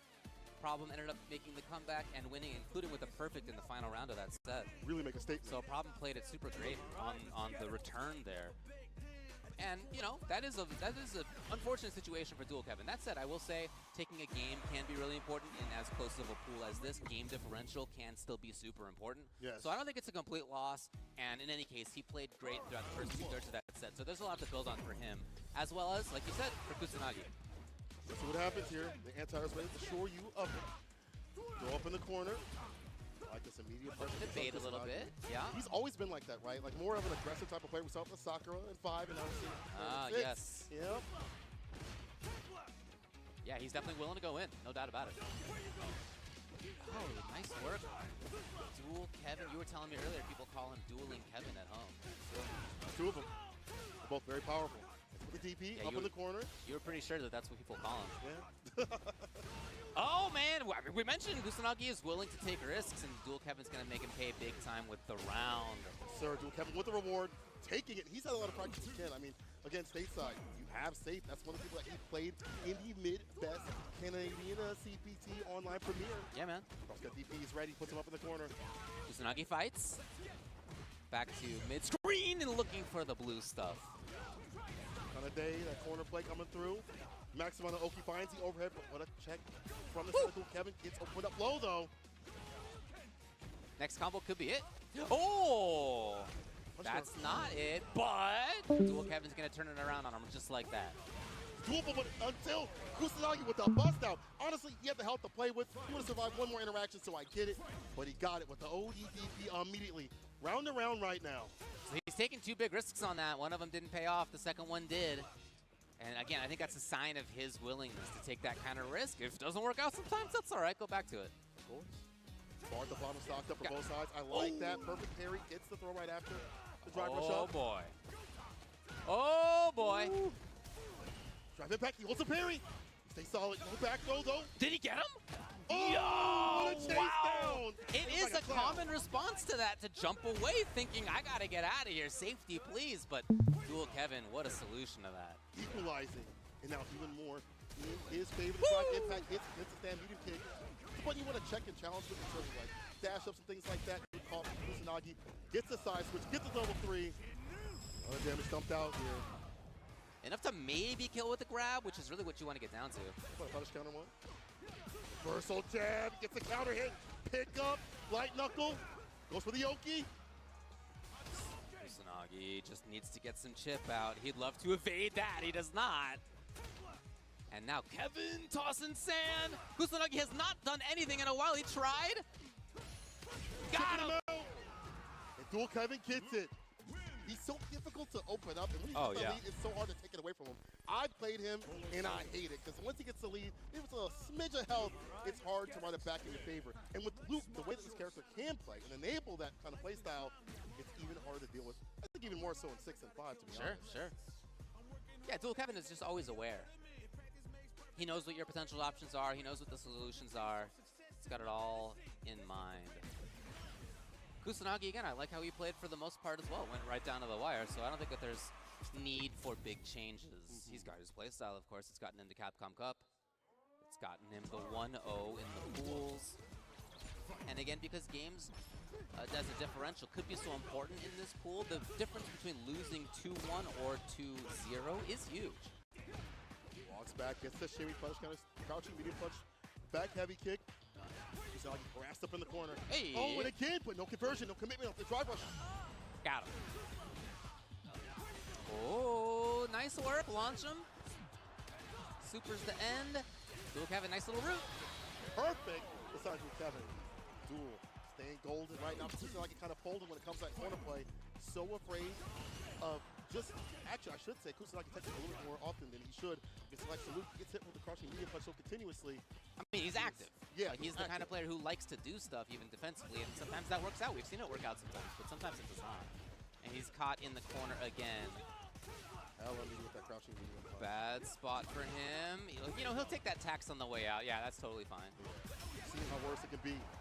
Drive reversal to back him up a bit. Perfect parry. So ready. Attack on drive gauge with the drive impact. That push to the corner, so get that drive impact again to get the win. He actually gets a counter hit. And this should be the end. The pickup to put him down. Beast mode, baby. Time to beast mode, baby. Dual Kevin. 2-0 over Kusanagi.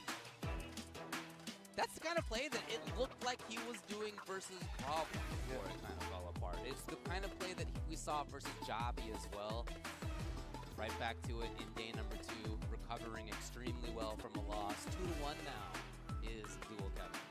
Felt like it was kind of hard for Kusanagi to find a way in. The perfect parry play was perfect for Kevin.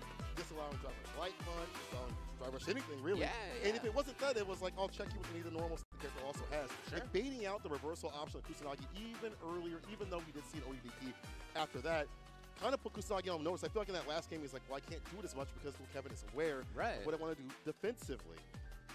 You mentioned that. Oh, this was so good. So sick. Again, it is a pretty common answer to throw to just jump away.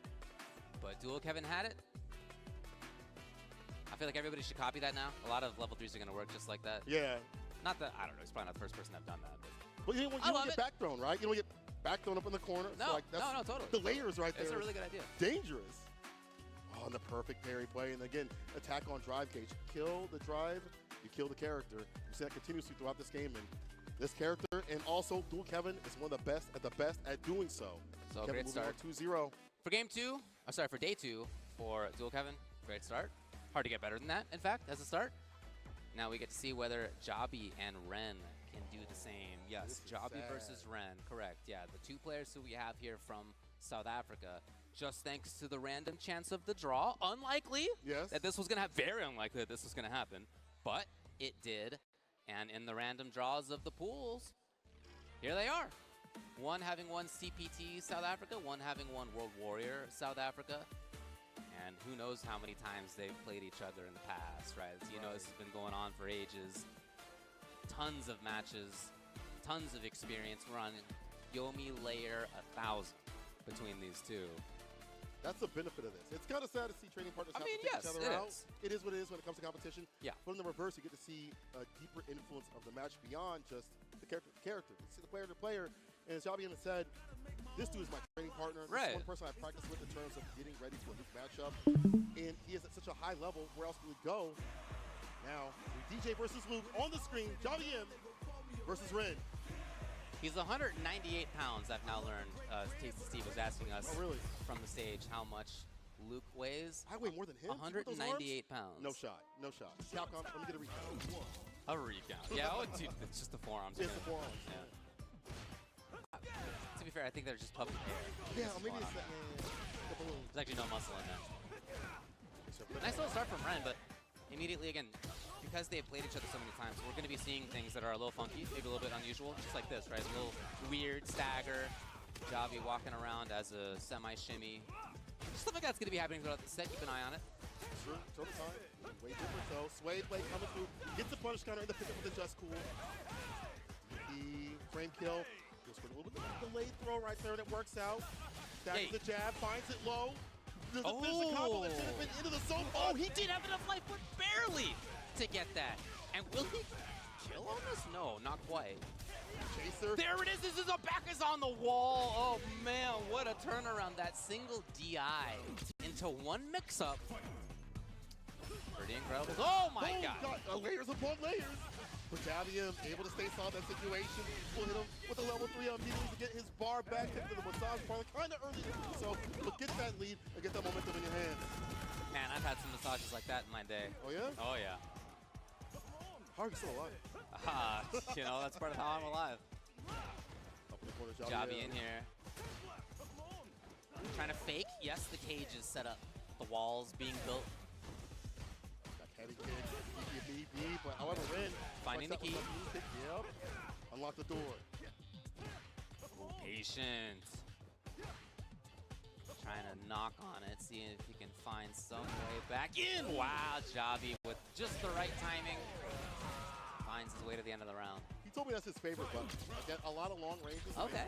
JP, Luke, and other characters with blessed buttons like crouching medium punch, disjointed. He's like, I'll use stand heavy kick at these ranges to hit that punish counter, get a follow-up, get the victory. Jabi see that quite a bit from him. Hey! I don't know about right now. He's up in the corner. Yeah, Ren's all the way in here. Loops can begin. Mix-ups are starting. Oh, got him? No. Jabi though, takes advantage way out of the corner. Good damage as well. Nothing big, but does get some corner split. Yeah. Level 2's building up. If you're a real dog, you're able to get that level 2 through the fireball, but you might want to wait till level 3. Ooh, I don't think that was intentional right there. The counter hit. A lot of bar right here at the bottom. Not just yet, though. That level 3. It's hunting for the massage parlor again. He was right! Oh man, there's so much damage on deck. Is he gonna hold on to one of these bars? Yes, that makes sense. I like that he kept some of his drive meter whilst dealing a ton of damage to Jobby. It's gonna be a tough road right now for Jobby. He can't even really block. That said, it's a risk to throw fireballs. That's true. There's a level 2 to think about. Level 3 if he gets close enough. Yeah, Ren knows. Ren waited! Oh, that is real smart stuff. Not breaking down in the face of danger, in the face of a level 3, in the face of massage parlor you don't want to be at. Ren taking the first win. Yeah, man, you know, sports massages, they can get pretty brutal. You haven't had that? No. No? I haven't had a regular massage. Okay. I need one. You know what I need? Y'all know if y'all know a person. No, we'll get to that later. Anyway, Ren, first game. Little fireball coming through from the side of Jobby M. More zoning pressure. Literally into the buttons. He tried it with the sand heavy kick, but didn't get anything. But you can see how Jobby is doing a great job of controlling this range. Yeah, here we go. There's a range there where definitely Luke can have this control too. So Jobby has been really outside of like crouching medium punch, crouching medium kick. It's been outside of that range. Yeah, stand fierce. Right.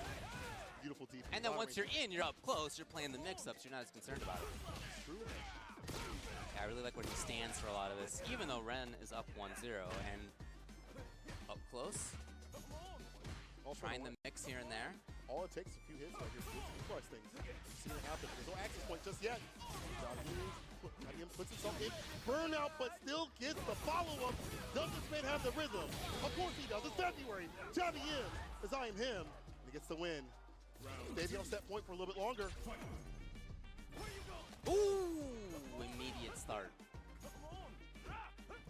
Again, little fakes like that. Going to be coming throughout this match. Ren looking for some neutral commitment by Jobby.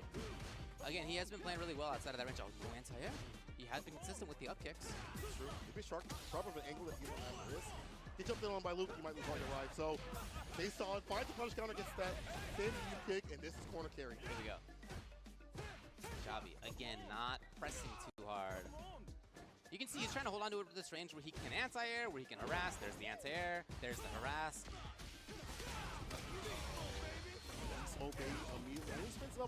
I think this is so smart. If you have no resources at all, and you take a hit from DJ, which moves you coast to coast, you're in huge trouble. Like, that's the end of the round. So he's holding on to at least one thing that could get him out with invincibility. In the meantime, here it is. He's going to try it out. No, blue blocking from Jobby M is going to solve the round. The game, so 1-1. You got to think between two players who've played each other so often, how could it be anything but 2-1? Exactly. Unless they're outside circumstances, it's got to be this. But it comes down to this right here at the very end. Jobby M, Ren, final game between the two. We'll see if Ren can kind of work his way inside that send heavy kick range continuously and dump out the damage. I do like to drive impacts every so often. That is one way to build DJ, but this heavy kick coming through once again. Punish counter, EP followed, jackknife on point. Second throw. Tactical. Didn't try on the anti-air. One of the first times. Data for Ren later on. Oh, wrong, really? You know, he has done that. I assumed that it was an error before, but I wonder. Happy accidents. Again, in a match between two players who know each other so well, I'm accustomed to seeing weird stuff, but that is a little more weird than I would have thought. Very minor. Yeah. Air slash. Season Sonic Boom is nice. Oh, the fireball parry is there. Sweep off the feet with the crouching medium kick. He walks back, finds a finesse and blast and put this man to rest. You got the bar at the bottom. You don't even need it. It's DJ. Again, Jobby started out from just outside of that range that we're talking about that Ren would like to be in. Here's a range where Ren can play. Okay, yes. And not just play, but find the big hit all the way up close into the mix-ups. Not too heavy on it. Kind of knockdown. He'd love to have something like that so bot. Fake up, the anti-air's right there. Yeah, his jailing ability is so good. No matter where it's actually on the screen, as long as it close to that corner. Whoa, see ya. Worried about DP, nothing came. Smartly, Ren took advantage for a bit. Jobby! Gonna get some nice damage. Safe on the drive meter. All right, Ren, what do you got? How do you stave off? Oh, really bad situation. Nice sequence right there. Burn out the punish, and that's real bad. Johnny M burns himself out too as well. Well, he's within a grab. Oh my God! No! If there had been the cancel on it, surely the CA would have done the trick. At least to stay in. Now it's Chip. He's back with bar. With still one hit. Look at the threat, Javi. It's not close enough. Here's another chance for Ren. The pickup. This time. That gets it done. Ren and Javi M. Final game. Final round. South Africa showing up big time, keeping it close. Right there. Yeah, reacting well. Not there in time. He's going to get punished. Not there in range, really, is what I should say. Here's Jabi now with the corner, setting it up. No reaction again. So much that's punishable. Jabi backing up to jail him in. And again, let me see that level 2. Get that season sauce. Let me see that. Jabi him. About to get the win. His own kill. One more touch. Will he puts himself in burn up? He knows it's one touch. Oh, just like that, totally different story. Oh my God, it was a medium rather than a heavy into the DI. And so the grab works. Jabi, just in case, trying out the throw. That's a very knowledgeable player. That's somebody who knows exactly what he could expect, even if it's not likely. And he was absolutely right. Shout out to him for being prepared. And again, unfortunate that the two South African players had to play each other in circumstances like this. That's just the luck of the draw. Unfortunately, that's how it went. Here we are. That said, man, they had a great performance up there. And you love to see the South African scene showing up in that way. We know that they have strong players. These two are part of why we are focusing more on the South African in that region. There are more eyes on it. These two are a big part of that. 哎呀，哎呀，睇下睇下先，睇下望戰績先。但係冇啊，哦 ，OK， 唉死撚咗喎，搞錯啊，唔係話。More from him than many other DJ players at a range where it harasses Luke, where he can't just mash his favorable buttons that he'd like to, forcing Ren to have to try to get in. And then when he tries to get in, 仲有睇翻咯。 it's a perfect parry to disallow that. And Jabi M also bring himself out when he knows it's like one touch, one hit to get that kill. He's willing to take that quote-unquote risk. He knows that Luke can bring it back, but he knows more in his favor. And I do like that, putting the pressure on them to make them panic a little bit, like they on the Titanic. And Jabi him takes that win, bro. I love this. I looks like we get to see these different scenes up here on the big stage, see their skill that is just as equal as anybody else in the world. You love to see it as we're taking a look back, making our way through on this. It certainly was close. Down to the final game, final round. Basically last interaction almost as well, the way that it ends up being here. Could have been different, man, if that DI had landed. You know, who knows? That's a different timeline. Who knows? We're not in that one. Even though it's a lot of life lead here, it looks like a big life victory for Jabi M. Again, if that had been maybe a different button into DI, or if that hadn't been a throw there, who knows? Who knows? In any case, Jabi M takes it, so he's now 2-1. Ren is now 0-2. For the moment, we'll see what happens. For the moment. And later on, as we see a lot of switch-ups, a lot of changes in these brackets. But let's change it up to Problem X versus Travis Styles. Talking to Problem X. He's like, man, I'm really confident. He's like, did you see what I did to Moke? You see what I did to MOV? Okay. I was like, I did see it. It was而家咩啊？而家宇尊佢係直死撚咗㗎啦，攞翻山啊！但係咪卡加咪咩啊？大卡要最祈求卡加咪輸喎係咪啊？啊唔係喎，我要敗者出線。No doubt about that. Travis Styles is 1-1 coming into today. He took a 2-0 over Ren. He took a 1-2 over or under Jabi, I should say. But again, even taking a game can be super important in a group that looks as close. 哦，要殺埋 CFF， 跟住之後 CFF 就 We have two players who are tied in okay. results. Then the first tiebreaker is games different. 都喺佢個嘴啊！ Keep that in mind in the group stages. Especially tomorrow. But right now, Problem X alive by one interaction. What happened yesterday? Yeah. Dual Kevin. Well, you know, honestly, for Problem X, yes, is he lucky that his opponent dropped combo? Of course. That's part of it. But then he doesn't need to win the next game. Certainly he could have lost, right? Yeah. So shout outs to Problem X for, okay, you got lucky. Everybody gets lucky sometimes. What do you do with it? Right. What do you do with Make the luck? something when happen from that. That's it. That's it. Yeah. That's going to man that he is. I mean, Problem X. Years upon years of match experience, years upon years of being a champion, an Evo champion, as well as an LCQ champion too. I mean, look at the path that he went through. We talked about Moke, we talked about MOV, defeating Punk in the grand finals as well. One of the most dominant players, if not the most dominant player, Street Fighter 6. This is his 6th Capcom Cup. His 6th, yes. What a path to get here. Can he stay here though? It's been 10 Capcom Cups, man. He's been in 60. 哇！屌你，空中馬卡波真係。 So Problem starting out all right. Pressuring all the way into the corner. Nice work. Yeah, he's going to get a juggle. Deeply in there. The boy comes out to play. Just the two of us. Oh, 哇！爆炸咩話？ Completely different story. The meaty. Okay. Couple of funky ones. 哎！ Resets with the drive impact. This is looking nasty. Does not with the combo. That could have been a 10-second situation. Another chance for Travis to make 哎 a recovery. So this is what I 唉乜嘢？啱變撚過啊！唔使睇啊喂！ What do you do with it? And in that round, 邊撚個啊？俾百家波撞兩撞，跟住壓兩壓住，唔使睇啊！邊撚個講啊？ Knows this matchup so well, but Travis Styles has to put different flavor on. Careful with fireballs, as Jammers has said so continuously. Chun-Li players have to be careful with their fireball game. It's so imperative to their game that all it takes is one bad jump in to win their day. got him. Just it was a good moment. Unfortunately, he had picked Pogo. Hard to have seen that you should have done something else. That's a throw, and heavy kick. Trying to get the Blanca nail. It's a punch, but no follow-up. Not sure why. Golden opportunity to get some damage to the deck, and also some Oki. 哎呀，令條外飛先， Level 2.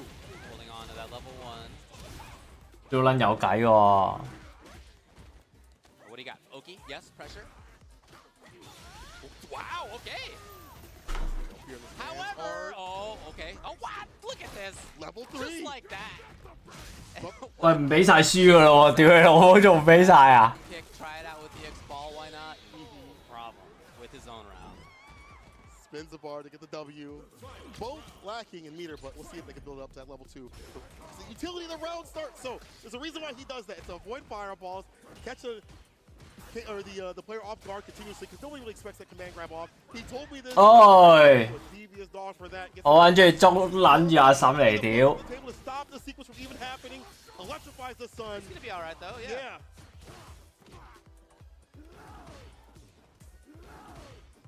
Yeah, I love that interaction for Blanca. Locking it down for him. All right, Travis. So on the other side of the screen, maybe just waiting for Drive Bar to come back. Yes. But eventually, if they keep this style up, it's going to be on Travis to be the one who makes his way in. Problem X moves first. It's a big lead here.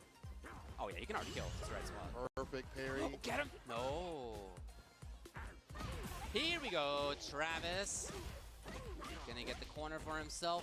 She's got great mix-ups. Pretty light on it. Shoot that level 2 off. We'll have to see. Legs.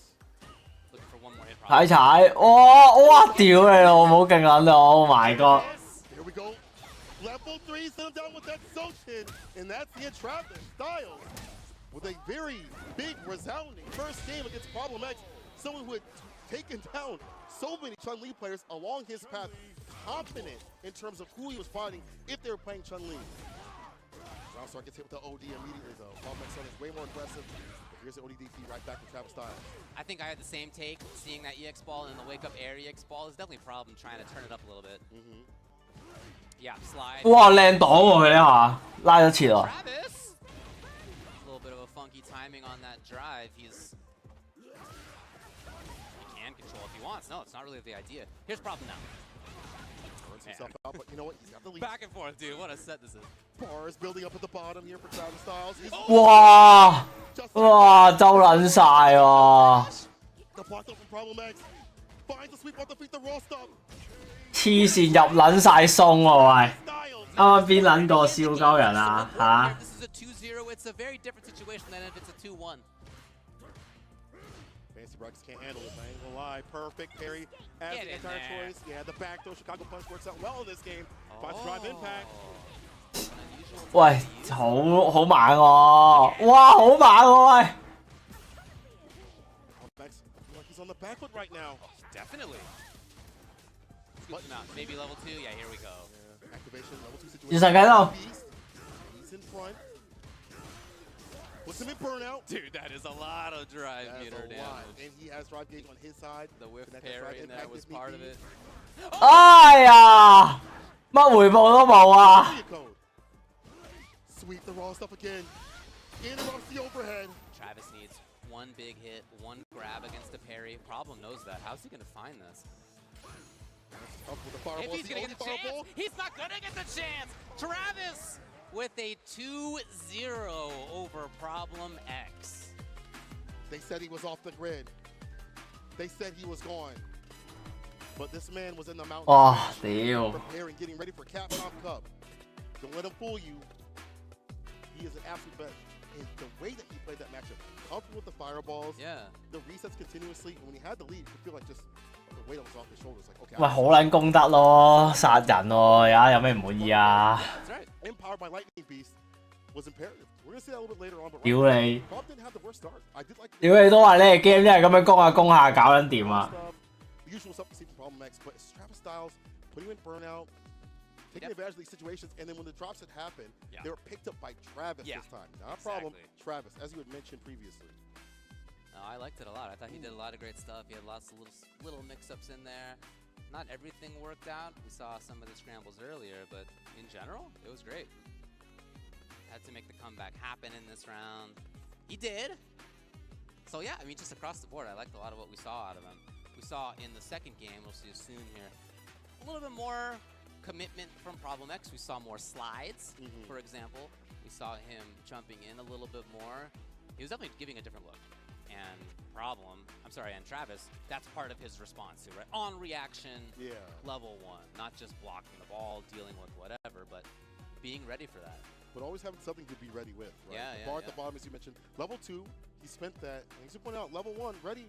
Hit that super. OD fireball, drive rush follow-up, caught him holding the parry, and there was the punish right there. Travis Styles over Problem X. After what had occurred yesterday, again, and after what I saw at the LCQ, and what y'all saw at the LCQ too, I thought it'd be different. But Travis Styles, another wrench in the game plan right here for a lot of these players. So we have 3 players who are 2-1 right now. We're midday. It's probably not going to end up like that, but we have 3 players who are 2-1. Dual Kevin, Travis Styles, and Jabi. One of those players coming up to play next. Kusanagi, if he 唉，而家睇 J 圈咯，睇下 J 圈咩環境咯。 2-1 himself, so 睇下 J 圈會唔會散晒啲人？ we still do not know who's coming out of this one. I've heard that from everybody on the mic, but that's a good. There are some pools that are mostly solidified. Raul, you know you have an idea. Yeah, you have an idea. There are some players who now, after the group stage is over for day 2, who are effectively qualified or who can't make it. We do see some of that. It's possible that we don't see that today at the end of this day for this group. We'll see. Kusanagi, Jabi M, Ken versus DJ. J 圈贏先有話題噶嘛，梗係 J 圈贏啦，J 圈贏先有話題啊嘛。 Do against like the fireball pressure of Kusanagi, so like establish the pokes. Usually this match, get close up, you like fireballs and pokes. Okay. Or he'll just 你睇下， hit the so far immediately gets the drive rush. Jabi M with the reactions. Big battle over that neutral range in between them right there. That was Kusanagi looking for roundhouse, which he saw a lot in the last match from Jabi. Right. Very from both sides. It's been happening. I like the defense. Now some offense. Fireball again. Jabi M burns himself out nice and early. Gets hit. Kusanagi takes advantage. Oh boy, Jabi's in big trouble. Really no way to. Oh, the back end. He wanted more than he needed. He was hoping to get the grab out of it, then maybe. 哇，係咁拉。 That's not how it went. Jabi, great defense. Right back up in the corner you go. Size Here it is. Dragon. And you see the impact right here. I should be able to finish. OD. No bar necessary. Oh, he has to use the Shippu Jinrai. Well optimized here. Kusanagi. Is that what he says? I just say the first part. Somebody, I don't know the rest. There's somebody else You who like was it. Mike earlier was saying it was something totally different. I just stop where I know. You know, Steve knows more than me. So yeah, I don't know. What was it? The government? I'm not sure, man. He knows that. Oh, Crown Spear starter, all up in them guns, gets the DP again. 要再有大級。 Jackknife, knee drop. Hey. Waiting to see what he's doing on defense. I like that. Get a little bit of the reads, have to overextend. Great timing. Just like that, it's going to be Kusanagi with... Well, never mind. Not going to be with the corner. Different route than I had expected. That said, he could, if he finds it, get the burnout pretty quickly against Jabi. 哦，冇啦，飛。屌你老味，玩飛咗上天啊！屌你咁直升機啊！黐撚線。GG helicopter him. Ooh, that's a stimmy one. Time to dump out the damage and get it done. Kusanagi. Helicopter. A little bit of his offense here. We saw some of that neutral game. We saw Jobby. He's a confident player, Jobby. Sometimes that confidence is great and it really works to his effect. Sometimes he puts himself in burnout. You never know. Winner match is important for DJ. That's where he's 耍下翻嚟啊！啲係。 come through. Okay, now it's Kusanagi and burnout. Stand medium kick, but nothing after it though. No commitment by Kusanagi that got caught by the DI. And now it's Jobby's turn. Yeah. 你睇耍咪耍緊晒人咯。哇！唔使必食添喎，點就做埋佢搞緊掂咗。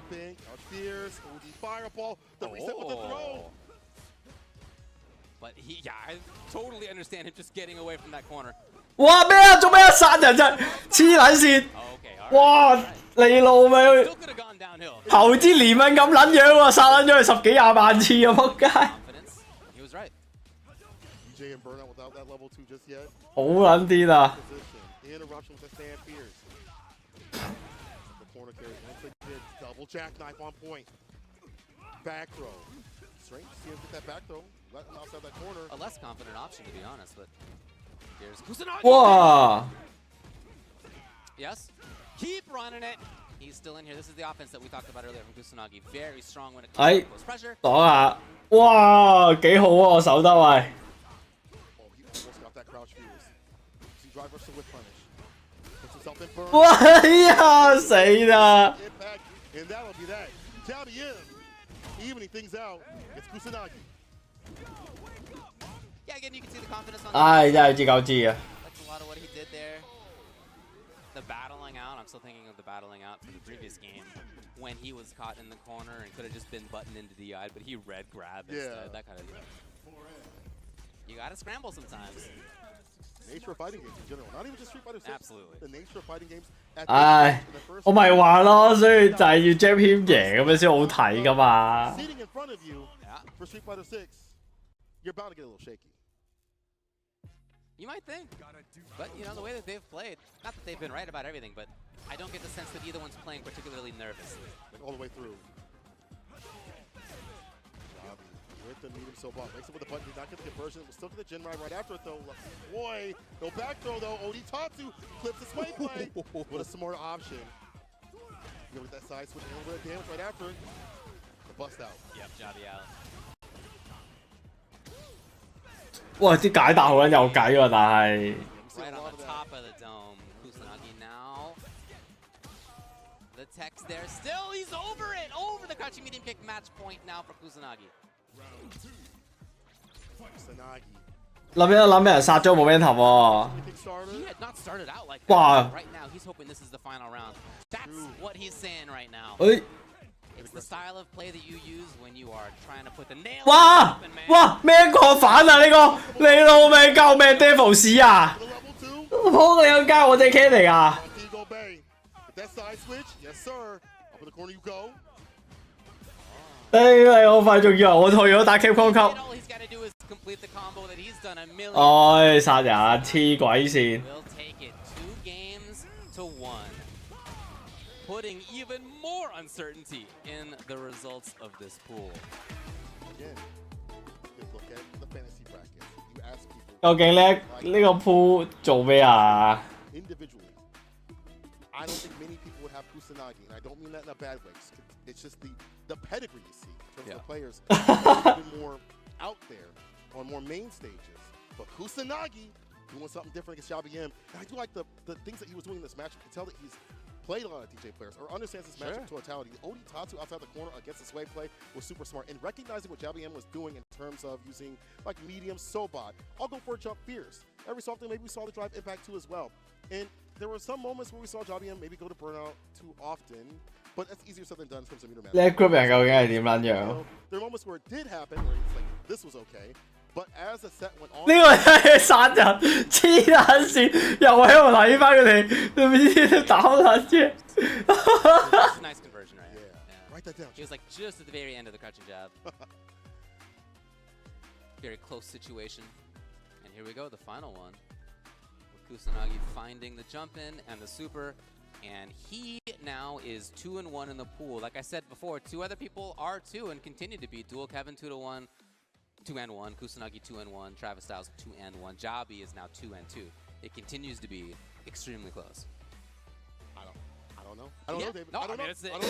It's tough as the player to be in the situation, of course. As the viewer, it's a lot easier. Right. 跳兩次樓，屌你老母，跳撚完，要跳樓，跳撚完落去，自己死死地氣搭 lift 上去跳多次。1 right now, Ren is not in as good a spot coming into this.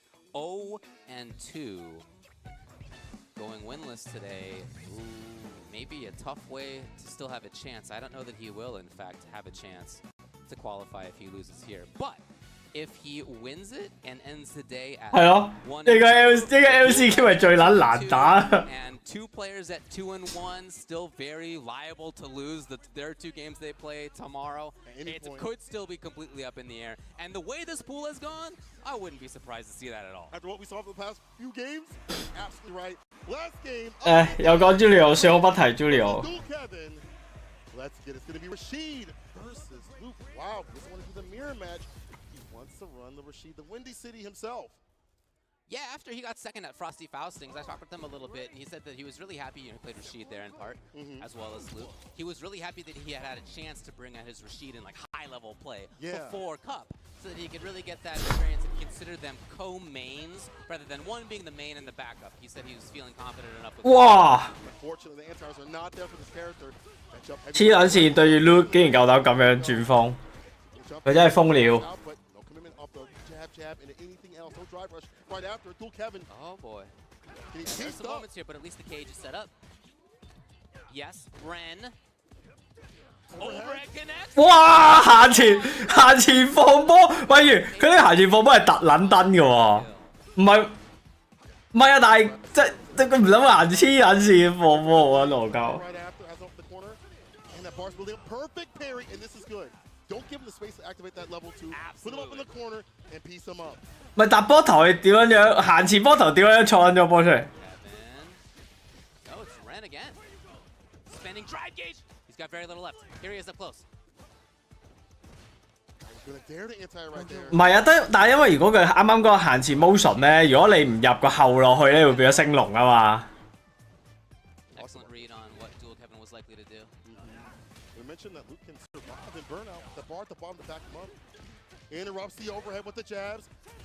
Light knuckle. He waiting for that kill shot. Got the bar at the bottom to spin. Overhead lands again. Take that damage though, but not too much else. Oh boy, that could have been the start of a full staircase into something. Instead, it's going to be Dual Kevin getting the whip punish and tying it up in this game. Could have been that CA with that extra bit of damage and play. So has it for this game, but Dual Kevin with the perfect parry. Get some pressure on, get a knockdown, so get that level 2 going and flowing. Oh, sweep. Push counter and gets the back throw. Space up at this place, but has to be careful. You want that best knockdown as possible so you don't get interrupted with the OD fireball. Bait it out, the reversal. Could have had a little more. Could have had a little more. Ren has the corner though. And if it's the right 2 combos, these 2 哇，靚對空 himself in the corner. Unfortunately, the way that worked out for him. 要又諗埋板邊咯 ，Oh my god！ Backs off. He's gonna start the level 2. The pressure begins. Oh, I think you put yourself in the blender. Yes.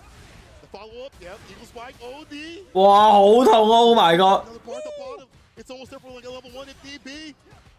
Ren and burnout. Drive reversal. He was hoping he would go for like a drive impact. 哎呀，喂！屌你老味咩？絕風都唔識轉。 Touch right here. It's about to be chip, no dip. An Eagle spike would kill. Or an 黐線跳埋去。 Dual Kevin with the anti, and he backs up to make sure. To perfectly make sure. And even then, it's still risky. Considering the Luke's buttons and how that DP works. It was a safety first play.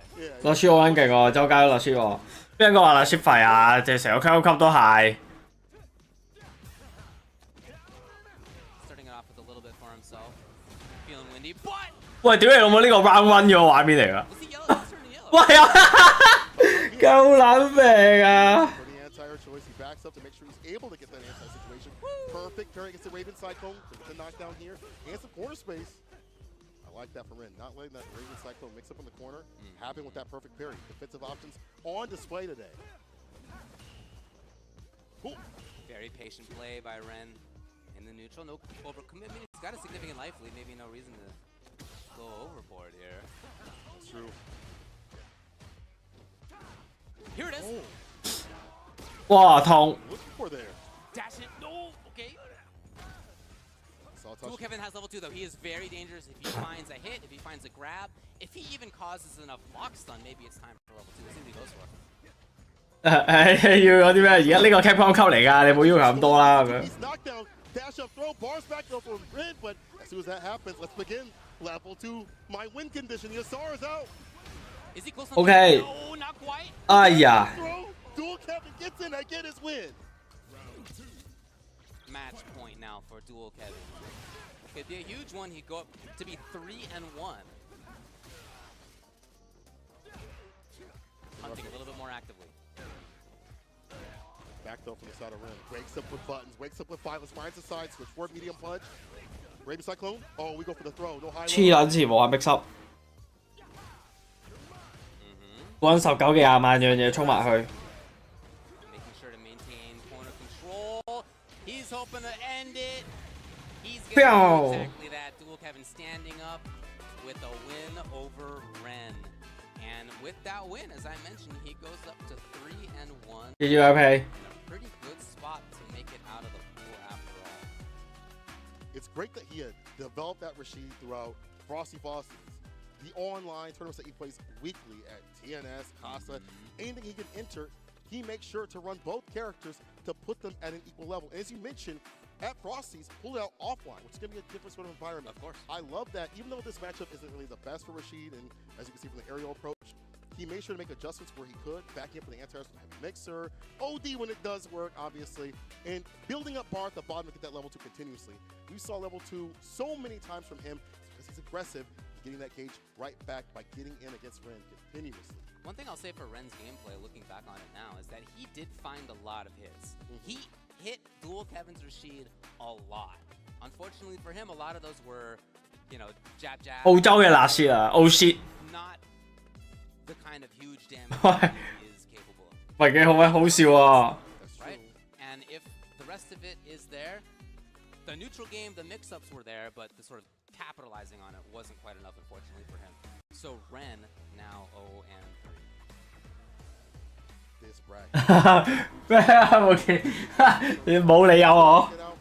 Who could tell? If I had a piece of paper, I'd rip it up right now because all my fantasy stuff is absolutely gone. But good stuff from Kevin to take it in the end, especially after having a very salty day yesterday. Actually hung out with him and got some food, and I was like, hey man. 啊，我打你打唔打？ You know, but that just He makes fought people back more well. powerful. Yeah. 唔係咩嚴謹啊？ End of the matches for today here at day 2 of Capcom Cup, the group stage. 2/3 of the way through now. 2/3. 跟住就又話有冇人打？不過唔要 Kevin 同埋 Devils。 Effectively been eliminated.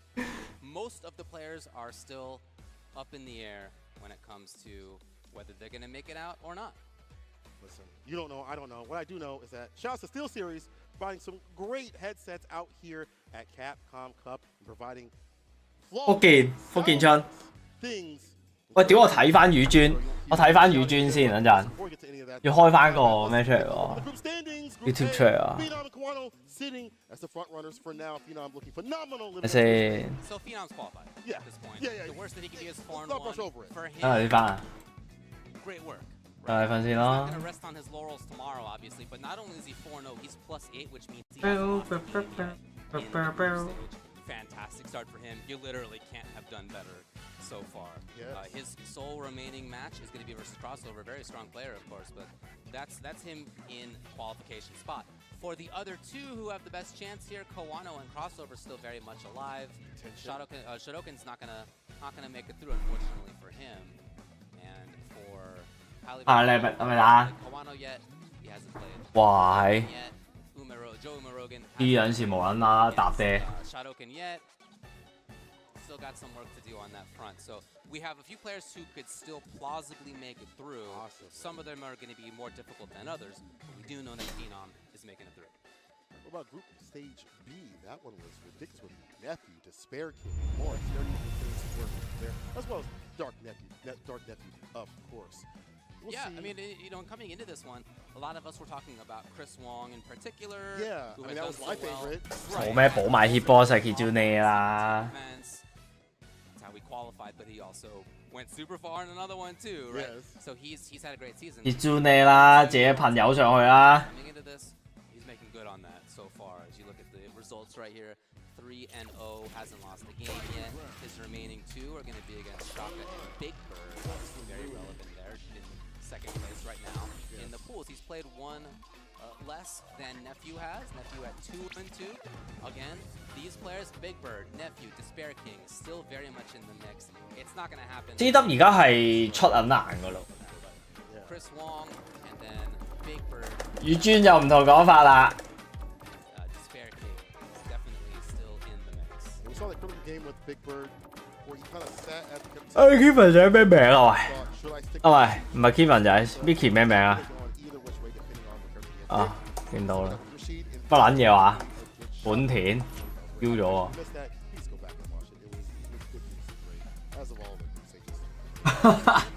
嗰啲有冇話你唔到啦？ I'm most looking forward to in this pool, as I mentioned just before, Chris Wong versus Big Bird. Right, that's if that's a win for Big Bird, he's 3-1, and Chris Wong is 3-1. Right, so it's still definitely work to be done, even in that pool as well. We know a couple who won't be making it through, but the other ones, we'll see. Let's talk about Group C, where so far NuckleDo killing it, 3-0, +6. That means he has NuckleDo not 3-0 gamed either. Is he the most dominant player, I think, so far?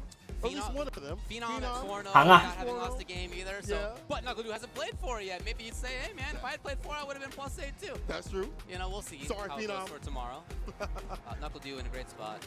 DCQ is 3-1. He's Yeah. won one more game. There was one loss there to Mr. Crimson. 咩啊？冇磅比賽嘛？ Unfortunately, it's not going to happen.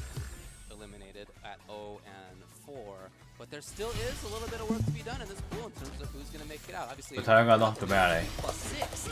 If it comes down to things like the game differential, starting out the day at +6 is going to be a huge benefit to his team to try to make it through. Even if he does get 2 losses in the final 2, which are versus DCQ and Dookie, which are 2 very hard players to make it through. Versus DCQ. It's going to be a fire match no matter what it is for points or otherwise. Absolutely. They're still going to be playing at their highest level.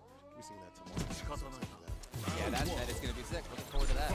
Let's talk about Group D, where it has been fascinating to watch Mike X, NL, both tied on top, but by the slimmest of margins on top of Gotcha. 3 of them are 2-1. The only difference, I'm telling you, the games differential. That is, you may think, keep talking about games differential. It's really, somebody's going to make it or not make it based on how many games they've won and lost, not just how many matches they've won and lost. That absolutely will happen somewhere in these group stages. And this is a perfect spot to think it might. Because if you look through Takamura, Soul, Gachikun, NL, Mike, they all still have chances to get through on this thing. Depending on how tomorrow goes, depending not just on who they beat in matches, but how many games. For Valmaster, it's not going to happen, unfortunately for him. But still, very close and up in the air when it comes to this. Because Valmaster actually helped out. We're looking super chaotic at the very end with that gameplay play. Okay.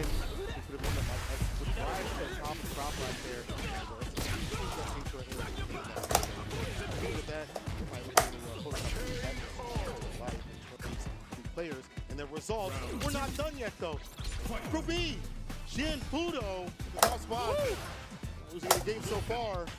Well, they haven't played against each other yet. That's going to come tomorrow. That's true. But yes, 4-0, looking great. 3-0, looking great. For Namikaze, I don't think this is going to happen at this point. There still is some hope in the air, maybe for Samuel, maybe for Snake Eyes, depending on how things go. Certainly Sin and Fudo, though. Sin, I think, is eventually qualified. For Fudo, fighting for that last spot. If he loses 2 and Snake Eyes wins 2, right, or Samuel wins 2, like this is 咩啊？話咩啊？問邊個話 Capcom Cup 水平啊嘛？我呢個係。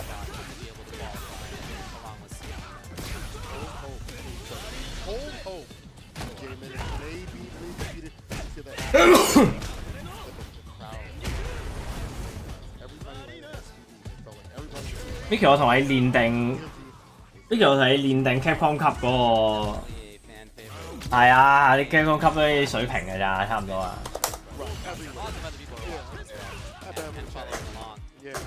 Talk about Group F. After this, how could we not? You know, a lot of people had a lot of prognostications about this. And they sure did, buddy. And who would be on top of things? We have one more day. But after 2 days, when you look at the results on the right, nothing is determined. Anything could still happen. Lashar and Kaba are on top. Kaba started the day 2-0 in the best position of anybody, and then lost 2 today. So very sweet. Capcom Cup 要改個名，佢點個名叫 Capcom Cup Devils 先。It's possible for all of them. It just really comes down to who they have to play coming up next. Kaba versus Mena. Hasn't happened yet, right? That's going to be happening tomorrow. I feel like every match I'm about to say is extremely interesting and relevant for sure. But Lashar has to play against Angry Bird. Obviously, that's going to be super relevant for what ends up happening here. Angry Bird still has a couple of matches to play. Lashar, but you know, well, I guess that is going to be it for him at that point. But yeah, there's still a lot left to play for this, including that Mena Kaba match that I think we're all looking forward to. It's heartbreaking in a way, but also going to be fascinating to watch. All that all came down because Indian Walker won. His game had happened. That's a chaos bringer right there for Group F. All the players go to 咁之前玩過實，你想打我呢扎？ We're not done. Group G to unit coming up. Get that Uma and Rainbow hold position. 我嘅 Marisa， 你打我嘅 Marisa 好似同黑服冇關喎。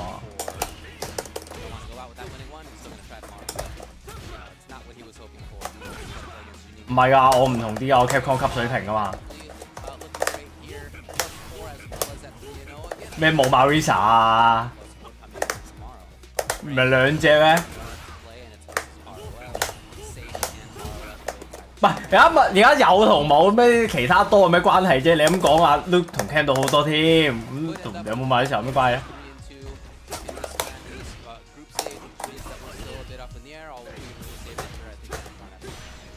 嗱，士多。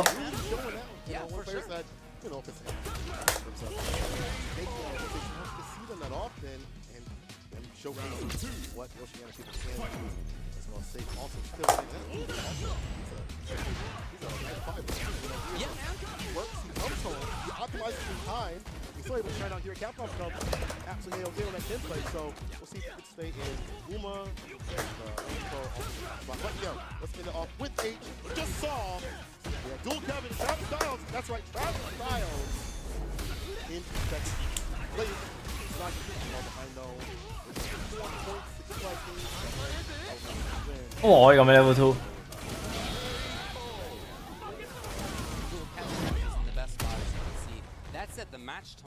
講我啊，你嗨撚大咗，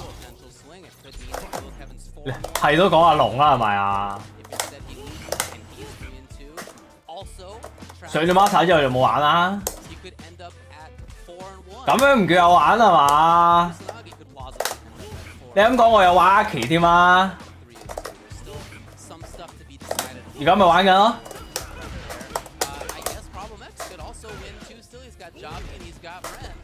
而家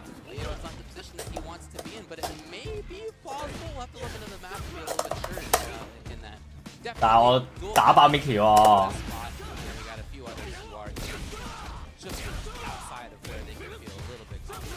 嗱 ，Capcom Cup， 好 Capcom Cup environment。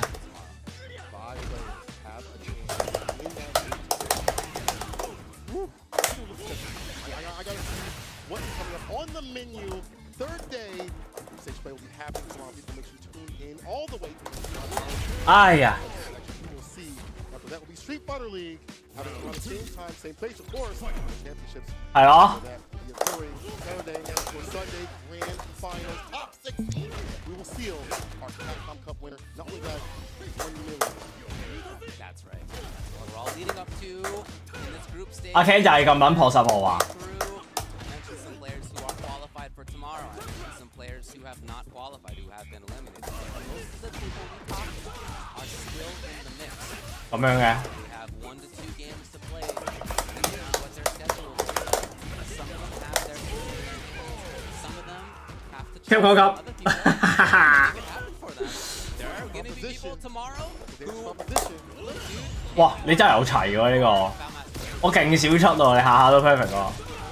Some of these players can still, even if they aren't going to make it to the next round, they can still come out of here and say, hey man, you know what? 哇！ At least I can. You can still play and take it seriously. Who's the strongest tomorrow? Find out, figure out who can make the top 6. 哇！冇玩啦！前係咪好撚難反應咧？唔得㗎，要點波啊？你好彩啊，輸俾 Devils 好撚柒㗎。